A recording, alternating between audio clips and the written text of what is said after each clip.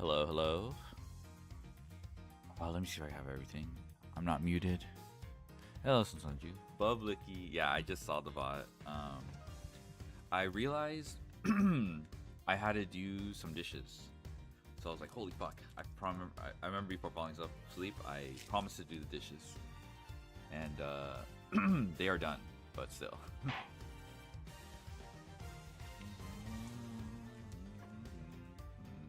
Let's go, more junction. Let's go.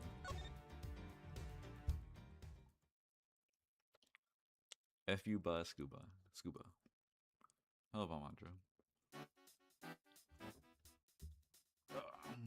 Hello, Perma.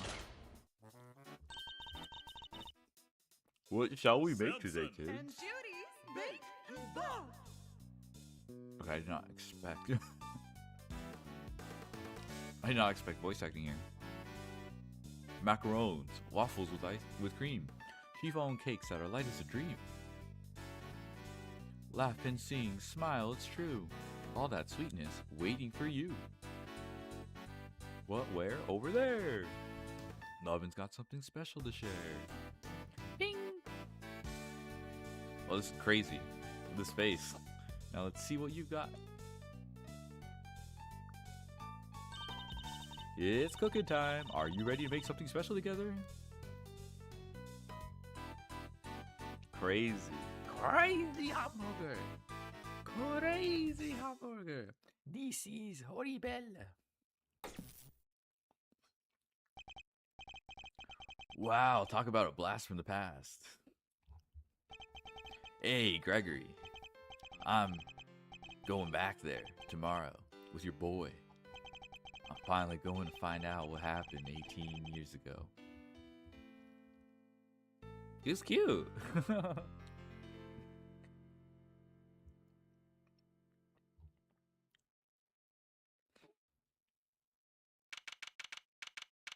see. April 2nd. Okay, this should be present.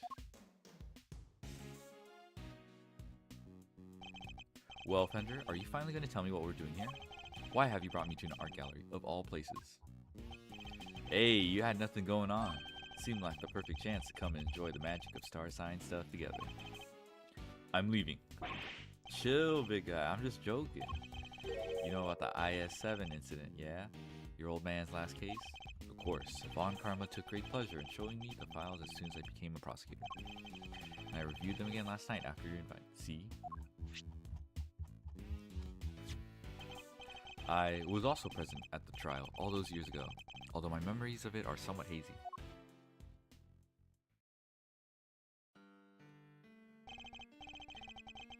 As a child, I was completely in awe of my father. The sight of him in court was inspirational.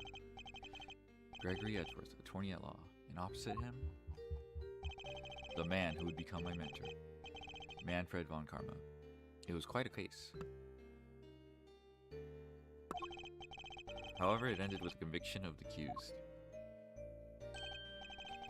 Ah, so you were there too. You were in the courtroom for Gregory's final outing? Well, that'll make explaining things easier. I wanted you to know something, see?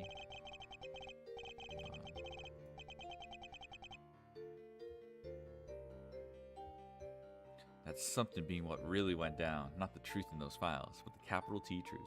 Bender's a character?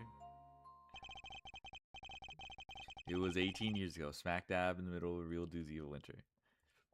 Does he even leave no strong impression on you? He's just a guy. The buildings were covered with a blanket of snow. It looked like the streets were lined with popsicles. But things weren't so innocent behind those frozen doors. In fact, some pretty sordid stuff went down. This was back before yours truly was a fine figure of an attorney you see before you today. There's a little shirk in here. Okay, now we get a flashback, okay.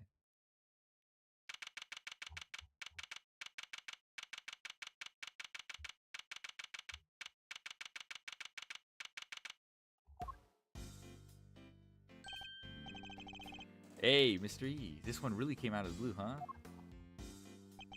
It did. We were called in before the ink on the rest papers was even dry. is Gregory Edgeworth. I'm a defense attorney. I'm here visiting a client with my assistant, Eddie Fender. A murder on Christmas Eve? What's the world coming to? That's nothing new. In the dark of the night, at the end of the day, I saw two timely saviors that come in my way. Welcome, my friends, to the visitor's room. And if we're not friends yet, I'm sure we will be soon. Whoa, we'll talk about an entrance. I was not expecting that. Neither was I. Sorry if I surprised you. I'm just so happy to see you both. Thanks so much for coming out. Seriously, I can't thank you enough. You're the accused, I take it? I am. Gregory Edgeworth, attorney at law, at your service.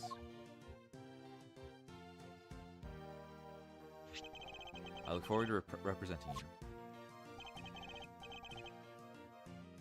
He's a very bar-built guy. This guy, yes.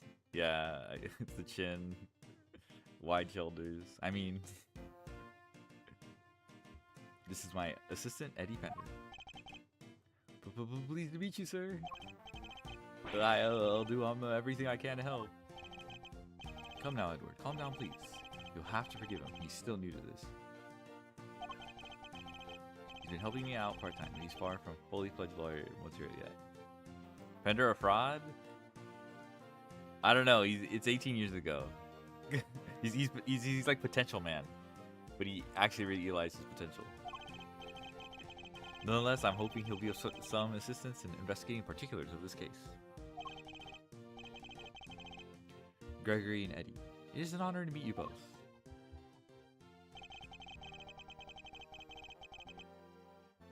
My job as a defense attorney is to save my clients from wrongful convictions.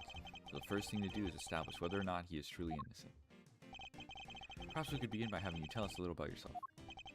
What am I thinking of? I haven't even told you my name. I'm Samson Tangaroa. Well, it really is you? Samson Tangaroa, the world's greatest confectioner? You flatter me, my young friend. Call me Samson. All my pals do. Wow, thanks, Samson. I will. I can't believe I'm meeting you in person. Seems that he knows something of our client. Mr. E, it's the Samson Tangaroa. The singing, dancing, confectionery making sensation.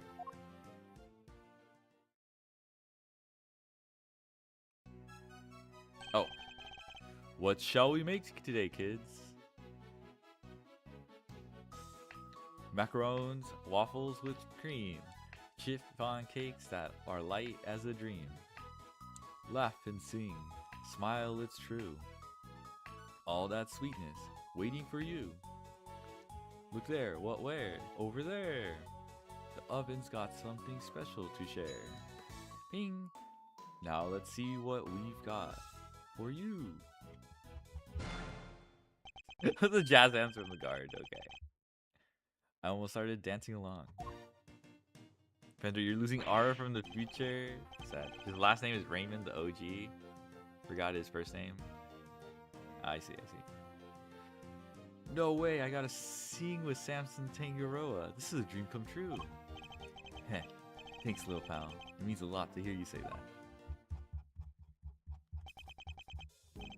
My apologies, but I think we need to discuss the matter at hand. Of course, I'm sure you're both very busy. Alright, where would you like me to start? So you're not just a confectioner, but also a singer and a dancer? I sure am. When I'm having fun, my body just starts moving. I must really enjoy making desserts. Haha, wouldn't be much of a confectioner if I didn't.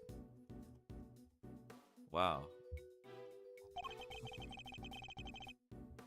I live to make sweets that will bring joy to others. Hey, they're not just things, they're works of art. Sparkling, dazzling, mouth-watering creations. That's stuff the dreams are made of. I mean, 7 feet bar afro genu. I can confirm all those things.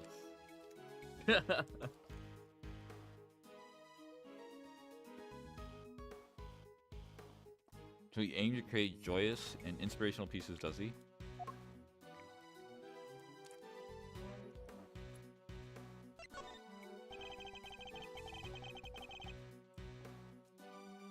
I understand that the incident in question happened at your mansion. It did. We were holding an international confectionery contest there when body was found inside one of my creations. Inside one of your... No way.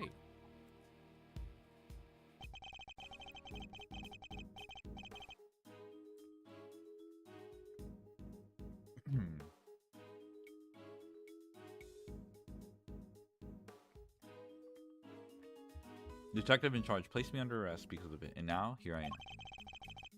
I could never take life. Never. I'm sure the police will see that too in time. To realize their mistake. I sure hope so. Yeah, right. Can you tell us about the victim? His name is Artie Frost. He was taking part in the contest. Mr. Frost was a wonderful confectioner. His creation for things of real beauty. I just don't understand. Why did he have to die? I'm sorry. He was genuinely upset over the victim's death. I think I have a pretty good measure of the man now. Mr. Tangerow, there's just one last thing I needed to confirm with you. Oh, I need to do one thing. I forgot. I need to confirm something as well on my own too.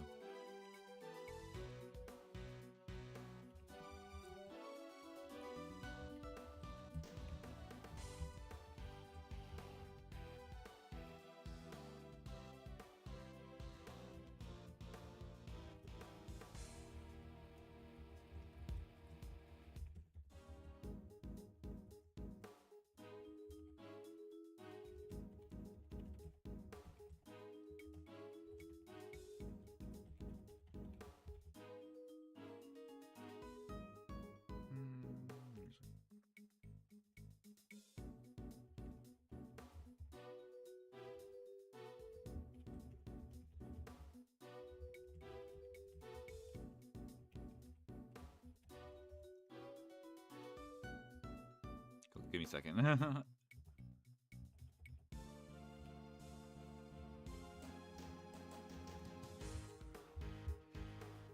Mr. Tangerow, there's just one last thing I need to confirm with you. You didn't kill Mr. Frost, correct? Correct. I swear to you, I didn't do it. Like I told you, I could never take a life. Never. He seems quite sincere. Alright, I'm going to take you at your word. Thank you for being so forthright with me. Likewise, it's good to talk to somebody other than those detectives. Yeah, those detectives. We'll head to the scene of the crime and see what we can learn. We'll be in touch when we have something more to tell you. Goodbye, Gregory. Goodbye, Eddie. I'm counting on you both.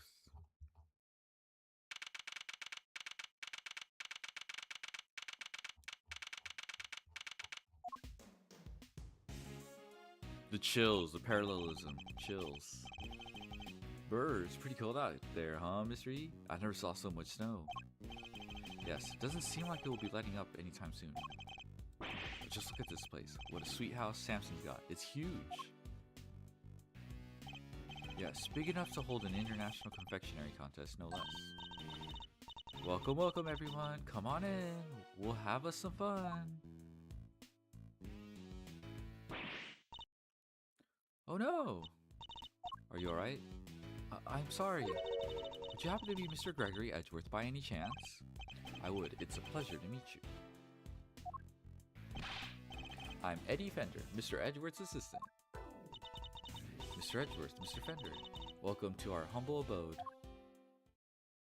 This is very ornate. Like, look at this fountain. I like how it's like a fondue fountain. That's a pretty cute detail. Duty bound. It's an honor to meet you both. I'm the housekeeper here, and Mr. Tangerowa's assistant. You're no housekeeper, you're Judy Bound, the Judy Bound. You know a little something of my work? A little? I watch you on TV every chance I get.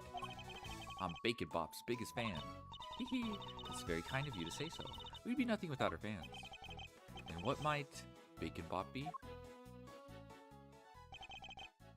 It's only the biggest show on TV. Every kid on the planet loves it. The dynamic duo of Samson and Judy make delicious sweet stuff, all while singing and dancing. Like this. Check it out. What shall we make today, kids? Cookie dough caramel 2. Fluffy show cream tiramisu. Everyone come along. Baking treats with a smile and a song. There, ooh, where, who? There, it's true. The oven's got something special for you. Bing! Just take a bite and you will see.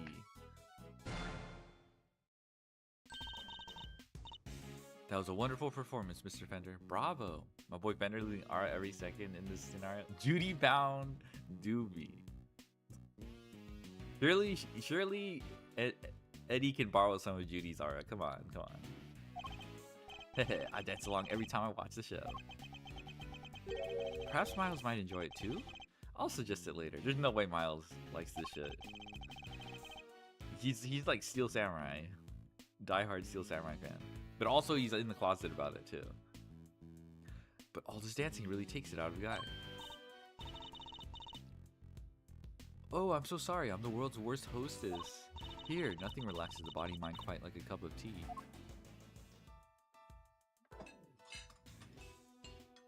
Clink, clink, clatter, clatter.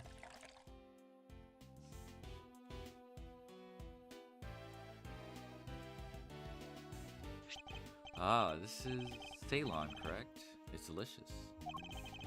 Its citrus aroma is said to improve one's ability to concentrate, as I recall. Interesting. So this is what Ceylon tea tastes like, huh? How odd, the saucer's cold. Yes, it's so that the tea cools down more quickly, I'm afraid. Some of our guests don't like it too hot. I see, these teacups are very unique too. The design is really something. You think so? Thank you so much. I ordered them all the way from France. They're my absolute favorite. They were designed by a marvelous sculptor named Paul Halik. Have you heard of him? I wonder if the cups being unique is going to play a part. He makes the most amazing tableware in the world. La Bubba. You're clearly a big fan of his work. Oh, I am. These teacups are my greatest treasure. She's certainly not afraid to show when she's passionate about something. If you don't mind, Miss Brown, I'd like to move on to the reason we're here. You tell us everything you know about the unfortunate incident that occurred earlier. It was Cupsy. The perfect culprit. A walking confectionery. Of course. I'm sorry for getting so distracted. I guess I'm still in shock. Because I'm the one who found the body, you see. You discovered the victim? Is it true that the body was recovered from inside one of Mr. Tangaroa's creations? It is. We were in the middle of the contest's final judgment phase when I heard the sound of something big collapsing coming from Samson's room. Pupsy is French? Fair enough, fair enough. Samson, are you in here? Opened the door and went inside, and there was Mr. Frost's body. Thank you. I'm sorry to make you relive such a traumatic experience. Think nothing of it, please. I only wish I had more to tell you. Now, if you don't mind, Miss Brown, I'd like to begin our investigation of the crime scene. Oh, Mr. Edgeworth, Mr. Fender, you have to save Samson. He's no murderer. He could never do something like that. Of course. Leave it to us, Miss Brown. Thank you so much. I'll go serve the others their tea then. Come, Eddie, to the scene of the crime. Miss Brown is sus? Is it because she's like a maid? Oh, hey, it's Detective Bad.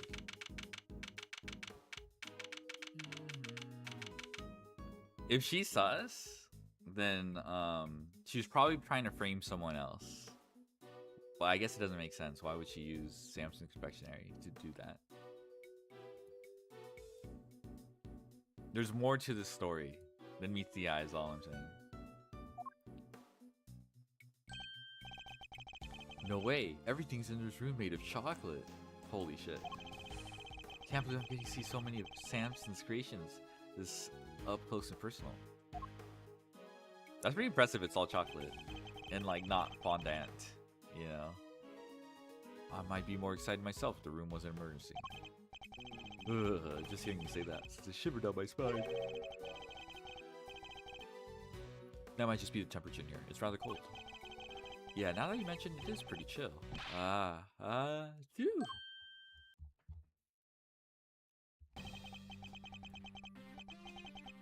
Defense on the scene already? That was fast. Cold temperature hands? I know. A pleasure to meet you, Gregory Edgeworth. I'm representing Mr. Tangaroa. This is my assistant, Eddie Fender. Nice to meet you. Bad. Detective Tyrell Bad. Detective in charge is named Bad. A man of few words. Why do you eat? What is this? Something about this just doesn't taste right. What the fuck is this? You're eating your notepaper? He likes to chew over his thoughts rather literally, I'm afraid. Helps him digest and remember them. A little quirk of it. Please try to ignore it. He didn't even do that in the modern. It's just some random shit. I guess this would be like one of those habits he outgrew. Or they're gonna do it in the present day in some pivotal moment, but though I'd be the first to admit that's easier said than done.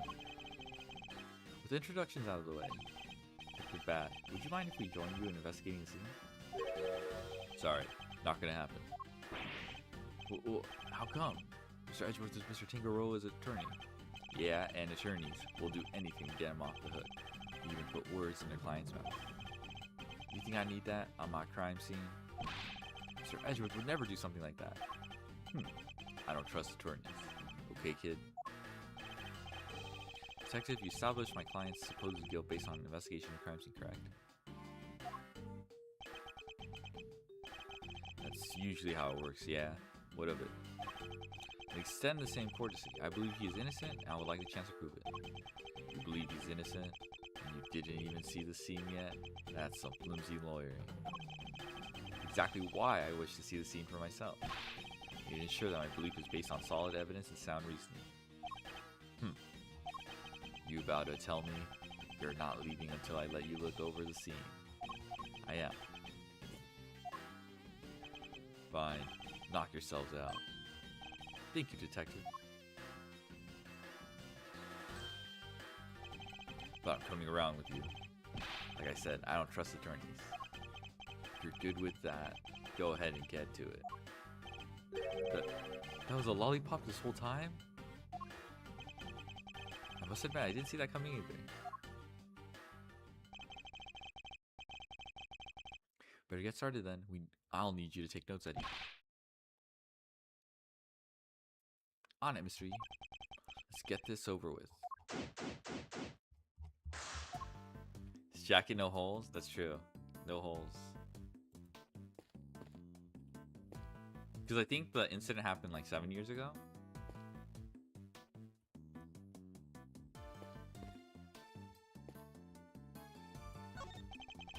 This is a fine selection of nautical paraphernalia. Think one of them could be the murder weapon? No, they're all made out of chocolate. You'd have a hard time bludgeoning somebody to death with one of them.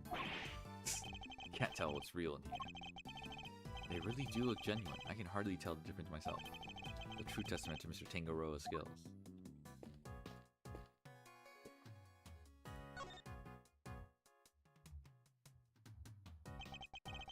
So this is where the body was discovered. Yeah, they took it away already, but everything else is just how we found it. A little dollar. Appears the body was inside the treasure chest. Yeah, a woman by the name of Bound found it.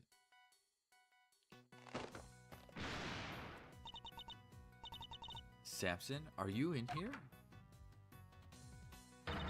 Ah! Seems you heard something breaking and came to see what it was. We got just a little more information.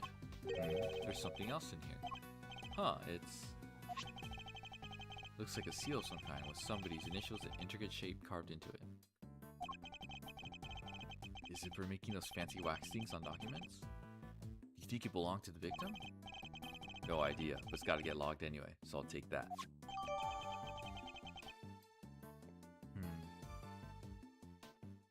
Snowflake. Does it have to do with the ring? From the ring that was found in Bronco's possession? It's really rather impressive making an entire ship out of chocolate. That's Samson Tangaroa for you. Don't you just want to take a big bite out of it?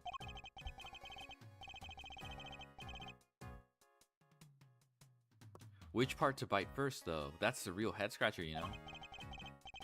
by any part of it, kid, and you'll be off this crime scene so fast your head will swim. Hey, it was just a joke. Stop staring at me like that.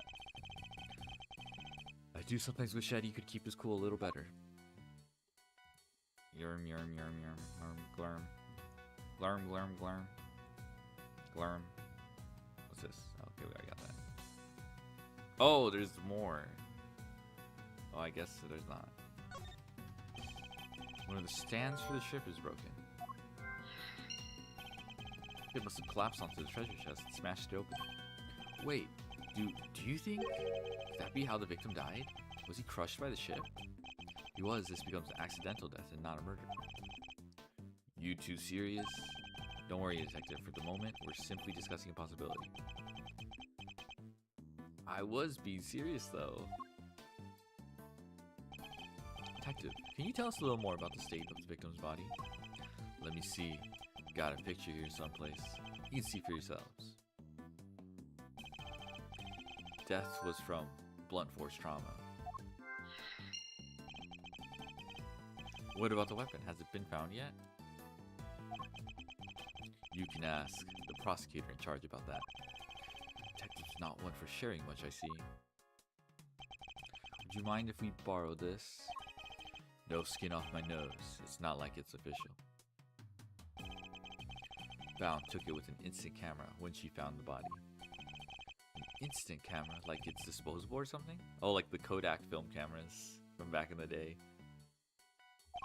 No, it means that it develops the pictures right there and then when you take them. No way, sounds pretty convenient. Now then, I better get my facts straight and take down some notes of my own. There's something in this picture that contradicts with the current crime scene.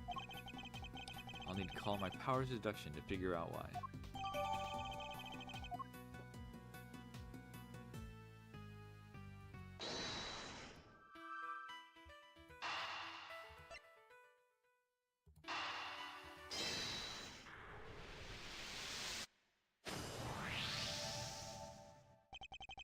The stand broke, and the ship collapsed with it. It allowed the salvage brought misbound running.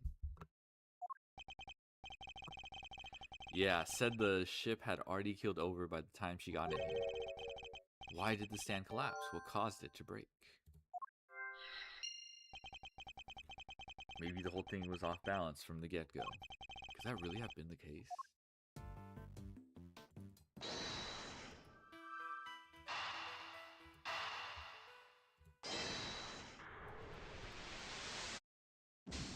Okay.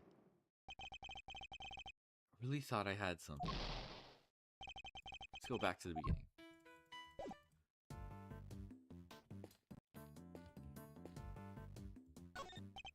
The Red Rover and the Crimson Tide. Looks like this title is inspiration for everything on display here in this room. The ship and the red treasure chests, of course, but also all the other nautical objects on display. Fairly a suitably grand theme with which to showcase Mr. Tangaroa's talents.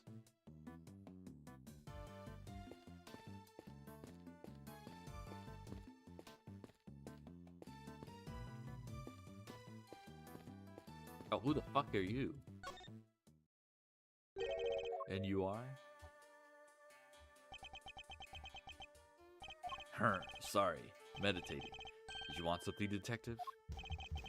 Oh, I'm an attorney, not a detective. Gregory Edgeworth. A pleasure to meet you. And I'm his assistant, Eddie Fender. I see. Name's Carmelo Gusto. I'm a confectioner, here for the contest. And you are... What's your specialty, Mr. Gusto?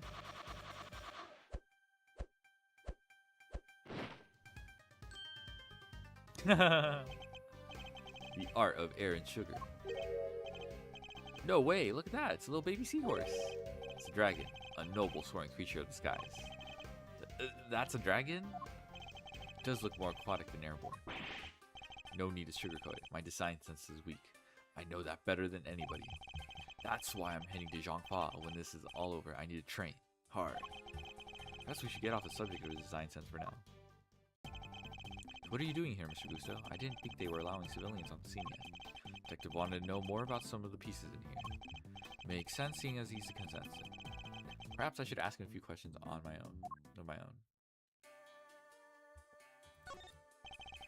Those are some interesting implements you use, Mr. Gusto.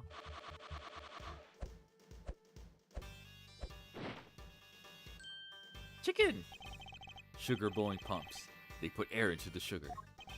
They're so cool. It's like watching a swordmaster do his thing. I'm no master. Not a day goes by that I don't hurt myself one way or another. That's why I wear red. That way it doesn't matter when I make a mess. The way of the confectioner and the lonely one. You never stop learning. Not until you die.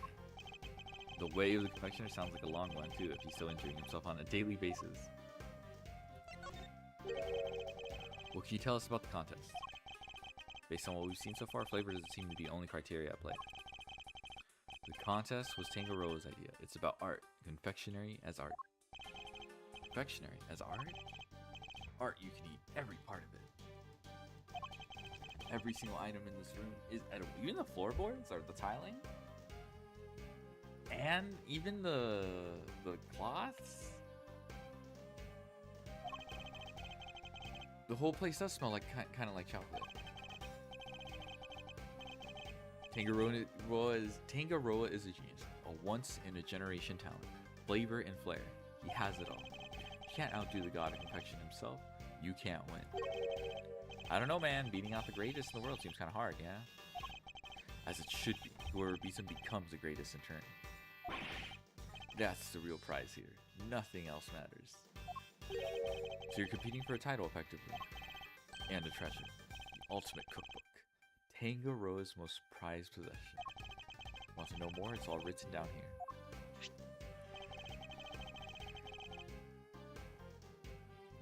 It's the list of rules I was given out to contestants.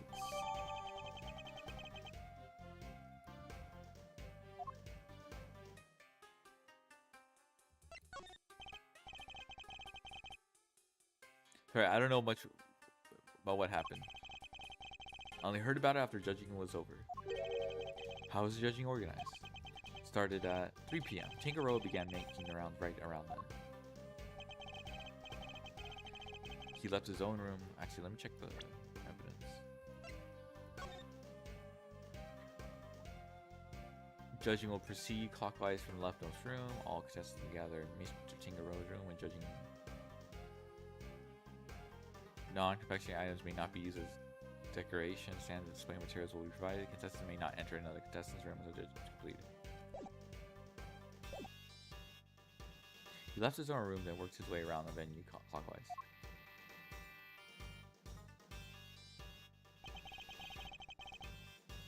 My creations were first to be judged.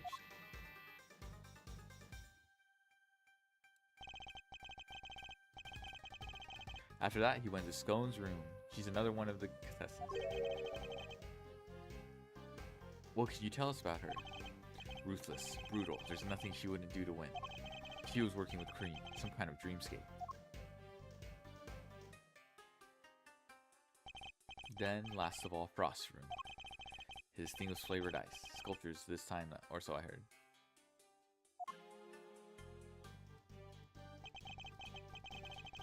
Bound found the body, while Tangaroa was still making the rounds. She panicked. Ran to call the cops. Tangaroa went right on judging, claims he didn't know a thing about it, until afterward. Went ahead and looked over the victim's work, even though the guy was nowhere to be seen. Pretty suspicious behavior in anyone's book.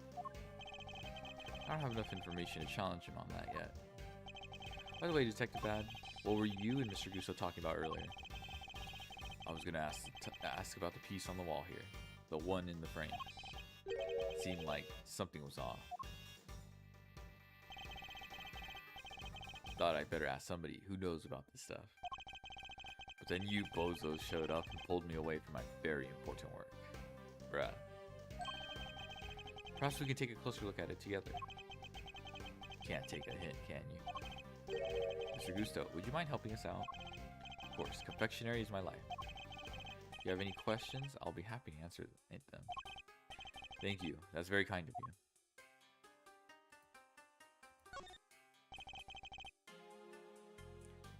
Looks like a fire alarm. Yeah, and before you start prodding it, it's not made of chocolate. Push it and bells will start ringing. People will come running from the security room. A whole bunch of hassle, so don't. I know you want to, but don't. Honestly, the thought hadn't even crossed my mind. Typical attorney. What's this being an attorney have to do with anything?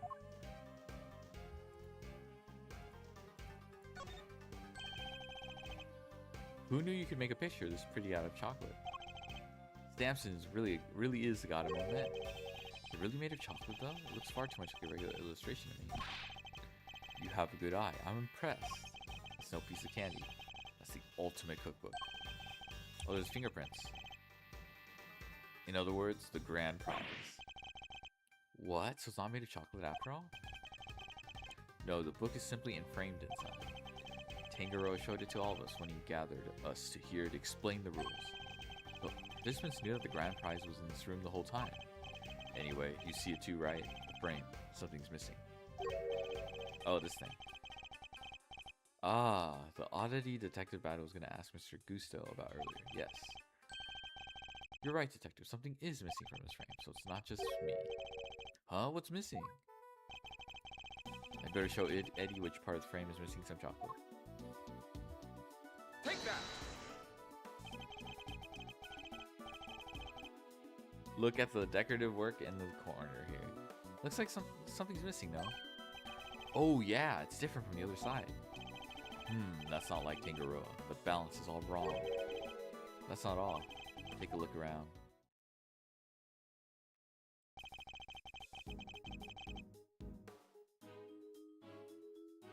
Every confection in this room is missing some small bit. You're right, the candle holders, the nautical stuff, they're all like that. Did somebody deliberately damage them? That's a very good question. Or did Tangaroa just want it to look like somebody messed with his work? He'd never do that to his own creations, ever. Never. Could this have some deeper meaning for the case? I must scour the scene and inspect anything that catches my attention. Oh, thank you for the 105 consecutive streams. His singing style, voice quality, and even the way he rolls his R's really give off the vibe of a strong man. Amazing. Ooh, amazing. Are these finger marks? Yeah, but we don't know whose yet. Still haven't figured it out. No fingerprints, no idea. Finger marks without prints. They could certainly be important to the case. It's a real head scratcher, alright. Not really. I'm guessing whoever it was wore gloves. Aw, where's your sense of romance? Of adventure? There doesn't tend to be much of either at a crime scene, Eddie. Achoo! Are you alright, Eddie? Yeah, but sure is chilly in here. Yes, it wasn't exactly warm out in the fountain room either. But it's even colder in here. Would you like to borrow my jacket? No, I'm fine. Besides, you said you'd give it to me when I finally got my attorney's badge. Heh, I did, didn't I? Why do they have the heat down so low? Chocolate needs to be kept at the right temperature. Take a look behind that panel on the wall. Panel. Look at that, it was here this whole time. There's one in each of the contestants' rooms. Tangaroa hid them so they wouldn't spoil the aesthetic of our works. And what do the controls do? They adjust the temperature and the lighting. Goes all the way down to negative 22 degrees Fahrenheit. Cold enough to keep any confectionery from melting. So, in effect, each room is a giant freezer.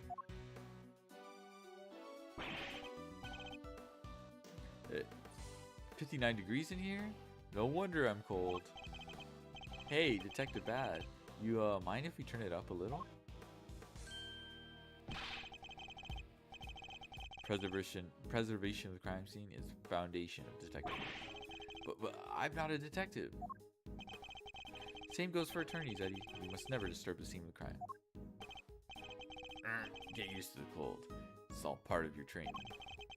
Chocolate needs to be kept between 59 and 65 degrees. There's no way around it. You know the temperatures by heart, huh? Guess it is your job. It's the very least I should know. Any real confectioner should be able to tell you that and more. What are these like shonen style fucking like confectioners, bro? They take this shit too seriously. Alright, what about lollipops? And cream? It's not too hot or too humid. A lollipop should be fine just about anywhere. Cream needs to be kept around 50 degrees. This is chocolate, bro. Need to watch out for heat and humidity, huh? Duly noted. Dr. Bad kind of brightened up when he was talking about lollipops, didn't he? I suppose you must be very fond of them. I don't believe there's any more to be found here. Okay.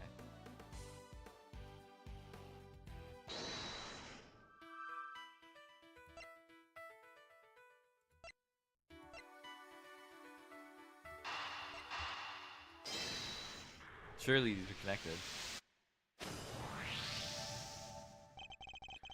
All of Mr. Tangaro's creations are missing a little piece each, including one of the stands that was holding up the ship. Somebody really went all out. You think it could have been the killer? Certainly a possibility. Either way, I think we can safely say the stand was damaged in our mystery person tampering spree. When it broke, the ship fell and smashed open the treasure chest, which would have remained closed otherwise.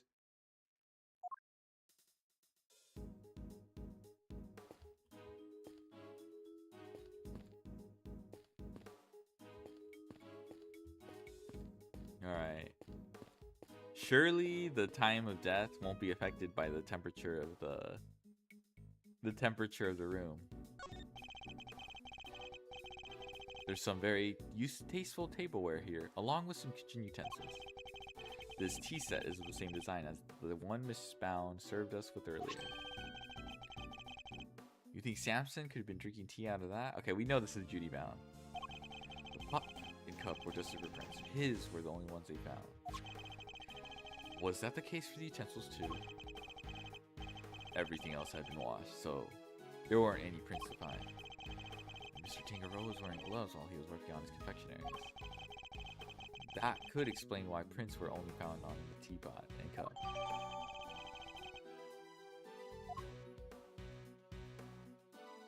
Okay. Oh, gloves. Gloves. Tangaro wore them when he was working on his masterpiece over there. They're conveniently good at hiding fingerprints too. I suppose it's possible to employ them in such a manner. But is it really all that suspicious to find a pair of gloves in the kitchen like that? I'm a detective. Everything's suspicious. That's the job. Okay.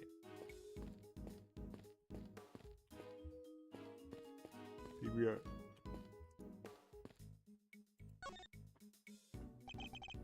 Okay, we're just done. We're just done.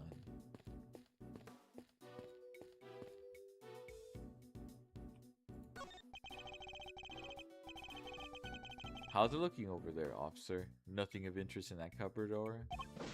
Yes, sir. So, there is? Oh, no, there isn't. Just a blowtorch used for cooking and some tableware, sir. Bruh. You heard the man, Mr. Thorny. Nothing to add, am I right? No. So, you do have something to add? Oh, no. Can't get a straight answer out of anybody. Perhaps you should ask a straight question. No one wants to answer my questions anymore. What are you investigating, officer? Sir, I was just taking temperature of the water here. What have you learned? Oh, it's warm, sir. A stream in each room flows into the main fountain, and then the water is circulated back to the rooms.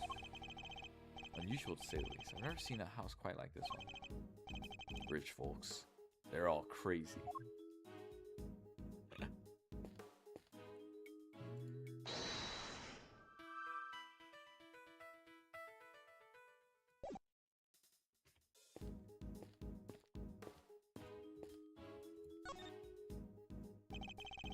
Oh, we're not done with this. Or we're supposed to deduce?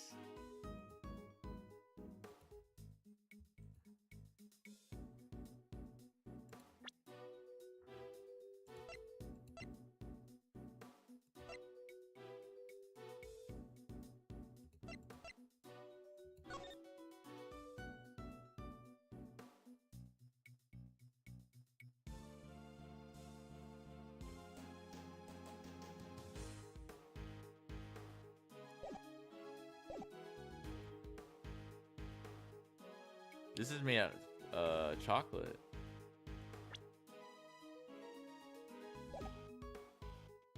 And the rules say you don't need Eureka! Consider the relationship between evidence and what we see before us. There's a contradiction.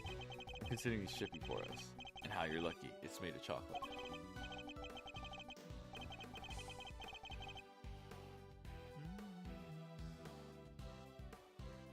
Otherwise, you'd be on it right now, floating down that little stream over there. Not exactly the most pleasant way to be ejected from a crime scene.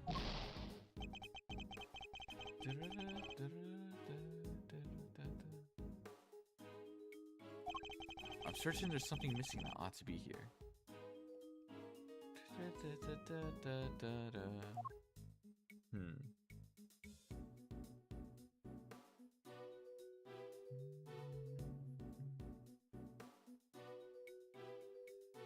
Blood, I guess?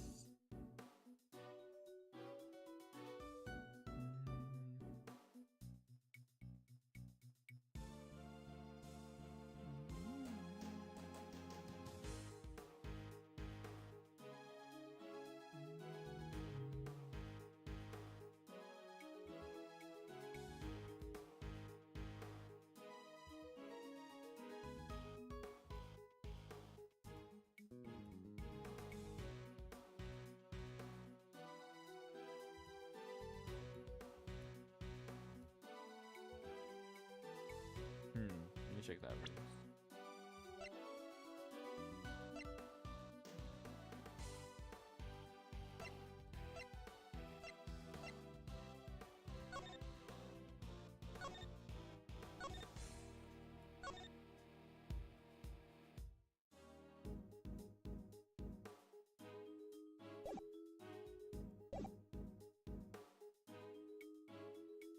Is it the photo? What's the difference here? We have this piece, we have this piece too.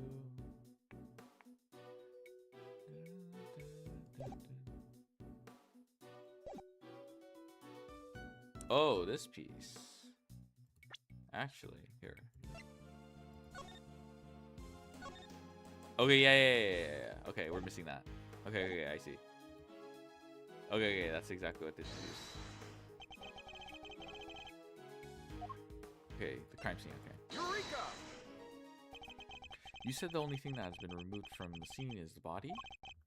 Yeah, that and the piece of cloth it was wrapped in. Something here doesn't quite add up. It doesn't. Take another look at the scene in front of us, Detective. Very conspicuous pool of blood that should be here, clearly missing.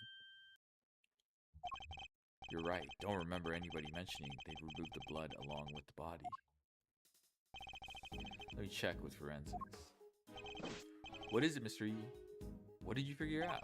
Compare the treasure chest in the photograph to the real thing. In the picture, the solid chocolate bottom continues underneath the deceased head. And yet that part of the chest is now gone. The part with blood all over it. Okay, Judy Bound took the photo, and maybe she has something to do with that. Exactly. So did the police remove it, or perhaps the killer?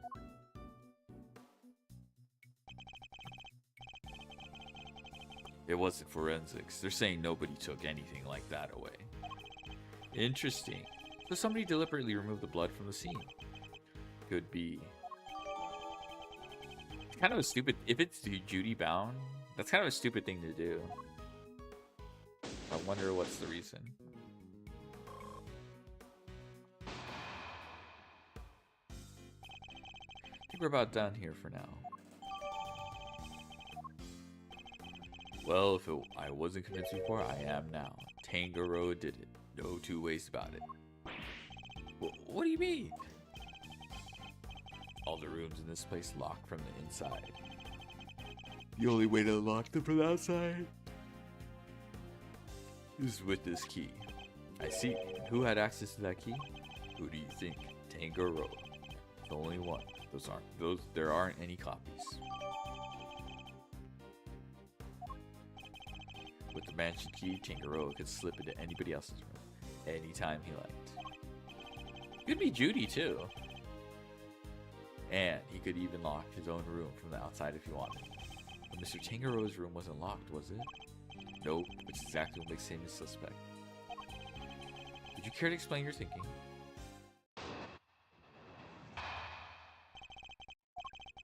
If the door had been locked when the body was found, Tangaroa would have been the obvious suspect. Which is why he deliberately didn't lock his room. Why he smashed in the lid of the treasure chest so the body was on full display. Everyone was supposed to gather in this room, but the judging finished up. So when he made it look like the murder happened, well, he wasn't there. The one thing he didn't plan on was Bound finding the body. Anyway, that's my thinking on this whole thing. Good enough for you, Mr. Attorney? Do you also believe it was Mr. Tangaroa who damaged the other pieces in this room? Yup. I know you have to believe your client. That's your job, but I'm a detective, and I serve the law. No matter how squeaky clean somebody might seem, a suspect is still a suspect. Fully understand your reasoning, detective. Now, would you mind if I applied a little critical thinking of my own? Yeah, do your worst.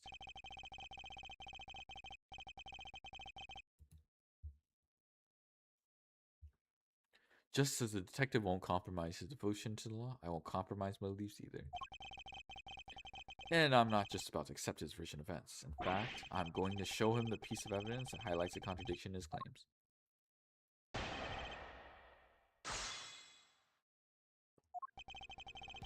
If the door had been locked when the body was found, Tangaroa would have been the obvious suspect.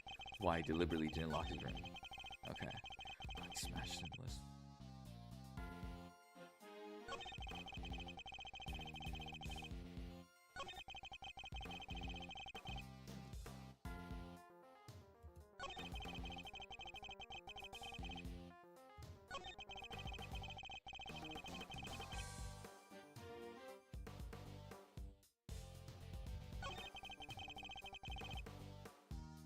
Okay.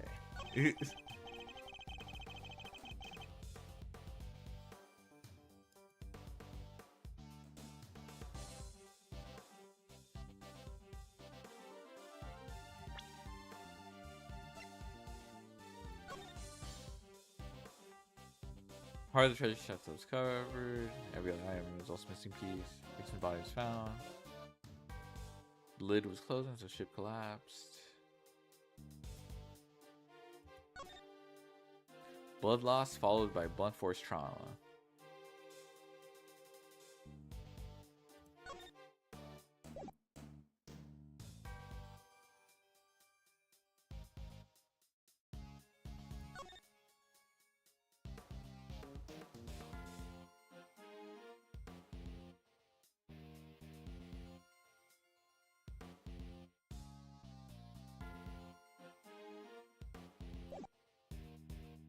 I guess he's not dead then. He's not dead yet. Because what was the blunt force supplied after the blood loss? We've established the body was hidden inside the chest, and that Miss Bound only came running into this room when she heard a sound. It seems reasonable to infer that the sound was that of the chocolate boat collapsing. Sure, seems likely, based on the evidence. Yet you assert that it was Mr. Tangaroa who had smashed the lid of the chest? I believe this photo makes it clear that it was the ship that did the smashing. And if that had occurred only moments before Miss Bound had entered the room, then it couldn't have been broken by Mr. Tangaroa, who was out judging the contest at the time. Okay, it's just simple. Why? Is it just as simple as that? Come on. I never said he did it then and there. He could have done something to the stand. It would collapse when he's in the middle of judging. Objection! Have you any way of proving that assertion? Nope. But the investigation isn't over yet. There's still time. So he doesn't have anything conclusive. Have you found any prints in this room besides those of Mr. Tangaroa? Yep, on the door. But we found Tangaroa's and Frost's prints on there too. We were all brought in here for a briefing, right before we started work on our creations. Those prints are probably from then. I take it you haven't checked any of Mr. Tangaroa's works for prints yet. Why would... We know that somebody tampered with them. Therefore, it's possible they left some prints behind when they did so. Fine. But if we don't find anything, your guy's still top of my list. Got it? You check all this chocolate stuff for prints. Now. Yes, sir. Right away.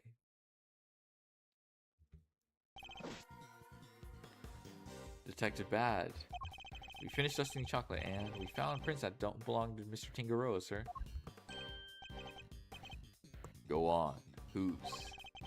Delicious Scone, sir. She's one of the contestants. Good work. You can go back to whatever you were investigating before. Yes, sir. It seems we have a suspect besides Mr. Tingeroa. Even without your lawyerly input, I wasn't about to wrap up the investigation anyway. I'll go speak to Mr. Scone and see what she has to say for herself. Delicious Scone. Mr. Gusto mentioned her too. Said that she was ruthless, that she'd do anything to win. The Scone lady sounds like a pretty suspicious character, huh, Mr. E? Yes, I think we'd better try to speak with ourselves as well.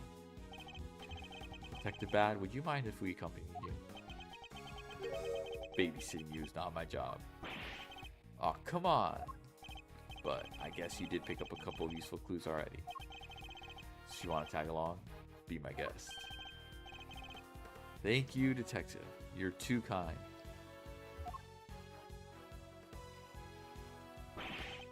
Oh, but Detective Bad, sir.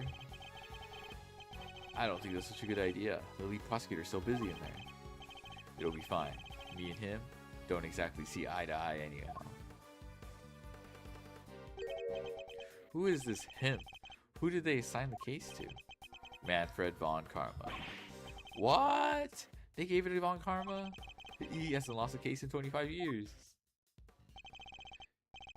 Manfred von Karma, a living legend over at the prosecutor's office. We've never faced one another in court, but I've heard plenty of stories. They say he'll do anything to ensure a guilty verdict. But I can't let that distract me. For now, I only continue to do what I believe is right.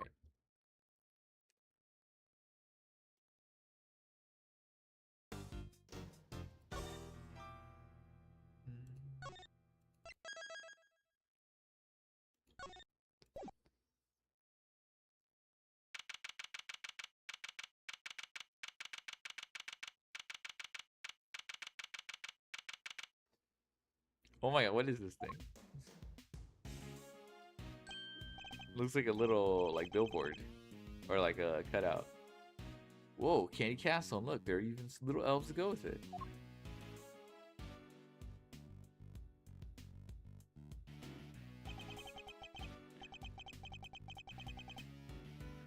Rooms laid out, pretty much the same as Tangaroa's. It's not as cold though, that's something. Let's see, yeah, looks like there's a temperature control panel in here too. Oh, right here.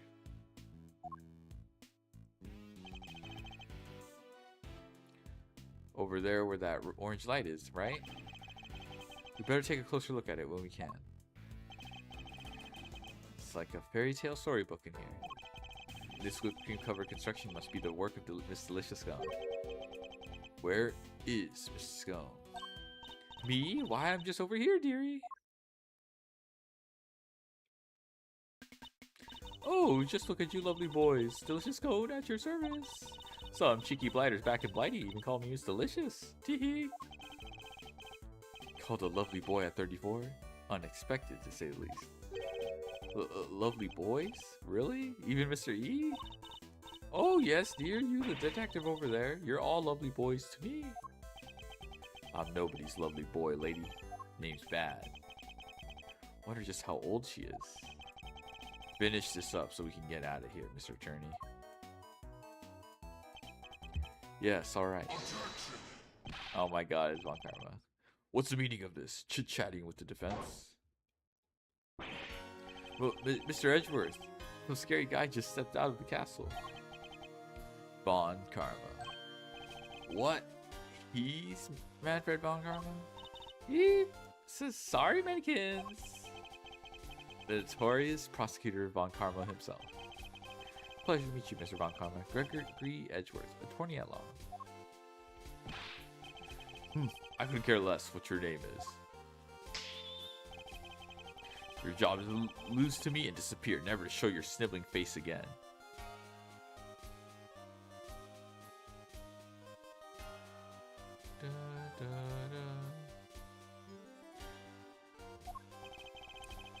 What a thoroughly rude individual. Those piercing eyes, that furrowed brow. Ugh, you're even scarier than they say. And You might want to keep such rude thoughts to yourself, Eddie. We were hoping you might permit us to carry out some brief inquiries, Mr. Von Karma. Ha! And why would I wish to extend you any such courtesy? This clearly isn't going to be easy. So long as your inquiries are limited to this room, I suppose I'll allow it. I had a sudden change of heart. You, the tall fellow. Name's bad. Is that so hard to remember? I didn't ask for your opinion. Thoughts of a lowly detective do not concern you. But I do admire your spirit. Bad. See to it that these worms don't step out of line. Why do I have to? I'm not offering you a choice, detective. I need to go and look over Gusto's room. Good day.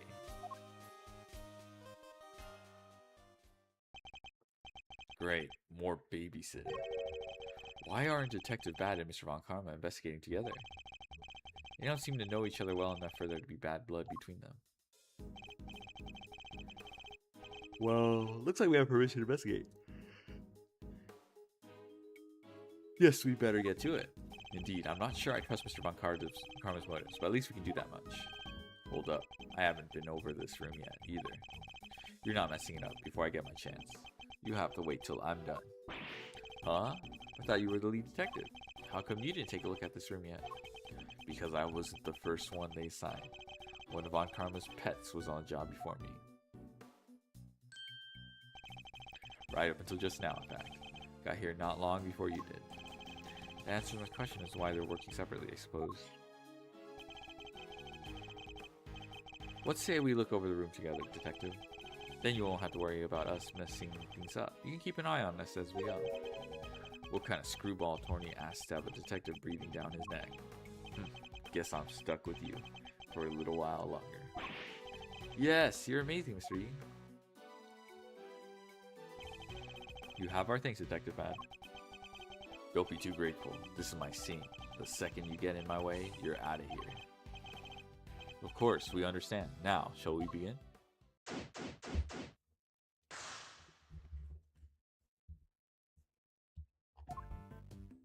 Let's go. Where'd Scone go? Oh, there she is.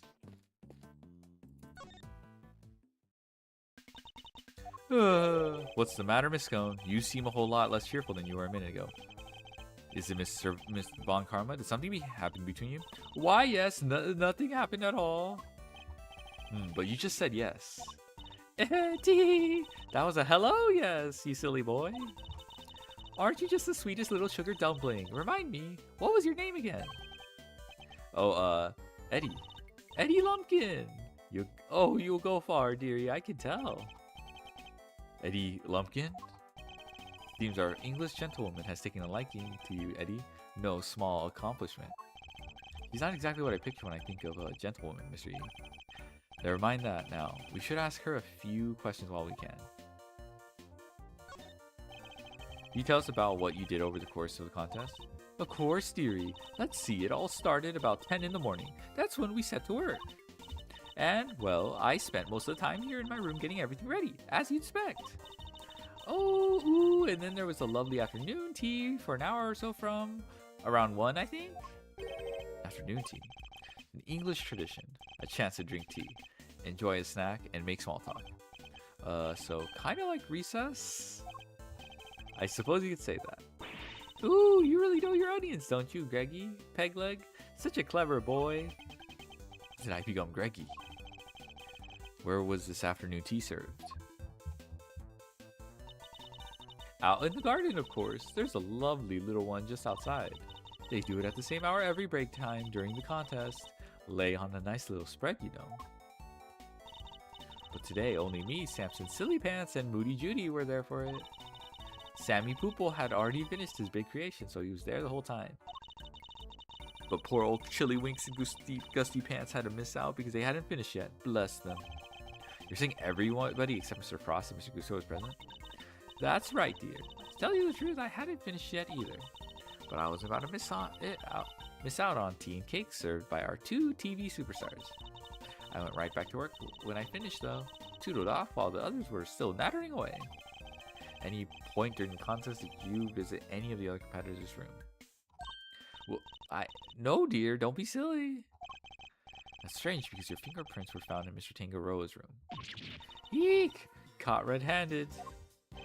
Wait, so you admit you were there? Oh, well, I can hardly deny it now, can I? I didn't kill anybody, I swear. I suppose I better tell you what really happened.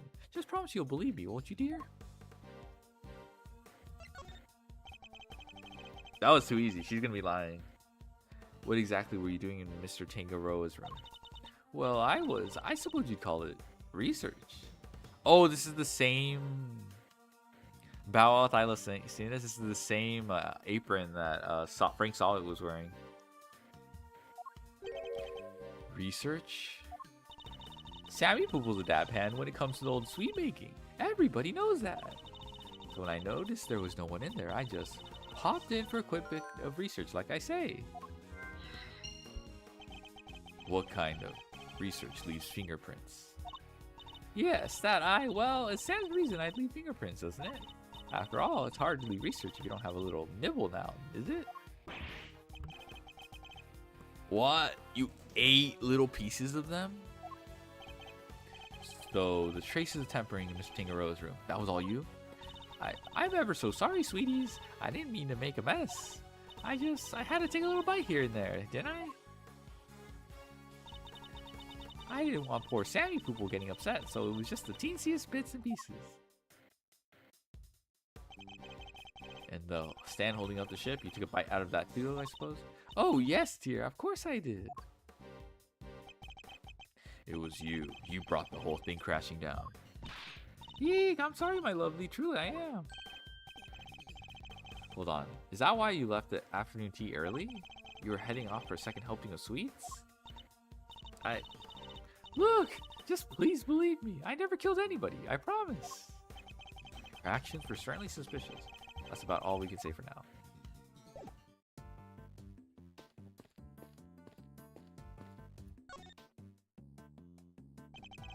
It's an incredible piece of work. Hard to believe this whole castle is made out of sugar and cream.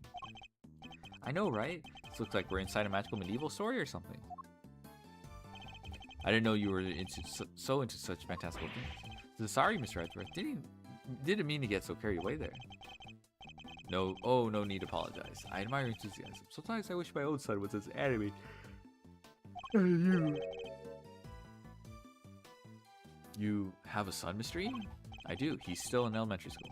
And yet, he'd rather read a statute book than a fairy tale. You know, but worried that his interests will make it hard for him to make friends. Don't say that. He sounds super interesting. He'll make a ton of friends. Me included, I'm sure. I like to think you'd be more of a big brother to him than a friend, Eddie. Heh. Big brother, huh? Guess I have some growing up to do. Better take this more seriously. Bruh, he just said that right after swallowing a bunch of paper. Indeed. Then, with that in mind, shall we continue our investigation? I must scour the scene and inspect anything that catches my attention. Okay. Doors of the castle have been left wide open.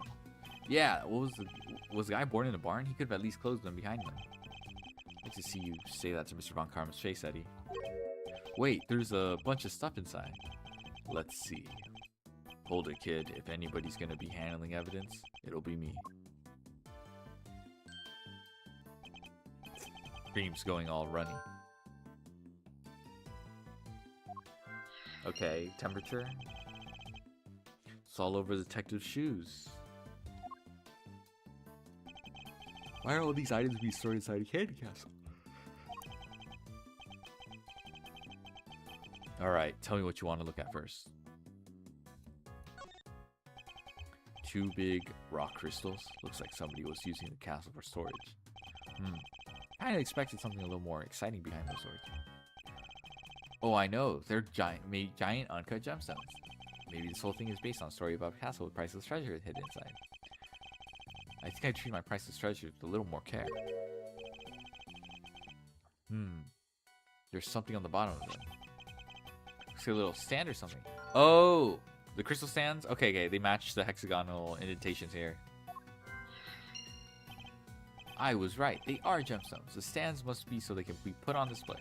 Whatever they are, it seems they are not just a large set of paperweights.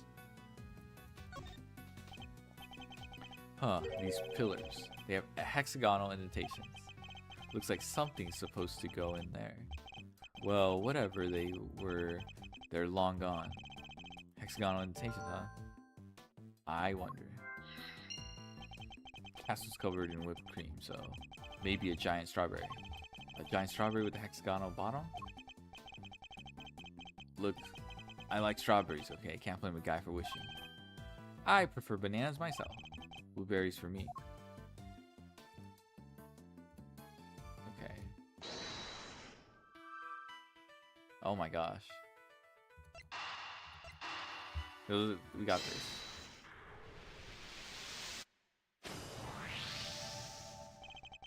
The rock crystal stands and the pillars in front of the castle feature the same hexagonal shape. The crystals are meant to be placed on top of the pillars. Oh yeah, hexagon and hexagon makes perfect sense. If that's the case, then why were they being hidden inside the castle?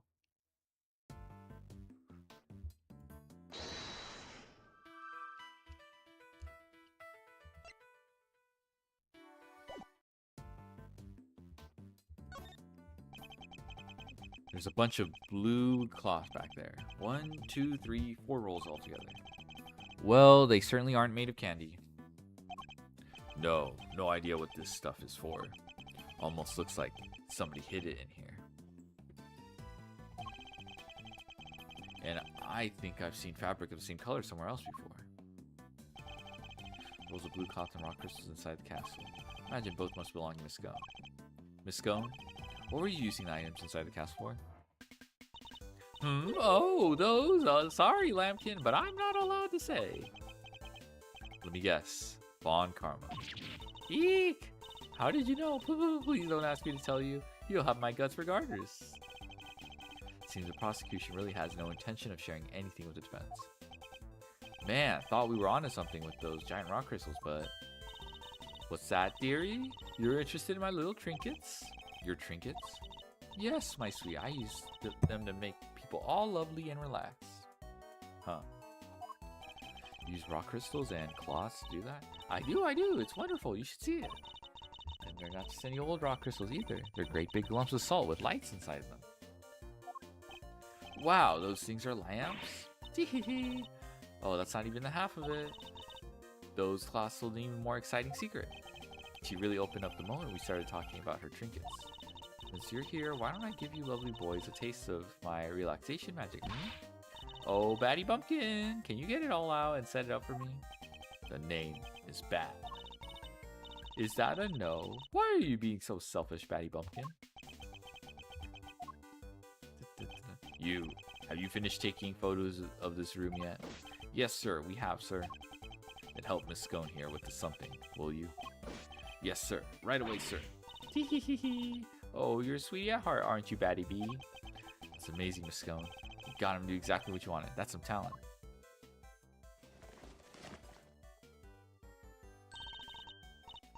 Thank you ever so much, Battykins. And you, Officer Lovely. You've been giving nicknames to the forensics guys now. I guess that's our way of showing that she cares. So, what about this? Is supposed to be relaxing exactly? Oh, don't be a big sourpuss, Batty B. Fun's only just beginning. Officer Lovely, you can switch it on now. Yes, ma'am.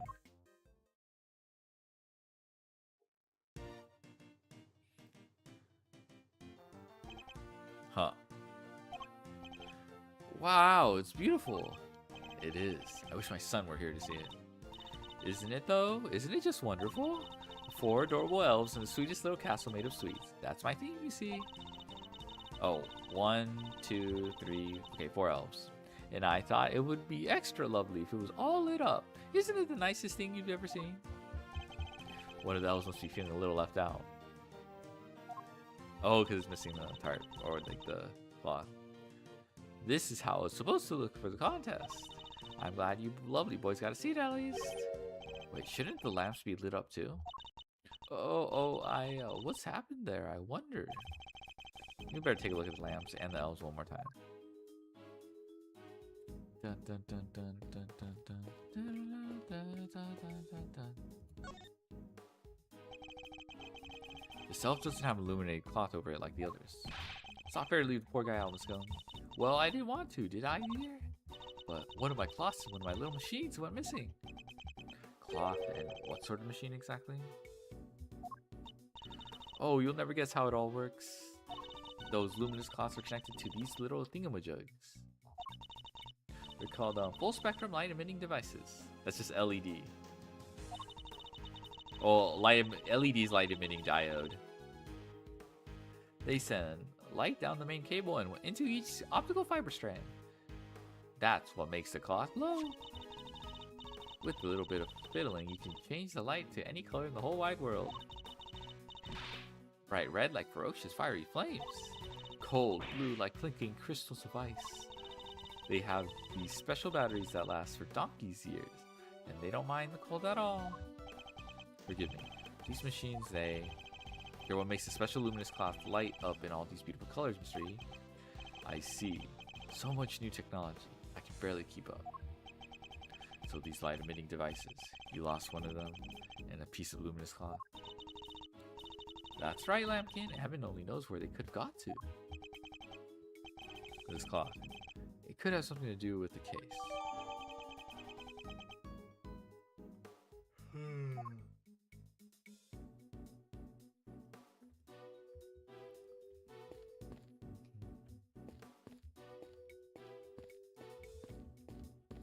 I can't go here? That's actually kind of lame.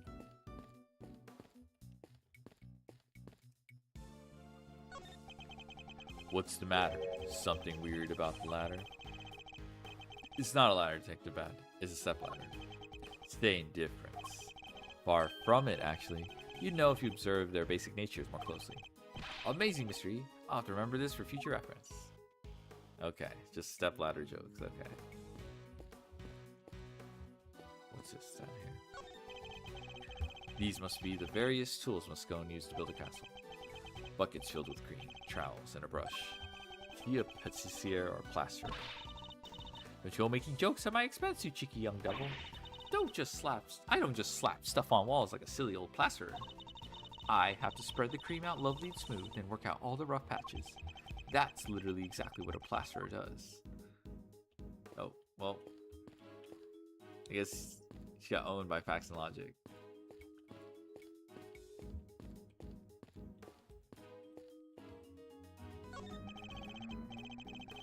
There's a blowtorch and some chemicals here. I guess it's all for cooking with. I wonder what these chemicals are. Just take a look at the labels. Mango down 911. Homicyanide 247. What the fuck? Wait, they're all poisons? No, sir. They're common colorings and flavorings used in candies and desserts. First is concentrated mango, boiled down to its purest essence. Hence, mango down. They're asking for trouble with a name like that. Oh, mango down, not mango down. Now I'm curious as to what a homicyanide might be.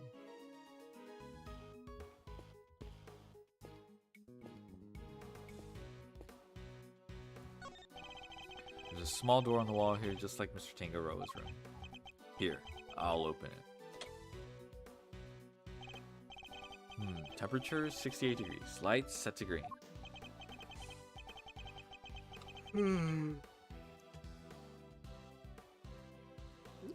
Didn't Gusto say cream needs to be kept at 50 degrees? Temperature in here is too high. That is odd. I wonder why.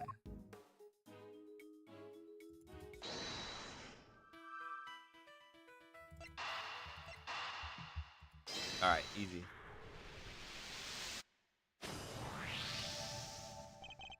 The whipped cream in this room is collapsing because the temperature is too high. It's 68 degrees. My messed up shoes can vouch for that. And yet, when you open the doors to the castle, the handles themselves were just fine. Yeah, they were sturdier than expected. Sturdy? Not the way I would describe most things made of confectionaries. You'd better take another look at those handles, wouldn't you? What the? I think it's safe to say those handles aren't made of candy. He's cheating! Not just the handles, the whole castle, the little elves. They're all just plastic models with whipped cream smeared on top. What? So none of this confectionery art after all? No, it simply made it look like candy, with the cream having been added to lend it all an air of authenticity. He's a fraud.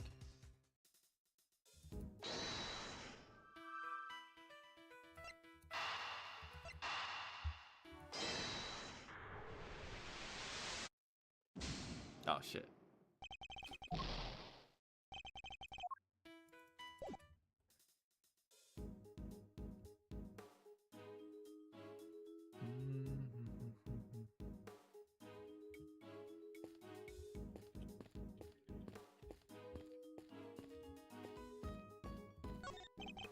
It's a cute little elf made of candy. It's sitting on a little tree stump.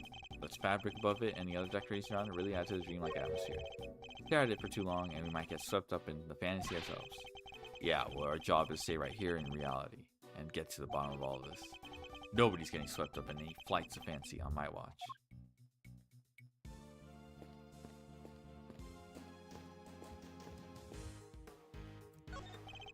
Don't turn around. Don't turn around. If you turn around, you'll eat it. You can't eat the castle. Don't eat the castle. Guess he's watching his sugar intake.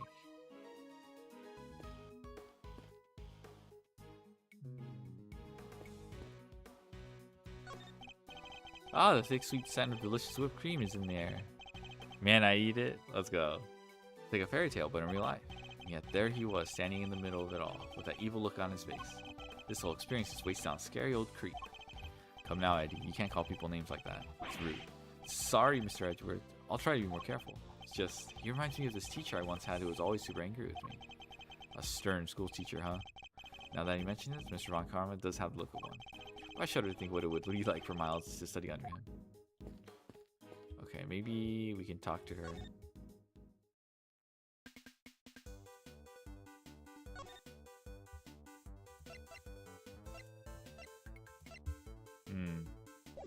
Von Karma, but yeah, he showed up earlier. Basically, he comes out of these castle gates. He's like, what the fuck is everyone doing? And he just tells you, you guys can't interfere with my crime scene. Actually, never mind. You can investigate this room only, and then just leaves. Temperature 68 degrees, lights the green. Didn't Gusto say cream needs to be kept at 50 degrees? Temperature in here is too high. Oh, did I already read this? That is odd. I wonder why. I already read that.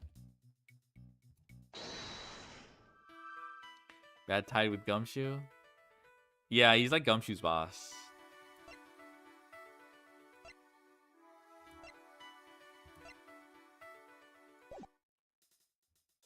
But he's part of the first game's backstory.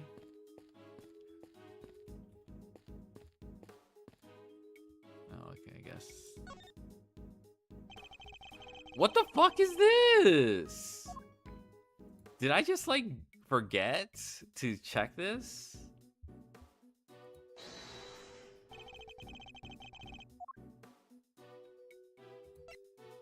Eureka! Strawberry sauce? My bad. Look at this detective. Don't you think it's a little strange? No, it's you who's a little strange. Are you fucking serious? Maybe you need a little blood sugar boost.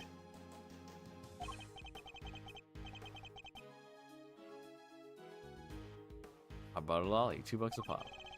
It's a bit steep. Anyway, is it just me or isn't there something in the evidence that these decorations go against? Yeah, you can't use confectionaries. So that's all. Okay, I did that last time, but I did it too early. So it's the rules. Eureka! Take a look at the list of rules for the contest, detective. Non-confectionery items may not be used as decoration. That means assault lamps and luminous cloths would both have been against the rules.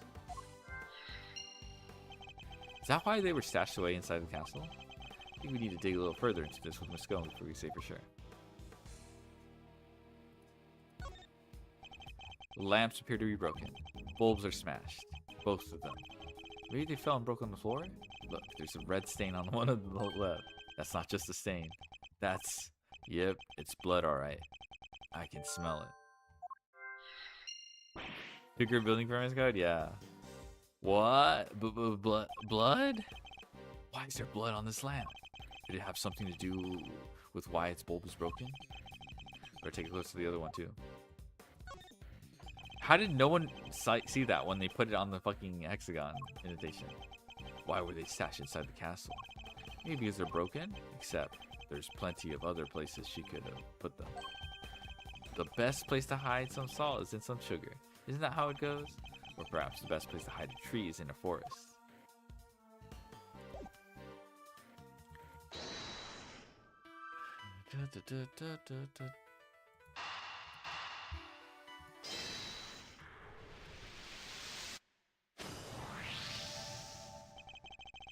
We know that the victim was struck and killed with something blunt. We found blood on one of the lamps, which has a smashed bulb inside. Could the lamp not have been the murder weapon? For sure, it could definitely do enough damage to kill someone. You, science guy, did you finish analyzing the blood from the lamp yet? Yes, sir, just got done a minute ago, sir. Blood is the victim's, no doubt about it. There you have it. It is so... The murder weapon was hidden in Miss Cone's room. I'm beginning to think we may need to add her to our list of suspects.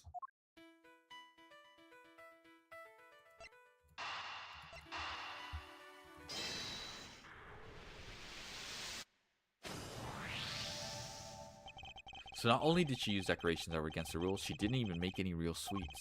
Miss Scone made a mockery of the rules. Yeah, guess she's not gonna get crowned world's greatest now. Why is it so warm in here? Do you think he's got something to do with all this?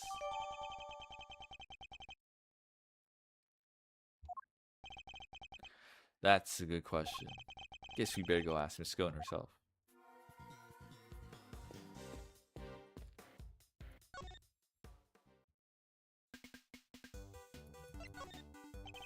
Miss Scone, why is the temperature of your room set to 68 degrees? Because I hate the cold, don't I, dearie? And besides, being chilly is no good for a girl. If I want to keep my fresh face complexion, I've got to be careful about these things. We ladies have to stay young, don't you know? How old is she really, though? That's what I'd like to know. It's not polite to speculate on a person's age, Eddie. But most of your work is made out of whipped cream. And whipped cream needs to be kept at 50 degrees, or it starts to deflate. Is that so, dearie? Whoa, silly me, eh? I've only gone and made a whoopsie. Wait, she really didn't know that? Bruh. She's a fraud. World-class confectioner, my foot. Not only did she break the rules by using fake candy, she's ignorant of basic facts about her supposed craft. Miss Scone grows more mysterious by the minute. Fraud-wise, I know.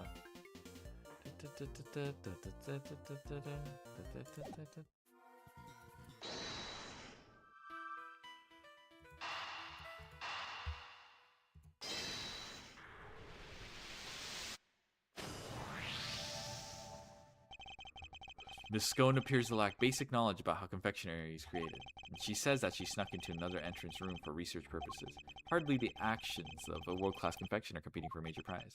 Yeah, not how I'd picture a top pro acting. Maybe she maybe just lack a little confidence, or she not actually a confectioner at all. Perhaps she had another agenda altogether. For all, we only have her word for it that she went into that room to do some research. Wait, you mean maybe she went in there to commit a murder? There's no way of saying so for certain just yet. He is hiding something, that much I'm certain.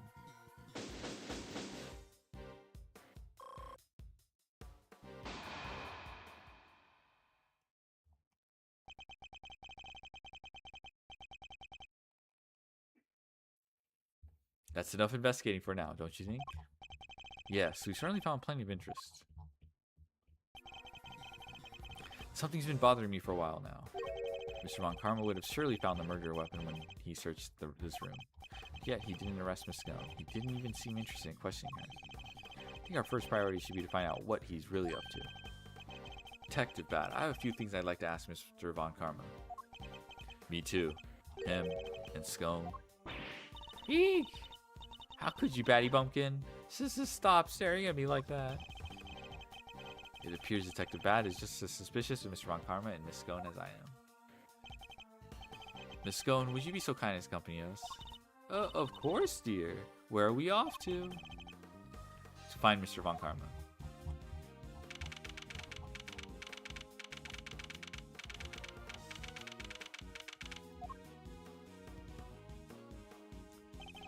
Mr. Von Karma, we'd like to speak with you if that's alright.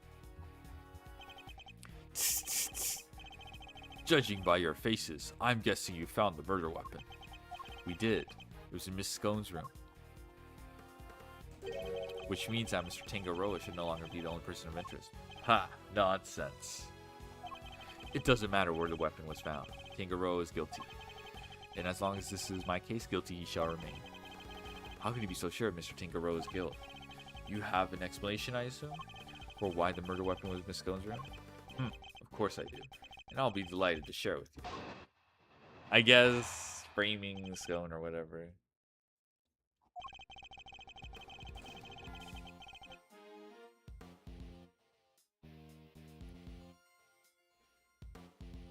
Tangaroa killed Frost with one of Scone's salt lamps in order to frame her for the murder. To complete the deception, he took it back to her room once the data was done. If Raw had been found near the victim's body, Tangaroa would have been doubly suspicious. A body may be hard to move, but a murder weapon? Considerably less so. That's why there's no piece of evidence on the scene that pointed to a particular suspect. So it's your assertion that Mr. Tangaroa took the salt lamp back to Miss Scone's room? It is indeed, but it is more than an assertion. It is a fact based on my own investigation. You mean you have proof that he did so? I don't need any such thing. Well, you have a rebuttal, I'll be happy to hear it. But I highly doubt you'll be able to fault my logic.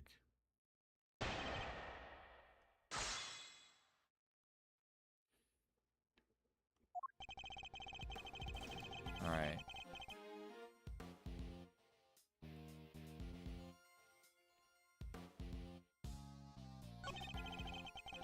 I took it back to her room once the deed was done. Found near the victim's body. Body made hard to move, a murder weapon. Okay, that's plausible. There's no piece of evidence on the scene that pointed to a particular suspect. Is it the miss? Yeah, there was a theft.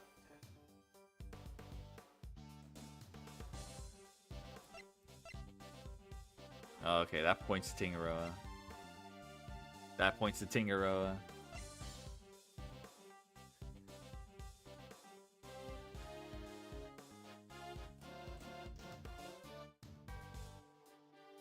Hey.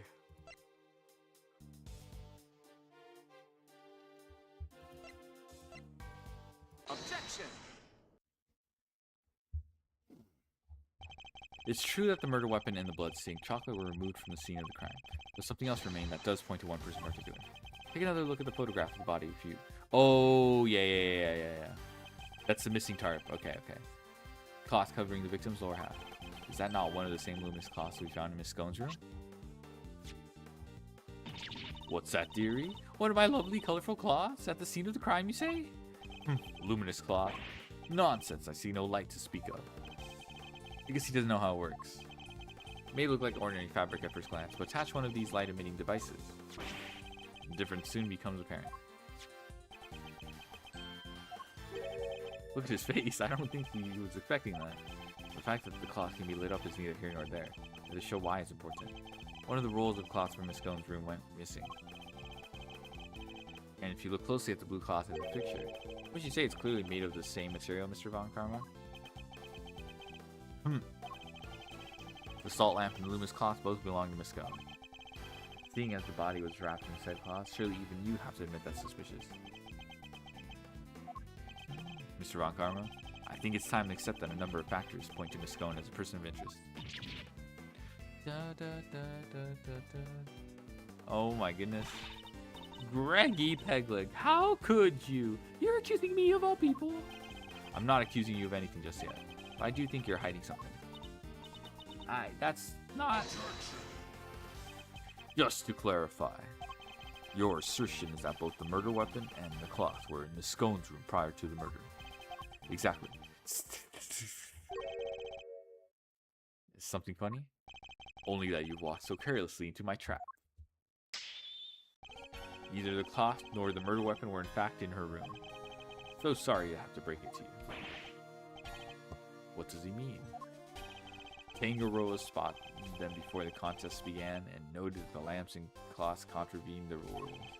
He subsequently confiscated them, took them to his own room for safekeeping. What?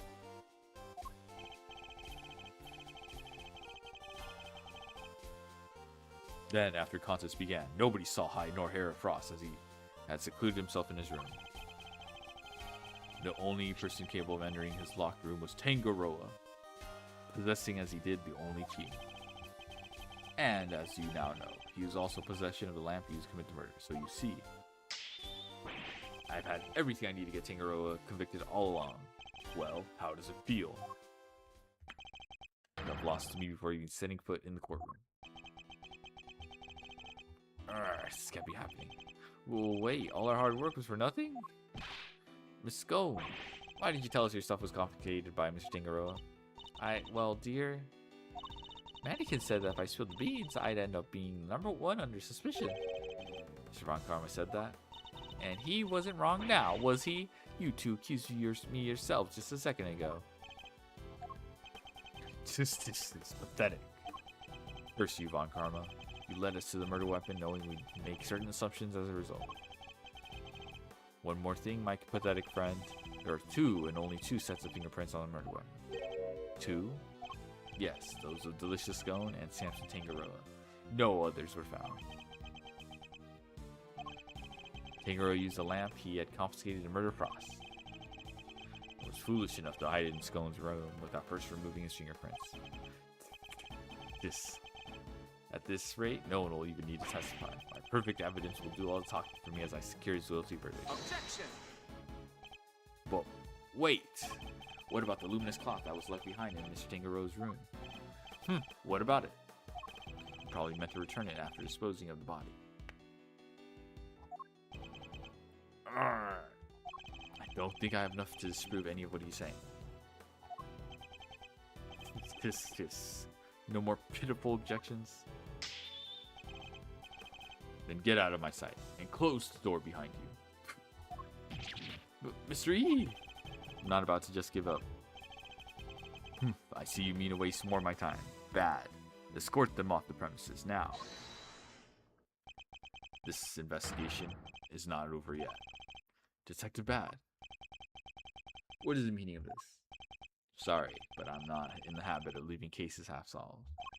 There's still one last thing from the crime scene we haven't identified. He's right. We still have the evidence of some of these activities to account for.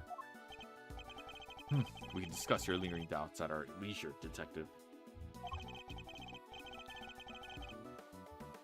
But whatever they might be, there's no business of the defense. Objection! I beg to differ. There's a piece of evidence I'm still not satisfied about either. I suspect it might be the same thing that's bothering Detective Bad. What? Oh, this is the unidentified something that was left in Mr. Tangaroa's room. The fingerprints. Take that! Or finger marks, I guess, because there's no prints. There are finger marks on one of Mr. Tangaroa's creations. Supposing they belong to the murderer. It would certainly explain how the prints didn't end up on the murder weapon. How do you know so much about the crime scene? Because I let them look around. You let the defense examine the scene, Bad? Are you out of your mind? I don't remember you telling me not to. Insolent worm. You would do well to remember this then, Detective. That the results of your next salary review are up to me. Ooh. Detective Bad's in trouble now, too. I'm sure glad you're my boss, Mr. Edgeworth. You do well to remember that the results of your salary review are up to your performance here. Heh, a mere attorney covering such a fact based on a cursory investigation? I'm almost impressed. It's entirely possible that those finger marks belong to Tangaroa. After all, he wore gloves while preparing his creation. Objection! But can you prove conclusively that the finger marks are his? Furthermore, there is still something about Miss Scone that doesn't add up. Is there? Or are you simply not prepared to admit defeat? Oh, stop it, Greggy. Stop it. Why are you being so mean to your poor old pal, Delicia? I owned up to nibbling for Sammy Poople, sweeties. What more do you want? I don't want to have to make you a suspect. That much is certain. But you lied to us, and you're still not telling us everything. Ooh, Greggy, stop it. Stop bullying me. I'm sorry, but you don't even know the temperature whipped cream should be kept at. What kind of professional confectioner doesn't know something as fundamental as that?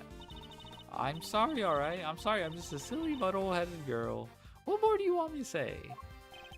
I don't think you're muddle-headed at all. I think that you were never a confectioner in the first place. Enough. I'll thank you to keep your baseless accusations to yourself. Evidence is everything in a courtroom. In case you've forgotten. If you're going to accuse a witness of perjury, then I demand that you present something to back it up. But this isn't a courtroom, is it? Nevertheless, what proof do I have that Miss Scone doesn't know the first thing about making desserts?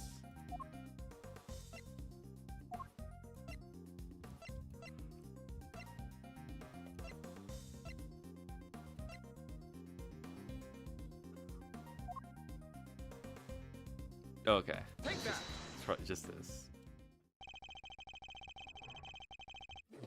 Every single one of Miss Scone's creations break the rules of conduct. The offending items, the cloths and the lamps, were duly confiscated as we have established, and the witness did not go and bring them back to her room herself. Objection. But those weren't the only rule-breaking items in her room. What? The entire fantastical world Miss Scone created, every last bit of it. It's all just a collection of plastic models slathered in whipped cream. That cream is the only authentic confectionery in the room. No real-world title contender would ever stoop so low. Is this true, Bad? Yup, saw it with my own eyes. Stepped in it with my own shoes. Did we finally convince him? With her light exposed like this, surely can't continue to deny facts. Miss Scone, your actions place you firmly on the list of suspects. But no, dear, I'm no killer. Then why don't you finally start telling us the truth? Who are you really? Why were you tampering with your rival's work? Alright. The truth is, I'm not the adorable little cook you see before you. I'm actually a pharmacist, if you can believe it. A pharmacist? Can't blame him for being so surprised. This couldn't be further from what we'd imagined. At least he's not like an assassin. So what's somebody in your line of work during entering contests like this one? Well, I just love eating sweeties, if you must know. And Sammy Pickle sweets are the best, or so they say. So I just had to enter. I didn't even end up making all the way to the final. Mr. Von Karma's lost for words. That's it? That's the only reason you're here? Yes, dearie, and it was worth it. Samson's Silly Pants sweeties are the tastiest treats I ever did eat. And the finger marks? Were you the one wearing the gloves? Eep! No, that wasn't me, dear. I don't even wear gloves. Remember, Miss Scone's fingerprints were found elsewhere on Tangaroa's other creations. I say that points to her not having worn any gloves. Exactly, Lambkin. Greggy Pegleg's got the right end of the stick. I'm an innocent woman. Is your head filled with cream too? Eeks, this is sorry, mannequins. Her head may not be filled with cream, but she's certainly no master of subterfuge. Miss Scone, were Mr. Tangaroa's works the only ones you sampled? No, dear, I couldn't help myself. When I finished my afternoon routine, I tiptoed over to Chillywink's room for a little taste too. Bruh. You were in the victim's room too? Yes, dear. Nothing was in there, you see? Quite possibly because the occupant was already dead. If I could only stomach one little bite. Never tasted anything so salty in my life.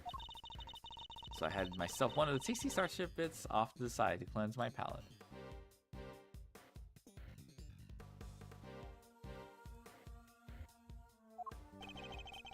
You have quite the sweet tooth, don't you, Miss Scone? Indeed. What didn't she sample? That's everything, I promise. Greggy Peggles, mannequins, I'm so sorry. I didn't mean to make a mess of things. As long as what you've told us is the truth, that's all that matters in the end. Ooh. Do not think for a second this means I myself believe you. I'm going to investigate the victim's room now. We'll see how truthful you've really been after I'm through. Mr. Von Karma, please let us accompany you. I think it's only fair that we be allowed to investigate the veracity of our conclusions. Accompany me if you like, but don't think for a second you'll be permitted to conduct your own investigation. We'd like to accompany you all the same.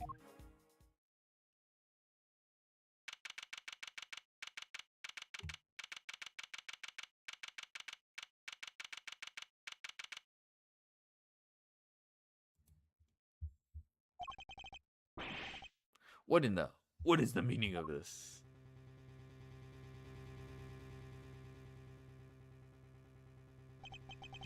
We got to Frost's room. We saw nada. It was all gone, the whole enchilada. Was this the work of the culprit? A dead body hidden in the chocolate chest, a murder weapon moved mysteriously to the other room. This case was a real peach, and it was going to take some serious sleuthing to get to the bottom of it all.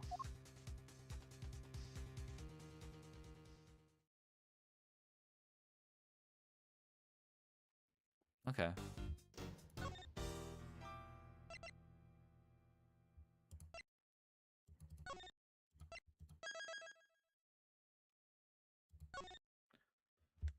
Alright, I'll be right back.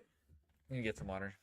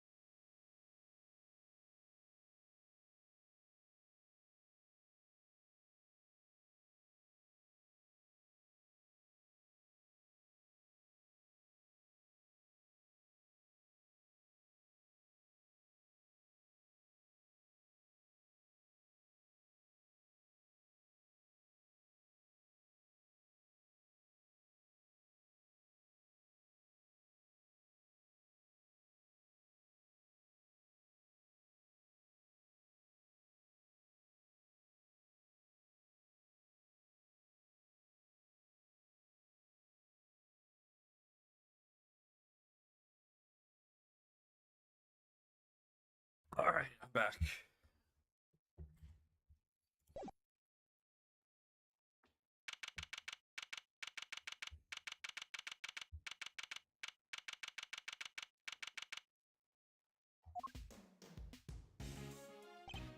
Whoa, went deep on that one. Sorry, Mazzarino. Didn't mean to bend your ear for so long. I had no idea that was how it all came about. I read the files, but didn't go into anywhere near that level of detail. Hey, I'll bet they paint things in a much more rosier light for the prosecution, too. Von Karma was the one in charge, after all. What happened with the case after that? Well, what with the ice sculptures vanishing from the victim's room, things hit a bit of a rough patch. So rough, in fact, that it took a full year before they could even reach a verdict in the trial. That's crazy. Well, not surprising. I think it's like that in real life. A year? This was back before they brought in the whole initial trial thing. You didn't have to finish up in double quick time like you do nowadays. I see. Did they ever find out how the victim's creations managed to just disappear? Well, they were sorbets or frozen desserts or whatever you want to call them. Ice, in other words. And if it's made of ice, it can melt, which is exactly what they concluded must have happened. But there's a chance that wasn't how things actually went down. What do you mean? So this place is a gallery these days, but back then it was Samson Tangaroa's place, yeah? Indeed, and the site of the IS-7 incident. Well, word is Frost ice sculptures are suddenly back on display 18 years after that fateful day. The very sculptures the victim made? Who knows, could be they're just modeled on the originals. But I figured it was worth coming down for a little look-see just in case. Seemed like the least I could do for poor old Gregory. Well, alrighty then. Let's take a look at these icy marvels, shall we, kiddo? I believe they're on full display in the Winter Wing, as it's very snazzily known.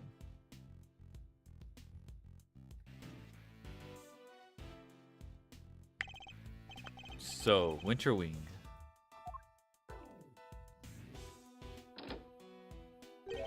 Huh? I don't believe it. It's locked. The gallery's open for biz, but the Wonder Wing's off limits? What gives? Fender?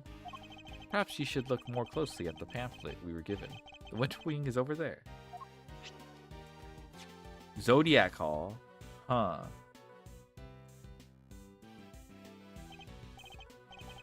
It is freaky. Could have sworn it was this one.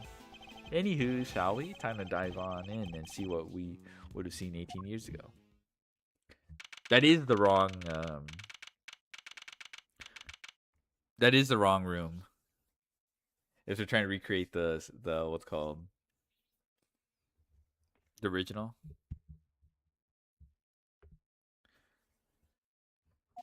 Oh hey, it's Master Mask and Ronnie. I forgot. No, Ronnie's this guy. I forgot her her name. Brr, I see they're still keeping it chilly as all heck in these rooms. I'm about to turn into a popsicle stick. It is the winter wing, you know. But you're right. Like a freezer in here. Could be a trick of the light, but feels like the whole room is made of ice. The temperature controls will be somewhere at the back there, if memory serves. Right here. Hey, Miles, sir, can you go peep the degree count? I'm thinking a complaint to the management is in order. There is such thing as too cold, yeah?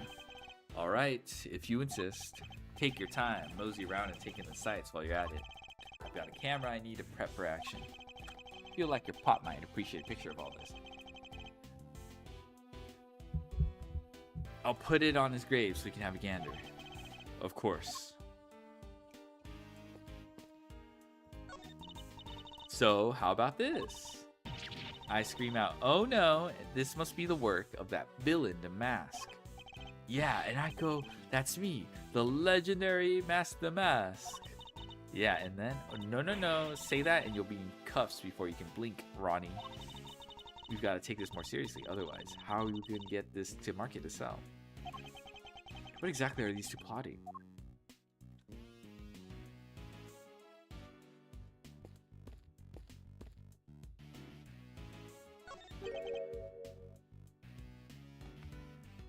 Huh.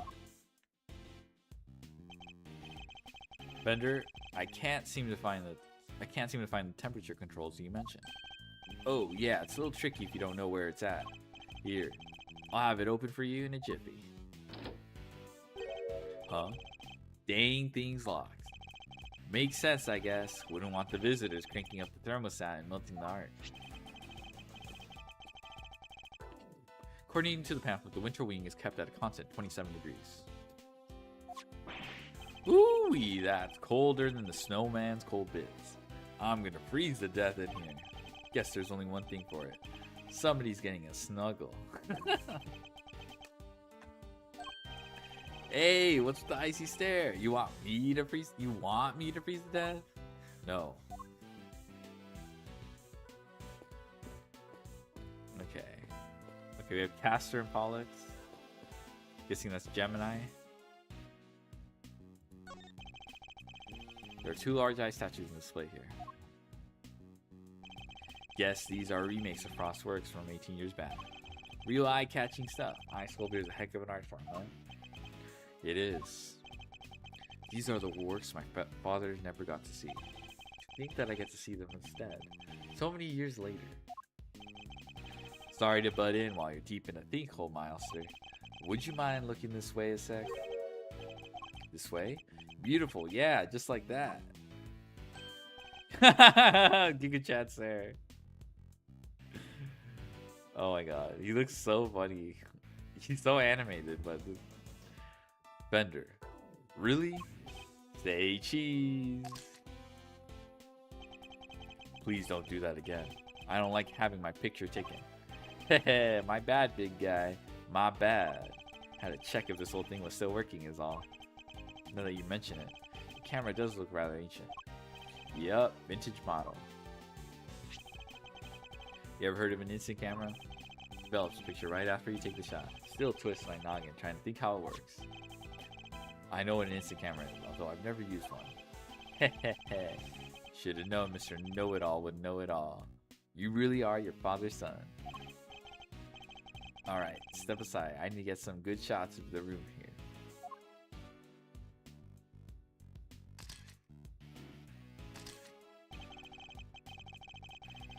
For all his joking, he looks very serious about the picture he's taking. He must have his own theories about IS-7 incident. Ooh, I should have been a paparazzo. Those are gold. And they develop right away. Wanna see?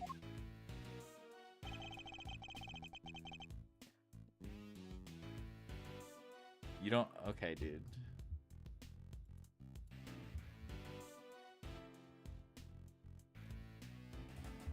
Well, since you've already shoved one in my face, all right, Brainiac. Question: what do those two sculptures represent? They appear to represent Taurus and Gemini, two constellations best observed during wintertime. Bingo! He shoots, he scores. Woo! You're a regular encyclopedia, Milester. Guess that's why this is the Winter Wing, right? Because they have the Winter Star stuff on display here. Anyway, seeing as I'm the nicest old rogue on the block, this one's yours for keepsies. Thanks.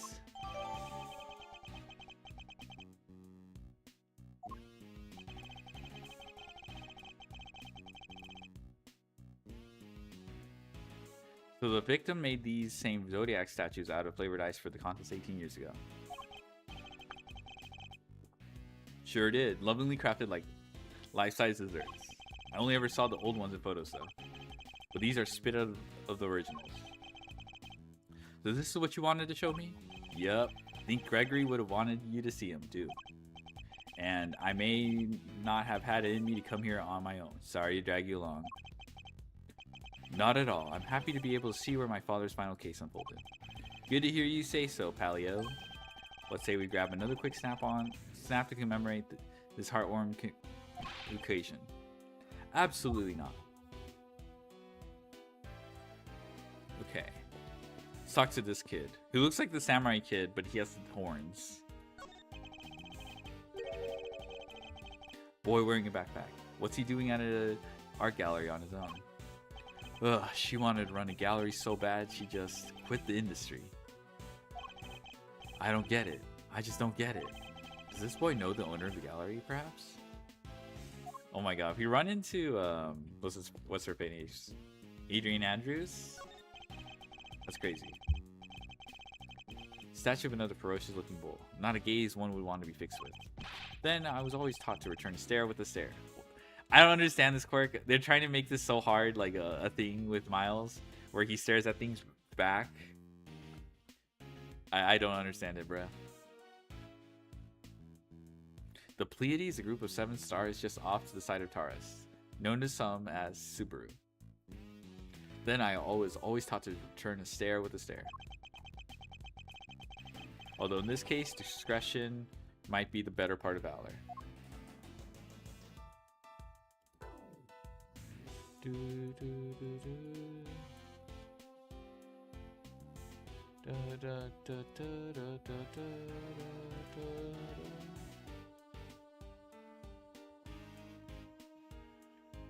Okay, sir. Leaving so soon, Miles? Stick around, taking the sights. Might as well while we're here. If it's too cold. I was thinking of heading somewhere warmer. You want? I could lend you some of the old Fender threads in exchange for your jacket, of course. I'll be fine, thank you. Seems I'll have to stick it out a little longer. Okay, what else do I have to look at? Oh, I mean...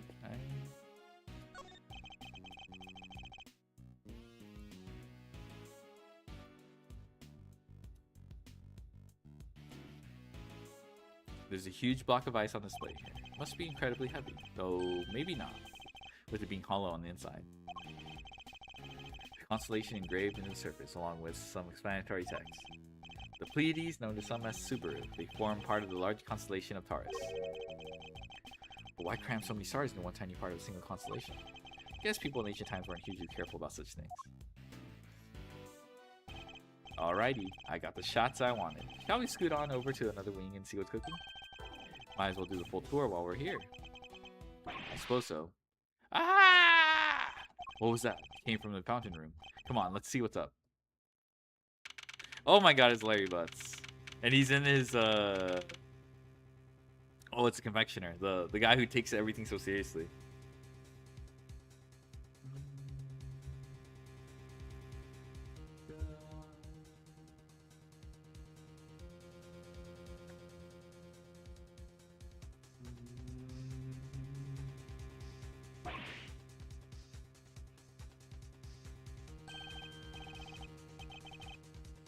There's someone on the ground, and is that...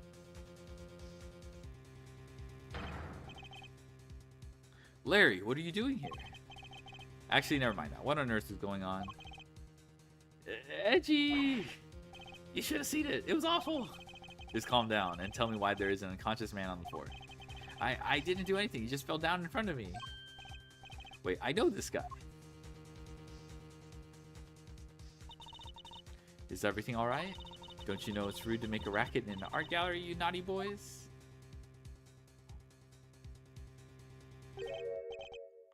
Wait, the smell.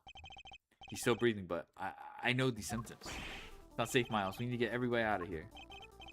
Everyone with me. There isn't a moment to lose. There's poison gas coming out of that room.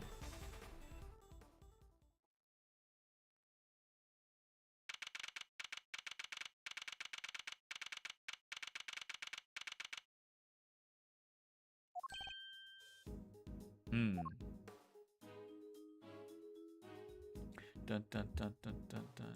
Dun, dun, dun, dun, dun, dun, dun. How's the victim doing, Fender? Not good. He inhaled a lot of gas. He's still out, and it sounds like he's pretty serious.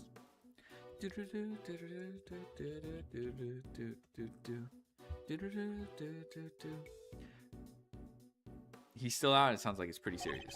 But the paramedic said there's no signs of external injury, and that he was conscious before it happened.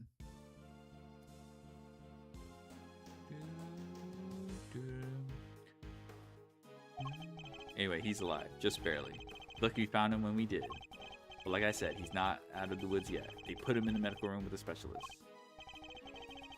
I see. I couldn't help but notice that it seemed like you knew him, Fender. Sure do. That was Carmelo Gusto. He was here back when the whole IS-7 thing went down.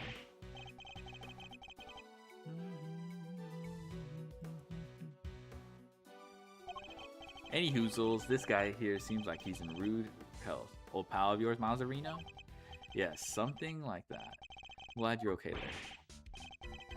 Hey, he said he's glad you're okay. That's something you'd have to, like, bully Miles out of saying. Something like that? Are you serious, Edgy? You've known me since elementary school. Crush guys' feelings.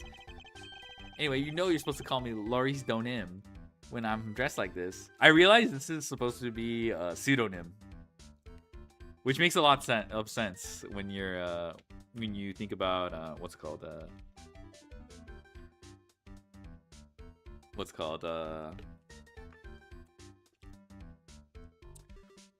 3-5. So no more Larry, okay? Got it? Got that? This is Larry Butts. He's a bit of a troublemaker, but he's one of my only friends from back when we were little kids. Ever since he developed passion for art, he's been trying to make it big as Laurice Donim. But new name or not, he's still the same old Larry. Whoa, grade school buddies? I need to go tell Gregory about this. He'll be over the moon to hear you have a pal. He was always worried you never click with anybody. Here, that Edgy, you're lucky to have a friend like me. I never knew I was the cause of such worries for my father. Dude, Raka arrive into Larry Butts, Orm? I know. Never mind that. Now, Larry, what are you doing here? Laurice, Edgy! How many times do I have to tell you, Laurice? What are you doing here? Eek! What's with the demon eyes? Alright. I'll talk. Just stop looking at me like that. Good, now talk. You want to know why I'm here? Why the heck do you think? For my art, of course. Oh, and I'm coming out on a date here with Lulu's, so I thought I'd better scope the place out. So not actually for your art at all. Laurice, my man, an artist and a romantic. You'll have to introduce me to this lady friend of yours. Oh, sure. It's nice to have somebody take an interest for once. Spare me. Oh, by the way, Laurice, did you notice anything when you found the victim? Nothing in particular. Did you say you'd seen something awful? Oh, the old guy. He just appeared and then splat, he was on the floor. Scared the life out of me. But for once, I had nothing to do with any of it. Don't look so proud. That's the least we should be able to hope for. I just finished watching Dota Final. Nice. For once, Orm. Honored guests, I can only apologize for the trouble you've experienced. I'm Judy Bound, the gallery manager. Another person from the IS-7 incident. Good to see you, Judy. Mr. Fender, it's always a pleasure. She was at the reception desk when we arrived, so she's the one in charge here. I can't believe you had to go through something so awful. And on our first day in business. Hey, quit that. It's not your fault. Oh, wait, I guess I'd better introduce you guys. Judy, meet Miles Edgeworth, son of the late, great Gregory. Really? You're Mr. Edgeworth's son? Bub. Hello, hello. Really? You're Mr. Edgeworth's son? Well. Scuba. Yeah, Scuba. The winners, all of them, is under 25-year-old. Really? Hold on. Isn't this fabulous? That great man's son here with us? Let me see. Oh, okay, I don't know. 20s. Okay, this guy looks like he's 54. Dude. I don't know. Eddie Fender being 36. How old is Miles? Like 28 or something? I think he's 28 in Spirit of Justice, but 3 times winner too? Sag. 18 long years have passed, but now look, he's here at last. It's very lovely to meet you, Mr. Fine Attorney number 2. Judy, that was the bomb. I see you're in a good voice as ever. Miles Edgeworth, Prosecutor. It's a pleasure to meet you. Oh, you're a prosecutor. 3-time Tucson personal chef. Let's go. Oh, you're a prosecutor? I'm so sorry. Forgive me for jumping to conclusions. She's very polite, but there's something strange about her. Hey, Judy, can I, get an autograph? You can write in here. Well, if you're sure you'd ever want such a thing. Why do you want it, Larry? Rude. You know who she is, right? Come on, Miles, sir. You don't keep up with showbiz news or nothing? Guess that's no big surprise. I'm surprised she's still relevant after 18 years. She doesn't look that much different after 18 years, by the way. What's going on? What? Why are they looking at me like that? Beauty here's a living legend. It's not just TV, movies, musicals, chart-topping hits. You name it. Hee hee. Oh, don't be silly. I'm just a humble art gallery owner now. I finally quit the biz for good. He's a vampire, yeah. He's drinking the blood of the youth. This game took place just before the Grammary case, the forgery one? Oh, okay. Just before? Okay. That makes sense. I finished shooting my last movie just the other day, in fact. Very convenient. Some of my co-stars were even kind enough to say that they would come visit once we open. Anyway, here you are. And good luck with your artistic endeavors. Thanks so much, Judy. I'll treasure it till my dying day. You and me are peas in a pod, Laurice. Peas in a gosh dang pod. How lovely for you both. It's kind of nice to see Larry bounce off someone who isn't like treating him like he's some... Okay, Larry is kind of a piece of shit, but mostly because he's like always withholding his intentions, and like he's pretty sleazy, you know, like when he's around women, he kind of throws all the homies under the bus, you know.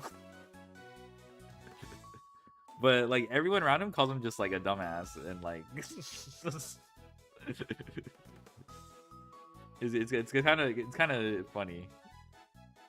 Larry's a weirdo, I'm around women, yeah, but as far as Ace Attorney goes, it's kind of par for course, to be honest. Not the women behavior. I mean everything else. His like expressions, his reactions to everything. Honestly, just like he does it. The shenanigans is like a very Ace Attorney. Baguette. Larry, could you go practice your drawing somewhere or something? You did come all the way to an art gallery after all. It would be shame to waste the opportunity. See, this guy just does not want him around. Any action he took somehow related to craze? That's true. He's like key witness every fucking time. Real artists drawing our exhibits? What an honor. Heh, guess even you can have a bright idea once in a while, Edgy. Alright, Judy, seeing as you were so nice about it, I guess I will. Be right back. Hehe, he's a real live wire, that one. That's one way of putting it. I can only apologize. By the way, There was another woman with you before. Where is she now? You mean Delisha? Delisha Scone? She's in the medical room helping to care for Mr. Gusto. Call it the medical room, but it's nothing quite so grand, of course. I couldn't stay with them as I'm the only one on staff, and I can't leave the gallery unattended for long. Delicious scone, yes. I had a scone phase back in the day. There was like I think when I was like 8, I had a root beer float phase. So like no matter what, I would get like a whole like 2-liter root beer float, and then like, you know, a gallon of vanilla ice cream. And I wouldn't eat all of it at once, but like I would ration that out over like 3 months or something. But yeah, I had a scone phase like in high school. That's why you became Cubsy. Yeah. Cubsy lore. You are what you eat. That's just true. Delicious scone. We've heard that name before, haven't we, Fender? Sure have. Sounds like our IS7 bingo card is complete. Something tells me this isn't Quinkydink. Going to the dessert? Yeah. It's very, very, at least the one I ate is like, I don't know how to describe it. You know, if you ever had a biscuit, it's kind of dry. Scone is kind of like a biscuit, but not as dry, like when you bite into it.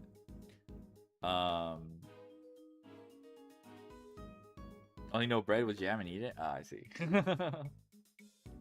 It's different from bread. Perhaps I could offer you gentlemen a cup of tea. A drop of the old Judy Bound special blend? Why not? For old time's sake. Da, da, da, da. Hold on. That would be lovely. Thank you. Neighborhood is pretty diverse, so I have a lot of tasty. Yes! Oh my god. That's the best part. The food. Now, you both excuse me. Better go and explain things to the other visitors. You go do your things, Jude. Thanks again.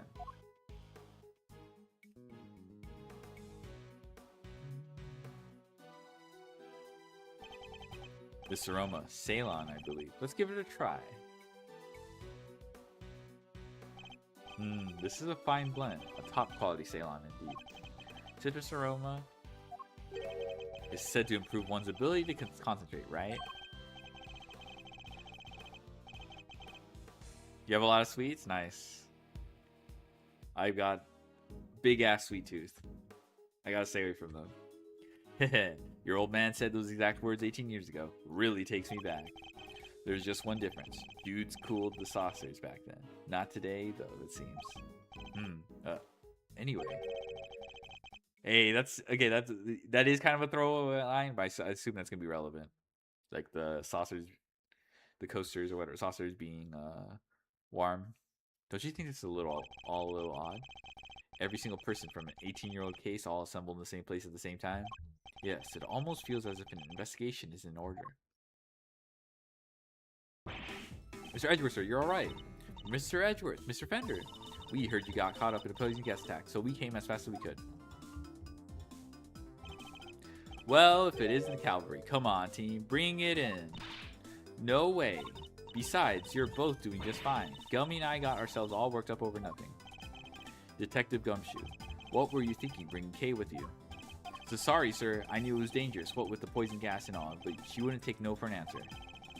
I ran and ran, but I just couldn't shake her off.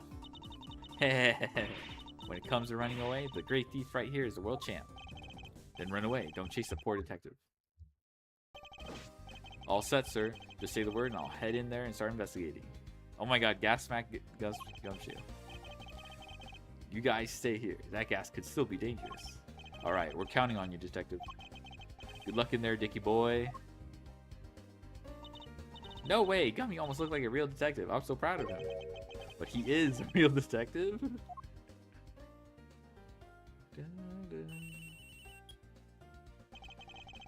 This is Edgeworth speaking. Mr. Edgeworth, looks like the gas has mostly dissipated, sir.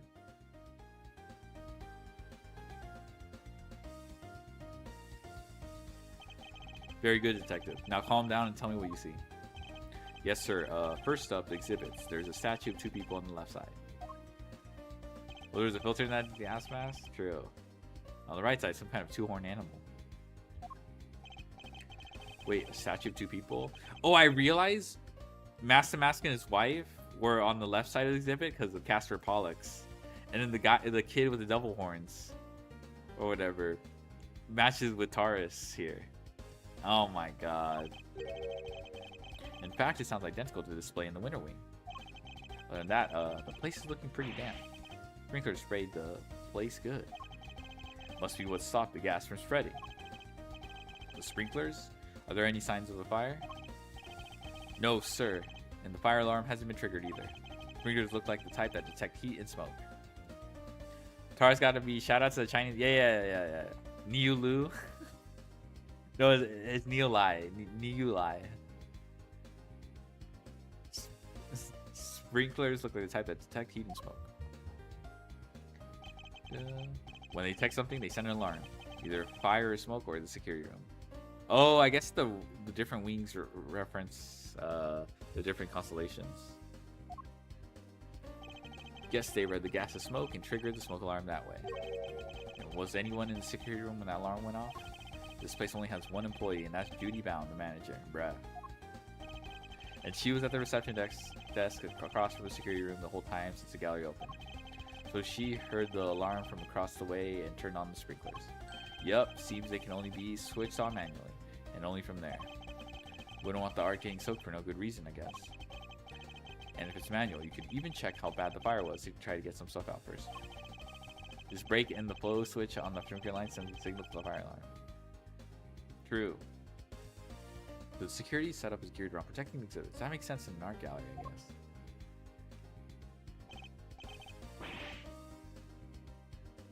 Brr, and one more thing, it's freezing in here. This isn't the autumn wing. It's deep midwinter wing. The autumn wing is cold too? Check the temperature. It's 26.5 degrees in here, sir. Why is the autumn wing being kept at the same temperature as the winter wing? That's all I've got for now. I'll let you know if I find anything else, sir. Understood. Thank you, Detective Gumshoe.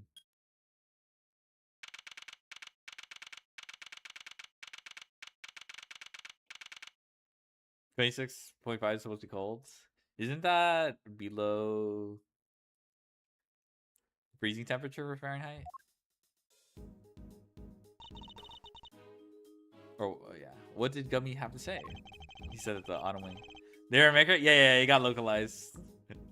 This shit got localized. They said that the autumn wing is actually quite wintry. Huh. I don't get it.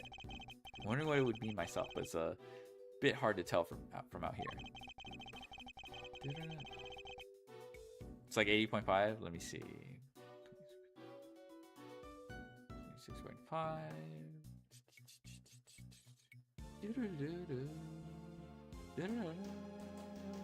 26.5. Technically, you can. Yeah. I got some. Yeah. You just. I'm not using exact calculations because. But yeah. Yeah, that's like 80. Place is 29 Celsius. Let me see if I can do that in my head. 29.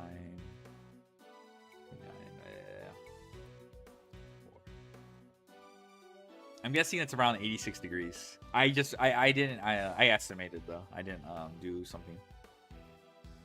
We should try to get in there as soon as the police are done with their investigation. 82.28. That estimate I remember. That's a good one. Because they're flipped. Amen to that. We need to see what the deal is for ourselves. Is there anybody else who might know something in the meantime? Oh yeah, there is one guy. Miles' best bud. His what? Ugh, if we have to, and I guess we have to.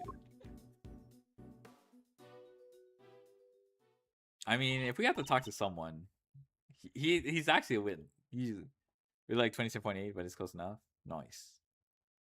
Wait, that's... Okay, didn't expect to see you here. You're looking as fresh faced as ever. Yeah, a long time no see.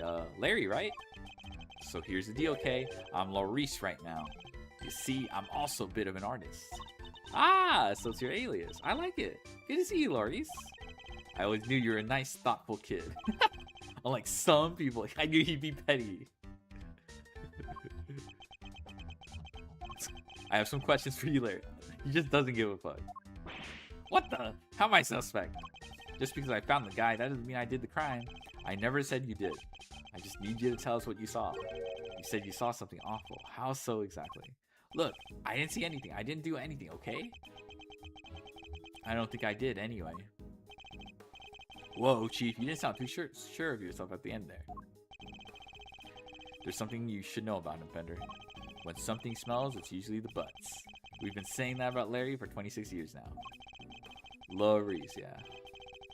His ability to attract trouble is legendary, for want of a better word. I feel like Phoenix attracts more trouble than Larry does. Though Larry does land himself in... Okay, you know what? No, I'm going to say it. Phoenix does. Phoenix 100% attracts way more trouble. He literally found himself into a foreign country and somehow almost single-handedly overthrew their justice system. Or like he stuck his nose into it enough that he's a strong body. Oh, there's that one time where Phoenix like fell off a bridge. There's that one time, yeah. Oh, the other time where he got hit by a car, but technically he was fine. But like he didn't have to like.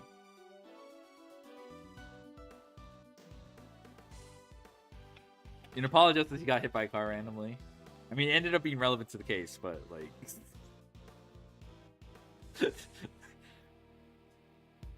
I think definitely Larry's in the wrong place, wrong time of thing. But I think like the world hates Phoenix, bro.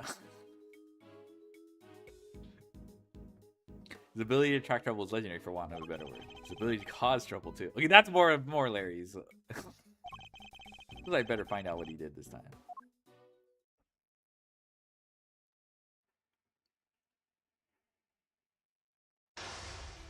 Oh, mine chest, okay. Our aim is to uncover anything that Larry might be hiding. However, I didn't see anything. I didn't do anything, and you can't prove otherwise.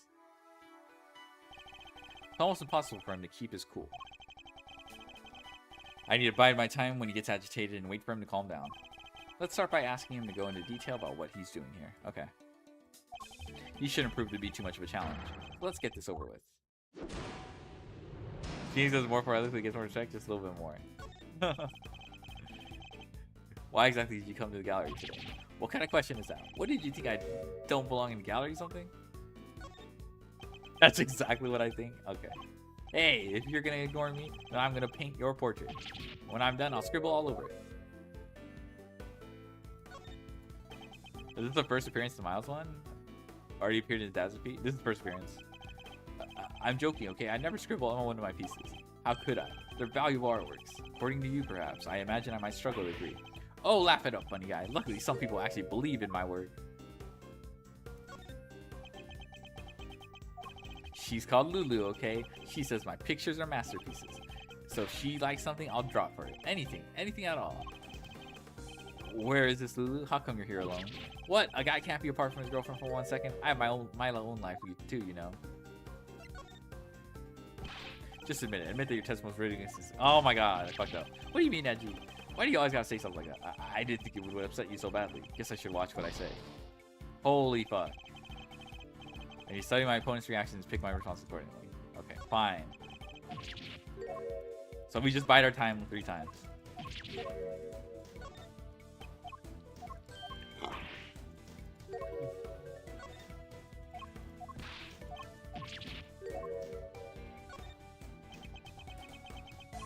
Fine. Lulu says she's a Gemini, okay? So I thought I could do a sketch of the statue to show her on our date. I expect you're pretty proud of this sketch. Not so much this time, actually. But you know, it being her sign and all, I just thought maybe she might kind of like it. Heh, so how very like you to try to tell me nothing and give me so much away in the process. So to summarize, you can come here today to draw a sketch of the Gemini statue for your girlfriend, Lulu. What? How did you figure all that out? From your incessant prattling. You just can't help yourself, can you? But fine, then I won't say another word. Larry may want to keep his mouth shut now, but I'll have my answers one way or another. Let's ask him what he did after he arrived here at the gallery. We'll soon see what he's hiding. It's just a matter of time. Alright, tell me what you did once you arrived here. What's the big deal? Why are you staring at me like that? I don't remember. I didn't have a pamphlet, so I didn't know what was to wear. I just kind of hung around by the fountain.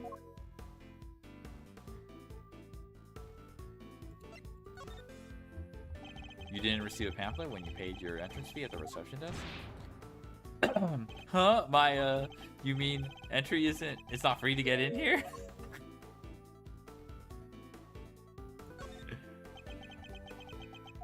What gives, Edgy? If you don't have anything to ask, let me get back to my sketching.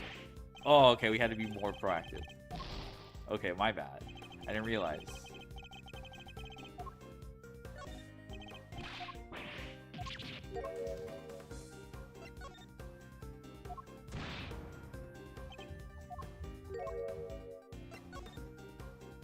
You mean to tell me that you entered without payment?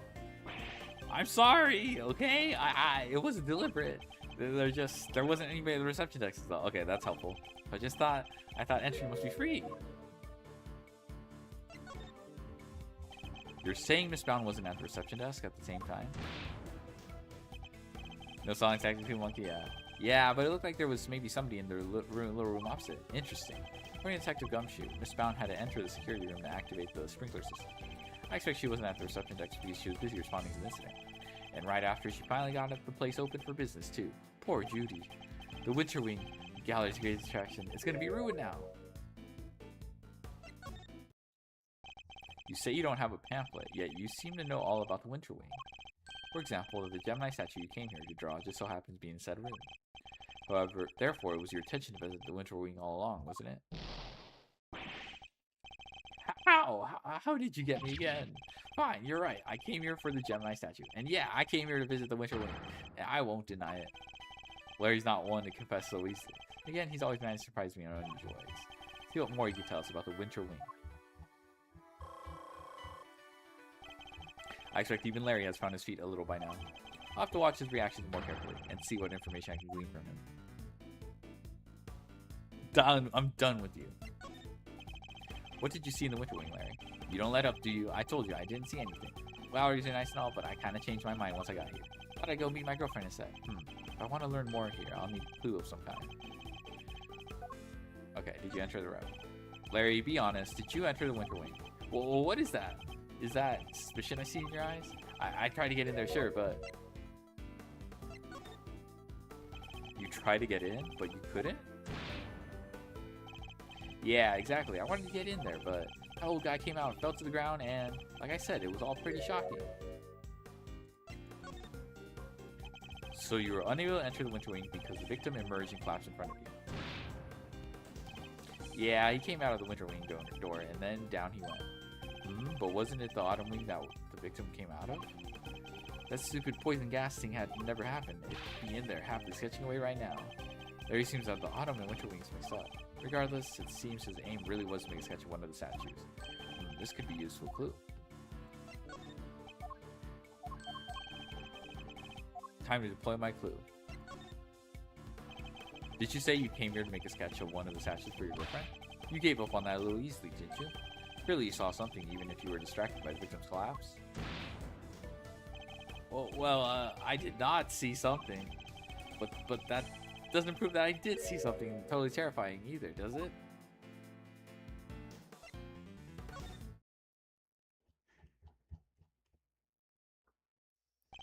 Really, Larry? You could at least try to make this a little harder for me. I put it to you, Larry Butts, that you did in fact see something totally terrifying. How do you, Edgy? Are you some kind of mind reader? Checkmate, yeah. Fine, I guess there's no point trying to keep it a secret any longer. I'm not sure there's much point in you trying to keep any secrets given your track record. Wasn't exactly the most edifying use of my time, but that's checkmate. Clown University, holy shit.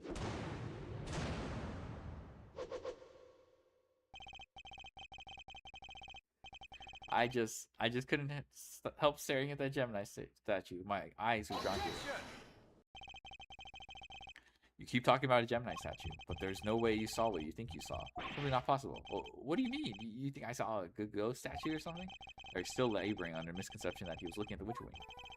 This piece of evidence shows us what Larry was really looking at. Take that! This piece of evidence shows what you were really looking at. You might want to get yourself a new sense of aesthetics, Edgy. Or I guess I could teach you a few things. Oh, okay, it's just a pamphlet. No, thank you. That clearly wasn't the right piece of evidence. Larry thinks he saw the interior of the winter wing. It's possible for him to have seen the Gemini sculpture. Apparently not in that room. I saw a piece. Okay. Alright, so this is pamphlet. Take a look at this pamphlet. The Autumn Wing features sculptures depicting Capricorn, Aquarius, Pisces, and Aries. Not only that, but I've seen a statue depicting Gemini in the Winter Wing for myself. Wait, the temperature's wrong. It's 64 degrees Fahrenheit in the Winter Wing. And the Autumn Wing is the one that's 26.5. It's confirmed the temperatures in the room, yeah. Which means that whatever you saw, it can't have been a statue of Gemini. Guess that makes sense. Why is he not more surprised by that? It did seem pretty weird now I think about it. One of the two people did look like a goddess. For the other stuff, I guess that wasn't my imagination either. Other stuff. You're interested in it too, aren't you, Edgy? Great, let me show you. Show me what exactly? I drew a picture of it all. I got the whole scene down exactly as I saw it. Oh my god. But I'm still not that confident in my work, so well, I want to see. Really? All right, here. What on earth? It's grotesque. You're trying to tell me that the statue is crying tears of blood? I have to say, Laurice, it's pretty scary. Right? Because it was scary. It was supposed to be a statue of Gemini, but it up and turned into goddess right before my eyes. It freaked me out so bad, I screamed out loud. Don't do ketchup on statues? How dare they desecrate these sculptures?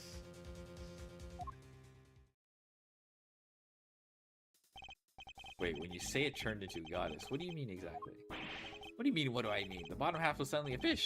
That's what I mean. Goddess with a fishy bottom half? Sounds like a Pisces to me. I heard it's all based on this legend of a goddess and her son turning into a fish to escape some baddie. Wow, really? I thought Pisces was just two plain old fish. Edgy. Did you think the statue's cursed? I mean, tears of blood turning into a fish? That's some pretty cursed stuff right there. Don't be a fool. Think my sign is a fish? Mine's Aries.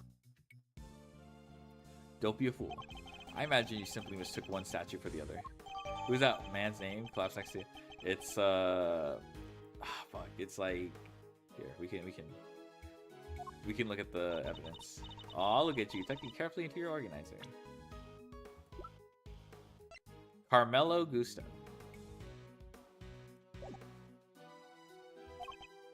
I simply thought I might have a use for it later. Maybe in the bathroom. You're the worst, Edgy. The worst. Year of the horse. So that makes me a seahorse. Nice. Kind of freaky deaky though, huh? A statue with the bottom half that changes shape. Ritual Beast Elder, yeah. Pretty keen. Yeah, Gusto, yeah. Pretty keen to find out what went down in the Autumn Wing, aren't you? I suppose I am. Yes, I could. Could there be some kind of trick to the Pisces statues, perhaps?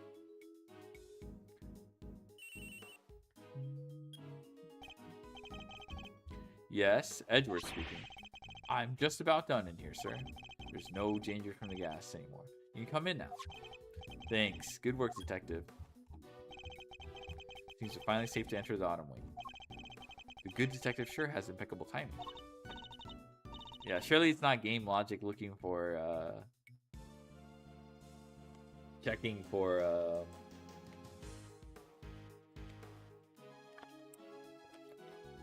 checkpoints and stuff like that. Come on, let's go take a look. I want to see this Pisces statue. You're going in there, Kay? Then maybe I should come along too. Did you really think I was going to leave you out here on your own? I know better than that. Alright, everyone, to the Autumn Wing. 07 Nook and Cranny? Yeah. Here we are at last, and it really does look a lot like the Winter Wing. Glad you could make it. Oh, hey there. You're, Harry, was it? Good to see you, Harry. No, for the last time. The name is Laurice, don't him.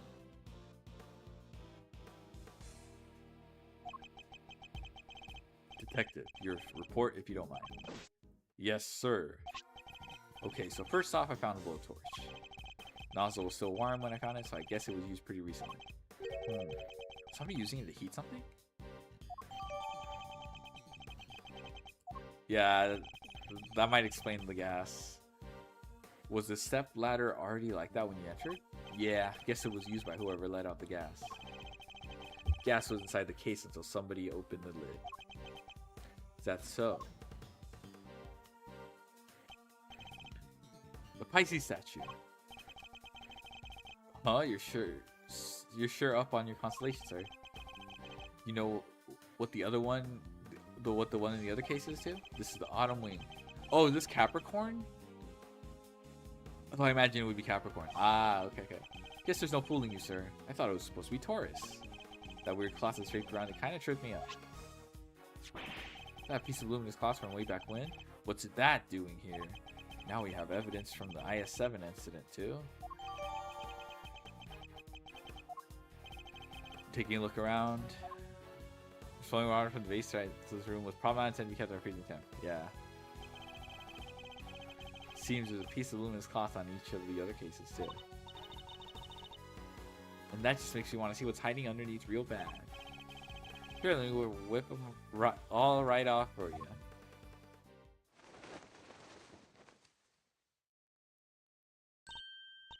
Wow, they're beautiful. Okay, so it's Aries, and Aquarius. Transformation Larry witnessed. Could have been the movement when the cloth around the Pisces statue's lower half fell away. See, I was imagining things, and I wasn't mistaken. Listen, Miles, sir, I think we can all agree this room's fish here in the bucket of fish.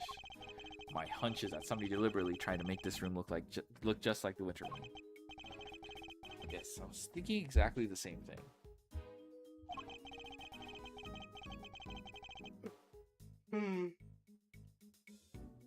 They even covered the statues up in such a way as to make them look similar. Tatsu no Toshiga? Oh no.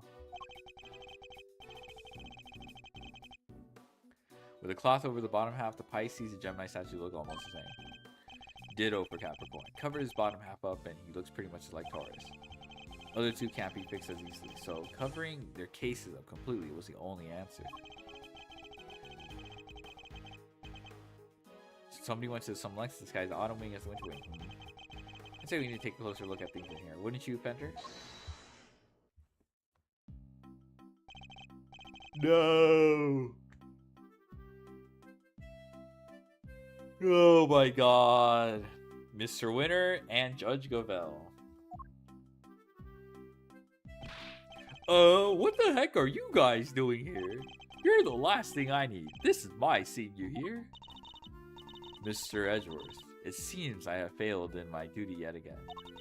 I pray one day to make you see that your presence is not required at every crime scene. And that co-opting the good detective for your own ends is neither right nor good.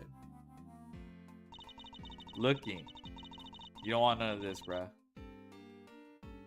I will have to give serious consideration as to how the goddess of justice would have me judge you. You got it all wrong. It was me who asked Mr. Edgeworth to help, not the other way around. Gotta lock in for this crime scene. I know. The HUDs are watching, huh? Gumshoe's watching. You don't want to fuck up in front of him. It was? Well then, you know what that means, Detective Flatfoot. Oh, you mean... Exactly. Your, salary check is taking a hit. Bet you're looking forward to payday now. Always wanted to say that. Man, getting a wage cut from you of all people. Not so fast, Mr. Winter. I was simply assisting with the police's investigation as a witness and by saying. Detective Gumshoe's entirely in the right. Oh, he is, huh? You're saying I should give him a bonus instead? That's not what I'm saying at all. Hey, I wouldn't mind a little salary bump. Your compassion and generosity are truly heartwarming, Eustace. But we must take into account past transgressions when making judgments that concern the future. And I hereby judge Mr. Edgeworth and his associates unfit to tread the hallowed ground of the scene. What? We only just got here. The goddess of justice has conferred her blessings on Eustace and Eustace alone. By which you mean this is Mr. Winter's case? That's exactly what she means. It's time for the warm-up act to get off the stage. After all, I solved this one already. I have a suspect lined up and everything.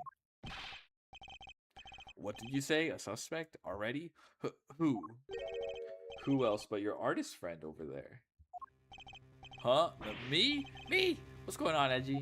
This is like... This... Oh my god, 5 billion...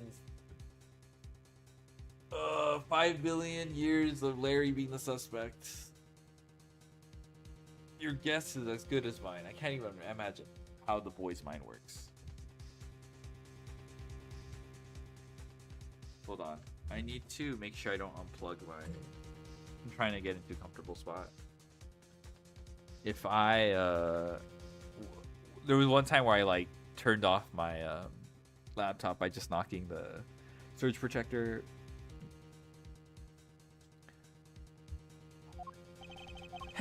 Unsurprising that you lack the attitude to understand the winning mindset. Lack the attitude? Something tells me he doesn't know the real winning turn of phrase. Well put, Eustace. Mr. Edgeworth does indeed lack a certain aptitude. Yeah, exactly. Where's your aptitude, smart guy? Wow, he's totally shameless. Underestimate my information gathering skills at your own peril. Before we came here, we dropped by the medical room to ask the doctor there a few questions. And he told me where the poison gas came from. And where might that have been? It was this chemical you find everywhere. Can't think of the name just now though. Well, wait there a second. Let me just call him real quick. Perhaps I can answer your question while Eustace is on the telephone. Why let him make the call if you know the answer? The gas was created by mixing two specific chemicals. Pine Sol and bleach. That one I'm familiar with. You don't mix those together. You'll make mustard gas. Ubiquium and asphyxion. What kind of chemicals are they? Ubiquium is a red liquid used in all manner of everyday products. Paint and dishwashing liquids among various others. On its own, it's entirely benign. It's something anyone can get their hands on. Precisely. But the same cannot be said for asphyxion. That does sound nasty. What's it used for?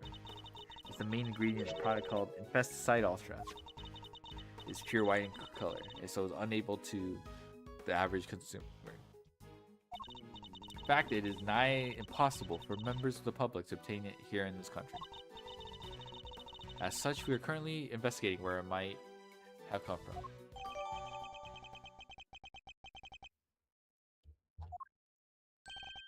I'm back, and I know the name of the chemical now. Don't waste your breath. Judge Gavel informed us already. Huh? Oh, great. That'll make this quicker, I guess. The source of the gas ubiquium is using paint and stuff, right? And there was somebody here at the gallery today who brought the paints with them. Your friend, the artist. Is Kay the sister of that one girl that helps Apollo? No, she's like completely different assistant. Has her own backstory. Exclusive to the Miles the Edgeworth games. You can't accuse me just because of that. But it's like the same motif as having like a female helper. With the tragic backstory. That's also an orphan. You look similar to her? Nah, she's different dress. Objection to the paints on that palette in your hand. Edgy, is this kid okay? He's a little... Indeed, I have known him long, but he's a little prone to jumping to wrong conclusions. Hey, quit talking about me like I'm not even here. Ignore them, Eustace. They're simply intimidated by you, nothing more. Yes, his aura is too much for us. We can't handle his presence. Why not give them yet another reason to fear you with one of your winning deductions? Winning? Yeah, good idea. Get a load of this, losers.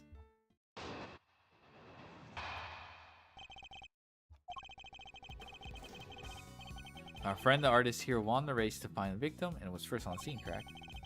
The gas the victim was poisoned with is made from biglium, which, as we know, is found in paint. He was carrying paint on his person. He was one winning stride away from the victim, which surely makes him the winner on our list of suspects. Right, Gavel? You think so too, right? It's a possibility that certainly can't be discounted.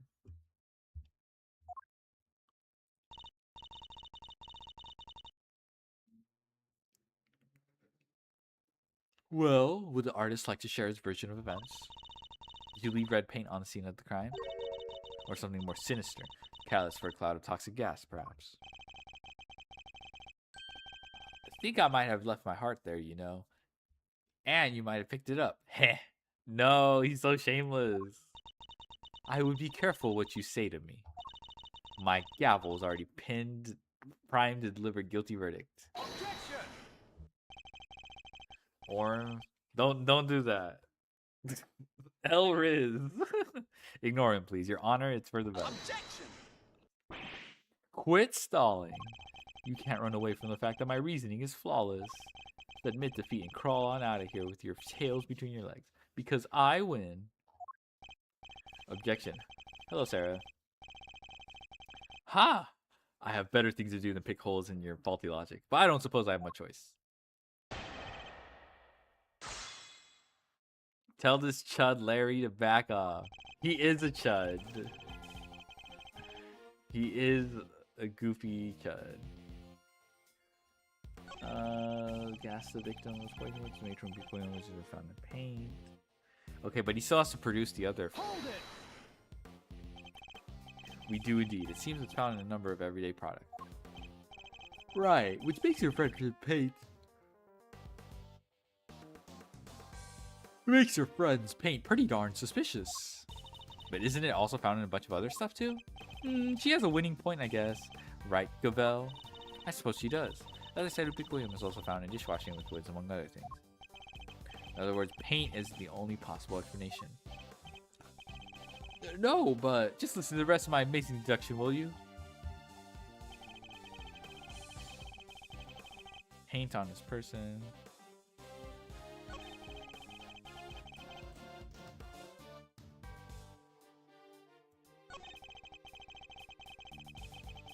Hold it!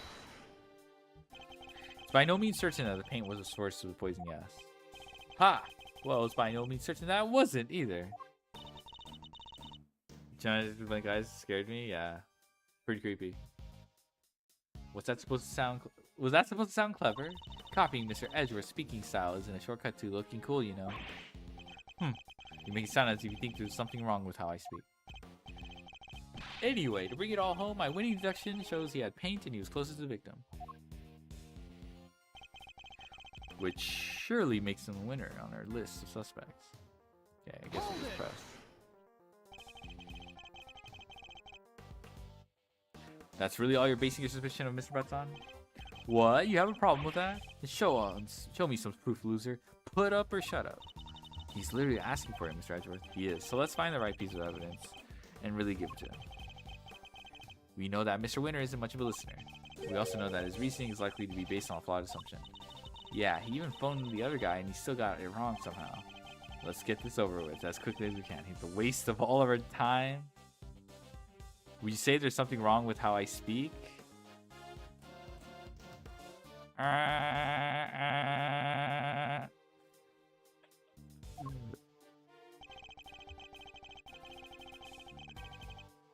That's my only response. that tweet, like, that tweet is stuck in my head rent free.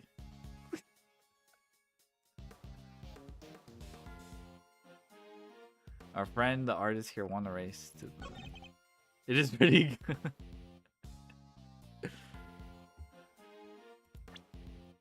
Stigmatize it all together paper sheets? Yeah.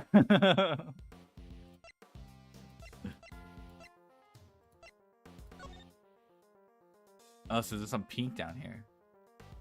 It wouldn't be nearly as good. I'm afraid you contradicted yourself there.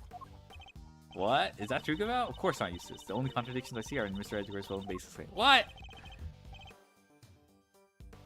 The Danganronpa murder at the bottom. Yes, that's true. The Danganronpa murder. That is actually one of the coolest things about Danganronpa.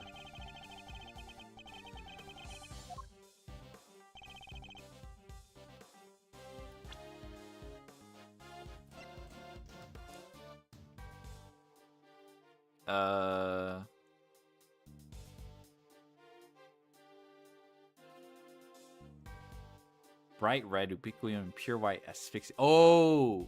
Well, I mean... I guess it's pink. Objection!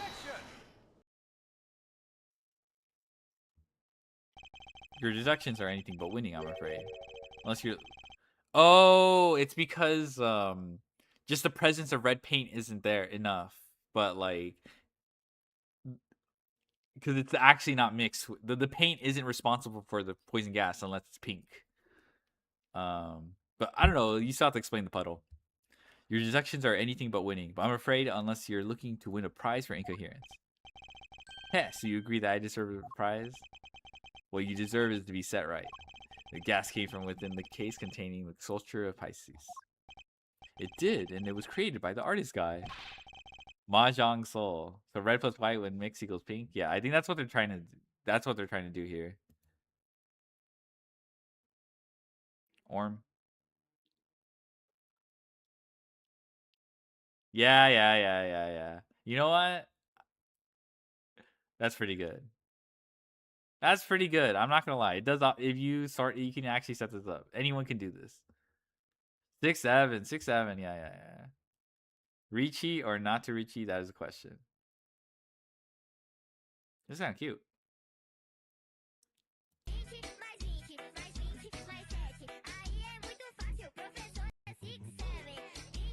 Oh, okay. I see. It all makes sense. With the red paint that we know is full of ubiquium. Allow me to offer you a bit of advice, one prosecutor to another. It always helps to listen carefully to others. The gas is created when ubiquium is mixed with another substance, asphyxion. Paint containing ubiquium alone wouldn't create any kind of gas at all. Eustace? There's no way Eustace is this dumb. Would it? I like the less obvious one in the first retweet I linked rather than the OG post. Yeah. But they said that the guy was asphyxiated with ubiquium, bruh. So you're telling me all this was based on a mishearing of the forensics report? Yeah! The gas had already done its work by the time Mr. Butts found the victim. Perhaps it's your own aptitude you should be worrying about. My aptitude? Whoa, what does that even mean? You literally used the word 5 minutes ago. It means one's ability of how suited one is to a particular task, Eustace. And attitude. The other word you misused only minutes ago as well is another thing entirely. The guy's 14 years old, he's not qualified. Actually, how old is he? 17? Well, I mean... Okay, this is the first time there's like a minor prosecutor who isn't a genius. I wasn't far off. I get what you're doing. You're making fun of me again. What I am doing is demonstrating that you do not have the aptitude required to head up this investigation. Before you go any further, you might wish to consider some of the flaws in your own statements. Hell, Eiler. Glorp eat. Very glorp, I guess. What flaws might those be? Firstly, that you cannot prove your artist friend did not enter the autumn wing. That's... Secondly, that you cannot prove the red paint did not have something to do with the crime. Okay. But the paint isn't important on its own, surely. What's important is the combination of the red ubiquium with white asphyxia. How exactly were the two substances introduced to one another? Clearly we need to figure that out before anything else. Indeed, we do. That is what Eustace will be investigating next. Or what he would already be investigating had you not been here making needless trouble. We are not here to make trouble. Quite the opposite, in fact. We're here to help. Are you saying you know how the gas was made? I don't believe you. I can certainly point you toward a vital clue as to how it was done. He is bluffing, Eustace. Ignore him. It's fine, Gavel. He's clearly lying. Might as well let him talk himself even further into a corner. If you are sure. Come on, then. Show me what you've got. What shows how the gas was created. Blowtorch.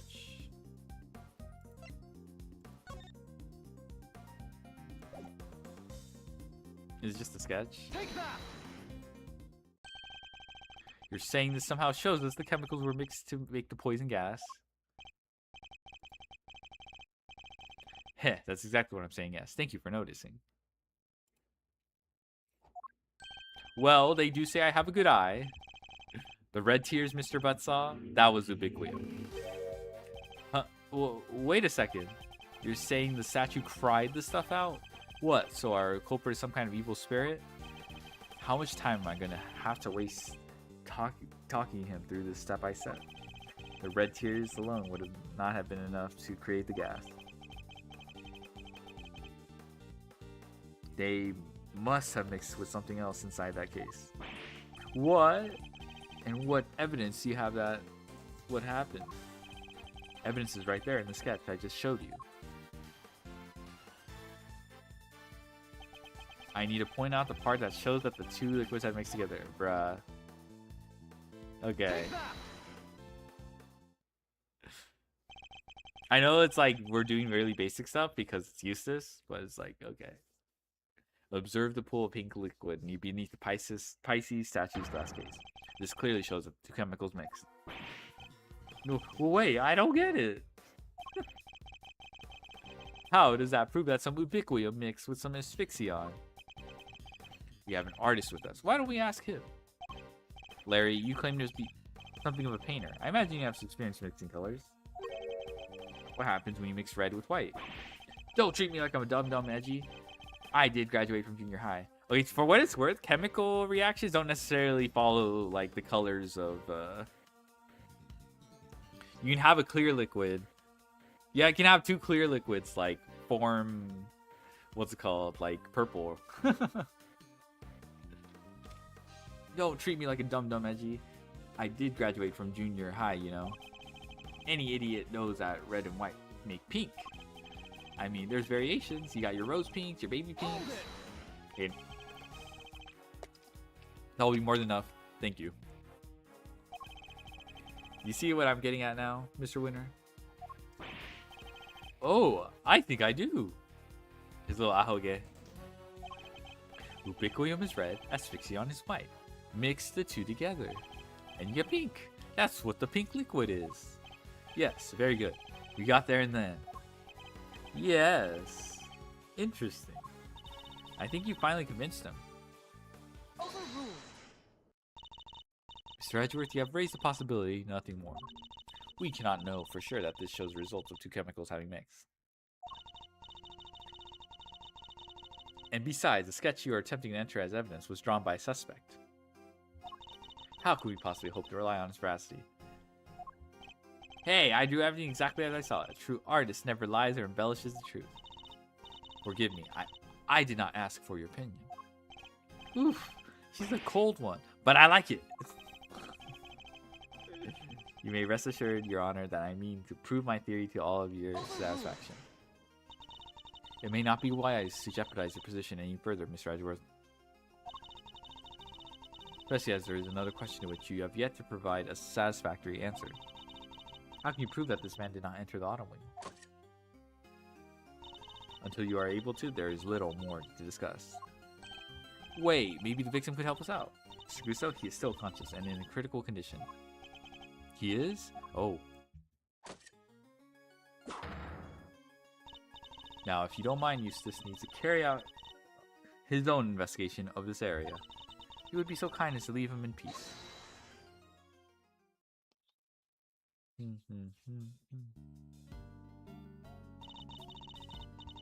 For presiding judge's sake, I pray to the goddess that you need not ever be summoned to testify. Now then, is there something you wish to say, Mr. Artist? You could just hold that pose for a moment, Miss Ice Queen. I'm Justice Verity Gavel.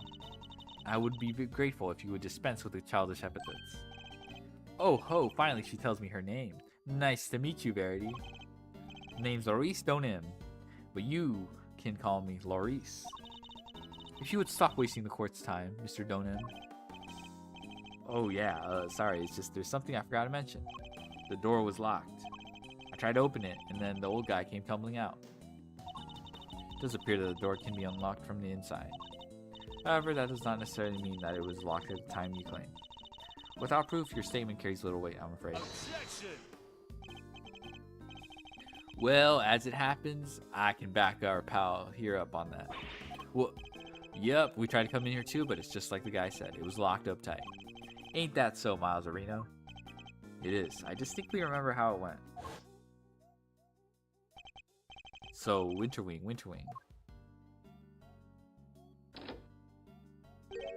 Huh. I don't believe it. It's locked. The gallery's open for biz, but the Wonder Wings off limits? What gives? Prior to the incident with the gas, it was not possible to enter this room from outside. And what is to say that your suspicious friend was not in here with the victim the entire time? The fact that he didn't suffer the ill effects of the gas. Search him for a gas mask if you like. I doubt you'll find one. I see. Then I suppose we'll have to take you at your collective word.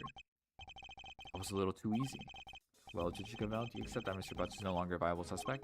And that once again, Mr. Winter's deductions have fallen short of the mark? Hehehe, what are you talking about? I just need more information, that's all. You can't blame the guy for being a little hasty with his deductions. Bruh. You know it's not cool for a prosecutor to be saying stuff like that, right?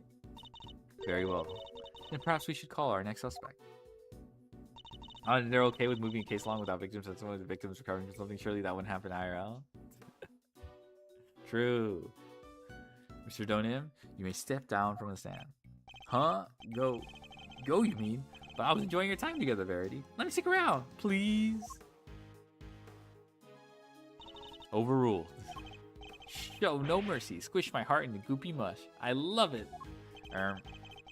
Who exactly is this next suspect? The pharmacist, Delicious Go. Your artist friend may have struggled to lay his hands on a bottle of pesticide ultra. Someone in her line of work would surely have a better idea of where such a thing might be acquired. The court hereby calls for a 10-minute recess. Eustace, we will go and fetch the suspect. Your winning smile will bring her running, I am sure. My winning? Of course, Gavel. Let's go get her at once. Hey, Detective Flatfoot, you carry on investigating while I'm gone, okay? Sure. Is it possible? Could Judge Gavel have suspected Miss Scone from the start? Now that you mention it, she wasn't helping Mr. Winter like she usually does, huh? What exactly is your angle here, Judge Gavel?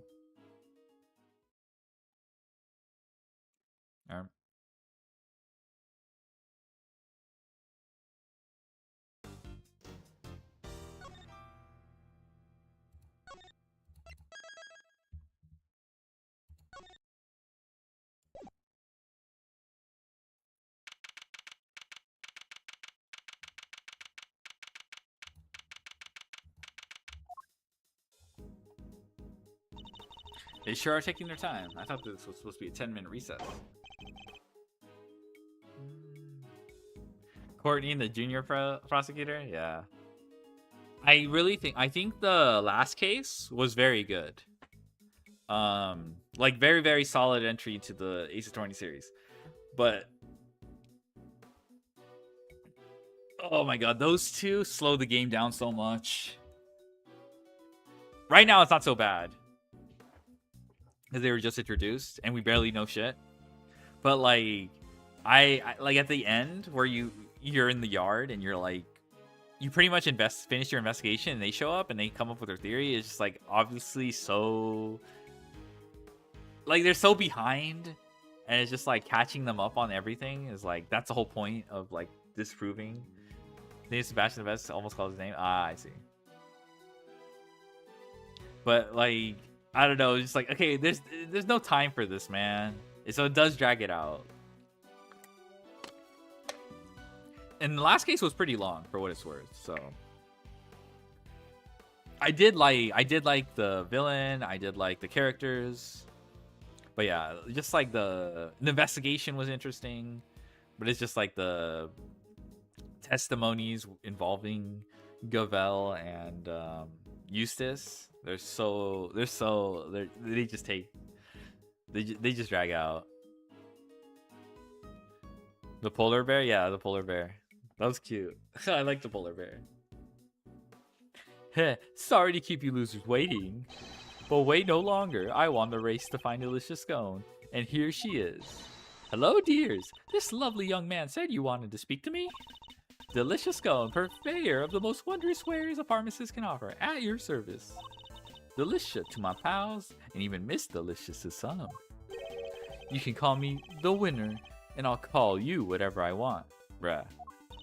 Alright, Winnie Pooh, whatever you say. It's lovely to meet you, dearie. So much for call me the winner. Oh, have we met before, young man? Heh heh, get a load of this, Delicia. That's Miles Edgeworth, Gregory's son. Well, I never. It's a pleasure to meet you, Milesy Smiles. If you must address me by my given name, just Miles will do. Oh ho ho, Greggy Pegleg's boy, and all grown up too. Make me feel my age, why don't you? He's like a baker, not a pharmacist. It's actually it's a ruse. She's bad at baking. She doesn't know shit about baking, and she's undercover. I don't know what her true intentions are, but in the past you find out she's a pharmacist. She's basically a fraud. I wonder just how old she is. Eustace, I believe you have some questions for our pharmacist. Oh yeah, what brings you to the gallery today, Miss Scone? Why, I came to see dear old Moody Judy, of course. We've been fast friends for 18 long years, and no one's gonna stop me visiting her now. I understand that you helped look after Mr. Gusto in the immediate aftermath of the attack. Oh, I didn't do too much really, just whipped up a quick antidote for the dear old doctor. Wow, you can make an antidote just like that? Oh, yes, dear. As long as I have the right ingredient, I can throw together just about any medicine you like. It certainly helped that the medical room was well equipped, though. We were much better off treating him here than losing vital minutes taking him to the hospital. Anyway, we did what we could. The rest, well, that's up to him. And do you know the victim, Miss Delicious? Oh, yes. Well, sort of. It's been 18 years since I last saw him. Apparently, he's famous these days. One of the best confectioners in the world, or so they say. Interesting. So he's a well-known public figure. Oh, yes, dear. He was on the news and everything. Confectionery crafting king of the world, they said. Wow. So the old dog really went to Zhangfa and upped his game, just like he said he would. Laxative for uses? Yes. We'll get Tonfa, the rookie killer from HX, Hunter, to slip him a few laxatives. Perhaps if we could proceed to the matter at hand, Miss Scone. Are you familiar with a substance known as Infesticide Ultra? Of course, dear. You use it to get rid of you-know-whats. Ooh, it's awfully strong, though. That's why they don't sell it in the shops. Might I ask what you mean by you-know-what? The little blighters that frighten the life out of poor innocent ladies like yours truly, that's what. Ghastly little creatures running around people's nice clean kitchens and terrorizing them. Oh, I get it. Those. Thank you, Miss Scone. One more question, if you don't mind. Are you aware of what happens when the chemicals asphyxion and ubiquium are combined? Oh, yes. It's right there in the Infesticide Ultra instructions. Do not mix with products containing ubiquium. Ever. It's to kill rats. Goki Booty. Because if you do, they react with each other and make a horrible poisonous gas. What was it again? Effects of inhalation include respiratory complications and, well, death. Poor old Gussie very nearly didn't make it. To make that much gas, you need, probably 500 milliliters of each chemical, I'd say. He really talks like a skilled pharmacist. Ubiquium is awfully thick and sticky, and it heats up very quickly. Indeed. Oh, only 200 milliliters? So bright red and smells minty fresh. Oh, it's cheap as chips. That's why they use it in everything. Also 200 milliliters. Asphyxion's more watery and it's white in color. That will do, thank you. You are clearly well informed, Miss Scone. As well I should be, dearie. After all, Infesticide Ultra is made by the company I work for. Oh, but before you get the wrong idea, they don't go around handing out free samples. As I say, it's awfully, terribly dangerous. You couldn't buy it even if you wanted to. Yes, Miss Scone, very interesting indeed. I think that tells us all we need to know. Strange, I thought she suspected Miss Scone. Something in that smile makes me wonder if she has some other angle in mind. What is it, Detective Flatfoot? Any developments to report? Yes, sir. Turns out the sculpture's glass display case is open from the top. Huh, that's rather unusual. The temperature inside can be adjusted too, all the way down to 0 degrees. Pisces case was kept at 26 degrees. Dang near got my hand stuck to it. We're lucky you escaped alive. Anything more relevant to the case? Yeah, and they found something on the underside of the top part of this Pisces case. Traces of ubiquitin. Oh ho, now we're talking. That's odd. If there was ubiquitin stuck to it, it should have stayed stuck. After all, at 26 degrees, it would have been frozen solid. It would, huh? So how did things wind up as they are now? I think Kay might be able to help us figure out just that. Or at least Mr. Thief might. Heh, you guys are that's pretty good on my good side, huh? Fine. I don't know what the heck you're talking about, but take it away. Can't believe I'm taking orders from this guy. But whatever, anything for the truth. Before you get too carried away, the goddess of justice has no need of your help. We will find the truth ourselves. Youch, why so frosty, Judgy? Your baby prosecutor just gave us a big thumbs up. What's the issue here? Ooh, wait, don't tell me the committee has some dirty little secret it doesn't want us finding out. I'm not required to explain myself to you. But if you feel that you absolutely must participate in this investigation, perhaps you can prove to me that it would be worth our while to keep you around. What exactly does she have in mind here? Who triggered the release of the poison gas? If you can answer this question, I will consent to your participation in the investigation. You heard the lady smiles. Somebody opened the Pisces case and let out that gas. Considering what we've learned so far, there's only one person could possibly be, no?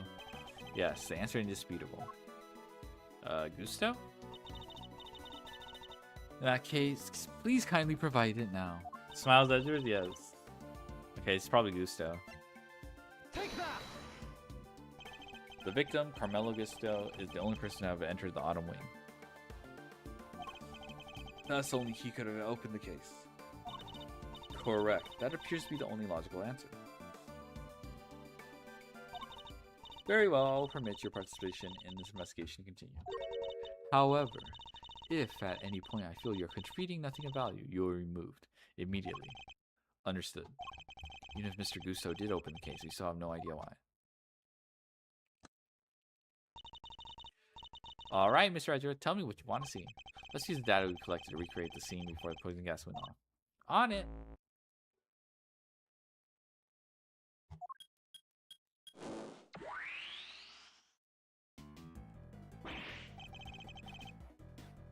Eek! Don't scare me like that! So this is what you were talking about. You're Mr. Thief.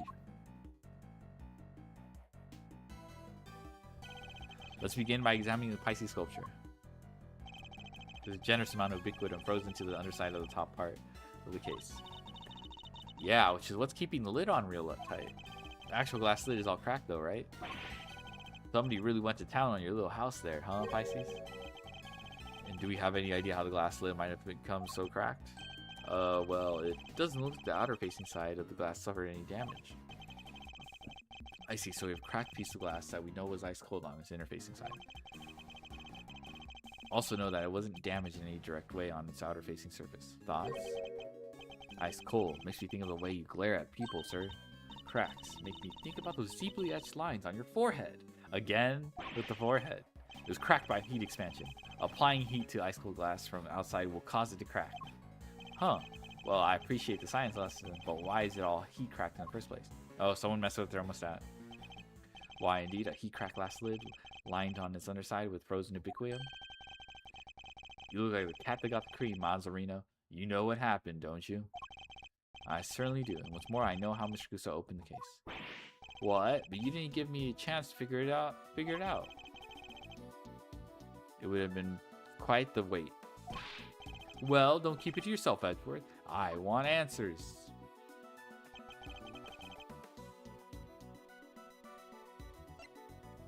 Take that! The blowtorch showed signs of having been used recently when it was found here in the autumn wind. I think it's likely that it was used on the glass lid, causing it to crack. A blowtorch? Who uses a blowtorch to open a glass case? Oh, I get it! Mr. Gusto was trying to melt the frozen biquium so he could open the lid. Indeed.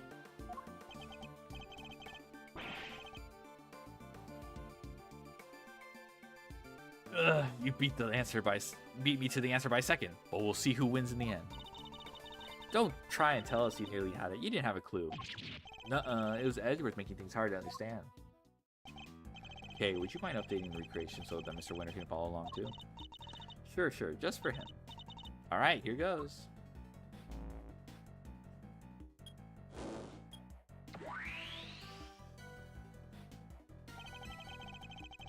Mr. Gusto was alone in the autumn wind. While he was in here, he used his blowtorch to melt the frozen biquium on the other side of the lid. Uh-huh. And...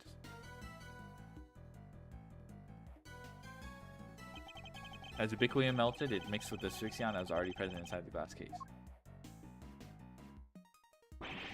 Thereby producing our poisonous gas.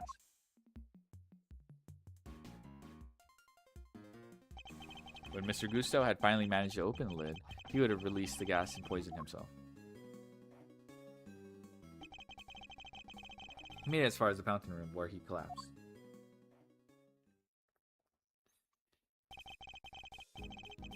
So he opened the case, and out came the gas, huh? Seems we got there in the end. But why the heck a doodle do did he want to open the case in the first place? I'm not sure. In fact, we don't even know what his ultimate goal was. I'm thinking he might have come here for the same reason I did. To check out not the autumn wing, but the winter wing. You remember, right? I thought this was where the winter wing was when we first got here. Caught you too, did it? My little Eddie Lumpkin. I was ever so confused. What with it being where Chili Wink's room was all those years ago? It's even the same little tree in front of the blessed door. Who wouldn't be all at 6s and 7s? I've never heard this phrase before. And not because...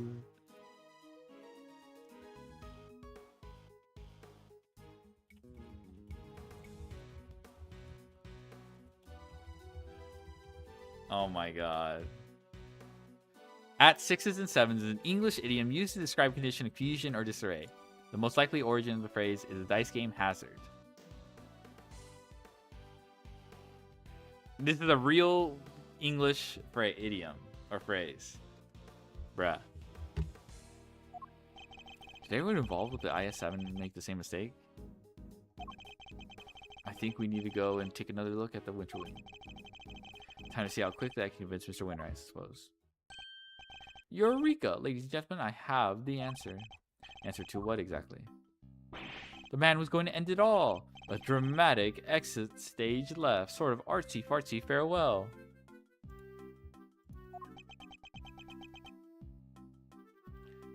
Have you been listening at all this whole time? At my level, I barely need to listen to a word, and I still understand exactly half of what's going on. That's bad. Perhaps I can explain a few of the finer details to you later, he says. Winner's prerogative. Winners? Sure, thanks, Gavel. Thank you indeed. I find it's always best to leave things like child wrangling up to a professional. In the meantime, don't you have something to tell Mr. Edgeworth and his friends? Oh yeah, I totally forgot. What is it now? Heh, I took the liberty of investigating our friendly pink pharmacist here. Or rather, I had one of my underlings do it for me. That's nothing to brag about, you know.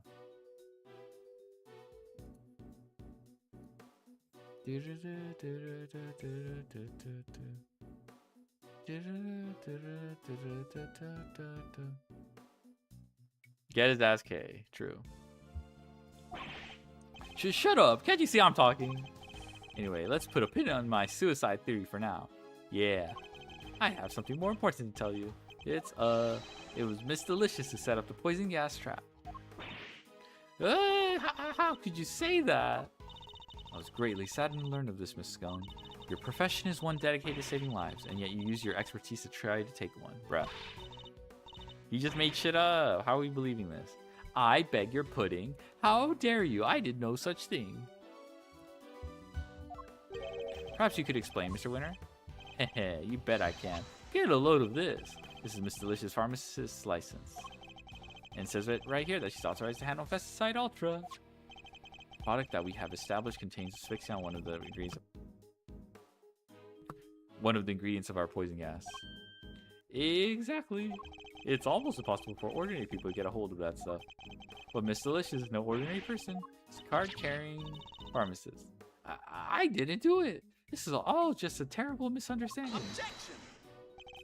And that's not all. There was a bottle of Pesticide Ultra in the victim's pocket. And what do you know? It's covered in your fingerprints. We know that you and Miss Spound took the victim to the medical room. What better moment to slip the bottle into his pocket? No. There was only one person on the premises licensed to carry Pesticide Ultra, and that was you, Miss Scone. Furthermore, you are acquainted with Miss Bound, the owner of the gallery, meaning you would have had access to the building and ample opportunity to prepare your trap. No, dear, listen, you don't understand. That Pesticide Ultra was stolen from me. That doesn't explain the prints, though.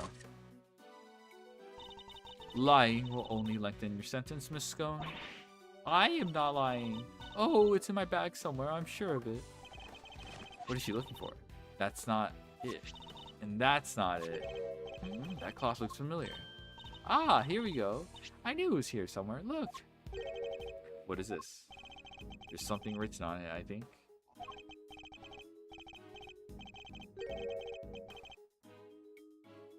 April 1st, complaint filed, offense theft, item stolen, Pesticide Ultra 1 bottle. It's a crime report relating to a theft. Oh, what?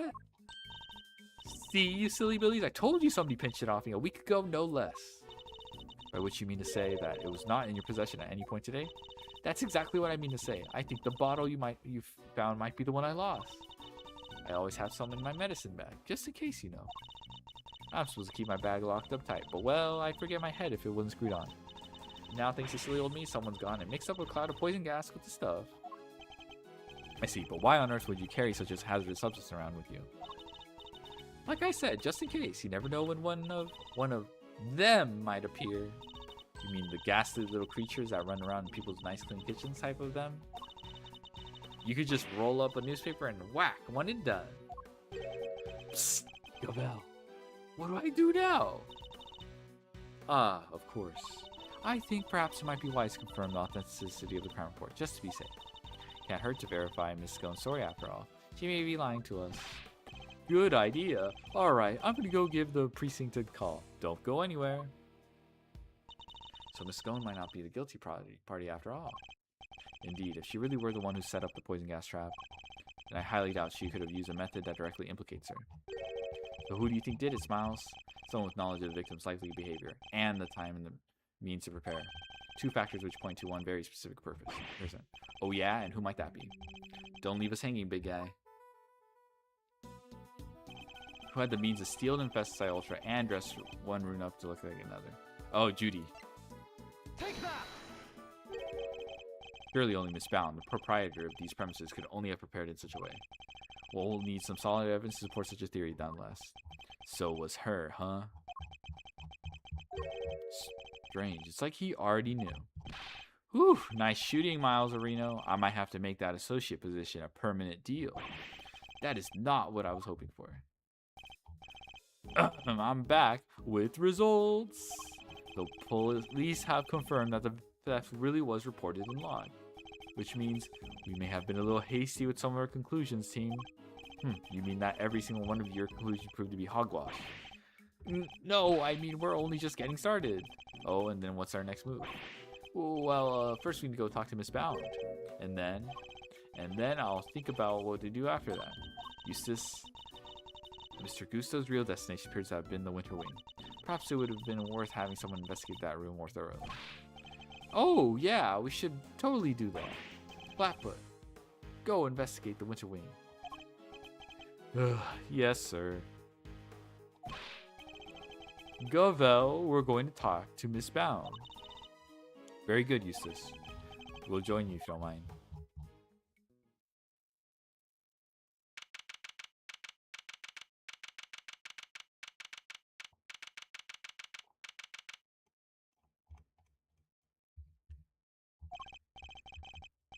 All right, you have your orders. Go talk to Bound for me.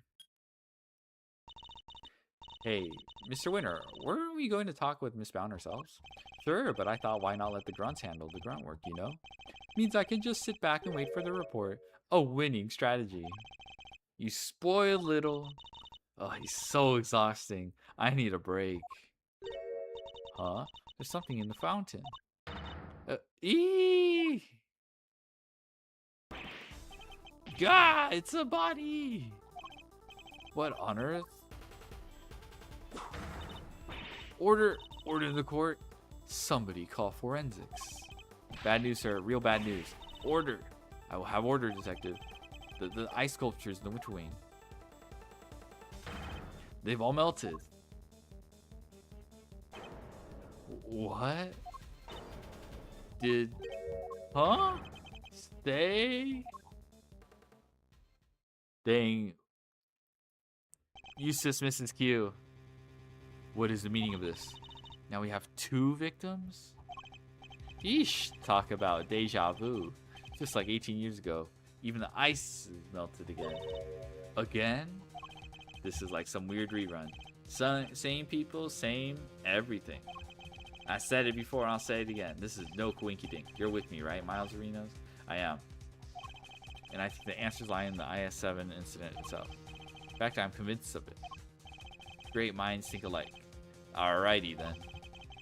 Time for another trip down memory lane.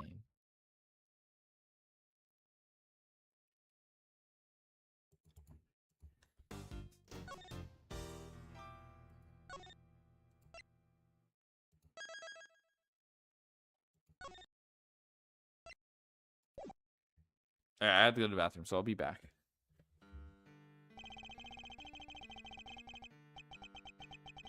Oh, wait, hold on. Okay, I'll be back.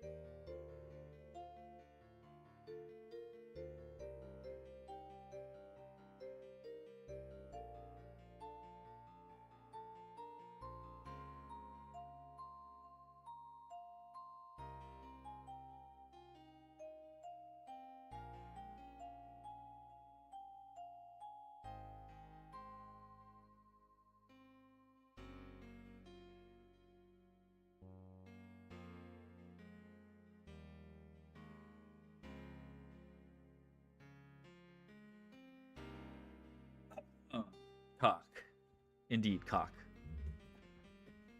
Yippee! I still can't believe the IS-7 incident was Gregory's last case, or that it's been 18 long years since. A murder at a confectionery contest, and one of the participants, no less, Artie Frost. They pulled his body out of a treasure chest that was part of Samson Tangaroa's chocolate tableau. He'd been hit in the head with a large rock salt lamp and subsequently bled to death. Found the lamp hidden inside the candy castle the delicious scone had made for the contest. But then, before anyone had the chance to investigate Mr. Frost's own room, all of his icy creations had melted clean away.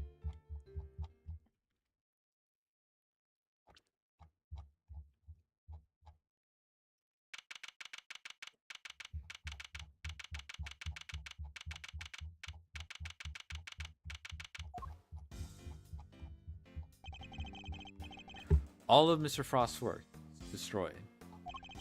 Mr. Von Karma wasn't very happy. He told us to get out and in no uncertain terms. So what do we do now, Mr. E? I can't believe he just up and kicked us out. Von Karma's a total jerk. Now, Eddie, it was always the job of the police and the prosecutor's office to investigate the scene. Yeah, but he didn't have to talk to us like that. Who cares if we're cops or attorneys? We should all be working together to find the truth. You can't assume that everybody's aims are the same as your own. You may wish to expose the truth, but others might prefer to accept things at face value. Which way of thinking is right will depend on the person. What if somebody innocent ends up behind bars because no one managed to uncover the truth? It can happen. We're all human, police and prosecutors included. Which is why defense attorneys exist. Our job is to help people in just such situation. To be friends to the friendless. Friends to the friendless? Now we may not be able to investigate Mr. Frost's room as hoped, but that doesn't mean we give up. You're right, Mr. E. I'm sorry. I should have thought more before I opened my big mouth. Heh, you're young, Eddie. You'll learn soon enough. I will, I promise.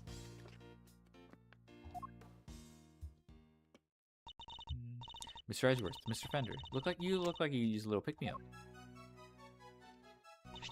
I'm afraid this is all I have, but please, by all means. Whoa, you're the best, Miss Bound.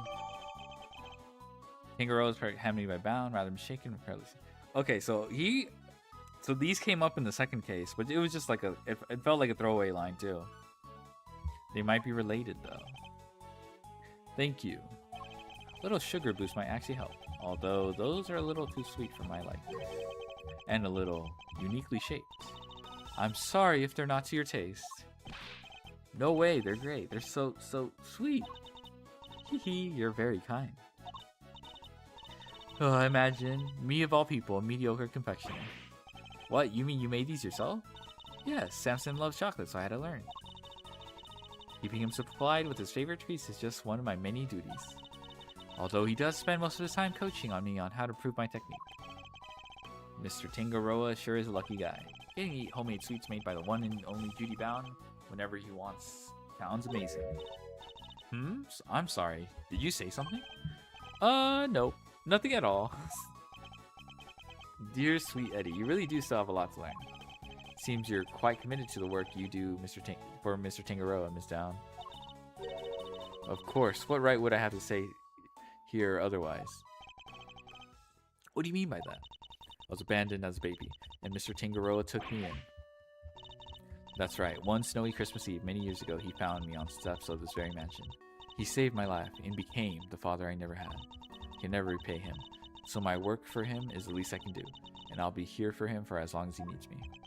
That's the most beautiful thing I've ever heard. I must be getting old. I'm welling up a little myself. And to think today is Christmas Eve, and I can't even give him his present in person. I'd do anything to save him. Anything. Please, if there's something I can do to help, just say it. We're very grateful, Miss Bound. Perhaps you could help us by answering a question. Did you know the victim? Not very well, I'm afraid. Oh, but if you want to see some of his work, I have a picture of a sculpture he made for the final.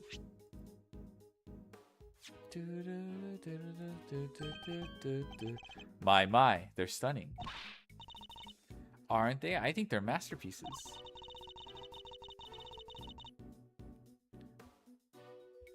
Who would have thought you would make such intricate statues out of flavored ice?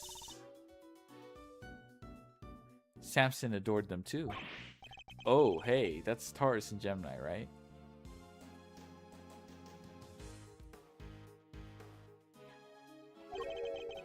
I didn't know you were keen on constellations in the zodiac, Eddie. Oh, I love it. The stories those stars can tell. Take Gemini, for example. See the lyre? That's what the harp is called. And the arrow and the... Hold up. The lyre doesn't have any strings. Huh. Did Mr. Frost forget to add them, maybe?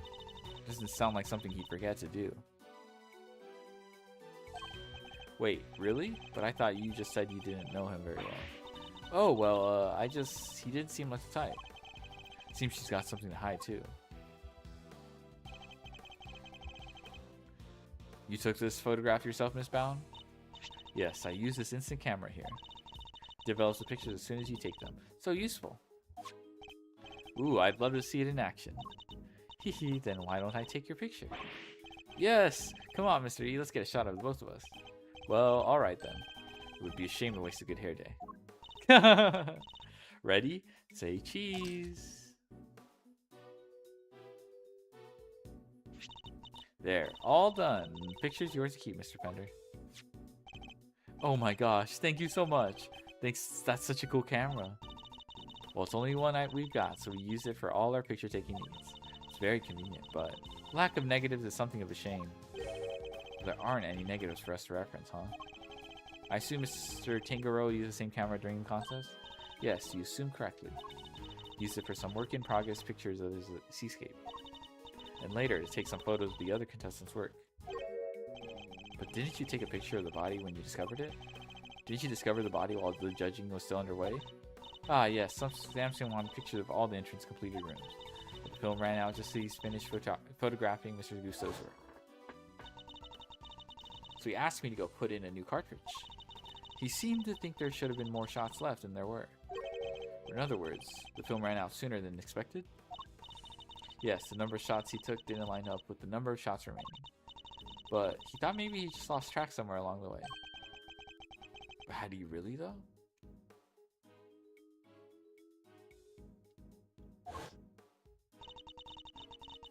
I went to our living area to change the film and was passing through the fountain room on my way back. I heard the sound of something break and collapse in Samson's room.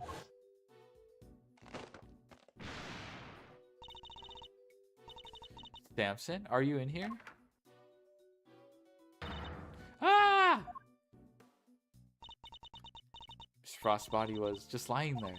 I was in total shock. It was all too much. I remember I called the police and then I went to tell everybody else. And the camera, it's been with me ever since. I see. I'd be grateful if you could lend us the camera and this picture, Miss Bound. Of course, here you go. Thank you.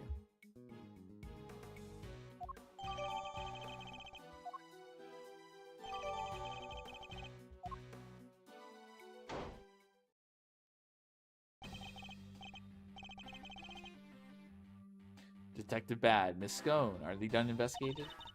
They're done with me, that's for certain. The big meanie told me to clear off. Honestly, that mannequins will be the end of me. The cheek of him. Guess he got tired of people cluttering up his crime scene. Did he run you off too, Detective Bad? Yeah, Von Karma seems to think I'm a nuisance. Can't do things his way with me around. Why would Mr. Von Karma go as far as to exclude his only detective? Still, got a pretty good look at the scene. As for Augusto, he's enjoying a nice little chat right now in Frost's room. What about? Well, the fact that Miss Bound says she saw him going in there during the contest.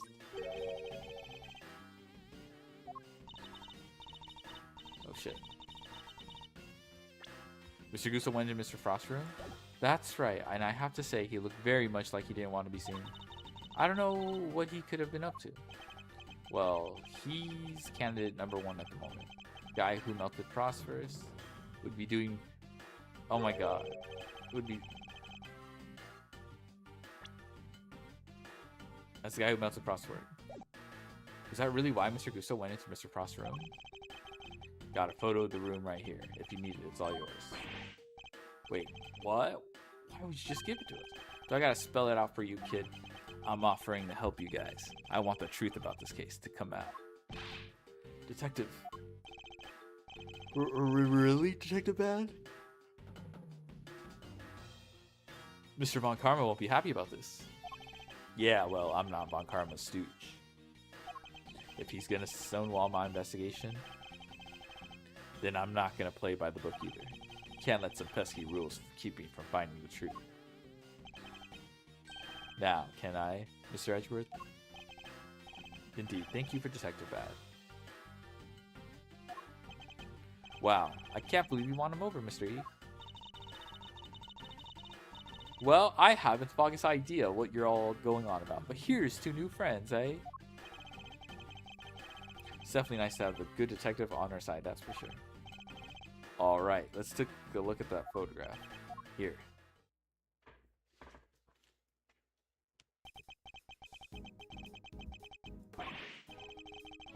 Yikes, there's nothing left of his flavored ice sculpture but puddles. Bruh. The floor appears to be completely covered in a pale blue liquid. You should compare this with the photo I just borrowed from Miss Bound. I assume the unplugged power cord has something to do with all this. Yeah, once that was out of the socket, the display cases lost power and up the temperature went. Looks like they were all connected to the same power strip. Do you have any idea when it was unplugged? No, still working on it. Those sculptures were beautiful. What a waste. You can say that again. I should have taken a few more bites out of them while I had the chance. They tasted good? Did they ever? I've never tried ice so scrumptious in all my life. Really? Man, I wish I could have had a bite. Well, scrumptious except for the salty bit, of course. That was unbearable. The salty bit? It's in the other photo you've got there. This bit. The harpy thing. Gemini's liar. Wait, that's why I had no strings? Because you ate them? I didn't eat that much, you cheeky little devil. I told you, it was all horrible and salty.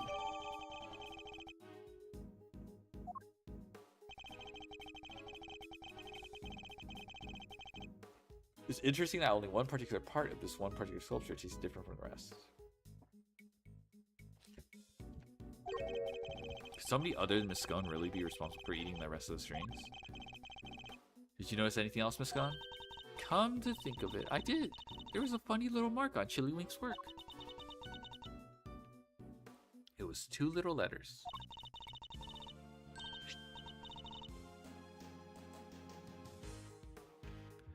Let me see if I can draw it for you. There we go. Yes, it looks just like that. Oh, PH. It's almost like a signature or something. Wait. I just knew Mr. Frost wouldn't have made that harp without strings. He's not the type to skip an important detail like that. Hope you don't mind me asking this about, but are you certain you didn't know Mr. Frost particularly well? What? No, I barely knew him, I swear. She's sweating. Is that so? You certainly seem to have some strong opinions about his attitude. No, I just, the sculpture is so carefully made. I didn't think he missed something so important. I'm sorry, but I don't believe you. You have a more personal connection to his work than that. What makes you say that? I have an item of evidence that appears to have been one of Mr. Frost's possessions. It shares a key feature with another piece of evidence. Well, I won't know what you're talking about if you don't share. What are these 2 pieces of evidence of yours? Which 2 items point to Mr. Frost? This is the first. Okay, this one. Take that. And now the second.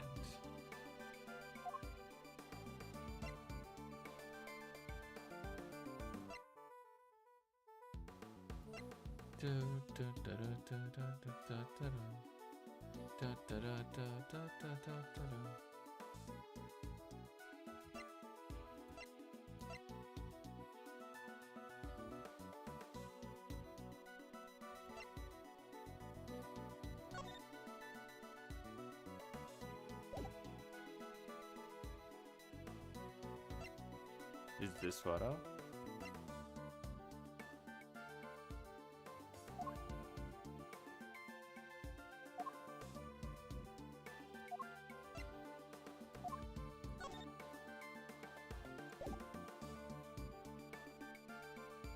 Take that. Link between these two pieces of evidence reveals shocking truth. Really? Not sure if I'm seeing this link, Mr. E. Bruh. That wasn't right. Mr. Brown is especially fond of one of the pieces of the evidence we've gathered. I should take another look over them all, I suppose. Now then. It's this. Take that.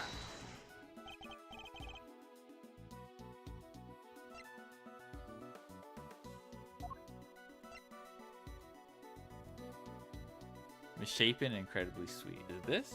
Take that. Oh my god.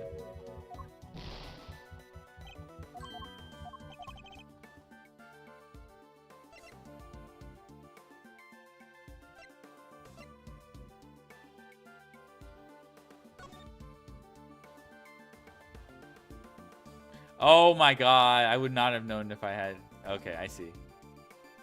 Take that. Take that.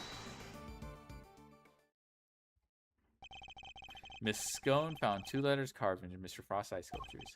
I think they were a signature of sorts. After all, it's not unusual for an artist to initial their work. I guess not. That's right, dear. It's just like you said.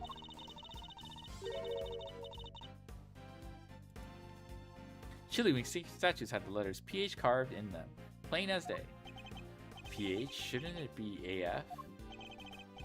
You think so, but take a look at this. It's a seal we found at the crime scene. It seems reasonable to assume that it fell from Mr. Frost's pocket. When we pressed into the surface of an item, it would leave behind the letters PH. The same pottery mark we see imprinted on the bottom of the items in the tea set. The same pottery mark? We have already established that the tea set is the work of the sculptor Paul Halik.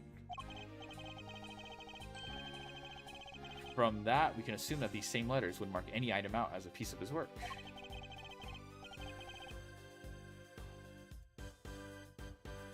A fact of which you are very well correct, Miss Bound. Well, yes, I know that he always marks his work with his initials like that. He's never revealed his true identity, so it's the only way to know his works are truly his. You mean Paul Halik was... That's right, Detective. Artie Frost had another identity. I'm kinda EP, 10 p.m. Have a good rest. Thanks for dropping by. Bye-bye, have a good run. Alrighty, alrighty. He was no ordinary confectioner, at least as far as Miss Bound was concerned. For you see, Mr. Frost was in fact a famed sculptor. Mr. Frost was in fact none other than famed sculptor Paul Halik. What? Mr. Frost and Paul Halik were the same person? But it's not like the mark's hard to copy, though. Anyone who's seen it could fake being him with it. Not exactly conclusive proof, but that Frost was who you say he was. It was proof enough for Miss Bound. What matters is that she believed it. His true identity will have to be investigated by the good people of the precinct. Alright. I'll have the boys look into it. I should have known I couldn't hide it from you, Mr. Edgeworth. So you admit it. You were aware of who Mr. Frost really was? I was...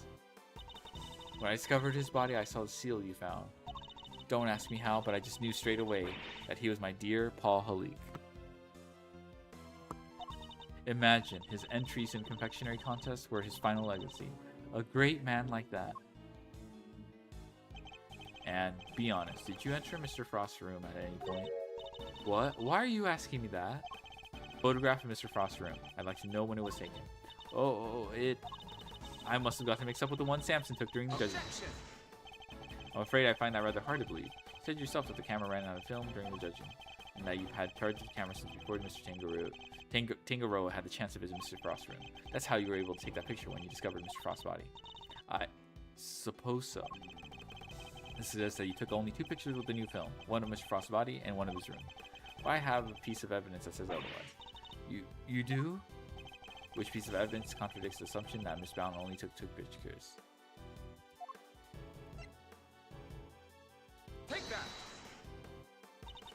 The camera? You gave the picture of the body to the police and the picture of Mr. Frost's room to me. Oh, and you gave that picture you took of me and Mr. Edgeworth too. 3 photographs in total, and yet the film cartridge in his camera only has 3 exposures remaining out of a total of 20. You took more pictures, and I want to know what of. I'll need to see all the photos you took. Perhaps then we'll finally learn about what you really were up to. I'm so sorry. I confess these are all shots of Frost Room.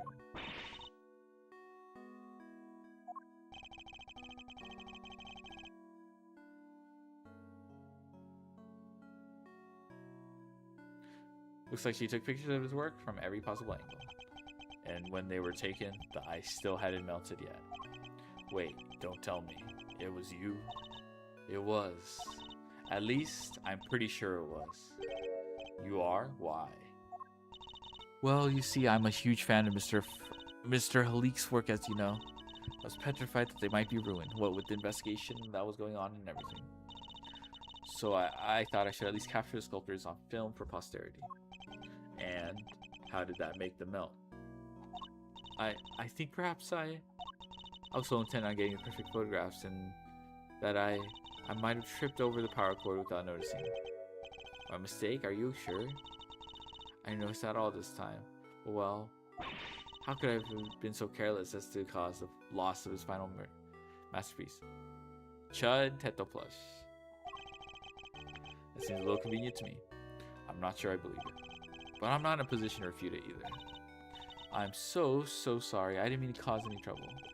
Please don't worry about it. The important thing is that you told us the truth. What he said. No hard feelings, Miss Bound. Thank you, Mr. Edgeworth. Picture's yours. Hope it helps.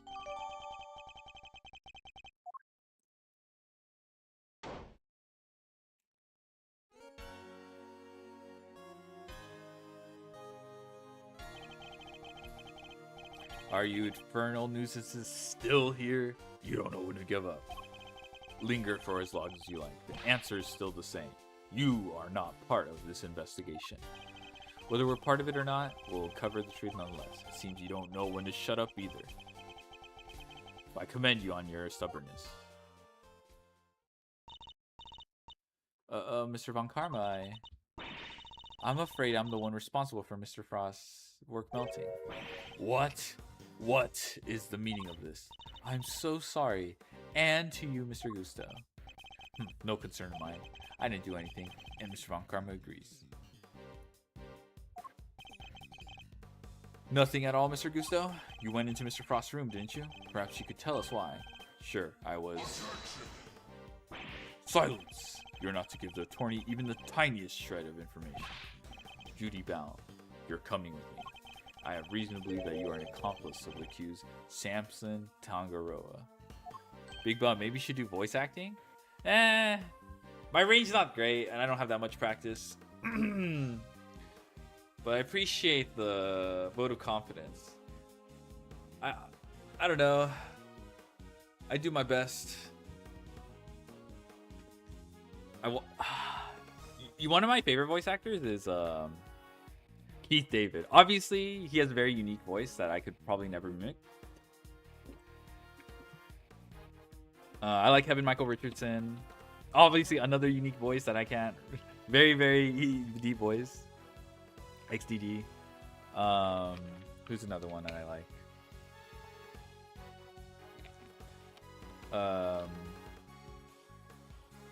There's also the goats, Grey Delisle. She's goated. But yeah,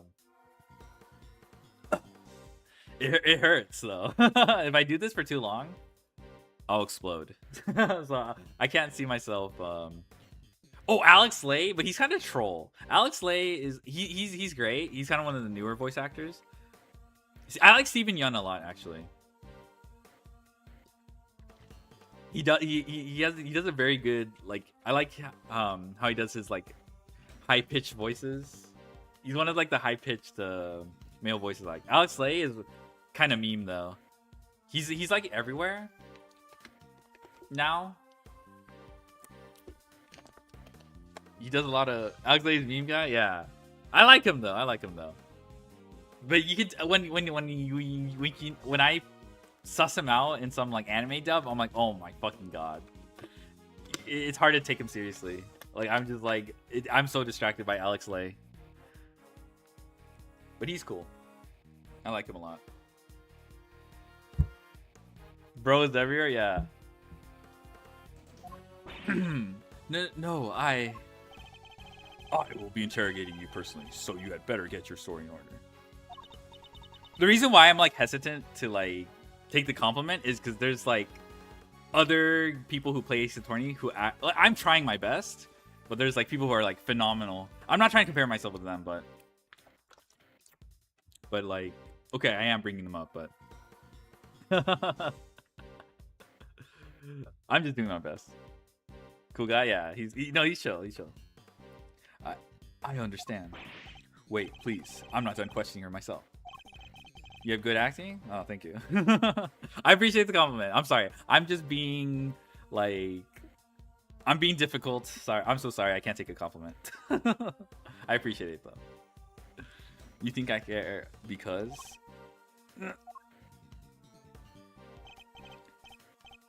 Bad, Gusto, and you, Scone. I have questions for all of you, and I expect answers.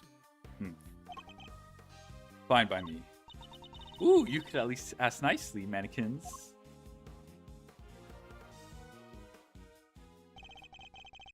He took literally everyone with him.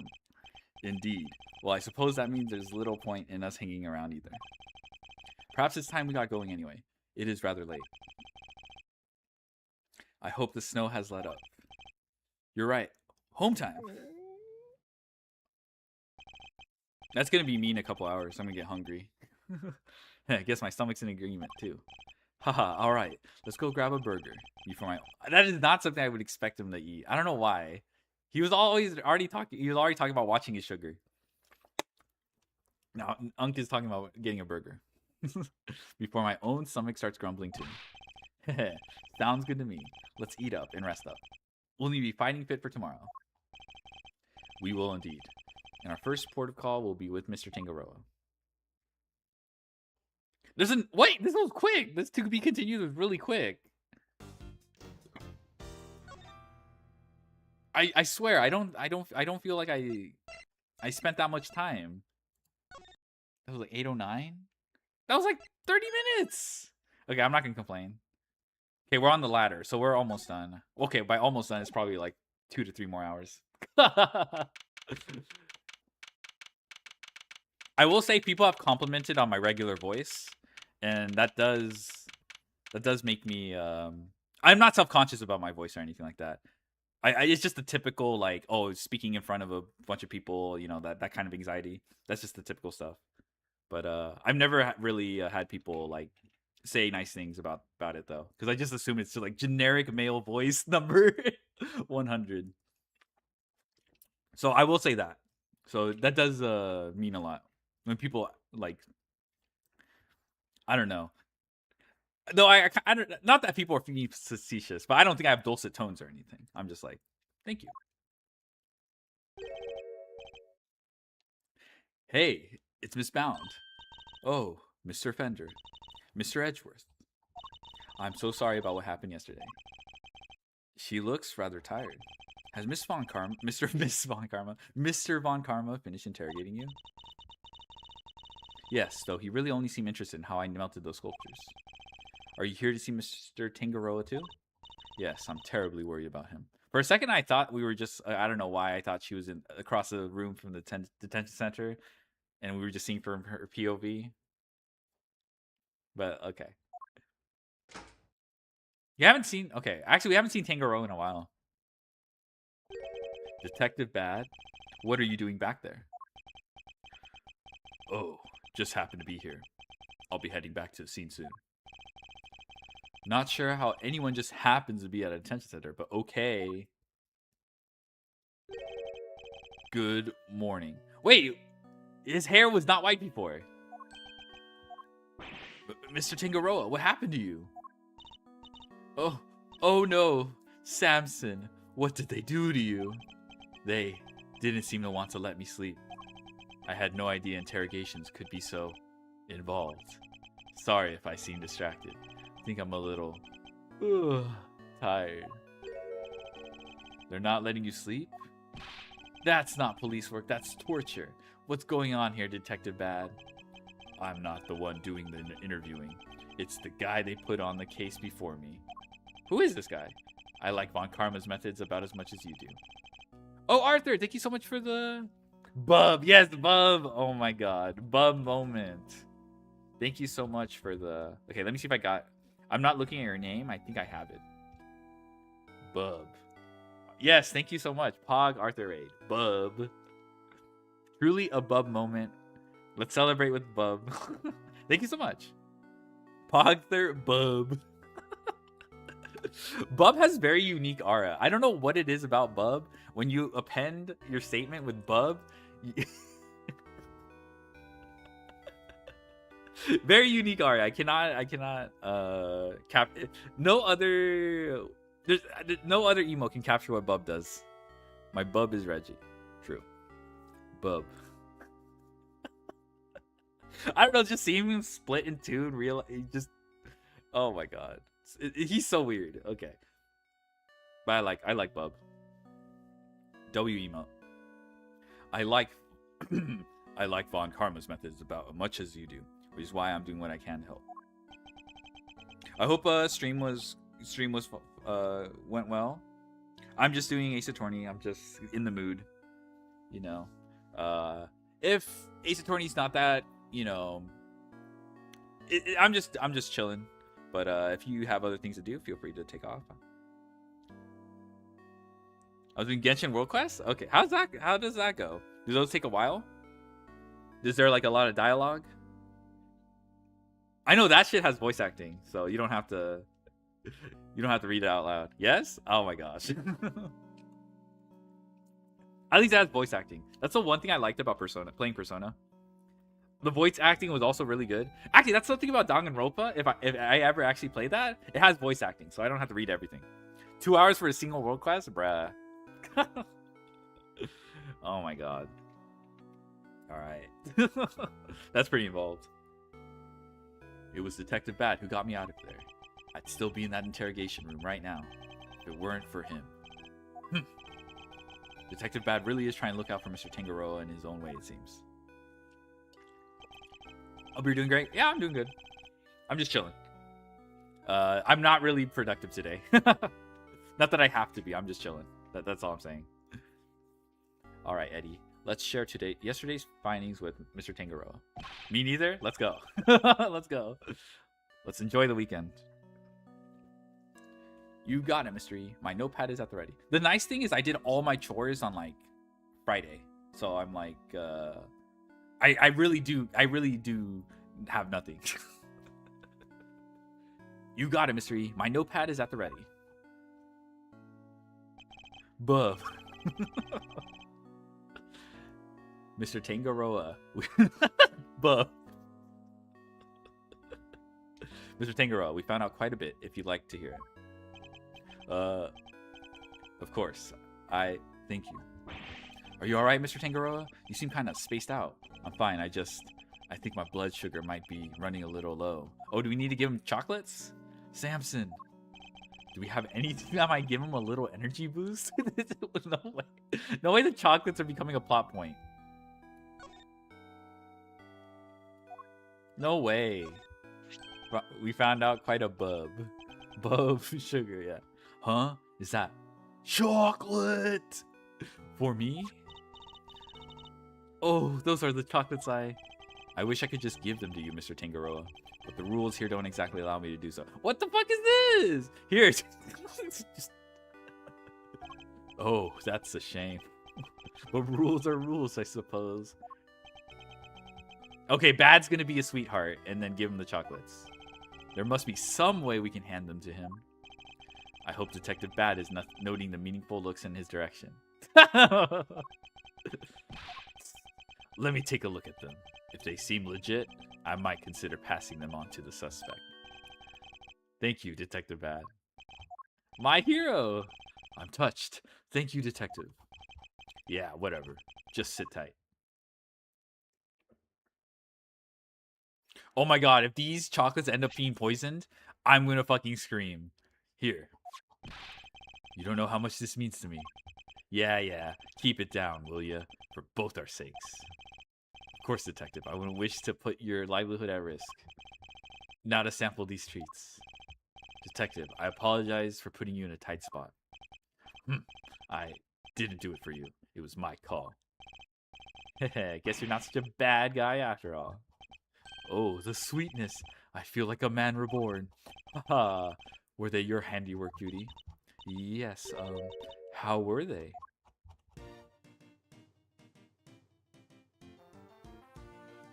Feel them melt. Soft and smooth. Chocolate. Chocolate that'll comfort and soothe.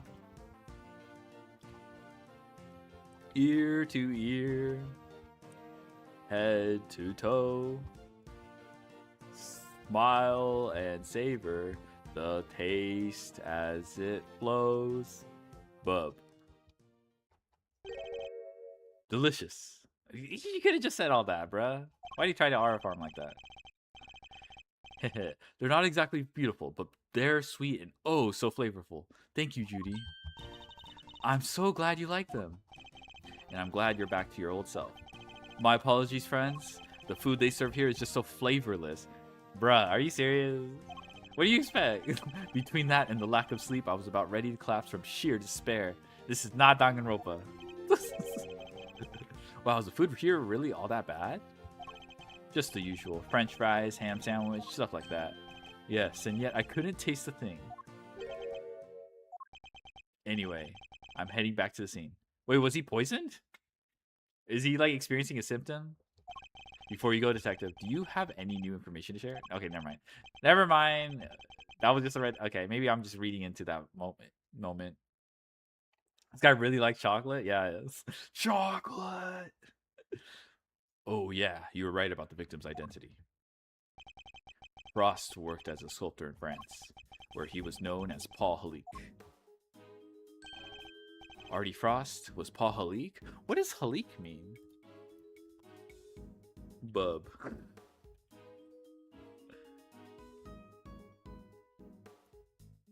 What's the pun with Halik? I feel like it's a word I should know. Japanese Poru Horiku is a play on asking for trouble or digging one's own grave. Okay. It's just a Japanese name. My bub is Reggie Erm. Hello, Zazel. Bub. His Japanese name is Paul Horiku. Poru Horiku. And then Paul Halik is just the transliteration.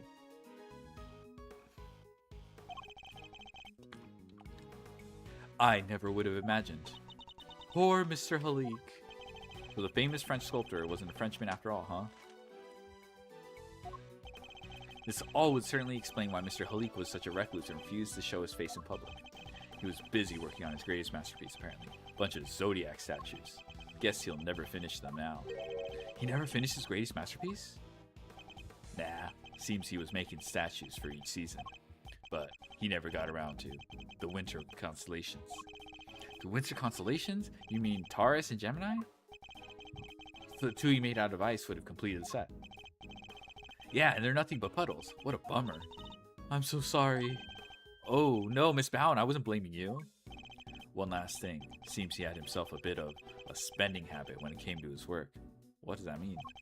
Every statue cost him millions to make. Oh, okay, that makes sense. Which means he was always strapped for cash.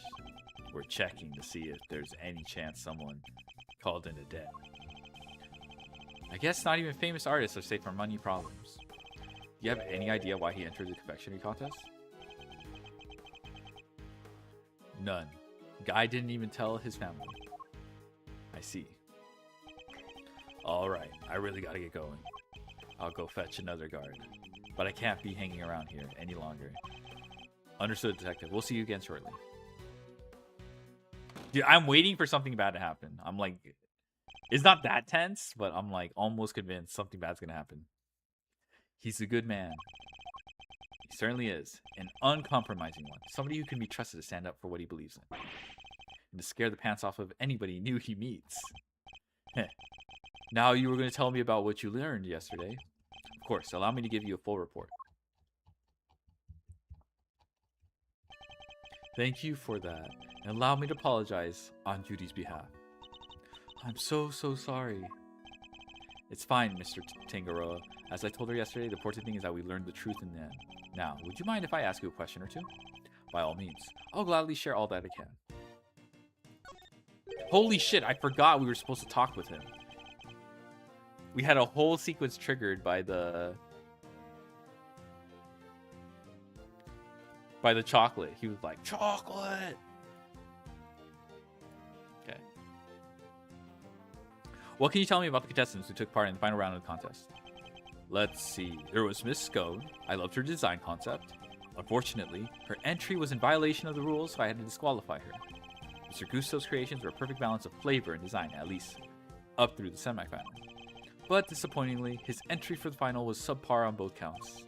And there was actually something a little unusual about his entry for the semifinal as well, which was tasted identical to Mr. Frost's. Huh. They may have looked different, but I could have sworn I was eating the same thing. Huh? What exactly did his work look like? Oh, there should be a photograph back at my mansion. I'll show it to you later, Mr. Edgeworth. Much appreciated, Miss Bound. But Mr. Frost's entry for the finals, that was truly sublime. So you were able to finish judging it, even though his body had been discovered in the meantime? Yes, I wasn't aware of what had happened until after I'd completed my assessment. Mr. Frost was in his room when I visited, so I took the liberty of sampling a bit. Part of the lyre, I believe. Never tasted anything like it. It was like a dream. I was so moved that I burst into song. I'm sorry, but are you saying that the lyre tasted good? I'd like to hear more about that, if you don't mind. You're quite sure it was lyre you tasted when you sampled Mr. Frost's work? I'm certain of it. It was part of the Gemini sculpture, which was only the sculpture in that display case. Oh shit, what's Okay, cool. Nothing crazy. Nothing crazy. Okay. Shingaro, would you mind taking a look at this photograph for me? So the part you tried was a lyre? The one showed here without any strings? Oh, there were strings originally. That was the part I ate. That explains where... Okay. So strings were missing because Mr. Tangaroa ate them all, and he enjoyed them? Miss Scone told us she ate a part of the lyre as well, but she said it was far too salty for her to finish. Then it's true. The truth is, I have suspected for a while that there might be something wrong with my sense of taste. Something wrong? How so exactly? There's a taste disorder characterized by an inability to detect salty flavors. And I suspect I've been suffering from it. I eat so many sweet foods on a daily basis that it took a while for me to even notice. There's no denying it now.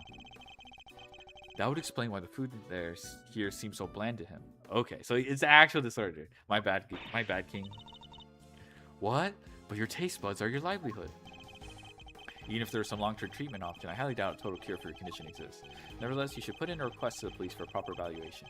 Oh, that won't be necessary. I have a recipe for a cure back at my mansion. You do? I do. You can take a look at it for yourself if you like. Samson, we can't show that recipe to just anybody. Judy, Mr. Edgeworth is hardly just anybody. He's my attorney and I have no secrets from him. Yes, you're right. Of course. If that is what you wish. Alright, she did not seem very compliant there. What on earth is this secret recipe for a miracle cure that they've been hiding?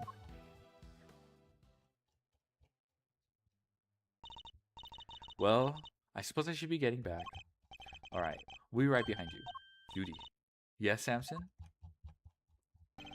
There's more to life than just me. Please, Judy, think about the life you want to live. Because I won't always be around. Don't say that. Without you, I don't have a life to live. So I'll be waiting, right here at the mansion, until you come home. Now, if you'll excuse me. Wait, Miss Bound.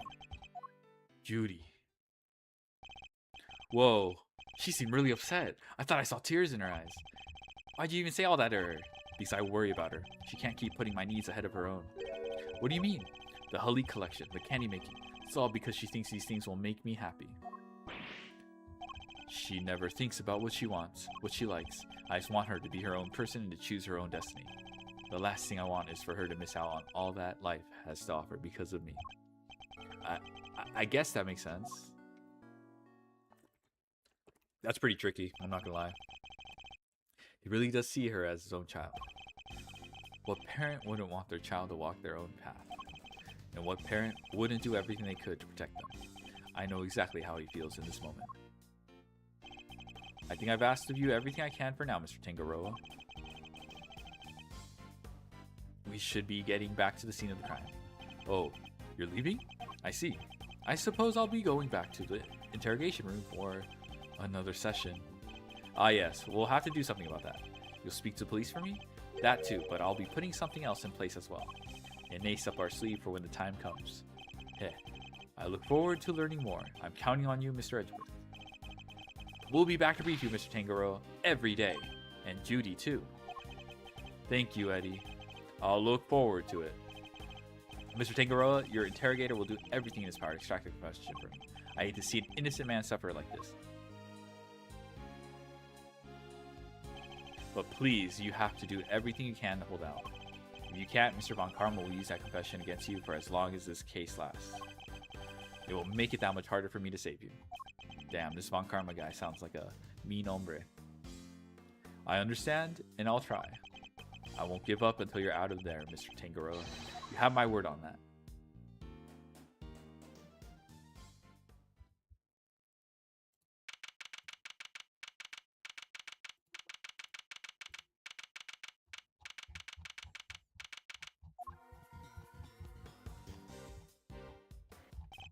Detective Bad, thank you again for what you did earlier. Yeah, thanks a ton. What are you talking about? Haha, there's no need to be shy about it. Just never mind that now. I'm guessing you two are back here looking to investigate some more. We are indeed. We will need something solid if we're going to save Mr. Tangaroa. Well, I hate to break it to you, but apart from this room, the whole place is on lockdown. What? But we need to see those other rooms. This is Mr. Von Karma's doing, I presume. Who else? Haven't seen the autopsy report yet either. Guy's probably got a hand in that too. And don't expect to speak with anybody except us cops in Mistbound. Everybody else is gone, and I doubt Von Karma will be handing out phone numbers. Is this all just a game to him? Why does he have to go so far? So what's your plan of action, Detective? Same as before. Do what I can to help you uncover the truth, like I promised. You have my gratitude. Just you wait, Mr. Von Karma. We're gonna beat you in your bag of dirty tricks. Detective, maybe we conduct a brief investigation of the area? Sure, but like I said, everywhere else is off bounds. You probably won't be seeing those rooms again. That's fine. As long as there's at least some way of continuing our investigation, we'll make do.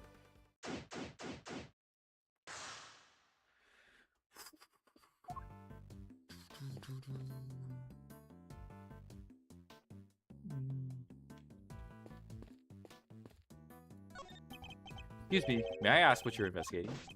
Sir, I'm analyzing the fountain water to see what might be in it, sir. And what did you find? Chocolate, and what looks like the kind of flavorings and colorings used in frozen desserts, sir. Composition of chocolate seems to be the same as that of Mr. Tangaroa's work. The flavorings coloring match the profile of those used in Mr. Frostside's sculpture. Those little rivers flow from all four artist rooms right here to this fountain. Guess that's how the stuff from melted sculptures wound up in there. That's not all, sir. We also found blood. Bruh. What? Why is there blood in the water? Think back to our investigation of the murder scene, Detective. Take another look at the scene in front of us, Detective. Very conspicuous pool of blood that should be here is clearly missing. You're right. Don't remember anybody mentioning they'd removed the blood along with the body. The victim's blood was mysteriously absent, as was the part of chocolate chest it had pooled on. I believe that the blood probably belonged to Artie? Take that! The victim, huh? I'll have the guy compare it with the blood on the murder weapon. That sound effect. It's a match. Oh my god, the fingerprints. When you do the fingerprints in the previous game, it has the same exact sound effect. It's a match. The blood in the fountain is Frost. Why would someone want to send the victim's blood downstream into the fountain like this? I guess they're trying to destroy the evidence. I feel like that's kind of... that, like... Miss Bound, we're here to continue our investigation. Oh, Mr. Edgeworth, I'm so sorry about earlier. She's still looking kind of down in the dumps, Mr. E. She must have been greatly taken aback by what Mr. Tangaroa had to say. I found the photograph of the semi-final entries for you. Here, it's all yours. Frost. Wow, Mrs. Scone sure knows how to make a cute cake. Oh, this is really nice. That beak. Yes, Samson loved her design for that one. And he loved the designs and flavors of Mr. Gusto and Mr. Frost entries too. The only problem was, as Samson mentioned earlier, they tasted exactly the same. However, the respective entries for the final tasted nothing alike, it seems. Is there anything else of note that changed between the semi-final and the final? Nothing major, but I guess there was one thing. Mr. Gusto's son was always here with him throughout the contest, but he was nowhere to be seen during the final. Oh, is that the kid with the horns? Why would his son come and hang out at a contest venue of all places? You're sure you're happy for us to keep hold of this? Of course. I hope it helps with your investigation. Oh, and I also have the book containing recipe for the cure Samson mentioned. We've seen this book before. It was in the chocolate frame in Tangaroa's room. That's right. He put it on display there so that everybody could see the grand prize. What? The cure is in the ultimate cookbook? So it's not a book of dessert recipes, I take it? Oh no, we hold the contestants, of course. We told the contestants, of course. Well, I guess nobody told you yet. So the contestants all knew what the ultimate cookbook was this whole time.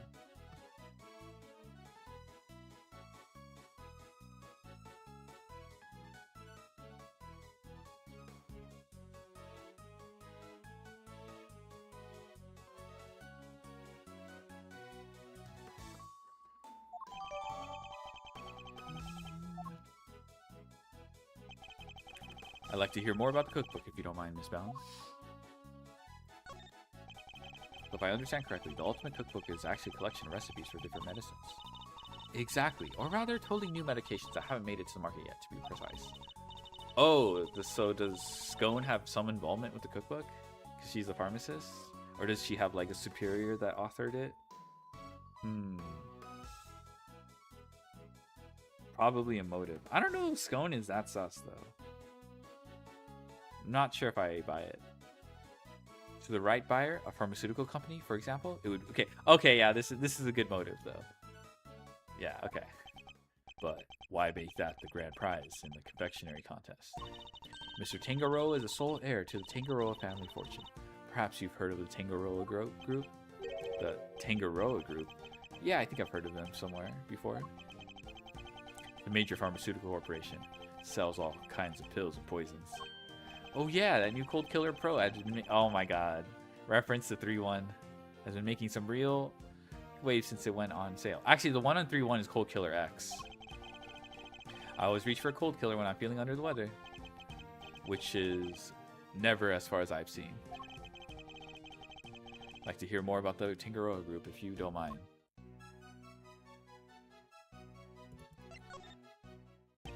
So did Mr. Tangaroa not want to take over for his parents and go into the family business? No, he preferred the idea of making people's lives better through the power of confectionery. And his parents supported him in his quest to become the best in the world. Then, when they passed away, he inherited the cookbook. Why would he make such a valuable heirloom a mere contest prize? He'd been hounded by so many people looking to make that book their own. He was tired of it. But it would have been an insult to his parents' memory simply to give it away. So he decided to find somebody he felt was worthy of it. I'll bet the board of directors loved that. Handing over the fruits of all their expensive research to someone else. They hated the idea, of course, which is why Delicia entered the contest. The Tangaroa group wanted her to win the book back for them. Oh, okay, I assumed Tangaroa was separate from... Okay, so that's how she's involved, okay.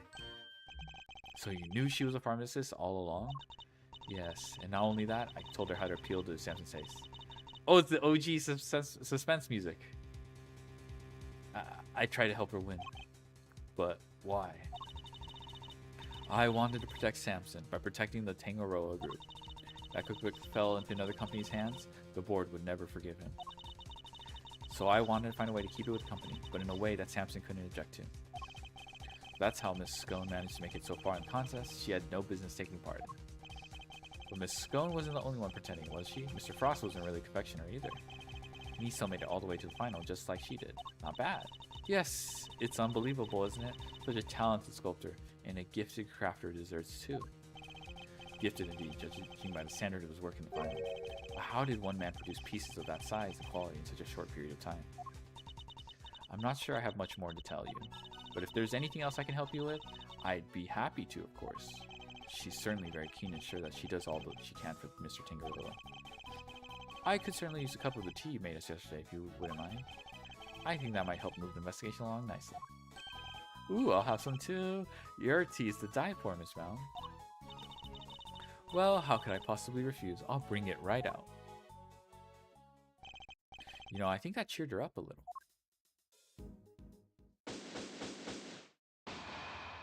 Wow, really? That's it? You learned a little more about the contest participants, but there's still one question involving Mr. Gusto for which we never got an answer. Nothing at all, Mr. Gusto? You went into Mr. Frost's room, didn't you? Perhaps you could tell us why. Sure, I was... Bruh. Silence! You're not giving the attorney even the tiniest shred of information.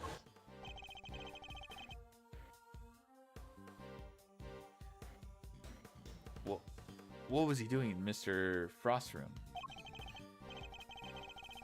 And that's not all. I also have questions about the work he submitted for the semifinals. A confectioner who admits lacking design sense, and a sculptor with it in spades. Mr. Gusto could not have hoped to win such a high-level contest by himself. Why I'm beginning to wonder if there was some sort of connection between him and Mr. Frost. Detective, I need to ask Mr. Gusto a few more questions. His story still doesn't quite add up for me. Me neither. We need to figure out how to get in touch with him. Oh, do you now? Oh, my, not this motherfucker. Good luck with that, because I have no intention of allowing it. Mr. Von Karma? I am already in the midst of my own investigation into Gusto, so there's no need for the likes of you to pester him with the same questions again. Tisk. I will, however, be happy to answer any questions you might have. Seems dead set on preventing me from talking to Mr. Gusto, in which case, fine, then allow me to take you up on your offer. Or we can do logic chest? Very well, what is it? I'd like you to tell me about the connection between Mr. Gusto and Mr. Frost. Okay, never mind. It would have been wish fulfillment if we did logic chess with fucking Guan Karma. The connection between Gusto and Frost? It was simply a matter of coincidence. They both happened to be taking part in the same contest. Bruh. That's it? That's all? Oh my god. That's all I have to say to you.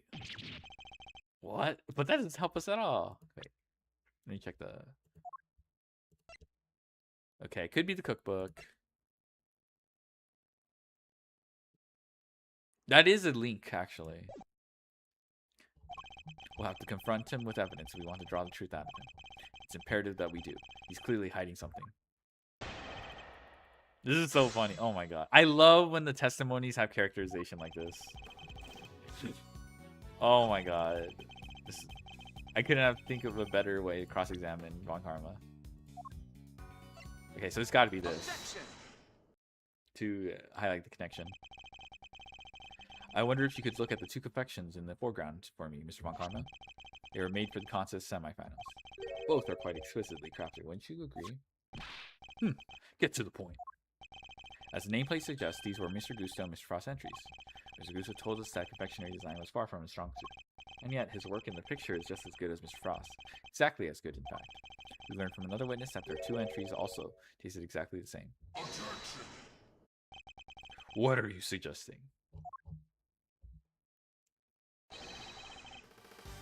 Doesn't want to work out to check signal. Anyone capture that? Oh, I think I've heard that before. I don't know the fix though. Check signal and restart app.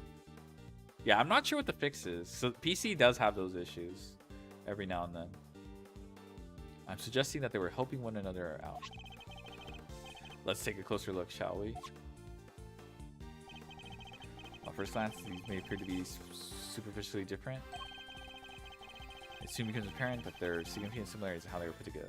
I guess the flowers. Oh, the tails, too.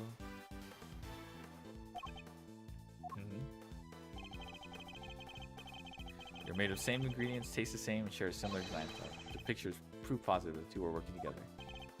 If you figured that much out, I suppose there's little point in denying it. Mr. Makarnuma knew all along they were cooperating, but I'll warn you, none of what you're about to hear will be to your advantage.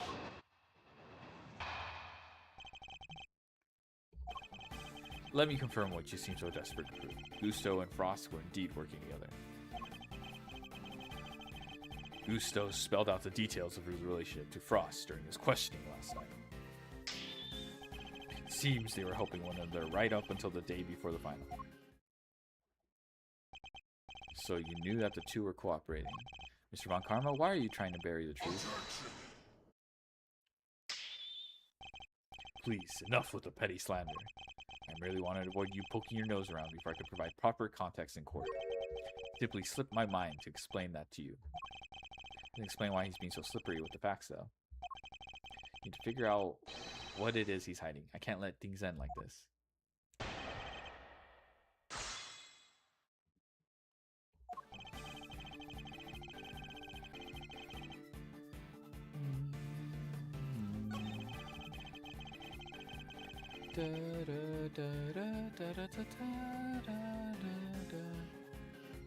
Well, details. Okay. Hold it. But why were they cooperating? Gusto's sense of design is subpar, and Frost was an amateur confectioner at best. Neither of them stood a chance of making it through the contest alone. But what was their endgame? Why cooperate only until the end before the finals? Gusto claims to have ended the scheme. Allegedly, he wanted to win the final on his own merits. His one and only goal really was to be crowned the world's best confectioner. And his pride would not allow him to do so with the help of another. Cheaters can only ever win hollow victories, I guess. I was under the impression that the collaboration had only lasted through the semifinals, but I'm starting to think it might have lasted up through the final itself. Come on, Karma, I'd like to ask you some more about how long they worked together for, if you don't mind. You must. Send subpar, with amateur best. Till the day before the final. So I guess I have to prove that they cooperated during the final.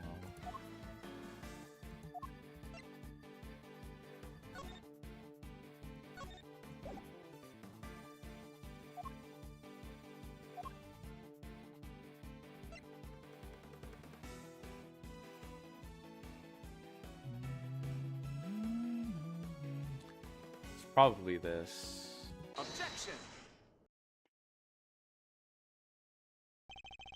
They weren't working together during the finals? I find that a little hard to believe.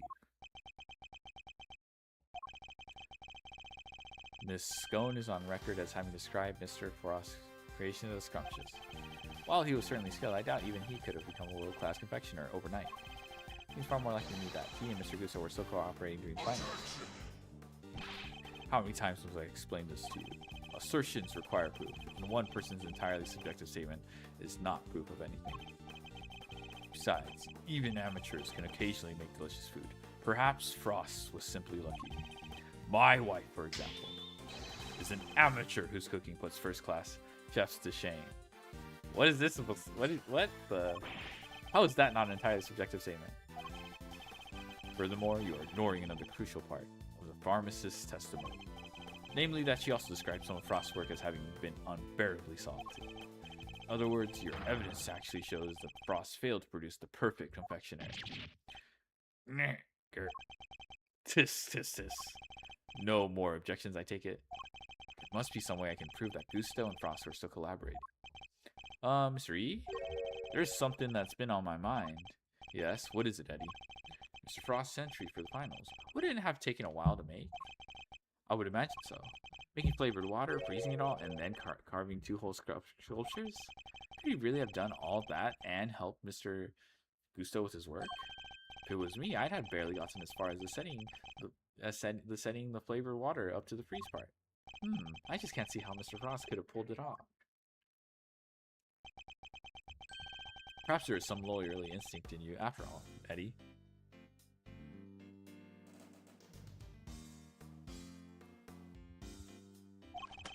Your ponderings certainly point to another possibility.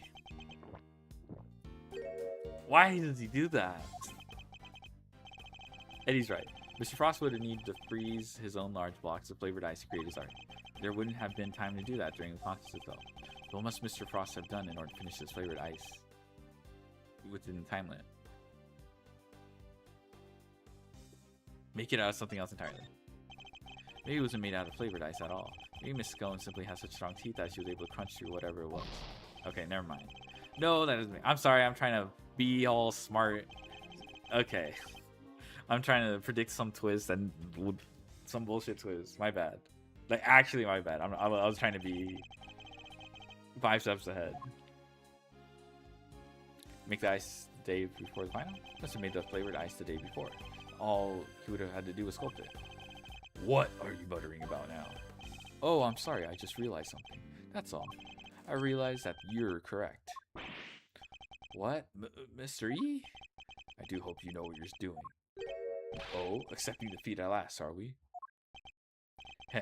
The only thing I'm accepting is that perhaps one of the things you said was true. They are helping one another right up until the day before the final. So you said the day before the final really did mark the end of their collaboration. Mr. Frost's entry was carved entirely from blocks of flavored ice which would have needed at least a day to freeze, and whose flavors would therefore have already been prepared by Mr. Gusto. Yes, which lines up perfectly with what Gusto told me, that he helped Frost until the day before the final. In that case, why didn't Mr. Frost reciprocate and help Mr. Gusto in return? He'd hardly be expected to read the minds of the dead. Objection! Perhaps not, but I imagine Mr. Gusto could tell us. Why don't you let us speak with him? Or do you still insist your interrogation was as thorough as you claimed? How dare you call my methods into question?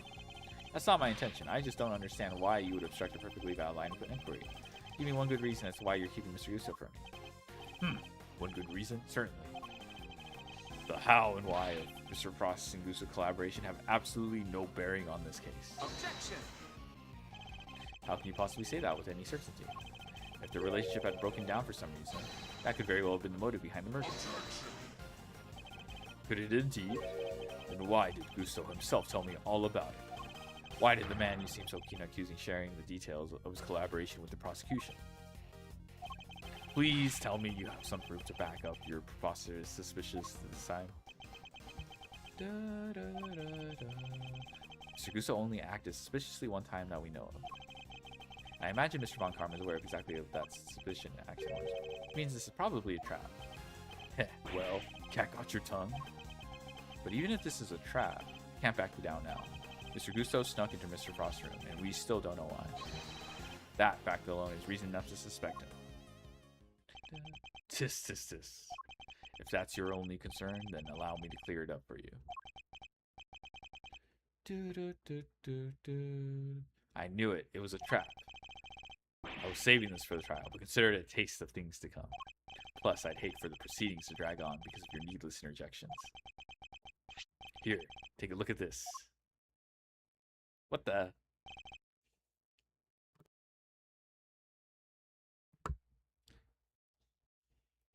Okay, so they have kids? Gusto and Frost and their sons. Gusto snuck into Frost's room in order to retrieve this photograph. But why? It seems their sons attended the same elementary school. Gusto was concerned the fact that the fact of Mr. Frost and his acquaintance might place them under undue suspicion. A concern that you have just proved was entirely well-founded. Gusto's actions make perfect sense, and you have given me no reason to believe otherwise. Yo. I do like how he clings on with a smirk after he gets takes damage. He's never going to let me talk to Mr. Gusto. Now, if you are quite done obstructing my investigation, I have things to be getting on with. That smug, self-righteous jerk. I'll give him something to be getting on with. What do we do, Mr. E? Mr. Tangaroa is finished if we can't figure something out. Things to be getting on with. What exactly could those things be? He has a body, a murder weapon, and a suspect in custody. If the prosecution means to pursue Tangaroa, surely they have all they need? Why is Mr. Von Karn still investigating the scene of the crime? Something on your mind, Mr. E? We're missing something. Something important. Mr. Von Karma has everything he needs to proceed with the prosecution of Mr. Tangaroa, and yet he still doesn't seem entirely confident of his case. If he was, why refuse to share information with Detective Bat? Who else? Haven't seen the autopsy report yet either. Guy's probably got a hand in that too. No autopsy report? Okay. In addition, we still haven't solved the mystery of what happened to the evidence that went missing. Take another look at the scene in front of us, Detective. A very conspicuous pool of blood that should be here is clearly missing. You're right. Don't remember anybody mentioning they'd removed the blood along with the body. Evidence had turned up in Mr. Tangaroa's room, but in a most unusual place. It's a match. The blood in the fountain is Frost. So there were no traces of Mr. Frost's blood left in Mr. Tangaroa's room. Yet we found some in the fountain instead. Why?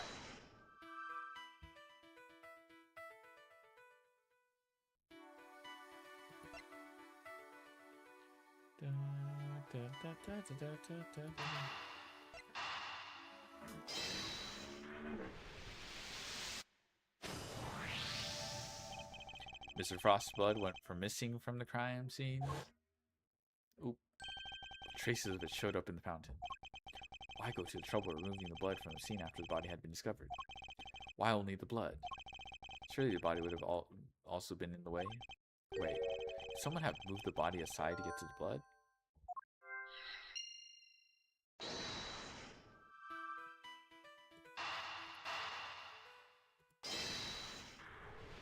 I'm gonna bub.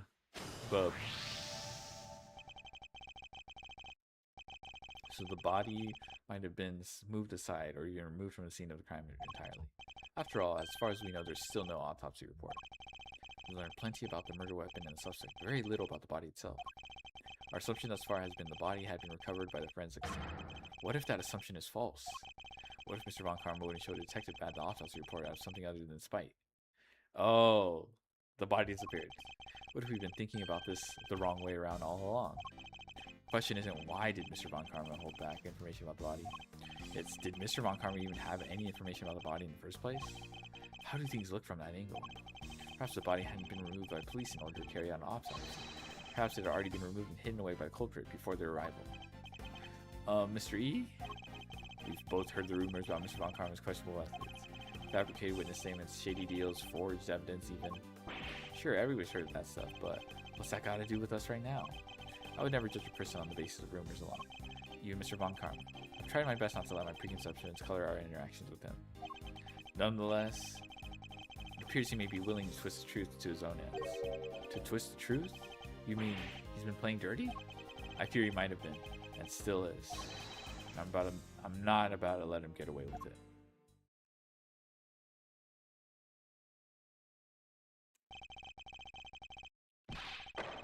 I'm returning to the prosecutor's office. Don't breathe a word about anything to that infernal attorney. Yes, sir. Hold it! Yes, what is it now? I have a few questions, Mr. Von Karma, about a certain fact you've been keeping from us. Really? You mean to call the methods of an officially sanctioned investigation into question yet again? I'm warning you, if you obstruct the police in their work any further, there will be consequences. Objection! It's not the police I have issue with, Mr. Von Karma. It's you. What? Isn't it on the prosecution to work out who the real culprit of the crime is? What foolishness is this? I have no intention of debating what the prosecution's role is or is not with the likes of you. But let me make one thing clear. My job is to identify suspects and ensure that every last one of them is convicted at all costs.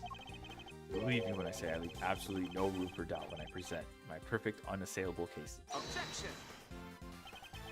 How far would you go for your perfect cases? Would you create facts out of whole cloth, perhaps? Ha! And I thought you had outdone yourself already. But now you intend to accuse me of fabricating evidence? I do. Because it is why you've done nothing but hinder Detective Bad from doing his job at every turn. What? What are you talking about?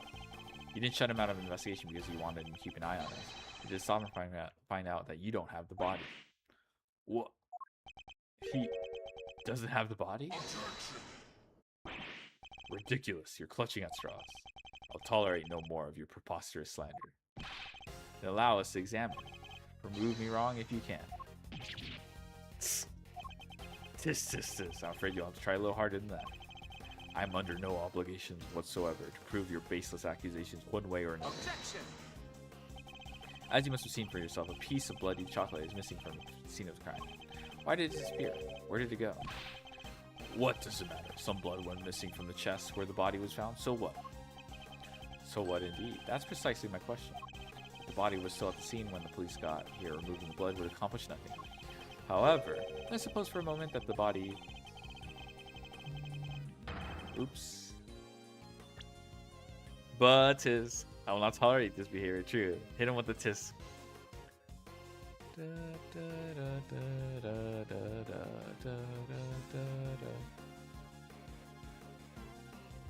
However, let's suppose for a moment that the body was not. If someone wanted to erase any trace of what had happened in that room, then it all makes perfect sense. Really, yeah. What is this petty obsession with the blood stain? But since it's so important to you, why don't you tell me where you believe it went?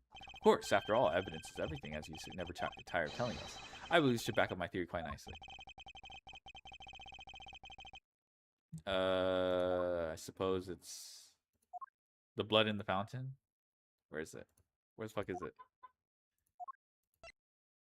Oh, okay, here we go. Traces of the victim's blood were found in the fountain, along with traces of the chocolate from Mr. Tangaroa's chest.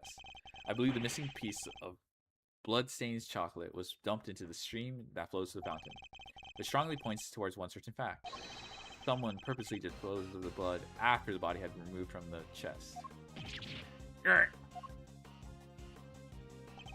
Mr. Von Karma, where did you find the body? You didn't find it, did you? Answer me. Where did you get your hands on that kind of evidence? You have neither the authority nor the means to carry out that kind of analysis on the fountain water. No, but I do. Curse you, Bat. You've been a thorn in my side from the moment you were assigned. That's literally... when you do your job, you've been a thorn in my side. Well, no longer. As of now, you're officially off the case. I was barely on it in the first place. Mr. Von Karma, you still haven't answered my question. Will you admit it? Will you confirm that no body was ever recovered? Tis. It's really quite the claim, you know. One that you'll never find any proof for, I'm afraid. What must I do to get an answer out of him? Now, if you don't mind, I have given you quite enough of my precious time already. I look forward to destroying you in court. Gregory Edgeworth. Your precious logic and theories won't save you then. Nothing will. Okay. Mark my words, Mr. Von Karma. Your methods will be your undoing. No matter how you try to hide the truth, I'll bring it all to light in the end.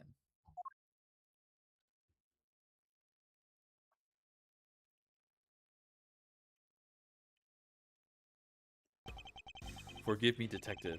I didn't mean to put you in a difficult position. Don't sweat it. It was always going to end this way. Honestly, nobody's ever sidelined me the way he did before. First time for everything, huh? You know, I think you might be right about the body being missing. I am. I'll prove it in court. Heh, well, if there's anything I can do to help, just say the word. Since, you know, I'm off the case now. That's very kind. I'm sorry to keep asking favors for you, Detective Bad, but there's one more thing. Hey, what are you guys whispering about? Come on, let me in on the secret. Alright, Eddie. The detective and I. When did the game come out? I think... In JP, I think it might have came out in 2011. But it never got an official translation in English until, like, really recently. Like, in the 2020s. When did Ace Attorney Investigations 2 come out?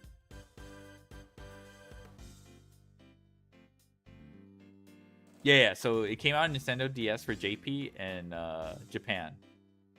It came out in Android for Japan for 2017, but the global release was 2024.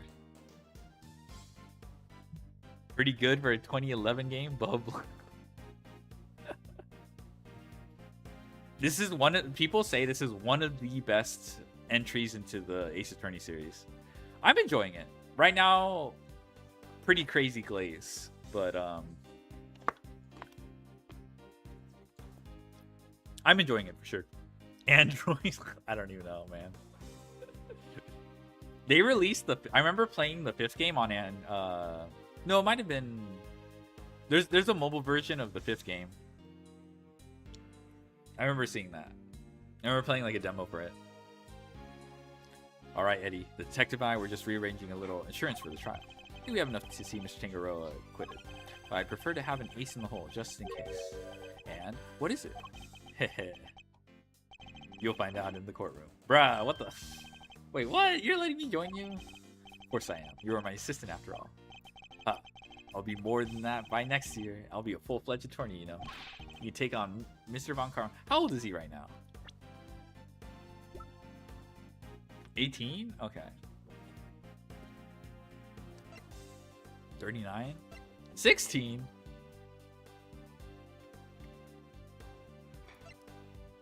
Question mark? 49. Ugh. Holy moly. Holy onk. 42? Really? In the first game, the first entry in the series, that means he must be like 53. Oh my gosh. We can take on Mr. Von Karma together. Indeed. But I'm hoping we'll have freed Mr. Tangaroa by then.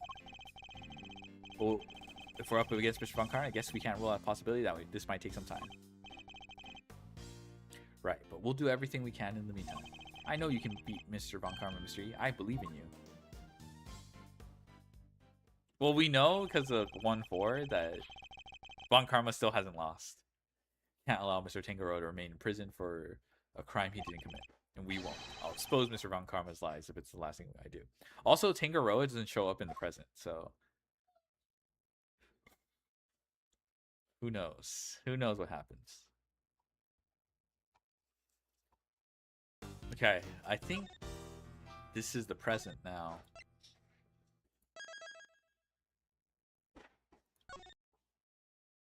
Okay.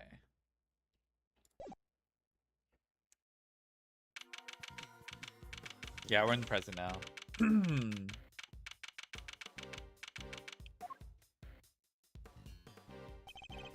And that's pretty much how things went down. Those are the facts of IS-7 as far as I'm concerned. Finally learning the truth about my father's last case. How do you not know about it? Oh, no.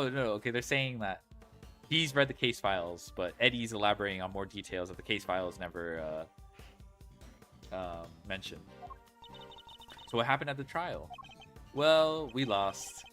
Von Karma did a real number on this. Really? You can prove that Mr. Tangaroa was innocent? Oh, we could prove it all right. Had a decent little pile of evidence in our favor. Problem was, we underestimated Von Karma. He fought even dirtier than we feared. I can imagine. Secure a conviction at all costs. That was always his guiding principle. Heh, yeah, ain't that the truth? Anywho, the trial dragged on and on. The whole thing took about a year in the end. I'll never forget the day the verdict came down. December 28th that following year. It's April now, so, ooh mama.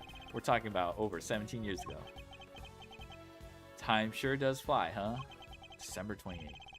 I was there that day 17 years ago, sitting in the courtroom gallery. Just before the trial got started, Gregory noticed that Samson was looking even worse than usual. Turned out the poor guy had finally reached his limit. It was so bad, even said he wanted to be found guilty. Wait, you mean they forced a confession out of him? Yeah, Von Karma got what he'd been pushing for from the very beginning.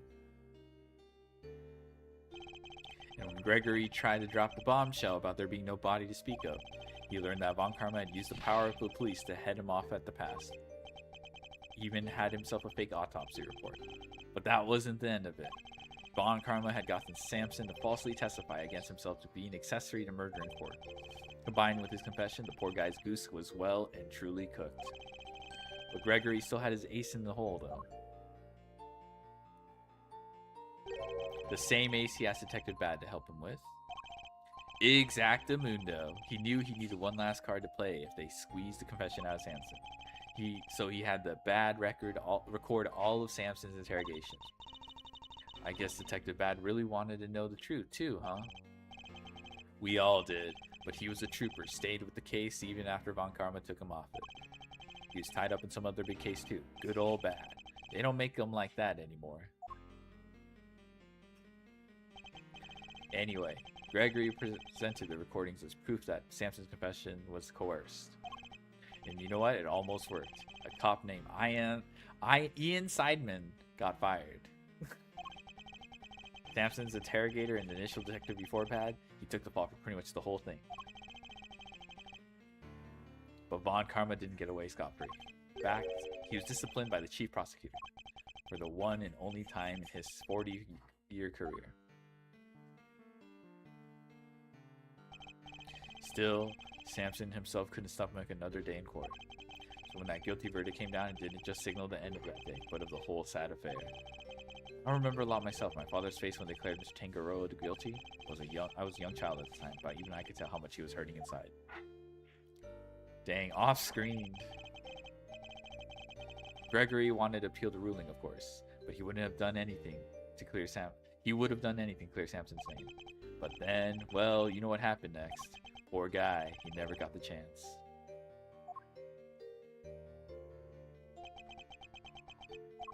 I should have left with him that day.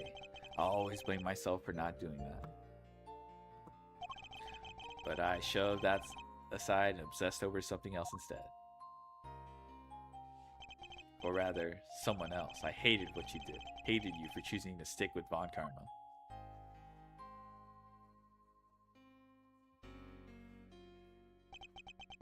I hope you can forgive me.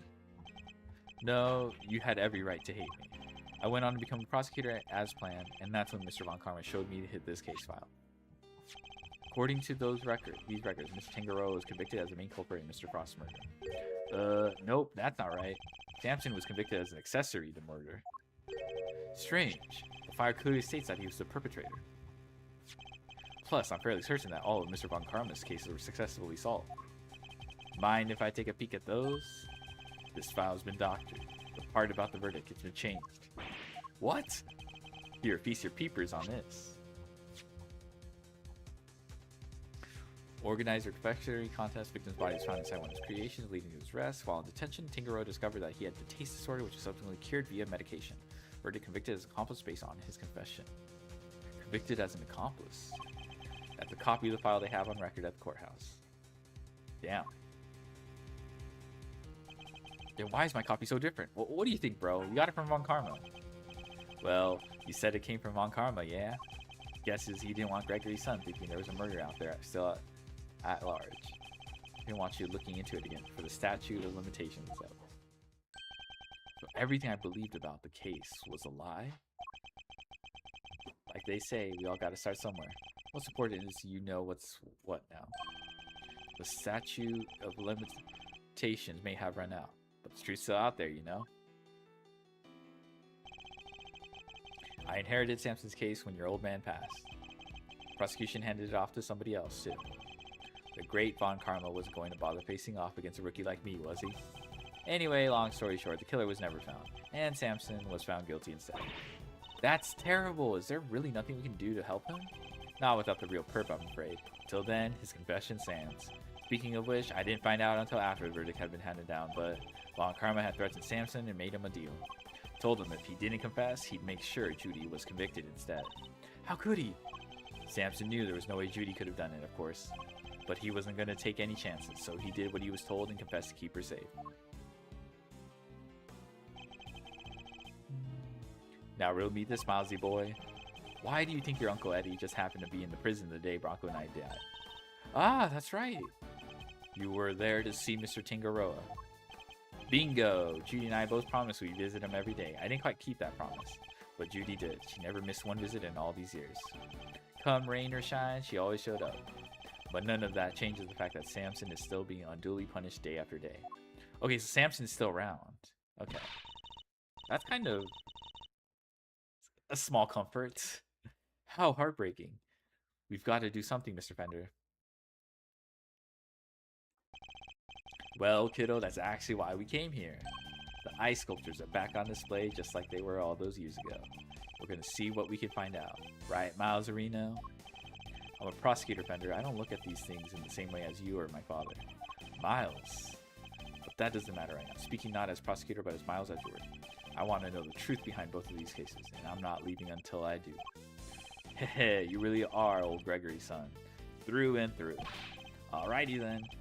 Now that that's sorted, we can really get to work. Good thing I brought the IS-7 case file and evidence with me today, huh? Here, documents first. Who doesn't love paperwork, am I right? The parts and reading are my annotations. Okay, let me check those annotations since we don't have that much evidence. What the? Note, statute of limitations expired 3 years ago on December 24th. No detailed autopsy report due to the body going missing. Okay. Thank you, Fender. And here's some evidence for you. Enjoy. There's quite a few, so I take a minute to scope them out if I were you. Small mountain of evidence from an IS-7 incident received from Fender. Yes, I see. Take a look at them in a bit. How much did I get?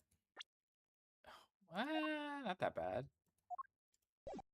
You know, our current case is just full of loose threads too, come to think of it. Indeed. Key player of that incident 18 years ago who just happened to get caught up in another incident. Ice sculptures in the window wing that are perfect replicas of the ones from 18 years ago. The poison gas attack in the autumn wing, which was disguised to look like the widow wing. Two chemicals that were found inside the Pisces statue's replace case. Ubiquium and asphyxion. That form of poisonous gas when mixed together. Victim of the gas attack, Carmelo Gusto, who is no stranger to the events of 18 years ago. Who is still unconscious and undergoing treatment in the medical room. And finally, we come to the body floating face down in the fountain. Oh yeah, that's right, the cut cliffhanger. And the fact that the ice sculptures have melted. Just as they did all those years ago. The events of the present day would appear to be immediately linked with events of the past, which means they may be able to help us learn more about what happened 18 years ago. Sounds good to me. Let's get investigating. Oh, not this. Oh, no, you don't. Aren't you forgetting somebody? Okay, if he just wants to be included, we'll I could have sworn this is my investigation. Okay, never mind. He's just being a... Eustace is quite right. I do hope you aren't intending to obstruct him in his duties, Mr. Edgeworth. I would hate to have to add a guilty to my report to the committee. What am I guilty of now? Of course not. I'm simply offering once again to do what I can to help with this investigation. Your offer is duly noted and duly declined. Oof, she isn't pulling any punches. The identity of the body from the fountain is currently being ascertained. It is only a matter of time until we have all the information we need. Perhaps I can help you speed that process along. I think I have an idea of who our mystery victim might be. What? Really? Then you have to tell me. It's the law. Okay. Very well. Maybe it isn't just the ice sculptures that have resurfaced after 18 years. The body in the fountain may also be visited from the past. Oh, it's this guy. If his body was missing, his death was fake then. Take that! I believe the body in the fountain is that of the man who was murdered here 18 years ago, Mr. Artie Frost. What? You're saying that was poor Chillywinks? Wait. Who the heck is Chillywinks or Artie or whoever it is you're talking about? Artie Frost was a famous sculptor, Eustace, although he was better known as Paul Halik. The sculptures on display here are all his works. No way. Sounds like he did well for himself. Always good to encounter a fellow winner. Mr. Frost was also a victim in the IS-7 incident. Judge Gavell knows about the IS-7 incident. Mr. Edgeworth, the IS-7 incident is an 18-year-old case. According to police records, the victim's body was recovered and an autopsy duly carried out. Sure, that's what the records say. The records can't always be trusted. What are you insinuating? That while the records say stuff like body totally recovered, the defense back then begged to differ. Not that it has stopped the prosecution from shutting them down hard, of course.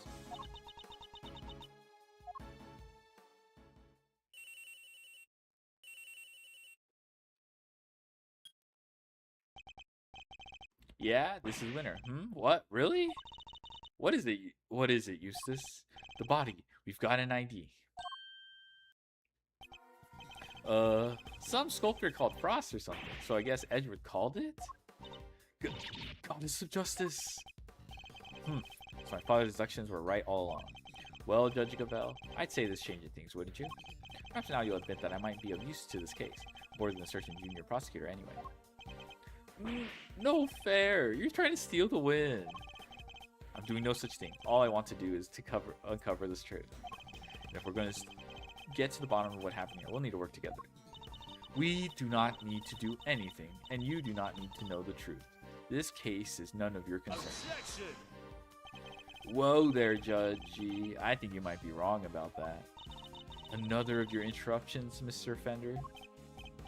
Yup, I see. I was on the defense team for IS-7, so this case is very much my concern.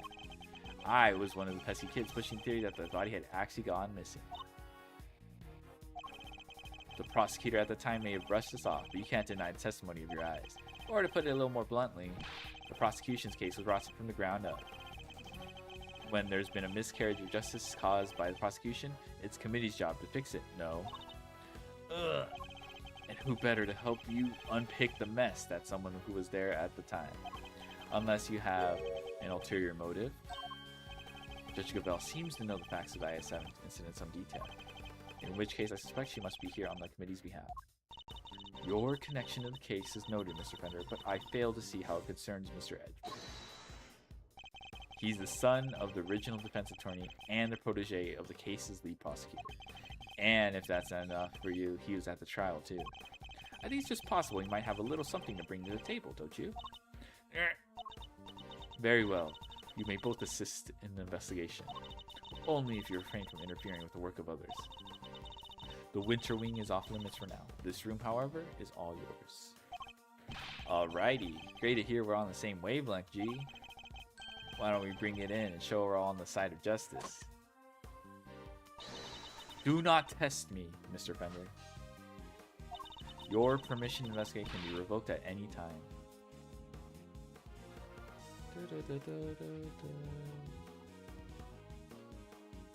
Hold on.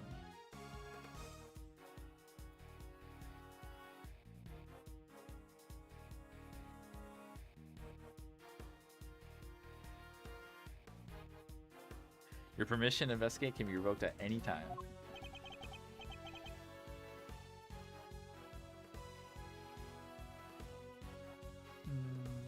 Duly noted, Your Honor. This is a turn up for the books, huh, Milesy? We get to do our thing after all. Thanks to your measurable help, as always. Heh, no sweat. Besides, I was mostly doing it for me. Heh. Okay, I'll be investigating my own thing, so just holler if you find something interesting. I will.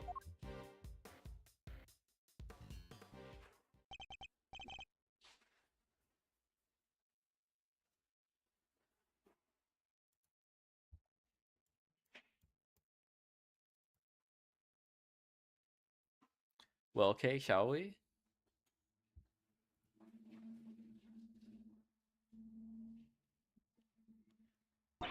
Heck yeah, let the investigation commence.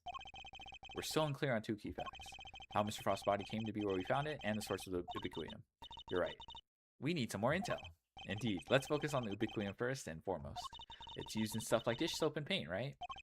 Correct. It's also bright red in color and has a distinctive minty fragrance. Okay, is that new? I don't remember the minty fragrance.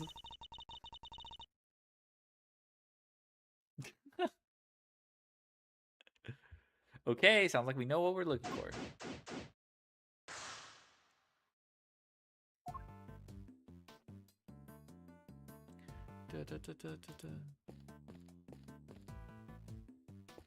All right. There's minty tea in here. Uh-oh. Miss Bound's tea set is laid out neatly on the serving cart. Pamphlet says the gallery is famous for its tea. Understandably so. The cup we were given was delicious. Looks like all this stuff was designed by Mr. Frost. Interesting. In that case, I think we'd better take a closer look. Caddy containing Ceylon tea leaves. The well-crafted tin canister designed to prevent moisture and sunlight from damaging its contents. Not a bad thing to use considering the quality of the blend Miss Bound serves.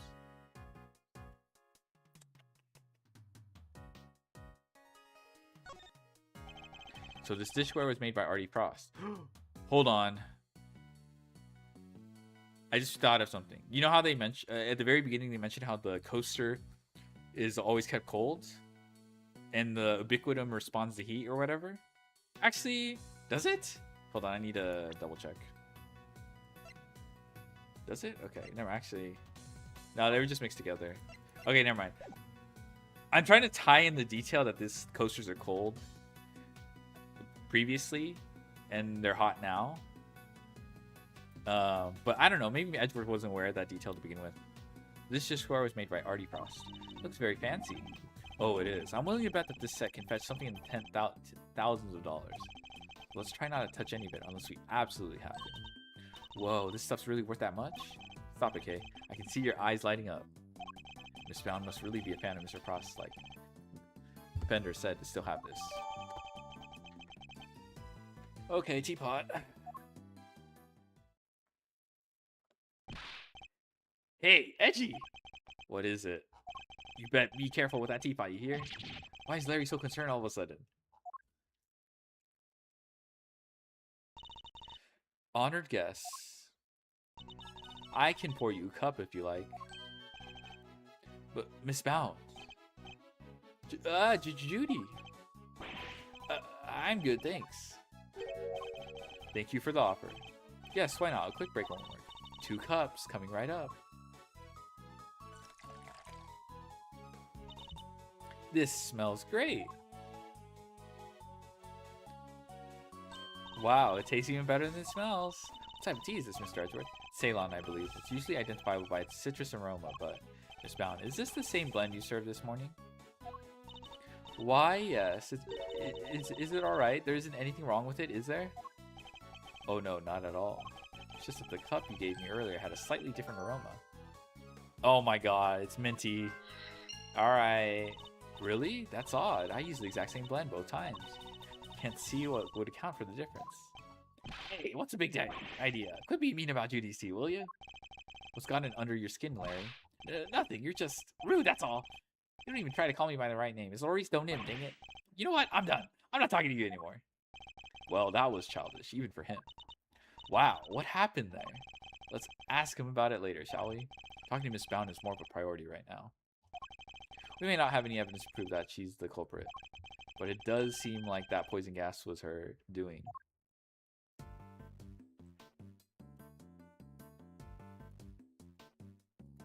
Okay, we triggered a cutscene. The tablecloth draped over the cart is pure white and completely spotless. And it's just waiting for me to grab it by the edge, clear my mind, and whoosh! Okay, I cannot stress how bad of an idea that would be. Aw, come on, what's the worst that can happen? Even if it does go all sideways, we'll just wind up with a cool tea-colored tie-dye. Yes, well, I'd rather it remained white. Plus, I don't think Miss Bound would appreciate us meddling with it. Really? But there's so many colors that would really work. Pink, sky blue, tea leaves brown.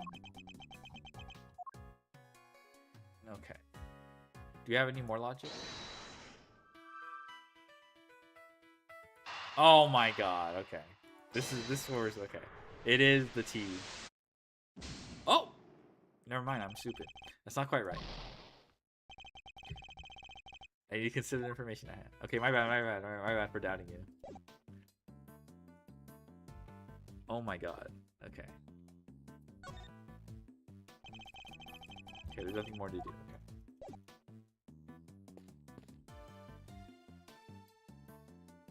What the hell is this? Did someone barf?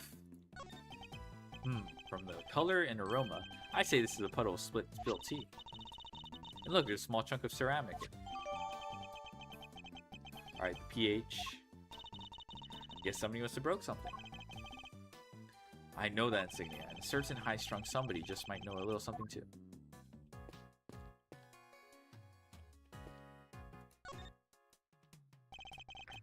Where were you before you rejoined us here, Miss Brown? I had to go and tell our visitors we're closed. Oh, and hand out a little something in apology. Was there something you wanted to talk to me about? Yes, a few things actually. Not least of all, the fact that I think you might be the one who set the poison gas trap. The original ice sculptures melted 18 years ago, correct? How did you manage to recreate them? Oh, you know about what happened back then? In that case, you might also know I took pictures of them during the contest. I commissioned the creation of a set of replicas based on those photographs for this current exhibit. Why go through the trouble of recreating replicas? Mr. Frost's Zodiac series was great unfinished masterwork. I wanted to see it completed at last. Or rather, recompleted. It was my fault that the original set melted in the first place after all. I see. Is there any particular reason why the winter and autumn wings look so similar? Oh my, you really think they look alike? Perhaps I used some of the decorations from one and the other by accident? He's clearly lying, but I don't have any evidence to prove it just yet.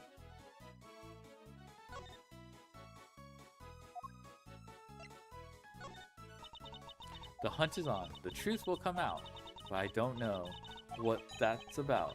Bing! I guess we're going to find out. I didn't realize they were singing. Have I inadvertently stumbled onto a set of Kate Crimes musical or something? Okay, we need to find evidence. Okay, my bad. Da, da, da, da. Da, da, da, da, da, da.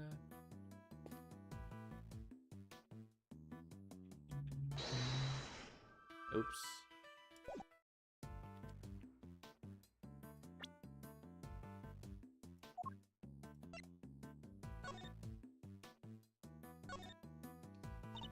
That is one swanky teapot. That's one way of putting it.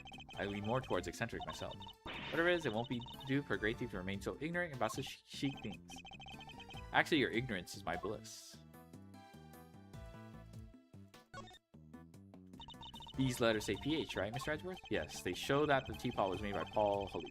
They're his initials, obviously. Right, but I thought his real name was Artie Frost. It was, thereby making this piece by the victim of the IS-7 incident as well. His work seemed to be everywhere here in Zodiac Hall.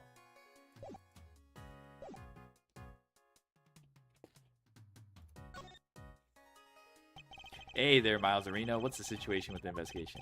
Things are progressing. I think a fuller picture of what happened is beginning to emerge. Good to hear. I guess I better step in my game too then. This case seems to have a lot in common with the incident from 18 years ago. And how? It's got the lot. Melting statues in the winter wing and even the murder victim's body. How did nobody ever figure out that the body had gone missing? Frost had no family apart from his son. And well, the kid kind of vanished. Nobody's seen him since around the time of the incident. Gusto's son too. Him and his best pal from school would both just up and disappeared. What? And they were never found? Gusto's boy wasn't. Not as far as I heard anyhow. Yes, Frost's kid turned up in the end though. Collected his inheritance at some point. Yeah, no family around just after the incident. Frost got no funeral, no nothing. There's no need for the police to release the body. And no need for anybody to find out they didn't have it. They filed their fake autopsy report, and nobody was any the wiser. Well, almost nobody. Still can't believe Mr. Von Karma would have stooped so low. What if I think I get it. So this is it, huh? The key to unraveling this whole mystery? Yes, perhaps. Great. You, keep hold of it then, yeah? Quickly now. Back in your pocket it goes. Guess he doesn't think much of it.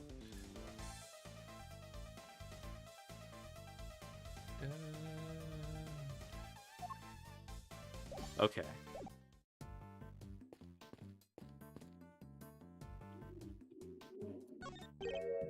Why is there a lift cart just sitting here out in the open? Guess somebody must have been moving something heavy. The Top of the platform seems to be wet. You know, I've got a funny feeling I've seen this thing somewhere before. You mean like 18 years ago? Yeah, it's all coming back to me now. I last saw it in Frost Room. Must have used it to move the ice sculptures around. One of those fancy numbers there. You can change not only the platform's height, but even its angle. Huh.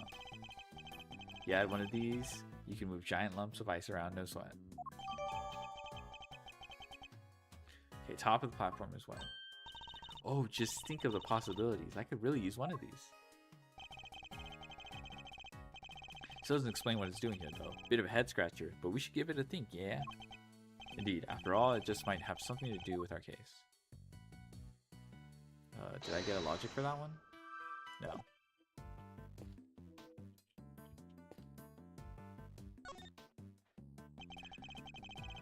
Seems the police have already removed the body. But why did the body of a victim from 18 years ago turn up in this fountain? Why wasn't it all rotten and stuff? Did it slowly shuffle its way here? Need I remind you that zombies aren't real? Seems likely that the body was preserved somehow. Really? Is that even possible? Hey, Mr. Forensics guy, anything to report? Yes, ma'am. Traces of both the Biquium and Fixion have been detected in the fountain. I'm gonna say they were probably carried here by the stream from the autumn wind. In addition to those two chemicals, there's also a large amount of sugar. Composition of sugar is being analyzed as we speak. Was he preserved in one of the statues? If he was dead? Sugar in the fountain? Where would it even come from?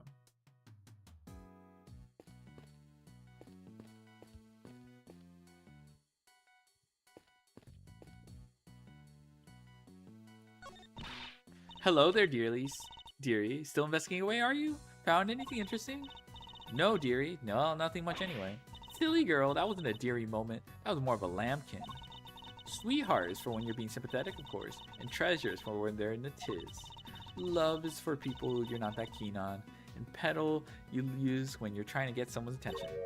Wow, I didn't realize there were so many rules. Mr. Edgeworth Petal, I hope you're getting all this down. Don't even try it, Kay. Oh, dearie me. Okay, so you just said some bullshit. I don't know, man. What's this? Is this Minty? This thing in front of the door is a fir tree, right? Yes, they're usually associated with winter. The store leads to the autumn wind. Well, it's all part of someone's elaborate roots. I could paint it red for that autumny feel. Evergreens stay green all year round. Okay, hence the name. Sure. I knew that. Wait, this is red. Do you mind, Mr. Winter? You're in my way. I do mind, actually. I'm not going anywhere. You'll just have to go around me. Well, we just thought you might want to move to a better spot, that's all. What better spot? I demand you show it to me at once. Is that really all it takes to make you do whatever we want?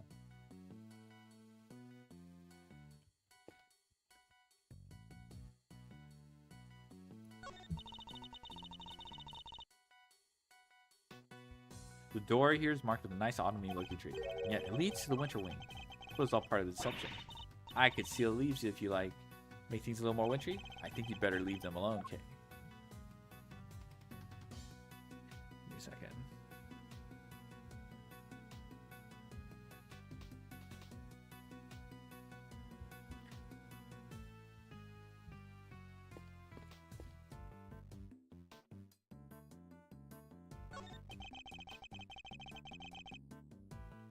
It seems the elevator is only accessible to selected individuals.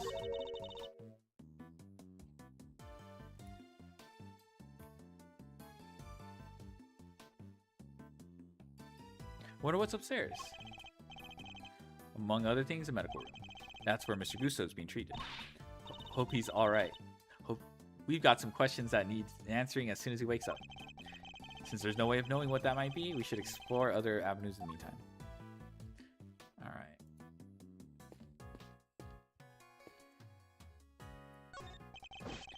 Mr. Winter was very clear that you're only allowed to investigate in this room. I'm afraid I can't let you pass. Sorry, sir. Wouldn't make much difference if you did, officer. If you did, officer, you're standing in front of a wall. Oh, but we all know a few bricks won't stop you, Mr. Miles Edgeworth, sir. Wow, he actually sounds kind of scared of me. So what kind of reputation do I have down at the precinct? He's kind of mean. What's yours kind of mean? Selection of trophies won by Paul Halik, or rather Artie Frost. Evidently, he was a very well-respected artist. Well, you've got one too, Mr. Edgeworth. So it's about time I won one too. Guess I'll have to find some thieving contest to enter. Or you could set something up, something with a nice ceremony at the end of all that. Yes, followed by a swift round of arrests. Bruh. They put sunflowers by the door, nice. A fitting adornment for the entrance to the summer wing, I suppose. Summer is also vacation time. And every great thief knows that means tourists with bulging wallets. Pickpocketing K is not a little beneath the great thief. Yeah, maybe you're right. Damn. I mean... That's so mean. Actually, you know what? It's pickpocketing. You shouldn't... It's so dumb. Those are tulips by the door, right, Mr. Edgeworth? Yes, it leads to the spring wing. Ah, spring, a popular time to move house. Makes it open season for great thieves. Housebreaking is a little beneath the great thief, wouldn't you say? Yeah, I guess you're right. Dang, he's just shooting him down. Shooting her. Statues of a man and woman in old-timey clothes. Did Paul Halik make these as well? Yes, it seems he created them later in his life, once he had begun to make a name for himself. His wife pushed him to sculpt the two of them as ancient gods, and he couldn't say no to his beloved.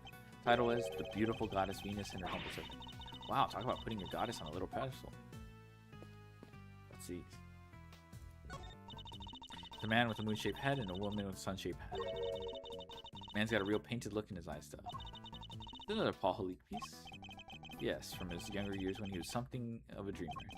He goes close to them by means of a motif taken from nature. The piece is titled My Parents. Guess the mom shone brightest in the house. My parents. Wow, W.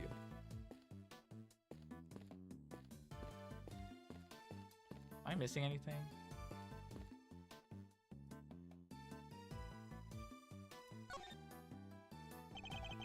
I'm going to keep this simple, Larry. You're hiding something, so just tell me what it is. Whoa, quit it with the glare off, you two. Come on, Kay, you know me better than that. I wasn't staring, I was struck by an idea for a picture. Now, Edgy, he was glaring. Yes, and I'll keep glaring at you until you tell us what it is you're hiding. Quit it! I already told you, I'm not talking to you anymore. You're talking to me right now. I mean, from now on, I'm not talking to you ever. Again, starting now. This is getting me nowhere. I suppose I'll have to figure out what he's hiding first before I can get the whole truth out of him. Come on, Larry. What are you hiding? Not saying. Look, you two, this is no time for kids game. Well, I certainly wasn't playing. It's pretty clear Laurice isn't going to talk to you. Oh, he'll talk. Don't you worry about that. I need to know what Larry's hiding. I think I might have an idea of what it is. Perhaps presenting with the right piece of evidence will force him to come clean.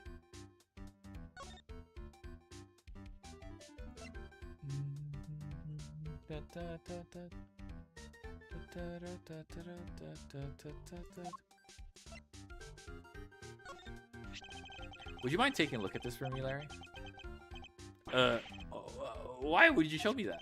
Tell me, what is it about Miss Bound's tea set that's got you so agitated? No. Oh, he broke it. He broke it. If you won't tell me, then perhaps you'd prefer to explain to Judge Gavelle.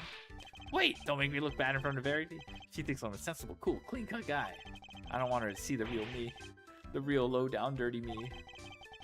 I'm not so sure anybody here thinks you're particularly clean-cut, Larry. But if you don't want her to think badly of you, the best thing you do is talk to me. Alright, I'll talk. Alright, Larry, enough is enough. Now confess. Is this any way to treat your best friend, Edgy? Is this any way for you to treat yours? By lying to him, hiding things? I get the picture already, so stop glaring at me like that. I'll tell you everything, okay? Earlier, I thought Verity might like a cup of tea, so I went to pour one for her. But I got distracted, and my hand slipped, and... Smash! I broke the teapot. A priceless work of art.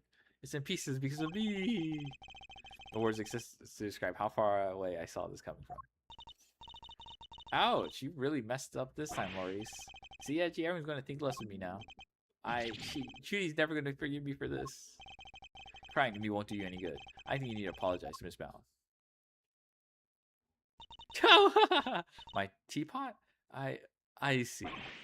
I'm sorry, Judy. I'm so sorry. I I don't have any money, but I'll paint your portrait. I'll paint you 50 portraits. Please, Mr. Donim. It's really me who should be apologizing. How could I have failed to notice that there were broken pieces of ceramics on the floor? Somebody could have been hurt. Here, let me make sure that's safely disposed of. Teapot in question was designed by Artie Frost, correct? I thought it was something you've long treasured. You must be upset. Oh, I am. But of course, all things break eventually. And as luck would have it, I have another identical teapot. It's far from the end of the world. Is she less attached to Mr. Frost's work than she used to be? I can't believe this, Judy. You're the sweetest, the kindest. Ah, this other teapot you're talking about. It's the one sitting on top of the cart right now, right? What do you mean? Yeah, so when I smashed the first one, I tried to hide the pieces in the bottom of the cart. And that's when I saw that other pot under there. Took it out and basically switched the two pots. What? Okay, so that's why the minty... I see. Yep, and that's everything I have to tell you. I'll be extra careful not to break the other one, I promise. You have no shame whatsoever, do you? I'm sorry. It's really quite alright. Thank you for being so honest. See, Edgy, isn't Judy the absolute best? Trust you won't take advantage of her kindness and we'll make amends somehow. I sure will. Once I make it as an artist, I'm going to give her one of my paintings. She was one of my models after all. It's only fair. At this rate, I suspect she's likely to make more trouble than amends. Don't you think it would be better for you to keep out of her way for a very long while? Oh, but I will be keeping out of her way. Because I sketched her and the others already. Her and the others? Keen to see my work, huh? Yeah, I drew a few great sketches of some ravishing beauties. Want to see? Interested in Laurice's ravishing beauties, huh? Mr. Edgeworth? I'm afraid you've greatly misjudged Kay. I simply wish to see if Larry has captured any unusual details this time, too. Unusual details? Nothing's unusual about these. They're my best work yet. Really? Now I want to see them, too. Aw, you're a sweetheart, Kay. Alright, let me take them out for you. Give me a sec, Kay. Okay? Guess we might as well take a look. So these sketches are yours. Seriously, Angie, if you want to check out my art, you should have just said so from the get-go. Here, feast your eyes on this. Oh. What am I looking at here?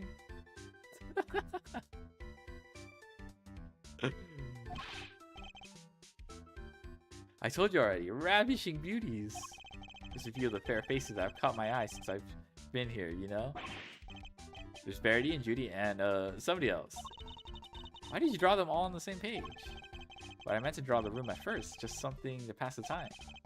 And I saw one beauty and another, and well, I just scribbled them all down as I went. It's pretty good sketches. So these are all drawn at different times? Huh? Yeah, I guess. Is one of you 2K? You're on a different page, though. Wow, you did? Hehe, I'm flattered. How true to life are these sketches? Did you only draw what you actually saw? Of course, you think I draw things I can't see? Like, using my imagination? Nope, these are 100% true to life, right down to the exact shade of the color. The colors are accurate. Interesting.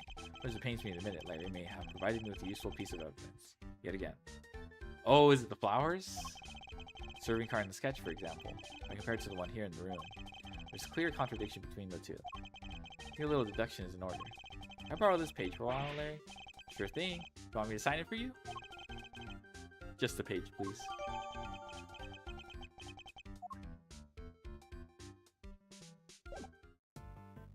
Oh my god. Larry with the fucking clutch evidence.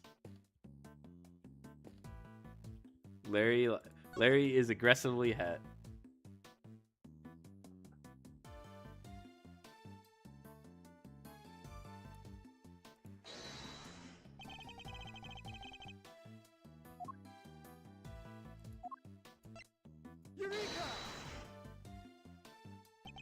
Larry, could I ask you something about your sketches? Fascinated by the work of the great Laurie Stone, huh? It's composition, right? Not exactly. This slight blue tablecloth. You painted that exactly as you saw it, correct? I already told you. Everything exactly as I saw it. The tablecloth on the cart here in this room is white. Wow, your head's so full of crazy theories. The simple stuff just passes you right by, huh? Well, what to look for? Listen, just before I drew that sketch, I was in the middle of some business with the cart with a tea set on it, okay? What kind of business? That's right. It was the hiding the pieces of the teapot I smashed. That's nothing to boast about. Anyway, I was still in the middle of cleaning it all up when Judy came out of the winter wing.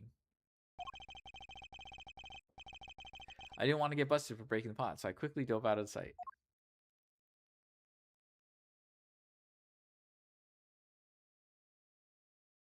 Oh, I see. Wait, Miss Bound came out of the winter wing? Yeah, and she was pushing a cart. A different one.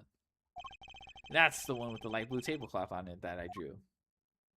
Candies, too. And what did she do with the second serving cart? Well, I saw her wheel it into the summer wing, but I don't know what happened to it after that. She came back out. She was pushing one of these other carts, the kind you can lift stuff with. Lift cart. Yeah, so I called out to her, but she just ran off and left it behind. Never had her down as a shy type, but it just goes to show you never know. Bruh, she was acting sus. Another serving cart and a lift cart. Is there maybe another tea set too? You'd better check in with Miss Mountain.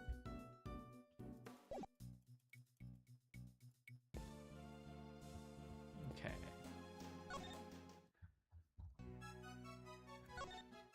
Are there 2 serving carts here at the gallery, Miss Mountain? Oh, yes. Why do you ask? A certain so-called artist showed us the sketch.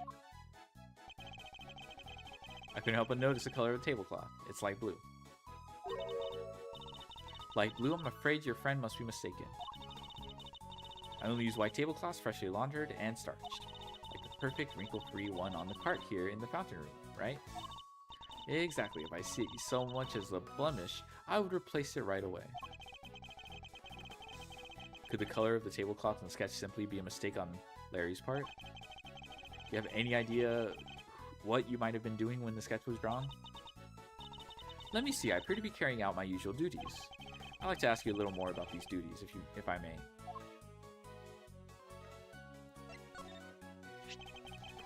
What exactly were you doing when the sketch was drawn? Because from what I can see, your cart doesn't have a tea set on it. I was delivering some chocolates to the investigating officers. Prosecute Gambit? Gambit never folds. Gambit. Oh my god. True.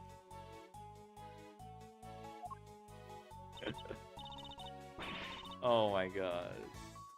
Aw, now I'm jealous. I love chocolate. Well, there are a few left over here for you both. I made them myself. I hope you like them. Woohoo! Hee hee. Thanks, Miss Bound. Well, why not?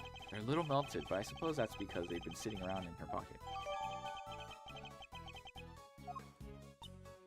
They're super sweet. I love them. Hee hee. I'm very glad to hear it. They may not be the prettiest, but I'm grateful for the energy boost nonetheless. Though perhaps I could do with a little less sugar.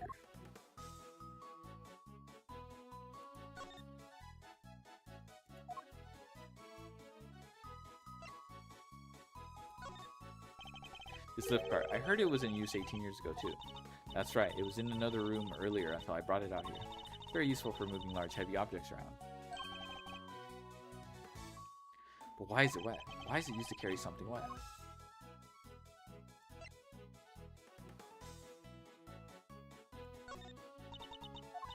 Oh my gosh.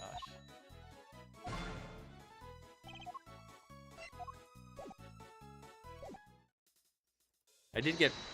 Okay, let's do logic. Oh, okay, this is easy. Okay, cool. You know what's scary? When Kenny puts in the evidence folder? Yeah. I suspect the difference in aroma we noticed is due to the teapots having been switched. You do? I can't see what else it could have been. The tea itself hadn't changed. Why don't we ask Miss Bound just to be sure? Miss Bound, the difference in aroma we noticed, do you think it could have been because of the different teapot? I suppose so. My cup just now had subtle minty scent, rather like uba tea. Oh, I just remembered I made some peppermint tea in that pot only yesterday. That must be where the minty aroma is coming from. Could that really be it? Why is one of the English or Spanish? Because I thought it'd be funny. There we go. The tea from the teapot Larry switched in from under the cart smells faintly in mint. Right. Miss Bound said she had used the pot to make peppermint tea yesterday. Yes, there's something else that's been troubling me.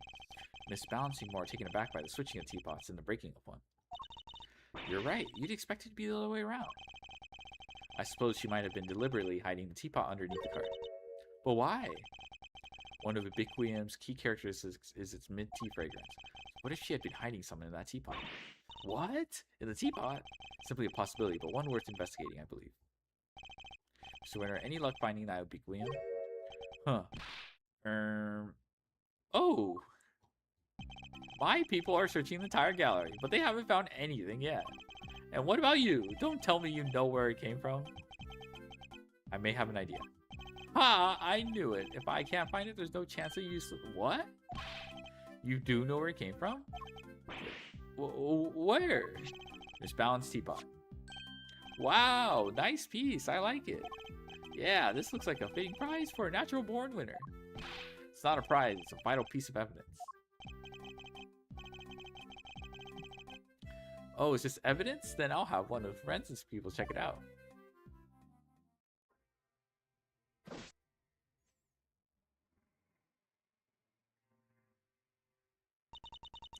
Mr. Edgeworth, is there some sort of problem with my teapot?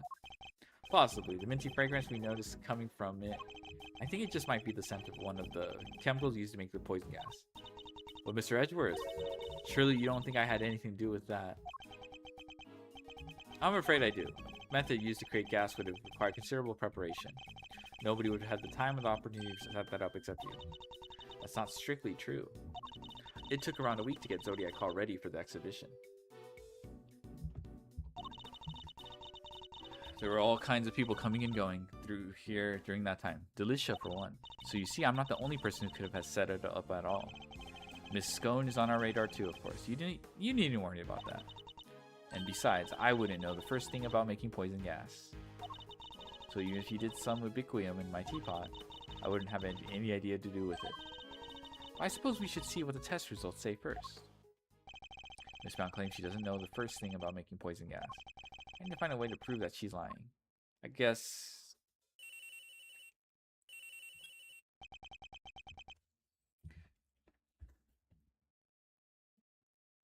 Ever since Among Us released a new judge role, I've died more because of Gambling Edition. Bruh. Is it like... Because you get the judge role and you guess wrong? Or... other people just like... other people the judge role. Edgeworth speaking. Sir, it's me. Is everything alright, Detective? Everybody's left the Winter Wing. It's just me in here now. Which means I can tell you what we found out. I really shouldn't be sharing information about the investigation. But after the past week or so, I'm not about to stop him now. Maybe me dying and gambling someone? Oh, because, you know, funny. Okay. The exhibits in here have all completely melted. All that's left in the display case is some stuff at the bottom.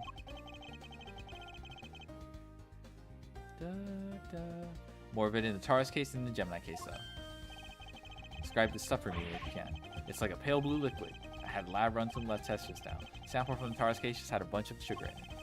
The one from the Gemini case had 3 different substances in it, which were sugar, salt, and blood. Blood? What are salt and blood doing in the Gemini case example? Okay, so it was probably used to preserve the body. Okay, I assumed there was a fake death, but I guess that's not the case. Can't imagine whose blood it could possibly be, but I'll get it tested right away. Please do, Detective. Oh, I also spoke over the radio with a forensics guy working in the fountain room. Then he just got word that the sugar they found in the fountain matches the sugar in the pale blue liquid. I see, that might well prove to be significant development. Anything else to report, Detective? Yes, sir. We found one of those light-emitting devices here in the Winter Wing, too. There were a few of those being used in the Autumn Wing to disguise it as a Winter Wing, as I recall. Seems that the equipment from 18 years ago is more than just for show. I need to talk to Mr. Scone about this. Anyhow, I better be getting back to it. But you know, I'll soon be here for that. About that blood. Yes, thank you, Detective. Was that Gummy? Seems like he had a lot to say. He did, and all of it very useful. I'm going to prove that Miss Bound's claims about who could have set up the poison gas traps are false. I'll need to talk to a certain somebody else who was here 18 years ago. Alright, it's just Scone.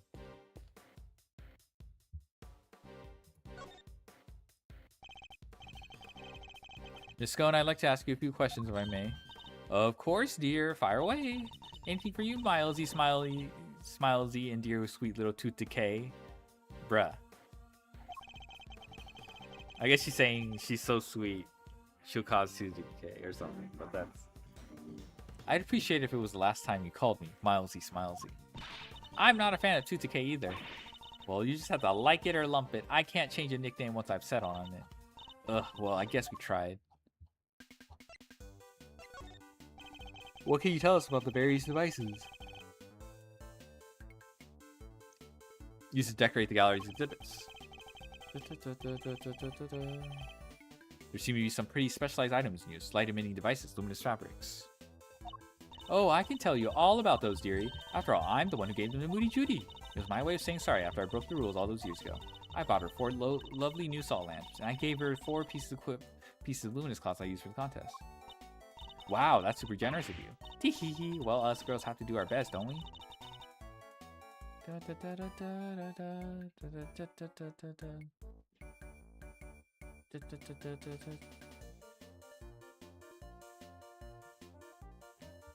Tee-hee-hee. That had better not be a dig at me, Delish. I told you how kind I thought that was.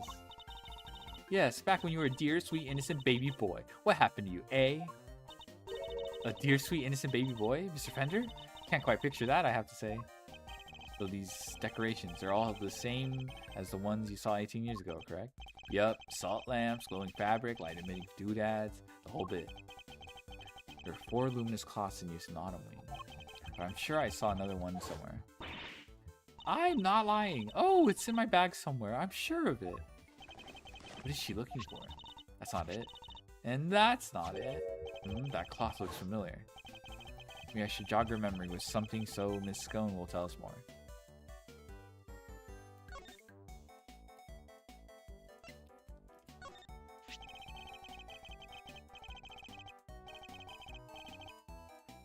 You had a piece of fabric like this in your bag, did you not, Miss Scone? Albeit a somewhat grimier one. Grimy? How rude! You won't get people to cooperate with your little investigation like that, young man. I'd call it a dish towel then? Perhaps you used it to wipe up some sort of spillage?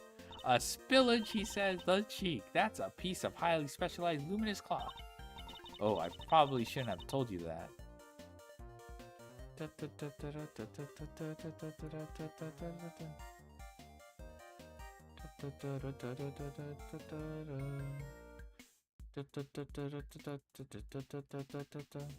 Music hits hard? Yeah, I do like it. I'm like... Oh, I probably shouldn't have told you that. I think I'd like to know a little more about this highly specialized luminous cloth, if you don't mind. Why didn't you want me to know you had a piece of luminous cloth in your bag? Oh, well, I suppose there's no point in hiding it now, is there? If you must know, I fished it out of the fountain. It was right before they called me into the Autumn Wing. So Larry sketches this goat is of which he was trying to retrieve the cloth. At first I thought it was one of the ones I'd given Moody Judy. One of the 4 you'd given to the gallery, correct? Exactly, but all 4 were being used in the Autumn Wing, weren't they? I realized... Must be the one that went missing all those years ago. I had already had my pesticide ultra pinched and used to make poison gas. If one of my cloths turned out to have been used in some sort of dastardly deed too, well, I was going to look guilty of sin, wasn't I? So I kept it hidden in my bag and hoped for the best. I see. Ooh, it does feel good to get it off my chest, though. Stress is no good for the complexion. So the cloth had disappeared 8 years ago. The one that the victim was wrapped in. This happens to reappear in the fountain at the same time as the body.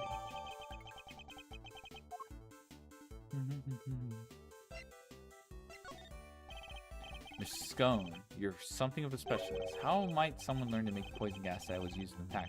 Any ideas? Well, any pharmacist who's ever handled the pesticide ultra would know for a start.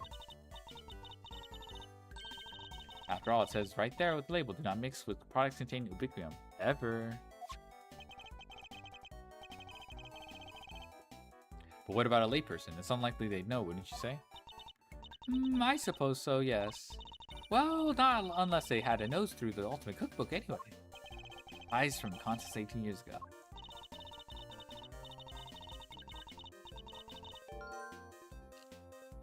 The recipe for making Infesticide Ultra, along with that not mixing with a Bikuin bit, is in there, you know. So you're familiar with the contents of the book? Oh yes, dear, I know it inside out. Because I work for the Tangaroa group, you see? We're the company behind Cold Killer X. I'm sure you heard it. Okay, this is the reference to 3-1. Cold Killer X bites back sniffles and sneezes with ease, apparently. After Sammy Poople was found guilty, the company took custody of the book. Yeah, Cold Killer X mentioned, yes. They only grant their most trusted people access to it, of course. Which means Miss Scone is one of these elites, I suppose. That's it.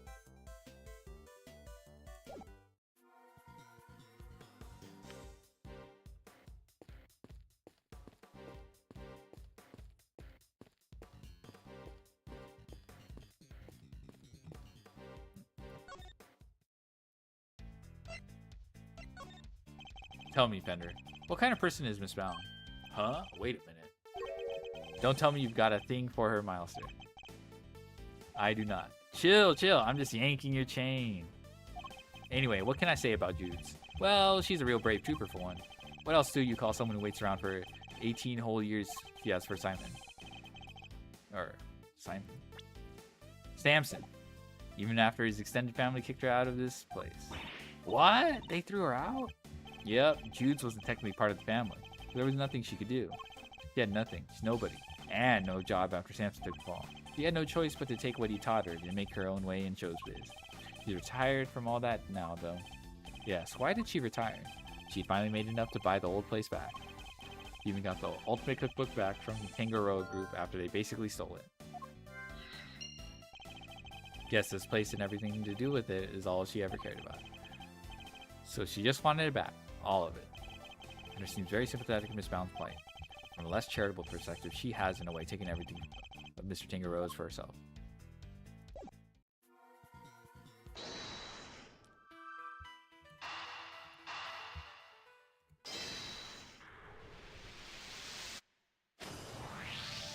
Easy. Ultimate Cookbook contains instructions on how to create the poison gas. And the current owner of that book is none other than Miss Judy Bound. A good story-driven games, because once I find finding another one for 3 whole years, yeah. No way, you mean... I'm afraid I do. Miss Bound would have been perfectly capable of setting up that gas trap. Finally, we can prove that she's been lying to us. Oh, jeez. That was quite of I'm surprised we got a lot of revelations in this. And that's that. All that stuff now is await the results of the tests on the teapot.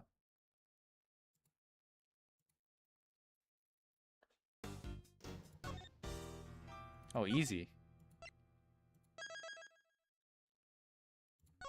Judy Bound's Testimony Part 1? Let's go. Alright. I'm ready.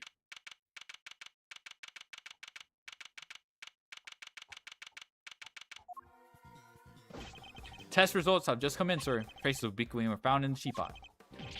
They were? Just like Mr. Edgeworth said. Curse you! You better not think this means you beat me. You really need to drop this obsession with coming in first, Mr. Winter. We're all on the same side here, remember? We're all trying to get to the truth. What? But first is best. Everyone knows it's better to be a winner than a loser. That's really no way for a prosecutor to think. Not a successful one, anyway. Well, but I... Enough. Mr. Edgeworth, please refrain from taunting the boy. Ignore him, Eustace. He isn't worthy of your attention. But Gavel, oh, alright. Why don't I take care of things here for now? In the meantime, you can perform the far more important task of going and checking on the victim. Oh, yeah, good idea. I'll be right back. Excellent. We shall see you shortly then. Mr. Winter's annoying, but totally harmless. Judge Gavel, on the other hand. Now, Miss Bound, perhaps you could explain why traces of ubiquium were found in your teapot. I had no idea there was anything like that in there. Perhaps it's one of the ingredients in the dishwashing soap I use.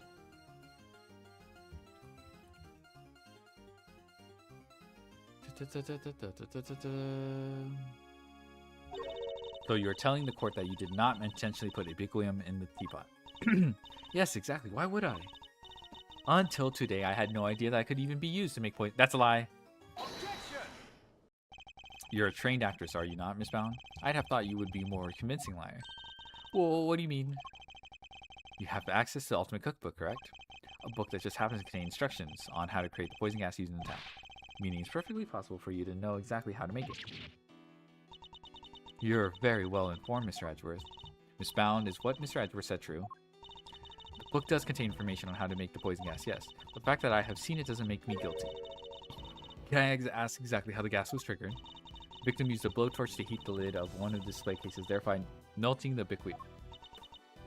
Heh, heh. I see. But he locked himself in the room too, didn't he? Clearly that and the fact that he triggered it himself. But she could have also locked him in there. What a point to being a suicide attempt? So she's not willing to admit to anything. Furthermore, where would I have gotten hold of the pesticide Ultra? Oh, I don't know. Perhaps you stole it? You know, I did bump into Moody Judy a week or so ago. And that very evening, I noticed my pesticide Ultra had gone missing. Judy, surely you didn't. Delicia, you carry your bag of pharmaceuticals with you everywhere, don't you? There would have been any number of opportunities for someone other than myself to steal it from you. That's true, and I don't have any hard evidence that it definitely was Miss Brown who stole it. Jude, there's clearly something you're not telling us. Why don't you just come clean, huh? This was an okay case? Yeah. I don't know how much I have left, but it's been chill.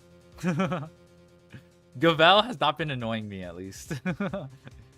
We all know you never hurt somebody for no reason, so... Not you, too. You think I'm guilty as well, Mr. Fender. He's not the culprit, right? She's just us.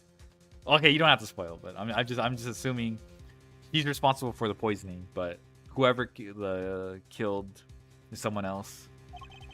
Can you blame me? We've got one wing disguised as another, a gas trap in one of the display cases. And you're the proprietor of the establishment. All 3 cases are okay cases. It's looking a lot like you did it, kiddo. You've got this all wrong. You have to remember the gallery doesn't have any security cameras nor any security personnel. If some ill-intentioned person or other wanted to get in undetected, I don't think they'd have much of a problem. Wow, you're practically asking to be burglarized. You need to be more careful. A great thief could have a field day in here. I don't think she's joking. And actually, it seems that Mr. Gusto did in fact enter the gallery before it opened.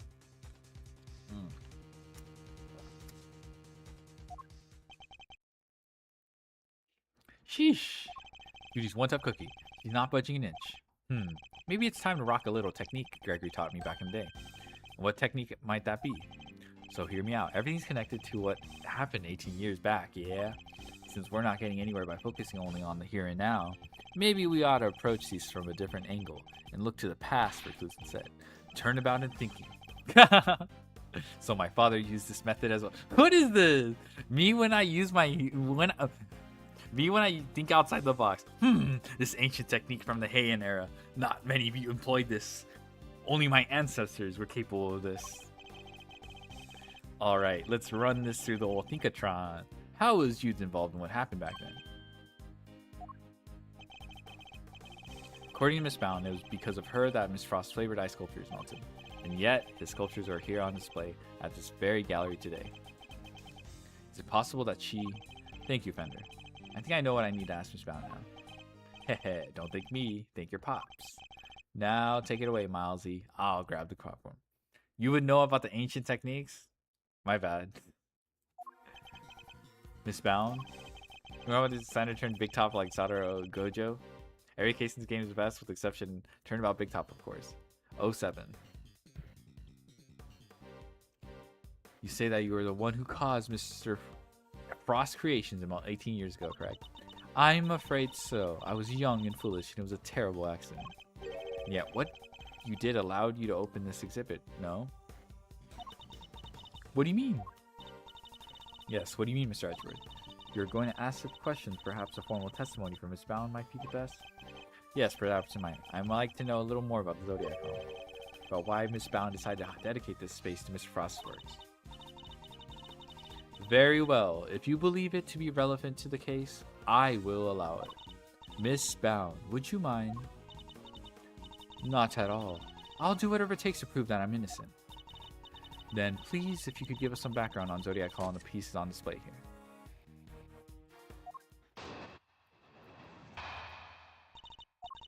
It took 18 years, but at long last, I was finally able to buy Samson's home back a little while ago. But a place like this is expensive to maintain, so I decided to turn it into an art gallery. To that end, I collected as many Paul Halik pieces as I could from around the world. Because if I'm honest, it's always been something of a dream of mine to open a space dedicated to his work.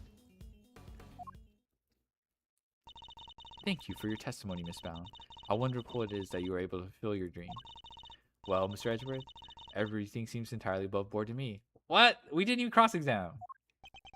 Judge Gravel, that was simply the witness's preliminary statement. As you surely know, the value of that testimony cannot be evaluated without due cross-examination. That's what I'm saying. Haha, spoken like a true attorney. Very well. You may do what you must.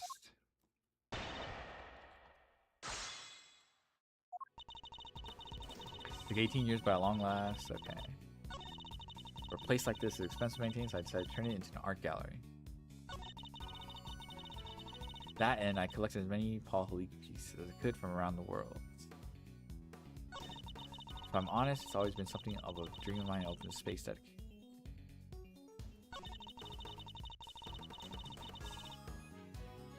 Hold it! Paul Halik. That was Mr. Frost's pseudonym, correct? Yes, he adopted it while he was working as a sculptor in France. I see. I'm curious about some of the pieces in your collection. More specifically, how you were able to acquire the Taurus and Gemini sculptures. It was my understanding that Mr. Frost died before he could complete them. Yes, I was able to correct replicas for the Winter Wing based on photos of the sculptures he made. Yeah, Ace Attorney game where you always know every culprit, but while you do, you don't have decisive evidence. So you need to look into every single evidence to try your hardest to link them to the culprit. Isn't that like half of the early trials? You don't have decisive evidence.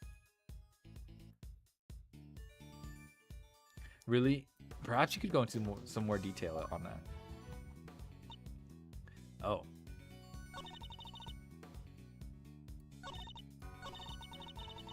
I was able to create replicas for Winter Wing based on photos of the sculptures he made.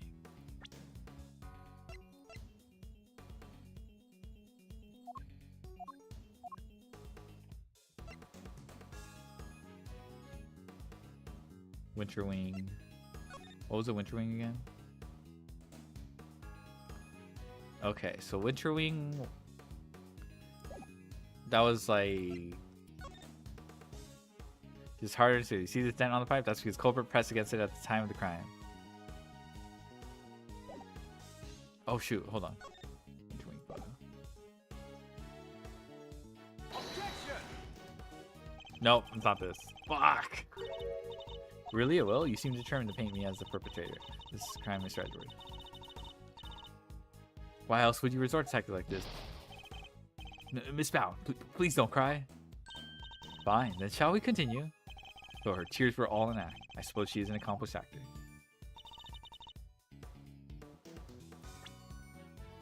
Da,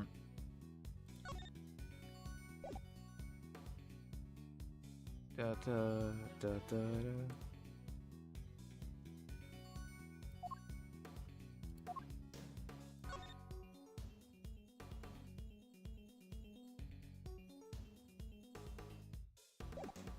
Da, da, da, da.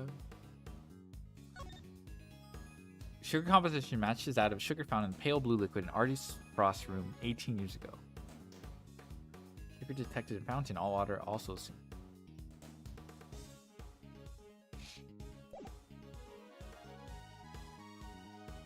Able to create replicas for the Winter Wing based on photos of the sculptures he made. Oh! The photos aren't enough to tell you the recipes or like the sugar composition from 18 years ago. I'm afraid you've run out of road, Miss Bound. You can lie all you like, but you can't deny the results of the tests conducted on sculptures' remains. Those tests leave no room for ambiguity. What you had on display weren't replicas. They were the very statues Mr. Frost carved 18 years ago.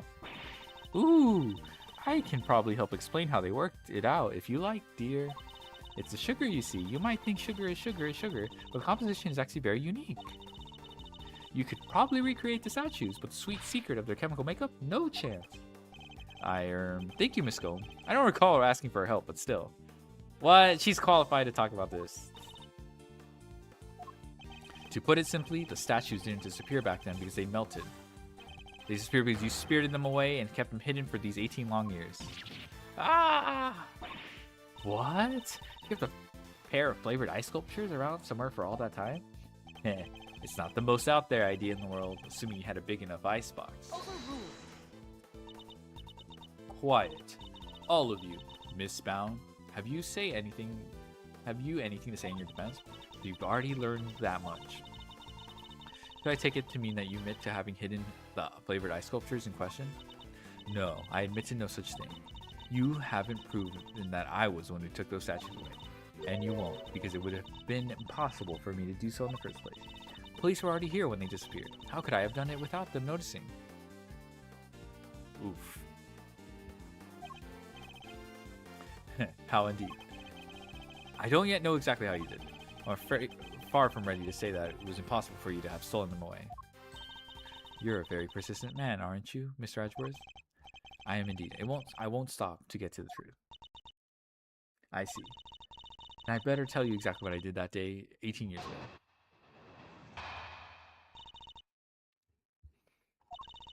The whole time before judging began, I was waiting upstairs in our living room area on Sandpine. During judging, I had to go change the camera's film cartridge for Samson. Okay. Before I could take the camera back to Samson, I just discovered Mr. Frost's body. Later, around when your father arrived, I began to make the rounds and serve tea to everybody present.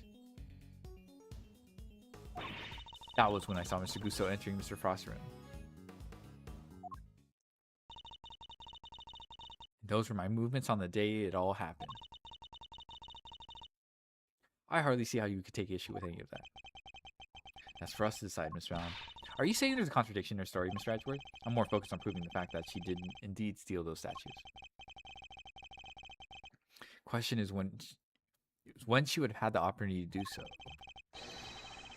If I can pinpoint that, I might be able to prove what exactly she got up to. Okay. So we just have to, we just have to figure out when she stole them. Before judging began, I was waiting upstairs. Okay. During judging, I had to go change the cameras. Okay. Seems fine. Before I could take the camera back, I discovered Mr. Frost's body. Okay. Your father arrived again to make the rounds and serve. Oh, yeah. Okay, yeah. This seems like a. Hold it. Just as you did today? Yes, I went around and offered everybody working on the investigation a cup of tea. Yeah, everyone's so busy. Present company included. I remember it well. You were here, there, upstairs, downstairs, everywhere within that little cart of yours. Yeah, she's everywhere. Interesting. And did anything strike you as strange around that time? Oh yeah, Gregory was singing the praises of Judy's tea, and I think he mentioned his saucer was cold.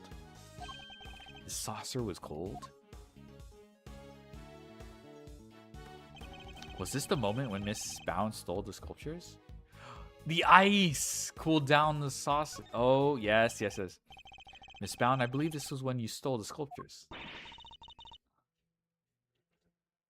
Hear me out. In a game where the culprit was already found, but now you need to get rid of the accusation against you being his accomplice. It's just normal investigation, except everybody treats you like your own. Okay, that's actually, yeah, don't worry. That's a good one. That's a pretty unique concept.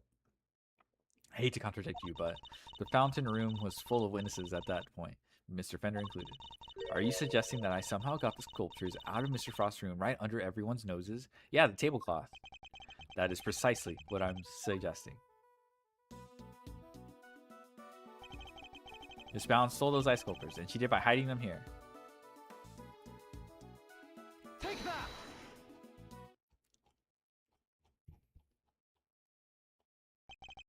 My father and Fender had no idea that one of the sculptures was mere inches away from them, because it wasn't just the tea set you were pushing around, Miss Bound. Maybe it's just water thoughts? Nice. But a hidden ice sculpture in a glass case. Ah! Surely such a thing would have been impossible. How would a case of that size fit on a serving cart? It would have been spotted immediately. Who said anything about a serving cart? Well, I'm not sure if I followed, Mr. Edgeworth. What are you suggesting she used instead? The lift cart. Suggesting that Miss Bound used this to transport the sculptures. Where's the lift cart? And this is the cart Miss Bound used to move the flavored ice sculptures out of Mr. Frost's room 18 years ago. It would appear that the very same cart is still here with us in this fountain room.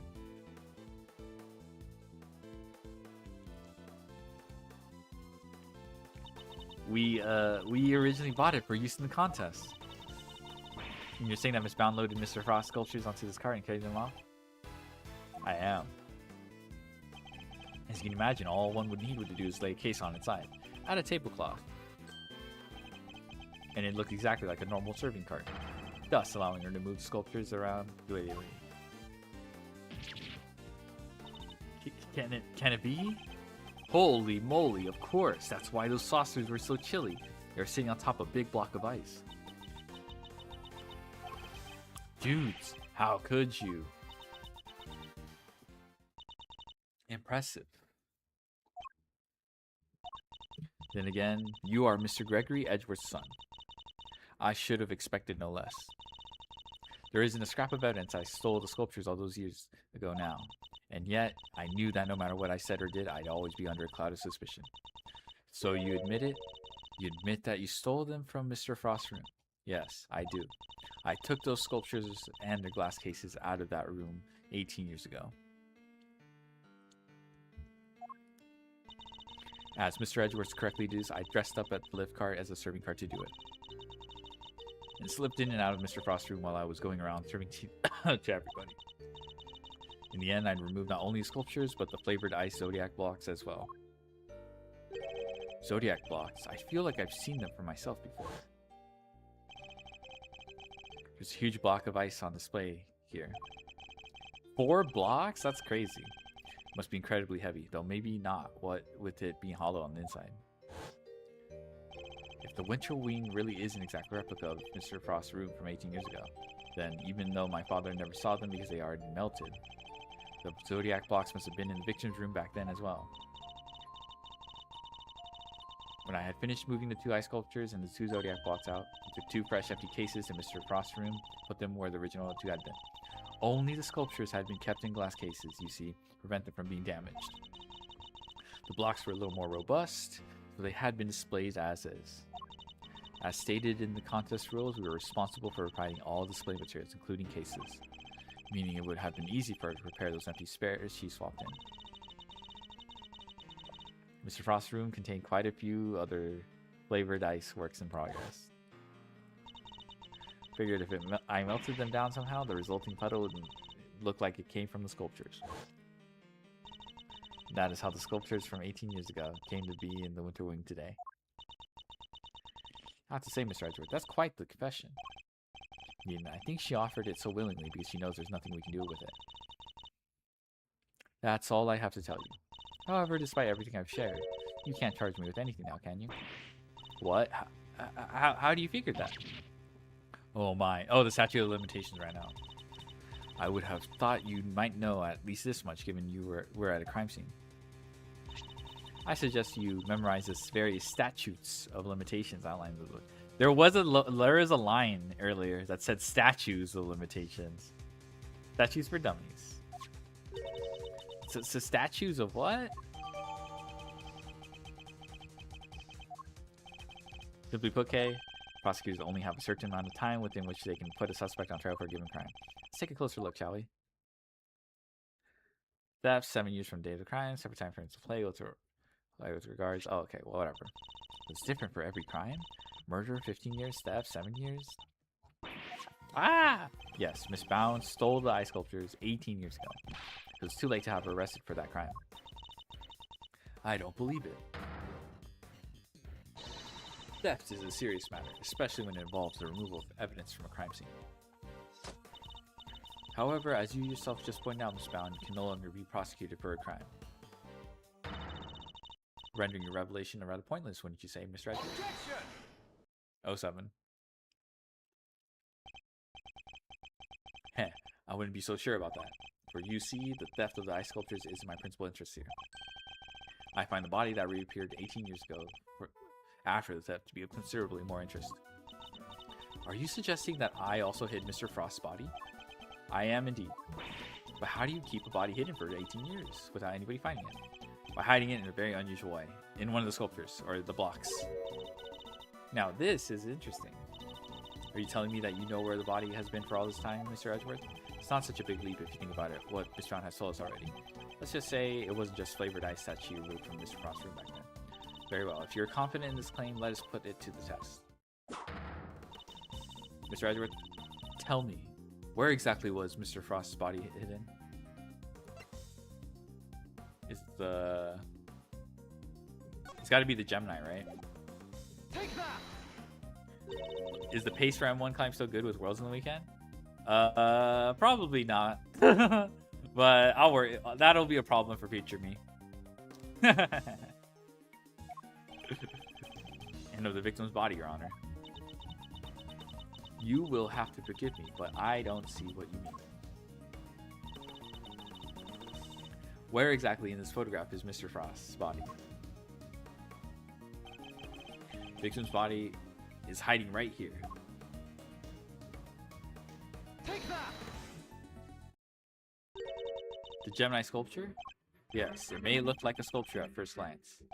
But it is in fact Mr. Frost's corpse. Well, surely you can't be serious. I don't see anything in the photographs to support such a wild claim. That's because a certain piece of evidence was used to hide the body in plain sight. And what piece of evidence might that be? The court demands that you present what was used to conceal the body.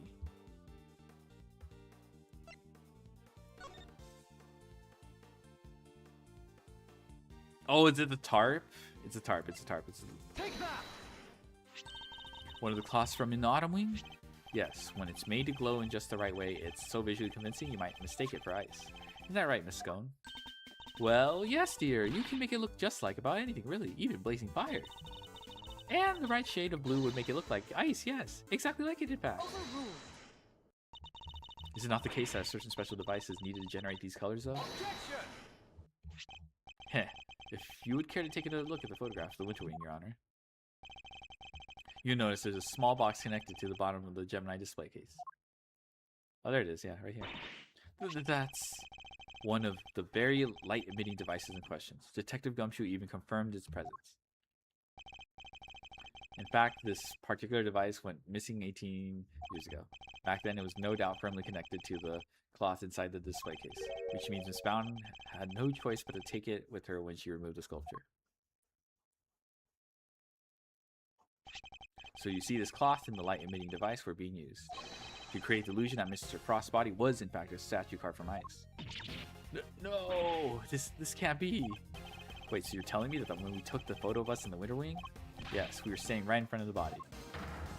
The body and the cloth were both recovered from the fountain. Why were they found there if the body was supposed to be in the Winter Wing disguised as sculpture? Because there would have been no mystery as to how the body had been hidden if we had found it as is. Miss Bound needed to remove Mr. Frost from the Winter Wing in order to throw us off the set. Ridiculous. I don't recall her sneaking around behind her back to throw a body in the fountain. No, and she didn't need to. Because she had another method. The river. Oh, the lift cart. Never mind. Whatever. The same cart that had proved so useful in executing her original thing. Oh, I believe she wheeled the body into one of the other wings, floated it down the stream. Oh, okay, so it was one of the rivers. The frozen body, being quite solid, probably got stuck somewhere along the way, which is why only the cloth appeared at first. The cloth Miss Scone discovered.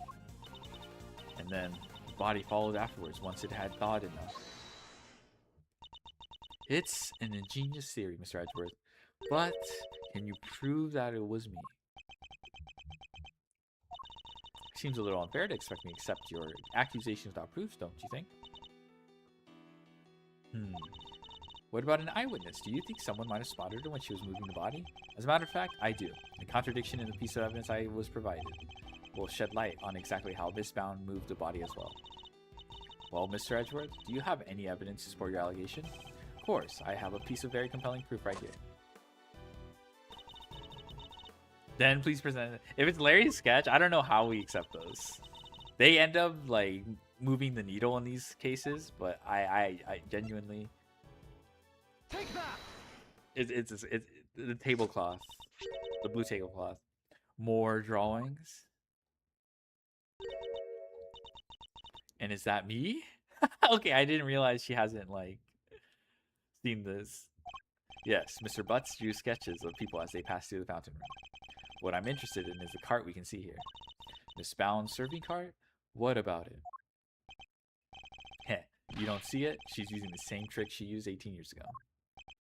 Ergo, we know that Miss Bound was busy moving Mr. Frostbody when this picture was being drawn.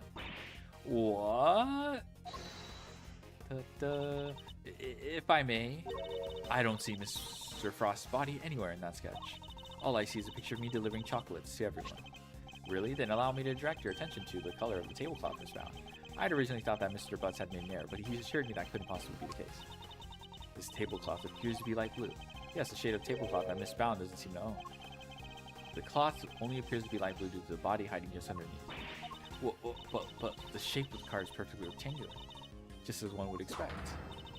Surely it would be immediately obvious if the tablecloth was being draped directly over the body.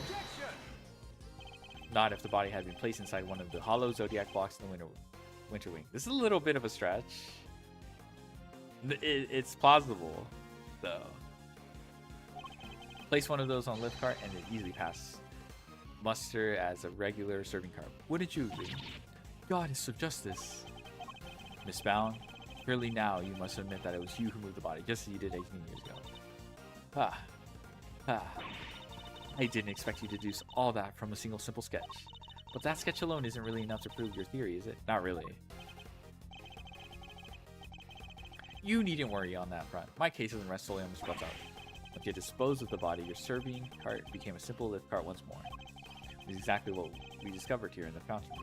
Without a serving cart, you had to find some place to put your chocolate. My chocolates? The ones I was handing out? As we saw in the sketch, you had originally placed them on top of the cart.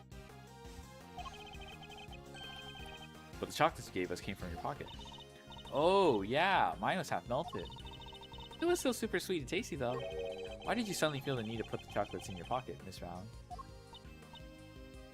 It was because you no longer had a serving cart to put them on. That's why. Ah!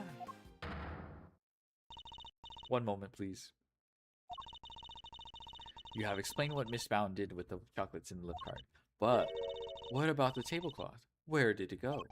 Indeed, if stashing the chocolates in her pocket was the only solution she could think of, how Miss Bound had time to dispose of an entire tablecloth. Well, Mr. Edgeworth, do you have any answer for me? Miss Bound didn't hide or dispose of the tablecloth, Your Honor. In fact, it's right here in front of us.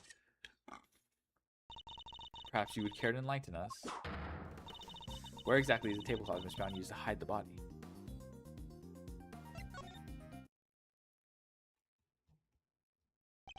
Miss Bound has a tablecloth on her person, and in plain view, in fact. Is it her outfit, really? In plain view? No, surely you don't mean... Miss Bound? It's the cloth around your waist, isn't it? No way. And given that the zodiac blocks weren't kept in glass cases, that cloth would have been in direct contact with ice. All we would need to do is confirm my theory is test the cloth for traces of the sugar used in Mr. Frostwork. The game is up, Miss Bound. It's time to come clean.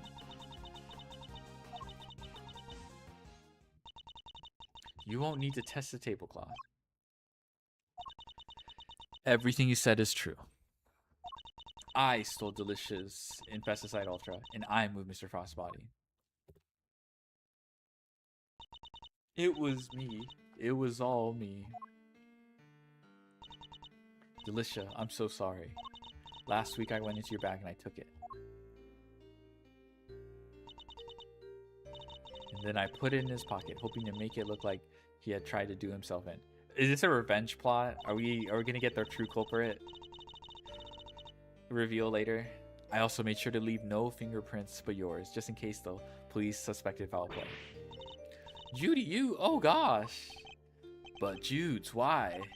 Weren't we supposed to be on the same side, all fighting together to free Samson? We were, but I couldn't afford to get arrested. Not yet. Not until I finally proven that Samson is innocent.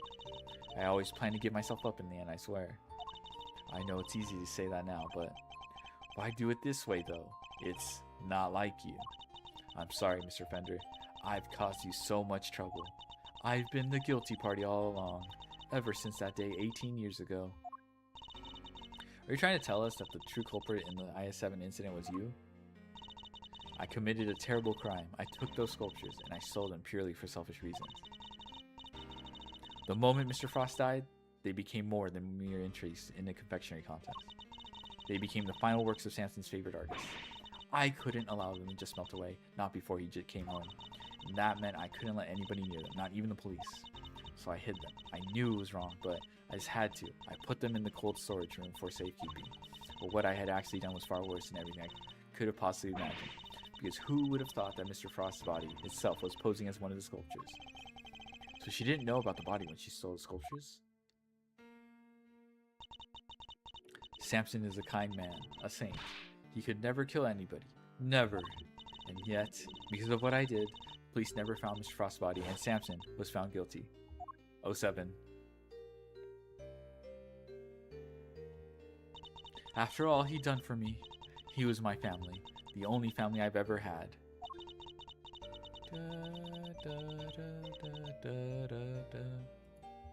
He was the most important person in the world to me, and I... Jude's. After his conviction, I was forced out of our home. I was finally able to return only a few days ago, and when I did, I went to the cold storage room to check up on the sculptures, and that's when I saw it. Mr. Frost's body. It had been there the whole time. Of course, by that point, the statute of limitations had expired. So I did what I did today, because it was the only way I could think of to make things right. Why would anyone not check the cold storage? Seems I misunderstood her intentions. Everything she's done really has all been for Mr. Tangaroa's sake. Hey, what are you thinking about, Mr. Edgeworth? Something that's been puzzling me. Why did Miss Bound use poison gas? Why not a more reliable method? Why disguise the Autumn Wing as the Winter Wing? The only reason I can think of is to confuse someone who was here 18 years ago. Yeah, I wonder what she had in mind. Okay, it was to frame Gusto. She's the one who locked in Gusto into the poison gas. She's the target. Her target was Gusto. Gusto's the one who got poisoned. She was trying to prove that Mr. Tangaroa is innocent. Oh, give me a second. Okay, that's fine. Miss Bound's ultimate goal must be to... Okay, yeah. If she would have confessed to the body a long time ago, she wanted it to be found. Or I mean, like, she wouldn't have set up this elaborate thing. Could she have been trying to discover the identity of Truco of it? Miss Bound, your ultimate aim was to see Mr. Tangaroa cleared of all charges, correct?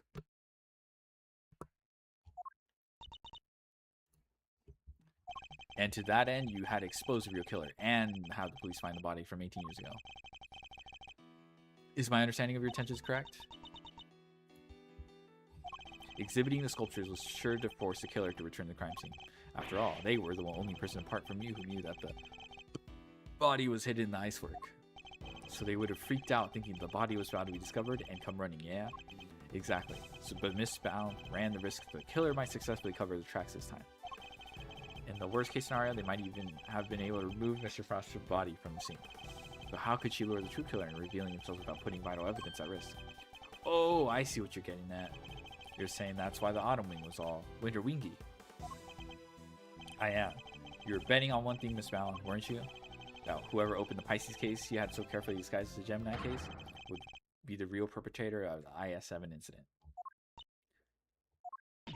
No. But that would mean the real killer was? Yeah, it's Gusto, okay. Overruled. It's very roundabout, though, to make the accusation this way. Enough. Not another word. You realize the implication of what you are saying, Mr. Edgeworth? Are you prepared to stand behind the accusation you were clearly about to make? Miss Bound set a trap for Mr. Frost Killer, meaning that whoever found themselves caught in the trap is highly likely to be the guilty party. But I lack the evidence to support such an assertion. To accuse someone without any evidence is not to be done lightly. So, should I really go ahead and make my accusation and name Mr. Frost Killer nonetheless? Duh! The heck? What kind of game do you think I'm playing? My ultimate goal is to see the truth exposed. And to do that, I need to seize the moment. Yes, Judge Gavel, I'm prepared to stand behind my accusation. I know exactly who's to blame for the IS-7 incident. Okay, word. Classic Ace Attorney introduced a character that we do nothing with Take that! until the very last moment. Mr. Gusto, the victim of the poison gas attack, is the perpetrator behind the IS-7 incident. Gusty. Sir Gusto. Miss Bound, as we have established, you knew that the opening of the gallery would lure in the real culprit. You set up the poison gas trap in order to catch them. Do you dispute the facts thus far? You're a very impressive man, Mr. Edgeworth. Just like your father. And of course, you're absolutely right. Then perhaps you could tell us exactly what happened in your own words. Of course, I have nothing to hide anymore, so I might as well tell you everything. As you said, I set a trap here in the gallery to try and catch Prosecutor. Before we opened, I made sure that the door to the autumn wing was the only one that was unlocked. When opening time came, I went around to unlock the doors of the various rooms. Found that the autumn wing had been locked from the inside. The killer is on the other side of the door. The thought, well, it frightened me. Oh. And then she simply walked away, leaving him to fall victim to her poison gas trap. When I heard Mr. Gusto was being treated for gas inhalation, that's when I knew he was the murderer. All that was left was for the police to find Mr. Frost's body, and then Samson would finally be proven innocent. At least that was my plan. Jews, why didn't you tell me? You know I'm always here for you, right? We could have found another way. Didn't have to be like this. Thank you, Mr. Fender. You've been so very kind to me all these years. But I'm the one who created this mess, so it was up to me to try and clean it up. I didn't care what it took, as long as I could get Samson out of that awful place. Judy. 18 years ago, the police managed to cover up the fact that Mr. Frost's body had gone missing. If I went to them now and said it had reappeared, I was afraid they might have tried to cover things up again. So I worked to set up a very public incident here in the gallery, in front of as many witnesses as possible. I'm so sorry, Judy. You, Samson, Gregory, I let you all down. Fender, this can't be easy for him. No, I'm the one who should be apologizing. Mr. Edgeworth, Mr. Fender, I hope one day you can forgive me. Whatever punishment I have to face, I'm ready to accept it. But please, if I may ask one thing of you, is that you simply must clear Samson's name.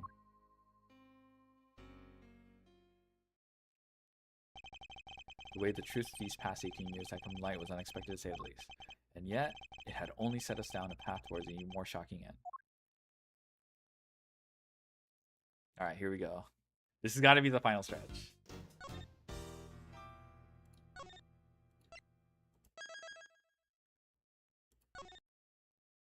The committee's view? Oh, hell nah.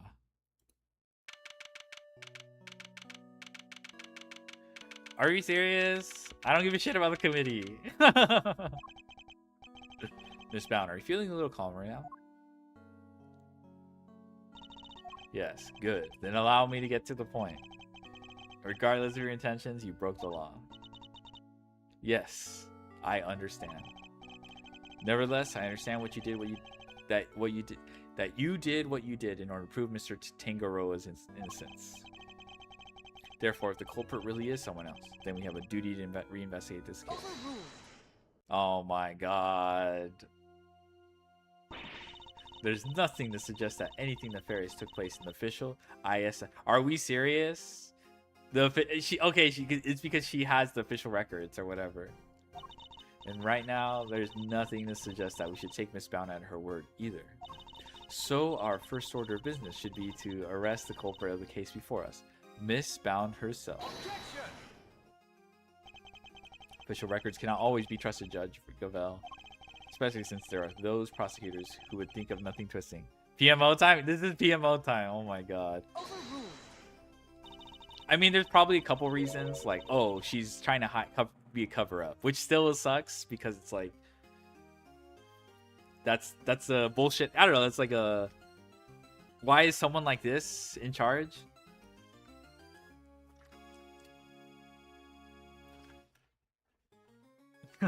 Oh my god. Are you suggesting the committee at the time overlooks just such a prosecutor? That's for you and your people to figure out. However, it is a fact that the autopsy report was faked, seeing as Mr. Frost's body was only found just now. Yeah, right? Oh my god. Please. Please, okay, if you say something, some dumb shit. Okay. It did something. There really is something of Mr. Von Karma in you, Mr. Edgeworth. What does this have to do with Von Karma? How so exactly? By continually defying the will of the committee and bending the truth to fit your needs. That's how. What this has nothing to... That's not a... Oh my god. Perhaps it is time you understand how I know the committee sees this case. The committee is willing to accept that Mr. Von Karma falsified Mr. Frost's autopsy report. Even still, Mr. Von Karma only managed to have Mr. Tangaroa convicted as an accomplice. I personally have come to believe that the real culprit behind the IS-7 incident is Miss Bound. Her plan to poison and kill Mr. Gusuje was her attempt to frame him for Mr. Frost. What? To be honest, like, I don't know, man. This is how the committee sees things, is it? It is. As always, I act solely in service of law and order. It sounds to me like all she's doing is acting in service of the committee and covering up the truth. What if I can't change their mind? There will be no saving Mr. Tangaroa or Miss Bound.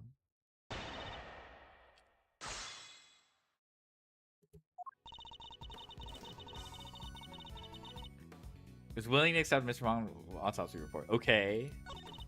Even still, Mr. Wong only managed to have Mr. Tangaroa convicted as an accomplice. Committee's willing to... Oh, wait, hold on. I personally have come to believe that the real culprit behind the IS-7 incident is Miss Bound. Hold it! I personally believe, okay? Are you suggesting that Mr. Tangaroa and Miss Bound killed Mr. Frost together? Why not? You could even imagine they split their roles as thus. Mr. Tangaroa could have been the one to commit the act itself while Miss Bound was to remove the body. What? The thought that we could ever kill Mr. Frost. You stole his corpse and hid it for 18 years. Is it really so surprising that you might be considered a suspect as a result? But where's the motivation, though? Miss Bound has freely confessed to all of her crimes. Now is not the time to speculate about what else she might have done in the past. Very well, then let us pass judgment on what we know she did in the present. Her plan to poison and kill him today was her attempt to frame him? Mr. Frost's murder? Hold it! How do you figure? Why would Miss Bound have chosen to frame Mr. Gusto for the murder? No doubt because he suspected her of being the real culprit. Oh my god, this is like he said, she said. He may have entered what he thought was the Winter Wing simply to see if the Gemini statue was genuine. Little did he know that he would be greeted by a trap designed to silence him. A trap. Why didn't he, like... I don't know, like, why didn't he mention, like, testify about this? Like, trap that nearly was. Do you have any evidence to support that line of reasoning? Fortunately, Mr. Gusto remains in critical condition. It will be difficult to prove anything until he regains consciousness.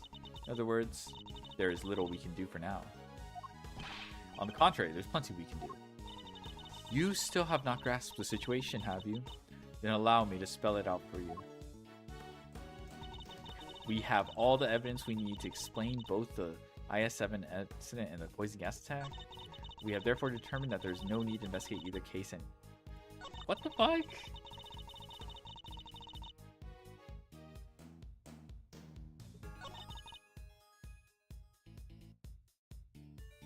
Didn't we get new evidence though?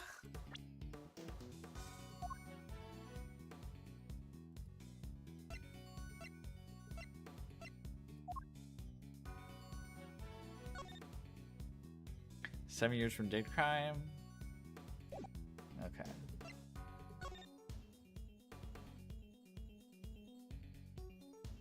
Yeah, this is pretty new evidence.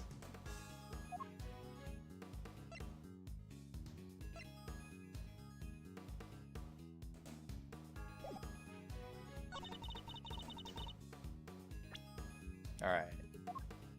You don't have. What's it? What about this? There we go. Okay, cool. I'm afraid there is still one question concerning the IS-7 incident that remains unanswered, Your Honor. Would you mind taking a look at this? What is it? There are test results carried out on liquid at the bottom of the Gemini case in the Winter Wing. As you can see, traces of blood were detected. The question is, whose? So that question is answered. I hardly think you can claim to have all the evidence. Yeah! What is this BS? Yeah, I said so. Let's close the case. There's blood in the Gemini case? How is she just learning this now? We literally... Bruh. Why did not I hear about this from Eustace? Because Detective Gumshoe informed me of the results directly. I was planning to tell Mr. Winter about it myself, of course. You kept this to yourself until now, despite having no jurisdiction here whatsoever? Mark my words. The committee will hear all about what you have done here today. As ever, my interest is in the truth, and mistakes were made in the past, they must be rectified. You must report to me to the committee, then so be it. In return, we must be allowed to investigate this case to the very end. That is not my decision to make. She was pretty sure of her decision earlier. What the hell? You will need to discuss it with Eustace. Guess who's back, losers? And with good news, too. It was a close call for a minute there, but Carmelo Gusto is alive. Gusto. He made it.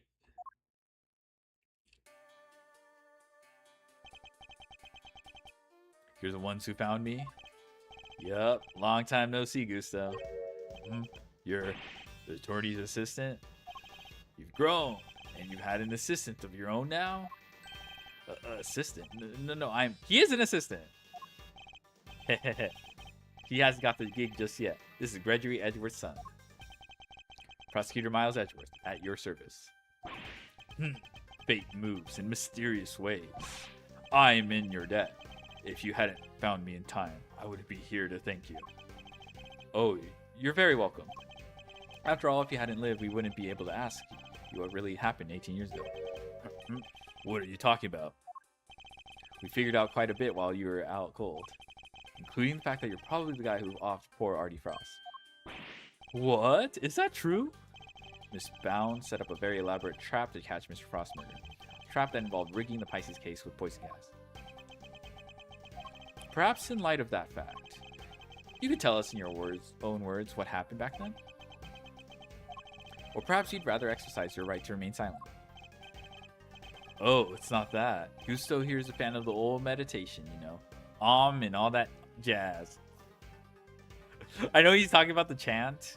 The Om. But if you're on Twitch, this is like brain rot. Wow, sleeping while standing seems pretty cool. That's one heck of a talent. Except there's no sleeping involved in meditation, Kay. Hey, Gusto, old pal, how about you snap out of it and tell us what went down way back when?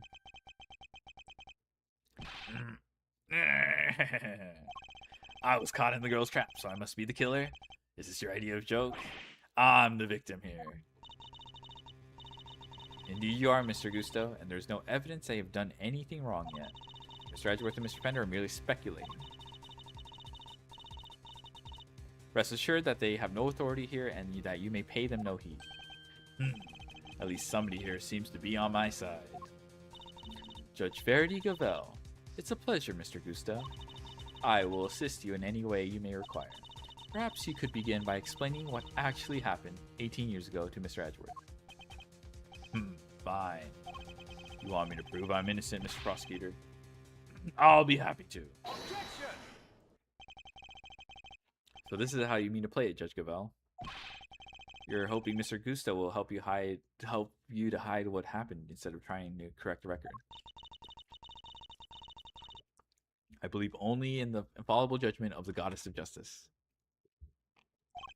Except it is us humans who make the actual judgment calls in court of law. And so long as there are those who use the law to their advantage, our rulings are fallible indeed. If you would use your position to further obscure the truth, then neither she nor I will forgive you. Ha. We shall see about that. What do you advise, Judge Gavel? It would seem that you are under suspicion because it was you who triggered the poison gas. Specifically by opening this Pisces case's lid. Would you be so kind as to share why with us? Understood. I came to see Frost sculptures, simple as that. I made a mistake with the opening times and arrived half an hour early. Miss Bound, was there no one at the reception desk around the time? I had left the main entrance unguarded and unlocked, just in case the killer made an appearance. I was also busy making preparations elsewhere, all the way up until the gallery's opening. So no, there was no one here on the first floor then. But I did make sure that all the wings were locked up tight. All except for the autumn wing, that is. I see. You did all that just to steer the culprit into the autumn wing, which is precisely where Mr. Gusto went. Sneaking into the building's pretty suspicious, however you slice it. Silence in the courtroom. I will permit no objections or interventions unless there is some evidence that the witness is lying.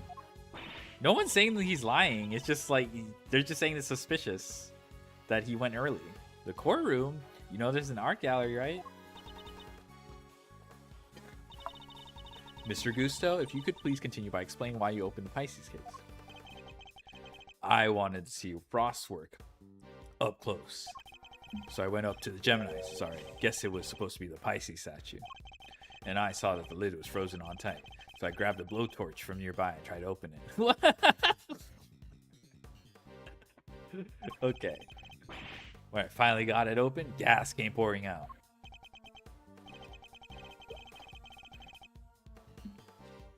Fascinating. His is the sort of flawless testimony attorneys can only dream of. Yeah, everything sounds like a lie kind. I'm none too satisfied with Mr. Gusto's explanation myself. Alas, there is no evidence to refute it. Come on, there must be something. It's Bound's story you should be questioning, not mine. I'm not the one who set up the gas trap. She could have killed anybody with that thing. Objection! She turned on the sprinkler as soon as the gas was released. She knew exactly what she was doing. She was gunning for the killer and nobody else. That killer being you, old pal.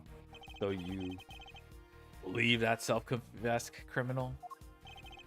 Miss Bound is far from brainless. Miss Bound is far from blameless in this affair, but she will have to pay for her crimes. But so will Mr. Frost's killer. You seem determined to pin Frost's murder on me, but I had no reason to kill him. And you have no evidence to prove otherwise. Can we really not prove that he's the killer, Mr. Edgeworth? Mr. Gusto fell victim to the poison gas. That much is indisputable. Yet no matter how suspicious his actions in the present may seem, they prove nothing about the past. Yeah, but then what about you, Mr. Fender? There must be something we can do. You're right. We may not have evidence, but we have plenty of intel. Let's see now. Gusto killed Frost. He must have had a reason. Claims not to have a motive. But that can't really be true, right? If he did it, he has one. Not many people commit murder just for fun. In fact, your old man had a little back and forth with Von Karma about probable motive too, remember? How could you possibly say that with any certainty? If their relationship had broken down for some reason, that could very well have been the motive behind this murder. Von Karma wouldn't let us talk to Gusto back then, but we can now. We can put the pieces together. I think the picture we've been looking for might just emerge. Yes, I think you might be right. I need to think back over everything we know about IS-7 incident, especially the questions that never got answered. The finger marks? Were you the one wearing the gloves? Miss Scone denied that the finger marks on the frame were hers. What if they were Mr. Gusto's? Perhaps he had wanted to take a look through the Ultimate Cookbooks for himself. So he asked me to go put in a new cartridge. He seemed to think there should have been more shots left than there were. In other words, the film ran out sooner than expected? Yes, the number of shots he took didn't line up with the number of shots remaining. But he thought maybe he just lost track somewhere along the... Oh, did he take photos of the cookbook? My father noticed these things for a reason. I just need to piece them together correctly. In the absence of evidence, it's the only way to the truth.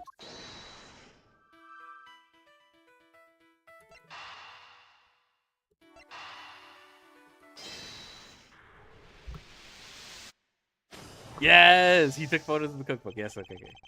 Photographing the cookbook's contents would be the perfect way to seal its secrets undetected. And what if Mr. Gusto did just that? What if he used Mr. Tangaroa's camera to photograph the book? It'd be the perfect crime. So much better than stealing it and getting chased by the cops. Sneaky snapshot for 20, huh? That could work. Well, the question is, when would he have done it? Good question. What about during afternoon tea? Didn't Delicious say that Gusto and Frost had missed out on the little tea party he had? Which brings me to the next question. When do we know for certain that Mr. Frost was still alive? Then, after the contest began, nobody saw hide nor hair of Frost as he had secluded himself in his room. And the only person capable of entering his locked room was Tangaroa, possessing as he did the only key. Miss Scone, were Mr. Tangaroa's works the only ones you sampled? No, dear, I couldn't help myself. When I finished my afternoon tea, I tiptoed over to Chillywink's room for a little taste too. Mr. Frost had kept to himself inside his room after the contest had started, but he was gone by the time Miss Scone snuck into it to sample his work, meaning there's a good chance he was murdered before the end of the afternoon tea.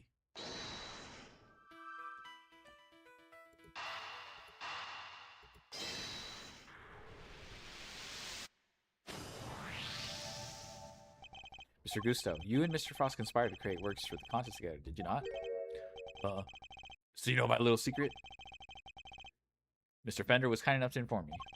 Mr. Frost was in charge of the designs while you were in charge of the flavor. Is that correct? What can I say? I still had a long way to travel down the road to becoming a master confectioner. We only collaborated up through the semifinal. Something changed after that. We both wanted to show what we could do. Show that we were better than Tangaroa. And why did you help Mr. Frost with his entry for the final? What grounds do you have to say that? Your own statement made to Mr. Von Karma 18 years ago. You told him that you had been working together right up until the day before the final.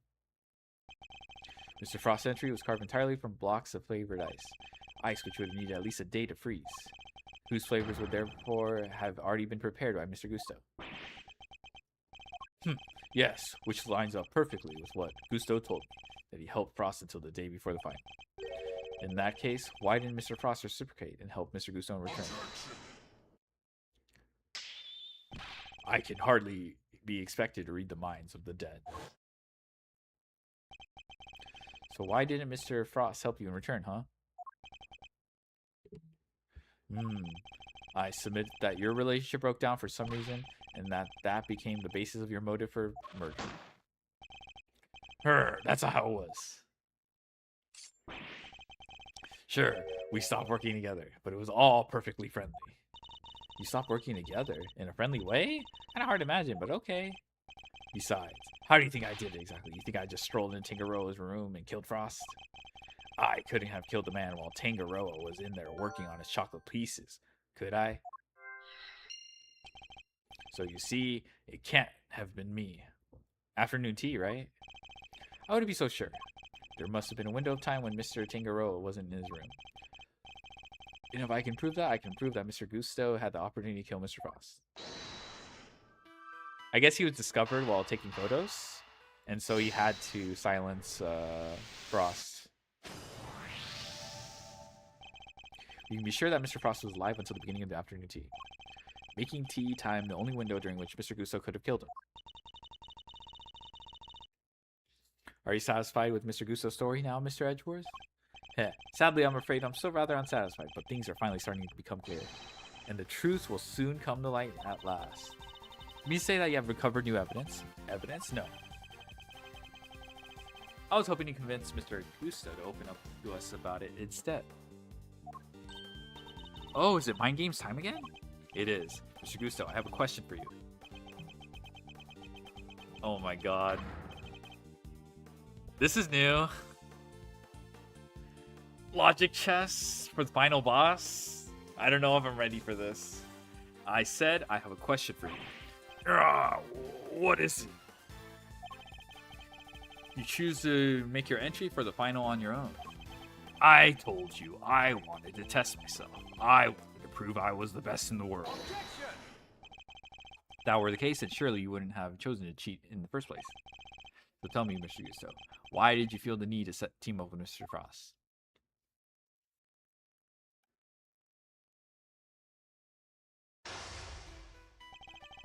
18 years ago, Mr. Gusto and Mr. Frost collaborated in confectionery contests. Why did they work together, and why did they enter the contest in the first place? That's the information I need to get out of my opponent somehow. Oh my god. Mr. Gusto seems to have a habit of pretending to be asleep when things aren't going his way. Start by focusing on why he chose to work with Mr. Frost. By my hand, now is the time to dig up the truth that was buried all these years ago.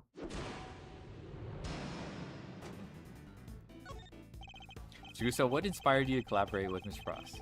We were acquaintances before we were contestants. He was interested in entering a new contest, so we decided to sign up together. And your decision to pair up with a sculptor had nothing to do with your lack of faith in your skills? You don't know me. We joined forces because we wanted to make the most perfect creations possible. That's all.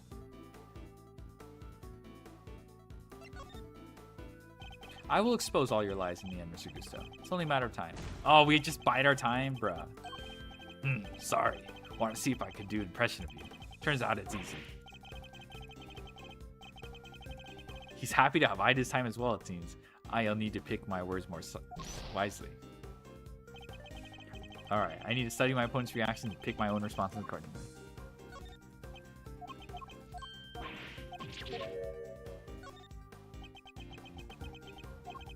Frost's son and mine were in the same grade at school, so we get along pretty well too.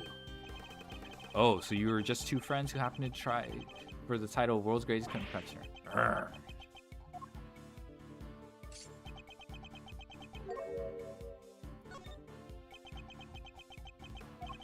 I'm still recovering, so if you've got nothing to say, let me go back to the medical room. Well, wait. I may need to be a little more proactive. Oh, because he's falling asleep. I have to wake him up. Okay.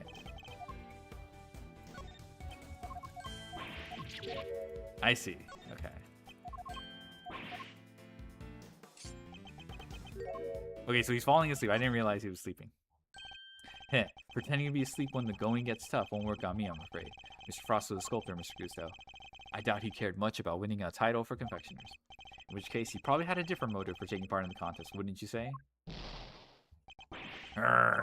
Fine. It was me. I wanted that title. Frost was only in it for the prize, the ultimate cookbook. I see. Since your objectives dovetailed so neatly, you decided to work together. But then something happened, a breakdown in your relationship perhaps, so I want to know why. Mr. Prosecutor, I'm still quite unwell after my brush with death. Push me too hard, and I'll be on my way back to medical room. No, wait, then you'd better wrap this up quickly. I'm already dangerously low on patience. Mr. Gusto is trying desperately to make his escape, but he's not going anywhere yet. Not as long as he's still keeping things from me. So let's figure out what he was really after next. There's no time to lose. I need to pick the right line of questioning and fast. You wanted to appear on Mr. Tangaro's TV show, Bacon Bot. On Cooking Conga? I believe it was called Bacon Bot. You really think people would want to watch dance like an idiot while I work? No, it might have been much for younger viewers. I thought not. Listen, I know what I'm good at, and prancing around on TV isn't it. Maybe you should focus on what you're good at, too, because it certainly isn't asking the right questions. Touche, Mr. Gusto. You choose my words more carefully. Okay, I fell for that one. I need to study my opponent. Okay. You two had your eyes on something other than the title, didn't you? After all, I'm not sure the title of World's Greatest Confectioner even counts for that much. Now you're insulting the way of the confectioner. My goal, my only goal, was to win that title. I didn't care about anything else. You have no idea how much it would have meant to me.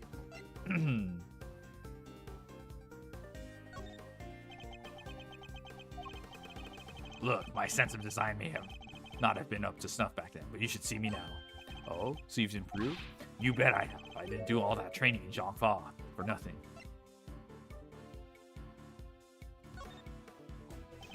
Oh my god. It's just biding my time again. Oh my god.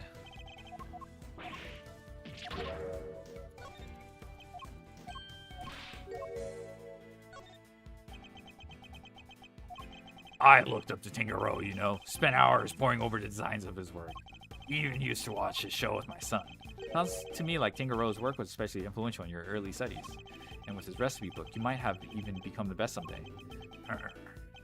Maybe. The book was a real treasure, no doubt about that. Any confectioner would have wanted it.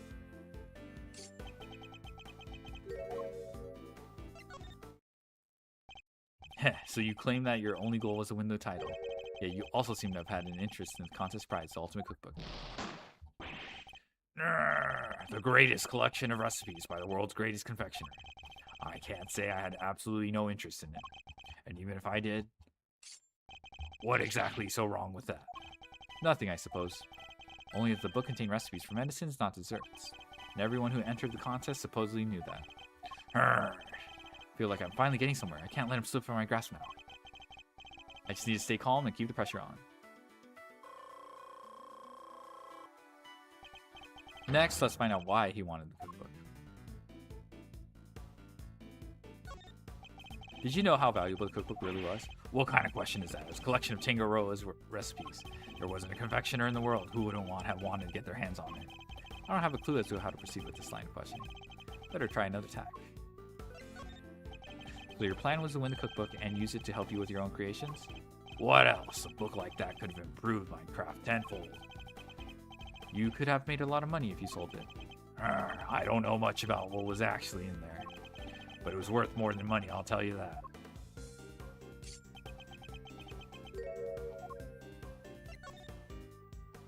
Come now, Mr. Gusto. I think you know more about the Ultimate Cookbook than you claim. They told us a little about it at the start of the contest. And you know what kind of recipes it actually contained, don't you? And that they weren't dessert recipes at all. I see you did your homework. Fine, so you know what was really in there. The Ultimate Cookbook, or the Angel's Cookbook, to give it its proper title. It's a collection of chemical formulas and ways to synthesize new medicines that nobody had ever heard of. So we did know that the cookbook actually contained recipes for medicines? This could be an important clue. Time to deploy my clue. Your designs may have improved thanks to your training in Zhangfa, but you clearly didn't do enough work on your skills of deception. You've already admitted that you knew the Ultimate Cookbook was a collection of recipes for medicines.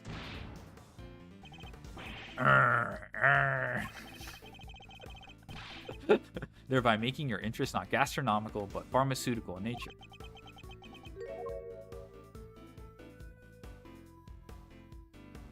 You need medicine. Okay. You're a confectioner, Mr. Gusto. You had no professional interest in revolutionary new medicine. Suggests that your interest must have been personal. I underestimated you. Fine, you're right. Winning the title wasn't the only reason I entered the contest. I needed one of the recipes in that book. It was for my son. He was sick. He was? Tell me more. That's none of your business. I told you as much as you need to know. He looks rattled, but I can't let him off the hook. Let's find out what this mystery illness was. I've almost gotten to the bottom of this. I can feel it. Just a few more moves. So you needed the cookbook to cure your son? Yeah, nowadays you can get the medication you need anywhere. But back then, that book was our only hope. Which is why I didn't dare waste my time on fancy tea parties. I had to give my all to my work. Buddies. And what about Mr. Tangaroa's work? Surely that tea break gave you the perfect opportunity to go steal a glance at it. And what makes you think I had the energy or time to care about the others had made? Oh my god, never mind. L. I guess he asked me a question. I think you made it abundantly clear how much interest you had in Mr. Tangaroa's work. What's more, if you were that determined to win the Ultimate Cookbook, I just doubt you would have passed up on a chance to take a peek at your Patriots entries. I've had plenty of chances throughout the contest to see and sample my rival's work, you know. But each time I did, nothing seemed to have any flavor. Must have been nerves or something. Nothing Mr. Gusto tasted had any flavor? That seems like it could be an important clue. Oh! His son is Samson. Tell me a little more about your son. He was my pride and joy, and my biggest fan. You entered the contest in order to help him? You clearly don't have children of your own. Any father would have done the same. I would have done anything to help him. Anything. He would come see me here at the contest venue, too, right up through the semifinal. Really? Wait, no, it's not Samson's. You didn't get in the way of your work? If you were trying to beat Samson Tangaroa, clearly you didn't have the time to look after a child. Yeah, well, I wanted to do what I could for him. Samson just has the same condition. He said he wanted to always be the first to try my creations. You said your son was sick, Mr. Gusto, and yet he was able to come and join you for the contest? It wasn't that kind of illness. Nothing life-threatening, anyway. This feels like it could be an important clue. Could you tell me the name of the disease your son suffered from? You're a real cold customer, Mr. Prosecutor. Is it enough that he was seriously ill? Why would you force me to tell you more? Time to deploy my clue. You've already shared with me that your son's illness wasn't life-threatening. So why are you so reluctant to share any further details? It may not have been life-threatening, but that doesn't mean it hadn't been life-altering. I see. That must have been very hard on both of you. Of course it was. That was why I did everything I could to find a cure. We were desperate. He couldn't taste anything, not even his favorite desserts.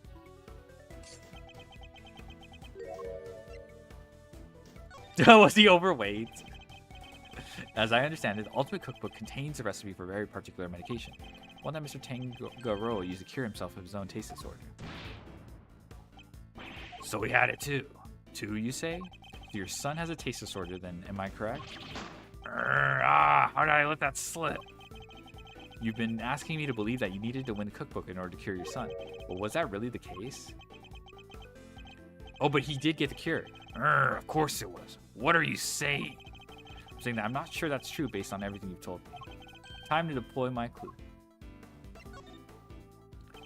Taste disorders are difficult to live with. It isn't easy not being able to enjoy your food.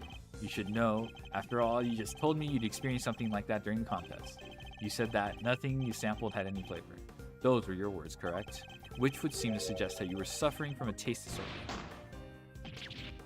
A confectioner without a sense of taste? Not exactly ideal. Are you sure it wasn't actually your own condition you were seeking cure for, Mr. Gusto? I've had enough of your speculations. I managed just fine in that contest. Made all my own entries, no problems.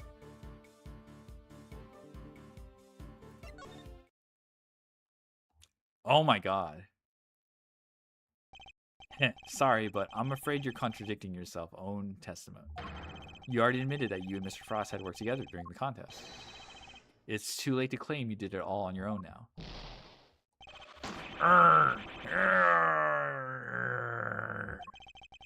You would have us believe that you are a man of principle, a dedicated student of the confectioner's art.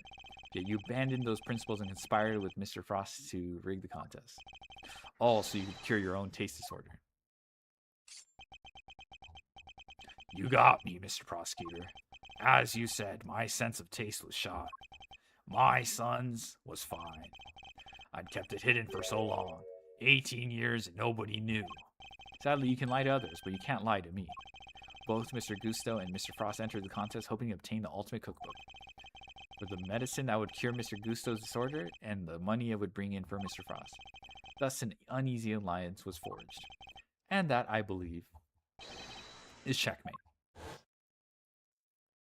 That wasn't too bad.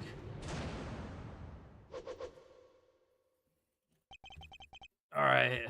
I'll admit it. You're good. I never sold anybody any of this, but you figured it all out anyway. It's true. 18 years ago, I developed Agusa. Agusa? How do you pronounce that?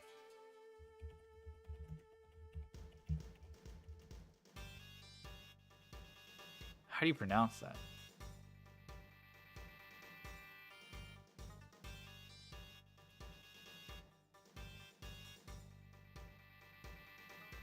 Hold on.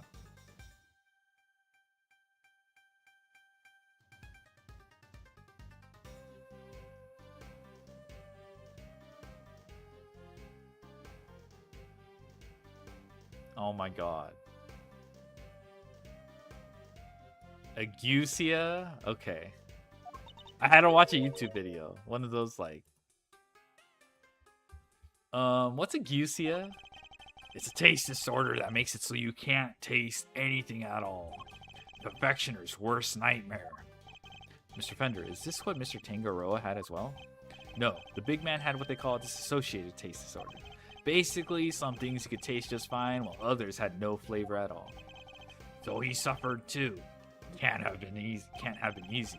Not when there wasn't a way to cure it on the market. Which is why you needed Mr. Tangaroa's cookbook.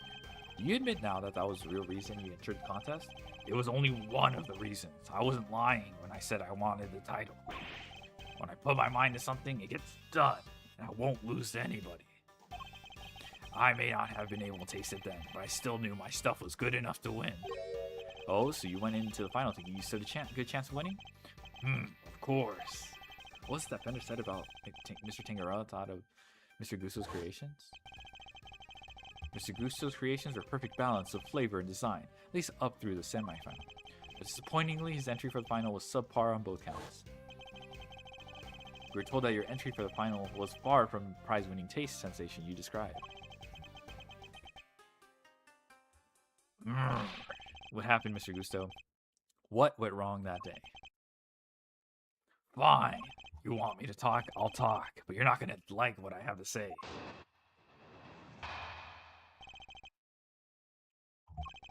Frost and I were working together right up through the semifinal. I handled flavor, he did the designing.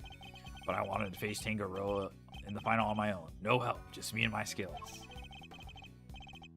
So I helped Frost with his entry, but mine I did alone. If it didn't taste good in the final, that's on me. What can I say? I lack training. That's all there is to it. Happy now? There doesn't seem to be any obvious contradiction in this testimony. Yep, not that I thought it'd be easy to get anything real out of him.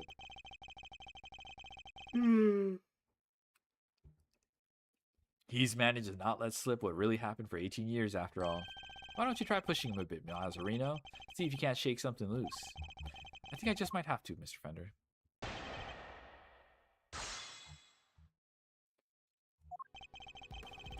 Frost. Okay. I don't have to say it. I don't know. I'm like Tangaroa in the final on my own. Okay.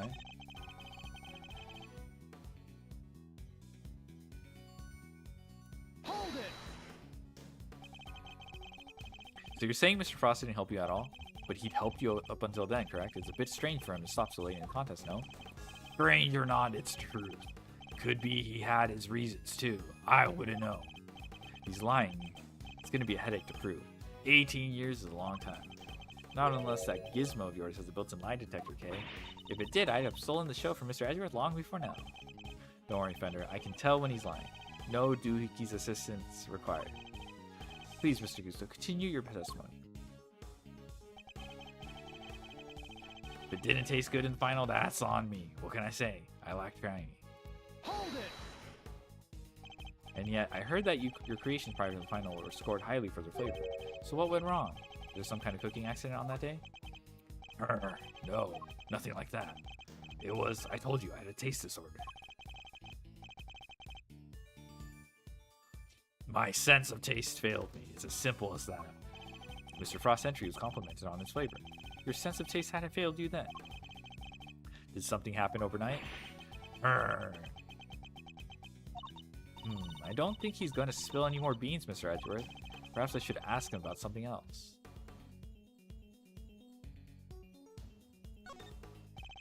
Did something change between the semifinal and the final, Mr. Gusto? Not really. Only difference between the semifinal and the final was that Frost wasn't helping me.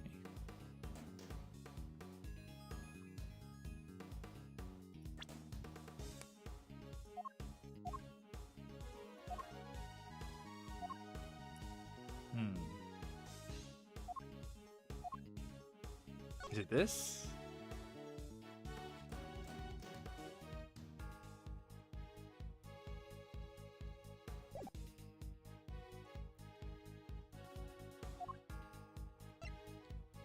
Photo of Frost, Gusto, and their sons. Gusto visited his father daily.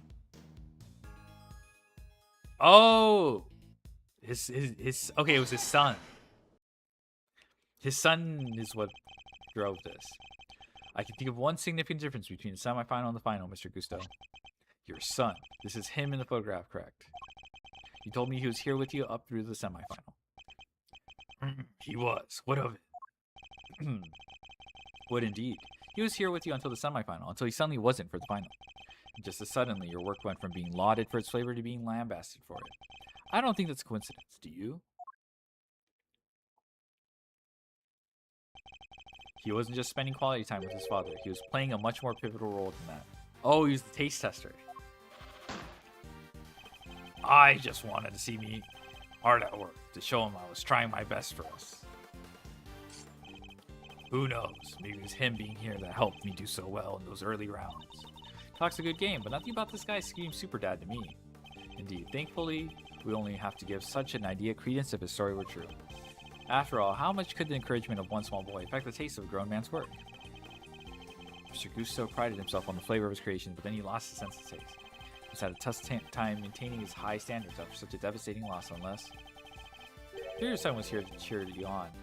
That wasn't all he was here to do, was it? You're a very suspicious man, Prosecutor. But why not answering yourself for a challenge?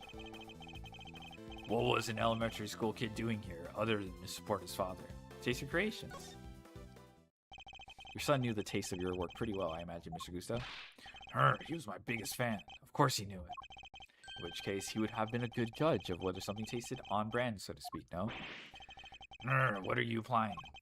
You've already told us that you were suffering from a taste disorder. I'll admit it.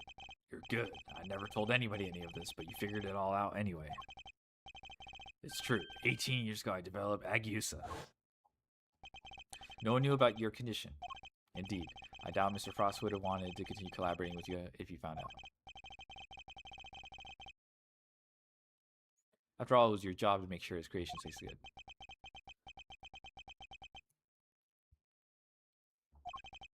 Therefore, your son wasn't just here to support you. He was helping you by taste testing your work.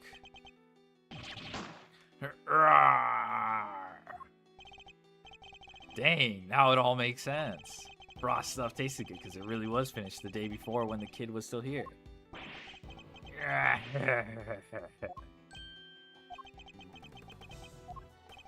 You have a vivid imagination, Mr. Prosecutor. Do you seriously think I trust a kid to tell me how to adjust the taste of my masterpieces? I have some pride, you know, even back then. Did you now? My designs have not been much to write home about back then, but I always knew my work tasted better than anybody else's. You think I'd risk everything by putting my reputation in the hands of a child? This is just more speculation. That's all it is. In that case, I asked to speak with your son assistant. Let's see how much of your story he can corroborate. Sadly for you, my son is no longer my concern. W dad, W parenting. What? As soon as I got my sense of taste back, I went straight to Zhangfa to start my training and cut off all ties with the kid for good. Blort B. Tenia Lick. Clown University, Clown University, Clown University. True. Alright, W parenting, dad of the year. What? You abandoned your own child? That ain't the half of it. No one knows where he is even now. The cops have looked all over for him, but no dice. So, still think you can prove your asinine theory? I'd like to see you try. Yeah. Think I care about anything besides confectionery? Think again. I got my sense of taste back. What need do I have for a son? Bruh. Silence in the courtroom. While Mr. Gusto's words and actions may demonstrate a certain lack of humanity on his part, the goddess of justice cannot judge him for that. Therefore, Mr. Edgeworth, I believe it is time for you to admit defeat. Who? Yeah, give it up. 18 years is a long time for anything to surface now. Proof or otherwise. Mr. Edgeworth, we have to do something. If we don't, the truth might be lost forever. Where are you, Detective Gumshoe? Gusto Sundere? He's more like shonen protagonist who cares only about one specific talent.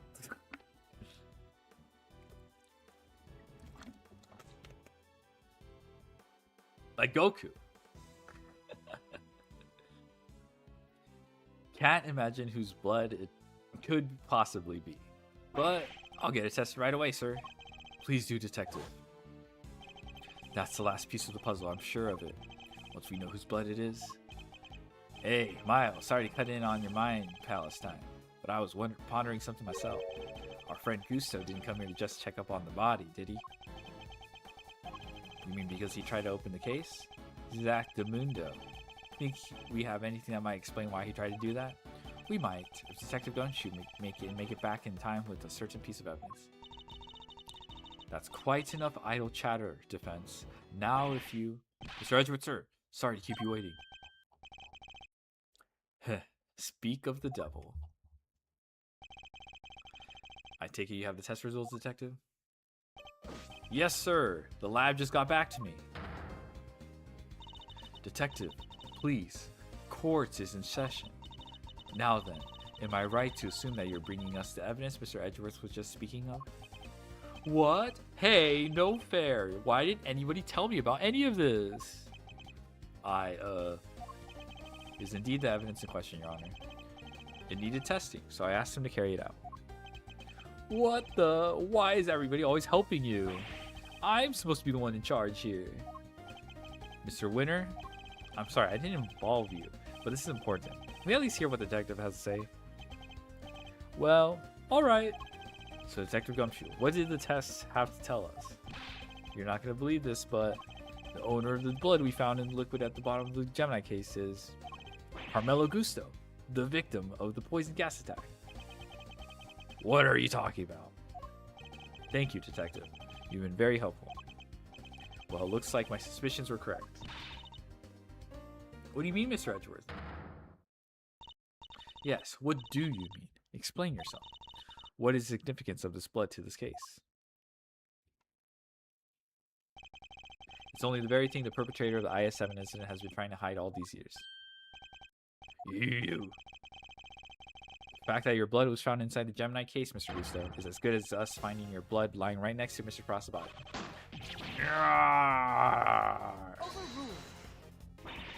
Well, why would there be traces of your blood there, of all places, Mr. Gusto? If you won't answer Your Honor, Mr. Gusto, then I will. There wasn't just blood in the liquid from the Gemini case. There were traces of salt and sugar, too. There were? And if you remember, one particular part of Mr. Frost's work was allegedly very salty indeed. Oh, yeah. You're talking about what Delicia told us back then, right? What was it again? Is that the blood she tasted? Did she just eat blood? That's so gross. Did they ever? I've never tried ices so scrumptious in all my life. Really? Man, I wish I could have had a bite. Well, scrumptious except for the salty bit, of course. That was unbearable. The salty bit? It's in the other photo you've got there. This bit, the heartbeat thingy. Gemini's liar. Yes, the liar and only the liar tasted as if it had been flavored with salt. There were no traces of salt anywhere else in Mr. Frost's entry. Very interesting. Then perhaps you can tell us, Mr. Edgeworth. Where did the salt on the liar come from? It's blood. It's blood. That's so nasty. Oh my god. Ugh. Where's the photo?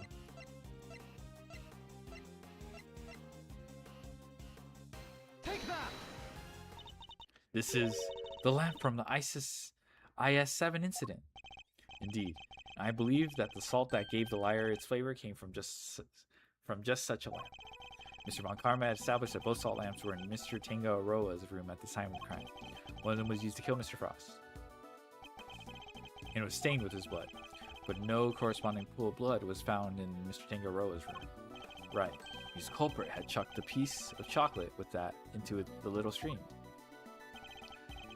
Furthermore, aside from the liar, no traces of salt were found anywhere else in the Frost room, in Mr. Frost's room either.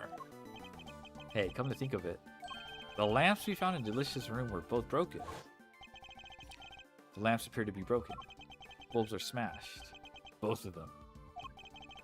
Maybe they fell and broke on the floor. We never did figure out how the one that wasn't used to kill Frost got busted, but...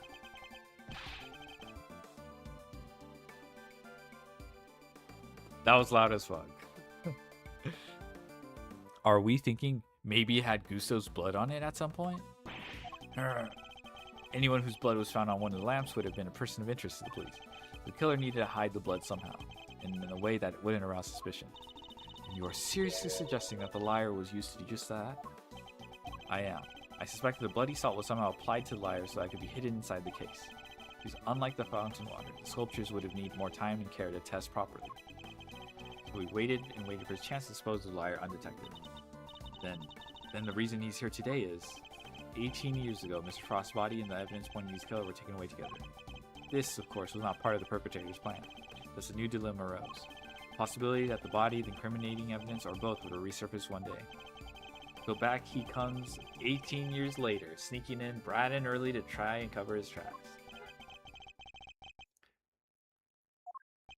Well, Mr. Gusto, are you finally ready to admit it? That you're the one responsible for the IS-7 incident? Mr. Gusto, it's all because of you that Samson... Yeah.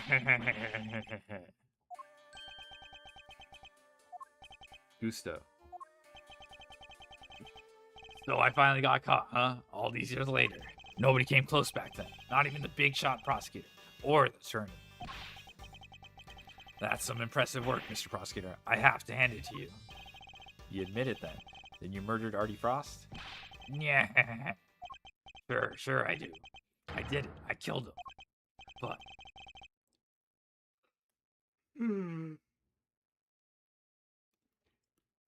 he only had himself to blame. What do you mean by that? Self-defense or some bullshit? He agreed to help me.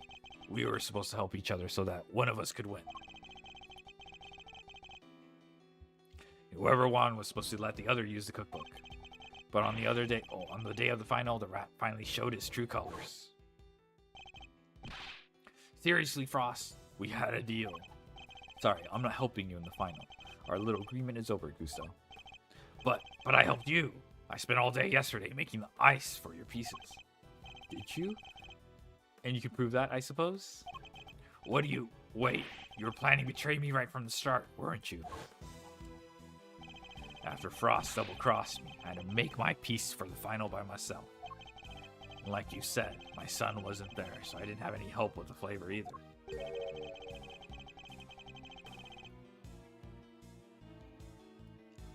So much for the pride you claim to have in your ability to make delicious desserts. Go ahead and judge. You have no idea what it's like for someone like me to lose my sense of taste. I gave up everything to become the best. Everything. I take pride in that. Something like you could never understand. You're right. I don't understand. Why do you take pride in the fact that you resorted to murder? Or that you abandoned your son? Why would I want to understand someone who could do such a thing? A man can't afford to rely on other people. I learned that the hard way 18 years ago. My son never showed up on the day of the final. And in hindsight, I wouldn't be surprised if Frost was the reason why. Why would you think that? What exactly happened to your son?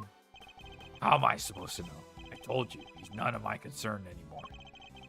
According to you guys, nobody knows where he is now either. And you don't care? You're horrible. So with his disappearance, so too went your chances of winning, correct?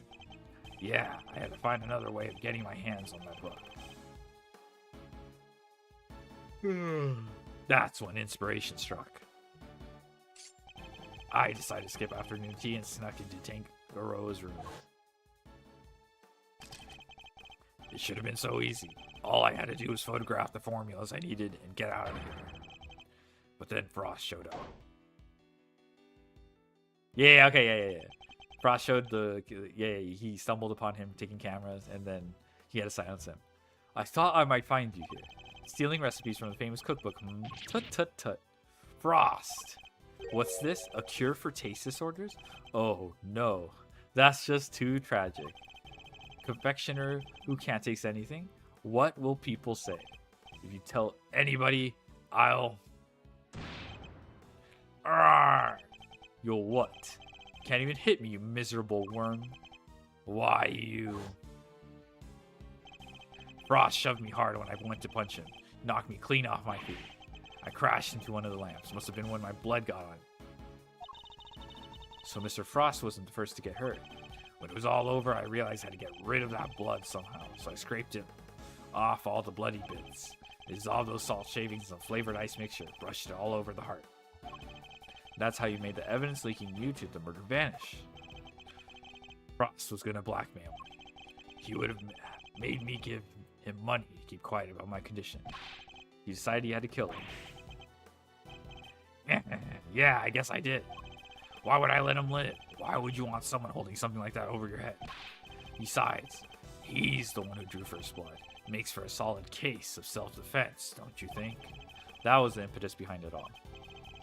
Anyway, I initially took the lamp to Frost's room. Went straight there once I figured out how I was going to hide the bloody part. Inspired by all...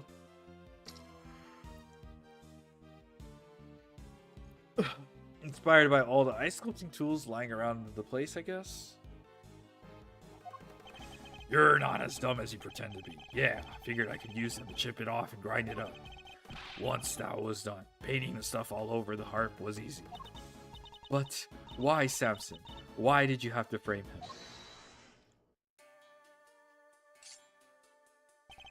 I never meant the cops to pin it on him. That was your fault. You and the rest of them. Why do you think I went to the trouble of placing the lamps and cloths back in Scode's room? There's only one reason to plant the murder weapon in the room of another contestant, to frame them. That's to cast suspicion on that person. What? You try to frame me, Ghosty Pants? Yeah. But why? Why poor old me? I respected Tangaroa. He was the best. A true champion. I would never have wanted him to take the fall. But you're a fraud. Okay, she did. She did fake having bakery skills. Your work wasn't even real. You had no respect for your craft at all. You deserve to be punished for what you did. Okay, that's not even... that's... That's too much, okay. Oh, Gussie, how could you? Had you refrained from eating Tangaroa's work, Frost's body wouldn't have been found. My plan was to wait until Tangaroa was judging your room. That's when I sneaked the core into Frost's room and freeze it. Thanks to you, Bound here found it before I had a chance to retrieve it. I don't understand. Why did you need to freeze his body at all? Why indeed? Mr. Edgeworth, surely you must know. Why did Mr. Gusto need to freeze Mr. Frost's body? To obscure the time of death. Mr. Gusto needed to freeze Mr. Frost's body in order to obscure the time of death. If they determined that the murder occurred during afternoon tea, he would have been an obvious suspect. Bingo! Freezing Frost's body wasn't simple. Preparing everything took time. But I decided to put his body in the chest in Tangaroa's room while I got everything ready in Frost. That's like a kind of tough... I mean, it doesn't really... The decision isn't that, like... You just click on the other two, and if they're wrong, you just try the third one. But you'd only know that if you played... I forgot what case it came up from. It was one of the... Spirit of Justice, where they talk about how... I think there was one before that, though. Where they talk about how, like... The temperature, lower temperature slows down the decaying process and obscures the time of death for the autopsy report. At the time, it seemed like the perfect hiding place. Never counted on some gluttonous pharmacist showing up and making the whole ship collapse. Wow, that's so fucked up. Why would you say that? I still don't get it, though. Why disguise the body as an ice sculpture at all? The sooner it was found, the smaller the effect of freezing it would have had on masking the time of death. Therefore, he needed to disguise it at least until it fully frozen. How awful. Using Mr. Frost's own work to help you cover up the truth behind his murder. Ironically, Tangaroa would have been just fine if the body hadn't been found before I got it out of his room. The only things had gone to plan. He wouldn't even have been arrested, let alone convicted. You You mean it was my fault? Everything that happened to Samson? It was all because I found the body? Don't let him get inside your heads, dudes. None of this is your fault. If it wasn't Samson, it would have been Alicia instead. She would have been the one they arrested. Either way, there's only one person to blame here, and that's Gusto. It didn't help that the initial detective was so bad at his job either. He never even told the prosecutor the body had vanished. So that Mr. Von Karma had unwittingly placed Mr. Tangaroa under arrest in the absence of a body? I mean, I guess it would explain why he was so keen to wrap things up. Still, you'd think he'd notice something as big as that if he'd taken a look at a few reports, right? Not if someone had been deliberately distorting the facts of the case, though. Either way, it seems that Mr. Von Karma didn't know about the body until after the arrest had been made. But admitting that would have all spoiled his perfect record. So he kept it himself and proceeded to prosecute Tangaroa regardless. Can this really be true? You don't feel bad at all? Somebody spent 18 years in prison because of you. Yeah, fuck this guy. Sticks and stones, girly. Sticks and stones. What a jerk. I ought to arrest you right now, pal. I'm afraid I can't allow you to do that, Detective. So you noticed, huh? Glad somebody did. The judge is right. You can't lay a finger on me. What? Why? You just confessed to murder. No idea, huh? Then I guess I'd better lay it out for you. Oh my god, there's still more.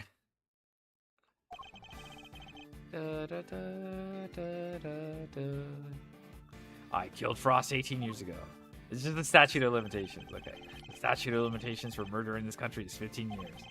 You do the math. You can't arrest me. You think I'd have confessed otherwise? Oh, hold on. He went to another country. That surely changes things. Wait, hold on.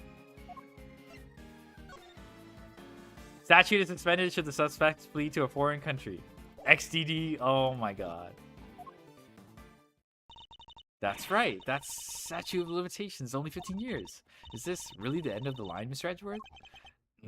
Once the statute has expired, he can't be charged, so. But, how unfortunate, Mr. Edgeworth.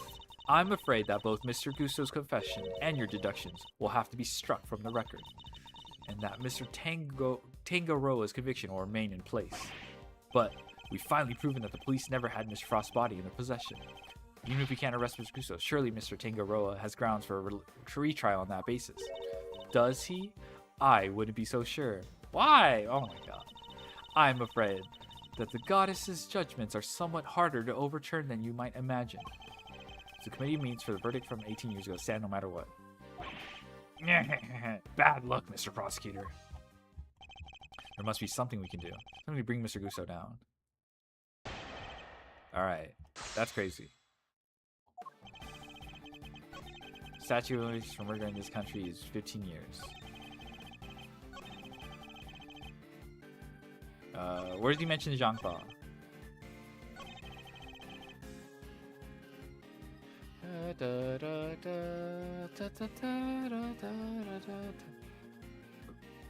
Hold it!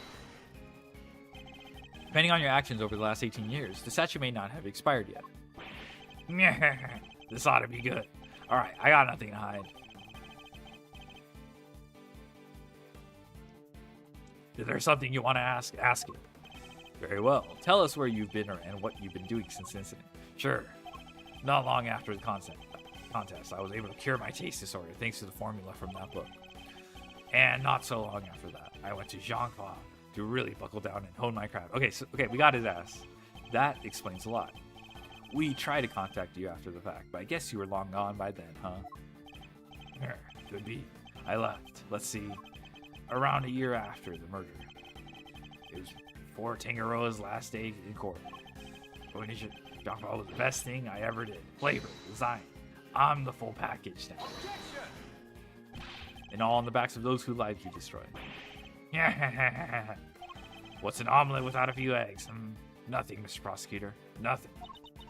You're evil. Sticks and stones, girly. You can't arrest me, that's all that matters. Ugh, I need more to work with. There has to be something I can get out of him. You know, I can push him further on the statements he just made. Is there anything I should follow up on? Yeah, how long did you spend there? I'd like you to tell us more about your training in Zhangfa, if you wouldn't mind. Fine. I later went to Zhangfa to train, and I finally became the best in the world. Okay. Hold it! Zhangfa, and you were there for a while, I imagine? Yeah, I left some time after the investigation had wrapped up. I'd been meaning to get there and start my studies for a while. Thanks to the hard work I put in.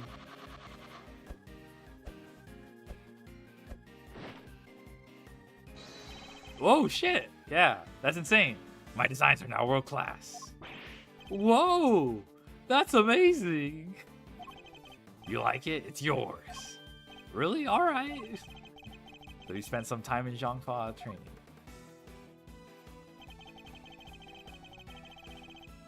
Da, da, da.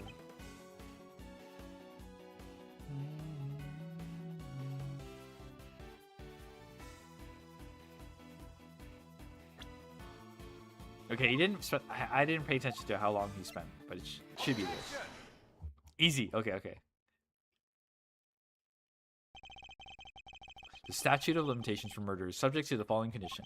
The statute is suspended should the suspect flee to a foreign country, which means that this time you spent abroad doesn't count towards the total time under that statute. No way! So it's like someone hit pause while he was in Zhangfa? It appears that there may be time left on the clock yet, but that will depend on how long you stayed in Zhangfa, Mr. Gusto. It was 3 years exactly. 3 years? Hold on. Nobody say anything until I've done the math. The murder happened 18 years back. Statute is 15 years. Add 3 overseas. 15 plus 3 makes exactly 18, which means no way. Mr. Edgeworth, you did it. The statute hasn't expired after all.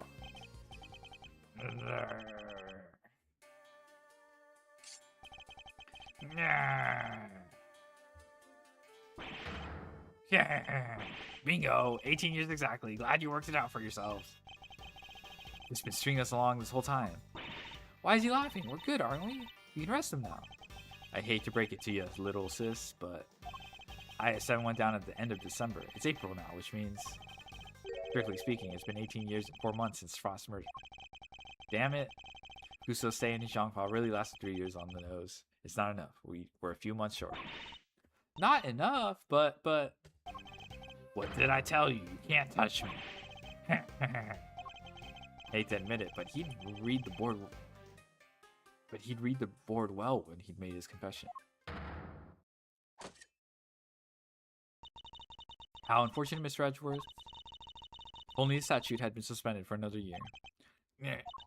Those who would overturn the goddess's judgment must be willing to pay the price should they fail. And you, Mr. Edgeworth, have failed. No! There must be something I can do. I knew it. Well, if the law can't bring Mr. Gusto to justice then. Dudes, what are you thinking? Objection! There's no need to go adding to your rap sheet just yet. We're not done here. Far from it. Because there's still a way we can nail him. There is? Alright, Miles Sereno, pep talk. I need you to think back over everything we know about the case. Gusto's overlooked one critical thing that you yourself were led to believe wrongly about, which is, he wasn't there for Samson's last trial, remember? Best I can tell, he doesn't seem to know what the final verdict that came down that day is. Which means there's still one way left to us. Crack open your statutes for dummies there and take another look. 17 years ago, they really did a number on Samson and framed him like a pretty picture. If we make good use of that verdict now, we can make Gusto pay in full for what he's done. Fender, are you? Those who would overturn the goddess's judgment must be willing to pay the price should they fail. Let me see. Statute suspended from the time of any accomplice's indictment to the end of their trial? Oh, I didn't even read the second part.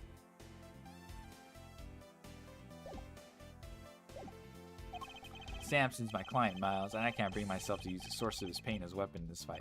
So whether we play our last card or not, it's gonna have to be up to you.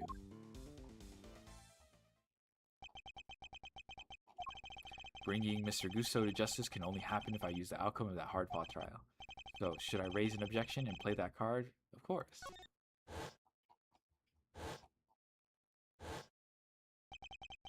My father and Mr. Von Karma. One sought to reveal the truth, the other to hide it. I know which path I choose to follow, the one that seeks to reveal the truth.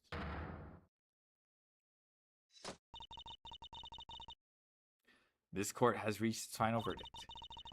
The court will state that Mr. Gusto has been found not guilty on all counts. Objection!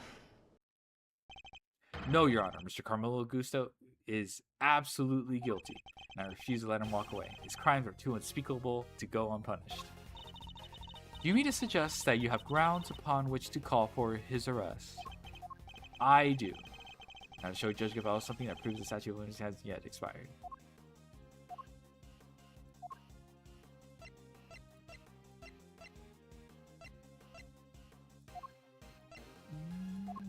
It's the notes, right? Here we go. Yeah. Very well. Is there a particular page of the IS-7 case file? Suspect data. I'd like to direct your attention to the page concerning the suspect. As you can see, Samson Tangaroa was convicted as an accomplice, and it took around 1 year from his indictment for that verdict to be reached. Yes, that does seem to be the case. The book you gave us details certain conditions pertaining to the detailed statute of limitations for murder. One of them, as I mentioned, is that the statute is suspended if the suspect flees the country. And another states that the statute is suspended from the time of any accomplice's indictment at the end of their trial.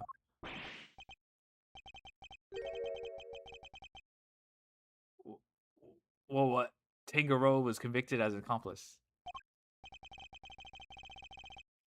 Yup, guess you were in Zhangfa when the verdict came down. Samson was convicted as accomplice, not as his main perpetrator, which is clearly news to you, and not good news either, am I right? But how can that be? Tangaroa was an accomplice to anyone. He was innocent, and you know it. Oh, we know it. Wrong voice. Oh, we know it. It's what we've been trying to prove all along. And in a pleasing twist of fate, his wrongful conviction will be the very thing that sets him free. If you spent 3 years in Zhangfa, and your accomplice Samson Tangaroa was on trial for 1 year, it means you can still be charged with Mr. Frost's murder for up to 19 years after the fact. In other words, statute of limitations hasn't expired at all. Nah. This goddess's judgment is infallible, but that of her servants it appears is not.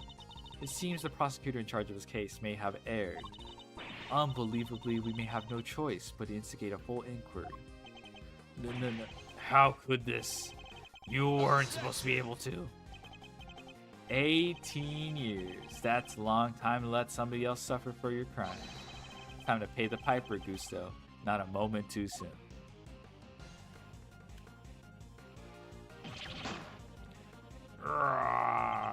But I'm finally the greatest. My brilliance has been recognized. I gave up everything for this. Everything. Even my son. More's the pity. But you can't run from the law forever, because the bills come due at last.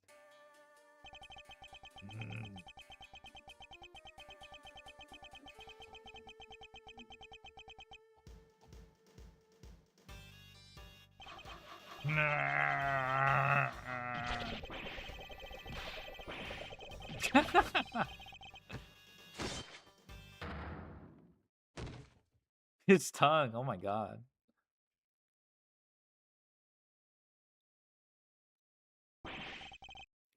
Mr. Gusto's all set for his trip downtown, sir. Oh, good. Which means it's your turn next, right?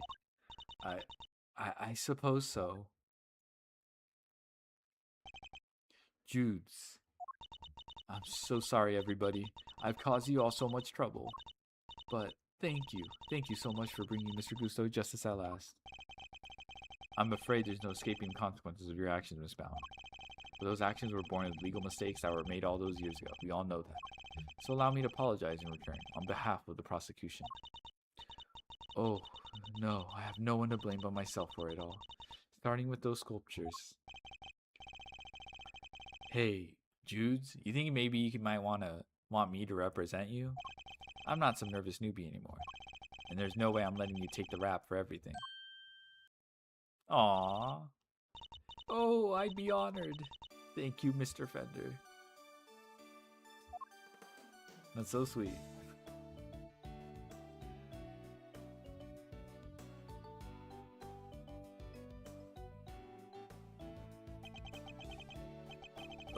Sorry, man, but you gotta come with me now. Of course.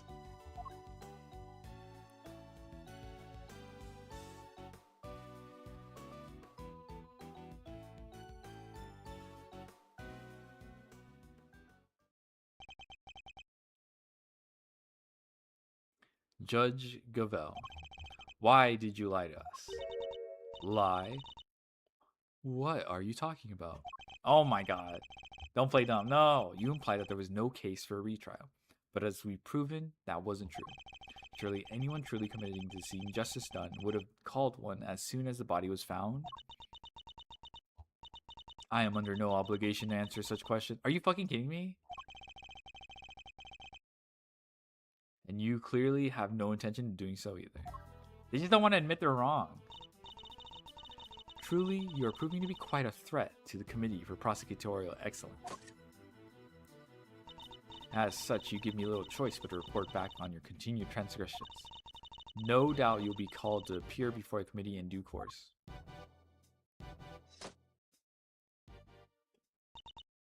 Now, I must be on my way.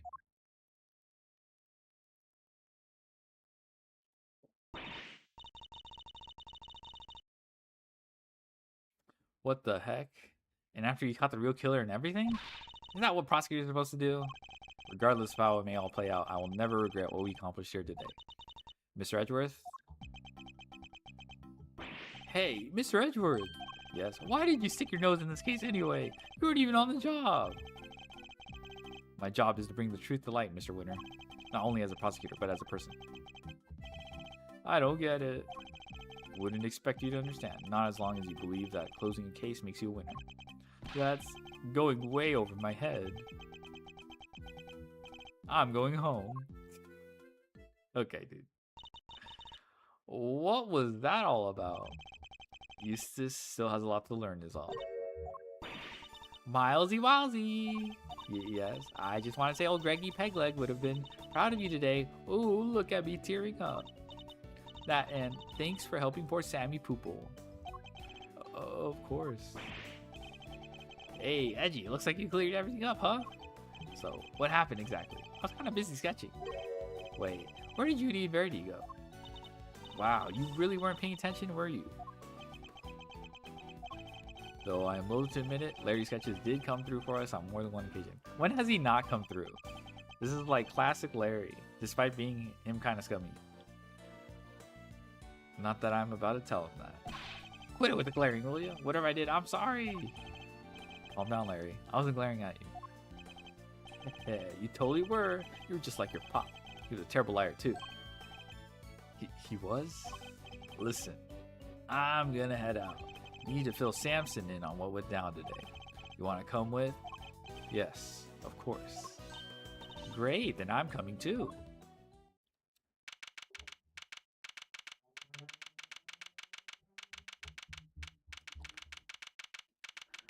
Alrighty.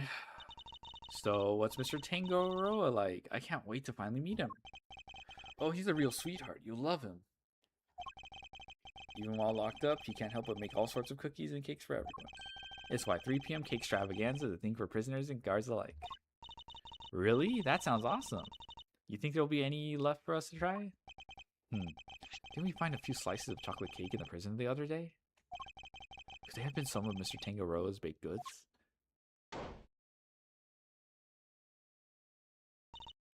Gummy! What are you doing here? I heard y'all were coming to see Mr. Tangoroa, so I volunteered to escort him. Hello, new friends. I'm Samson Tangaroa. Prosecutor Miles Edgeworth at your service. And I'm Mr. Edgeworth's trusty sidekick, Kay Faraday. It's very nice to meet you both. Miles here is Gregory's son. That's so? Your father was very kind to me and I fought so hard for my case. And then I betrayed him. I made a false confession and... Don't worry, Mr. Tangaroa. Mr. Fender has explained everything to me. Sure did, and now we're here to tell you the truth about what happened 18 years ago. The truth?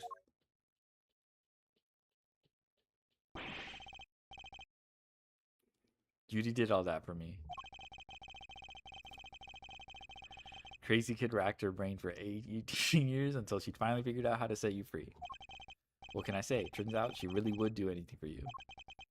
Oh, Judy, I never did anything to deserve such devotion. Come now, Mr. Tangaroa. I think we all know what that's not true. The bond between the two of you has held strong for all these years after all. You think so? Guess I'd better show him. Which piece of evidence is proof of the bond of Mr. Tangaroa and Miss Bound share? Oh, where's chocolates? Where's chocolates at? Here we go. Yeah. Nom nom nom nom chocolates. Those chocolates. Judy made them, didn't she? Yes, she did. They're super delicious and sweet. Miss Bound continued making them just as you taught her, even after that fateful day, so that there would always be some waiting for you when you would finally come home. Judy. Aww. I bet they're beyond super sweet then, aren't they? Very much so, I'm afraid. I only wish we could hand them to you. Don't worry, sir. I'll make sure he gets them later. Which would be a clear breach of prison policy that I have the authority now to stop him anyway. Not that I have the authority to stop him. Thank you very much. You know, Detective, something about you reminds me of Detective Bat. Really, pal? Because I look up to him a lot. He's my role model. You don't say. It seems fate likes to bring people of all sorts together, huh? You hang in there, Samson, just a little longer. I should be able to get you out soon. I'm sorry it's taken so long. Nobody should have to wait 18 years to get justice.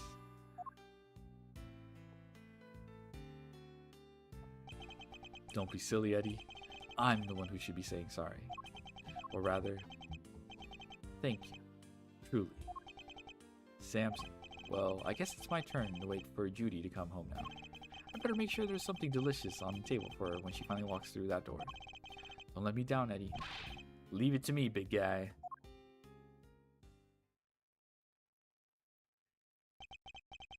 The IS-7. It's been 18 long years, but the case we'd inherited from my father is finally coming to a close.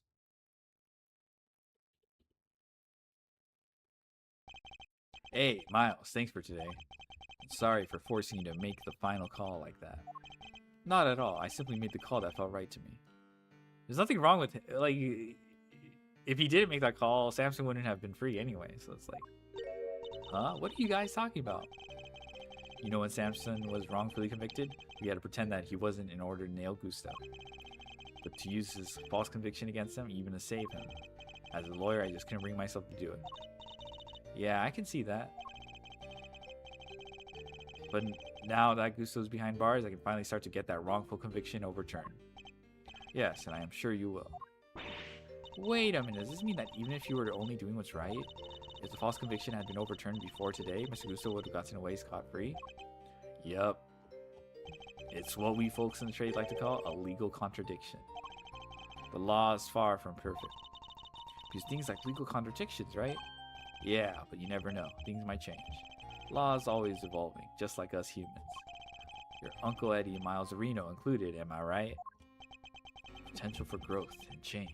And people in the law, huh? So, Miles, are you going to keep fighting crime as a prosecutor, or help people as an attorney? Something tells me you've got a big decision ahead of you. Only you can answer.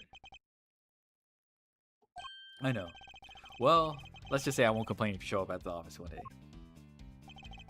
And on that note, it's time for me to skedaddle.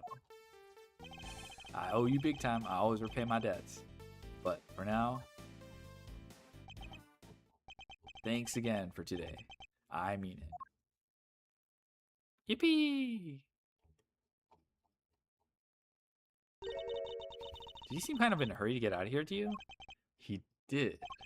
Honestly speaking, I'm the one who owes him a debt of gratitude. After all, he gave me the chance to reckon with my father's final case. When I was a boy, all I ever dreamed of was becoming an attorney like my father. Then, during my time with Mr. Von Karma, I learned the way of the prosecutor instead. Eventually, with the help of some good friends, I found my own voice and a new way to live. But now my career as a prosecutor is at risk of being taken away from me. Maybe it's time to take another long, hard look at how I want to live my life, whether I like it or not.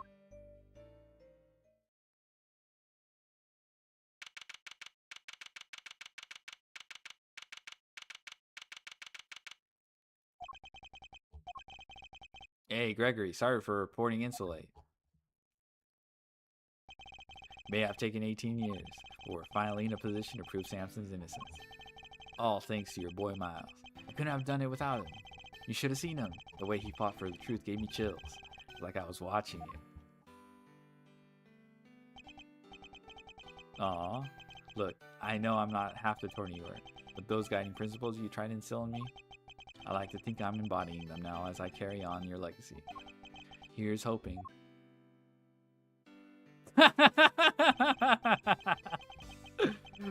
Oh my god, okay, I was not prepared for this. Oh my god. Your boy will be joining me in that soon. You just stole that photo. He was like, hey, I need to test this camera. Am I going to fight crime as a prosecutor or help people as an attorney? What is the right answer? Which path should I choose?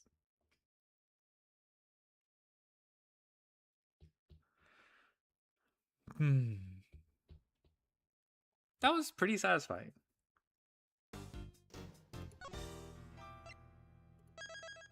Oh my god. Turnabout Forsaken.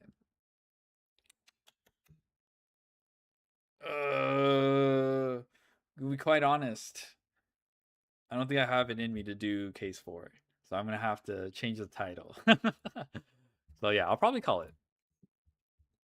Do do do do do do do do do do do do do do. All right, who can I send you? Do do do do do do do. Da da da. Do do do do do do do. Why is there no music? They got me having this humming the fucking what's it called? The credits for what's the word? Apollo Justice. Do do do do do do do do. Yeah, okay. So I'm hungry, so that's probably why I my throat is killing me. No more guttural voices. For me, I'll drink some water and stuff like that. Doing Gusto's voice like cooked me. Let me see.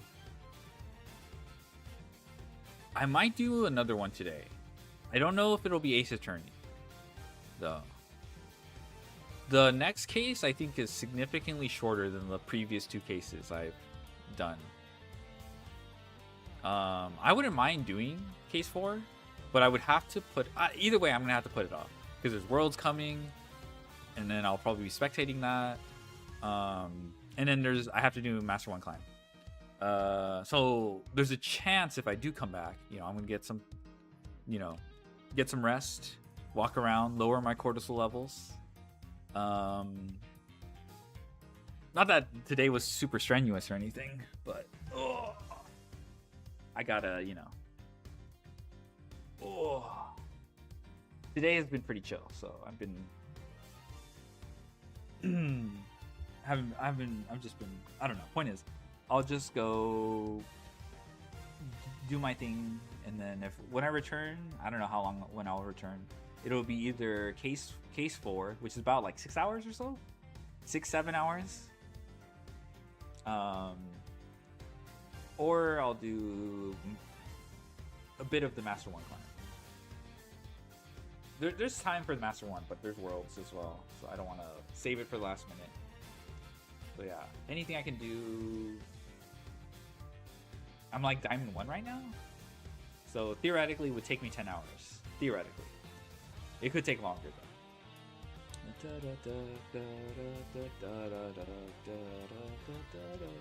Alright. I'll send you guys the... Oh man, I didn't even send the raid.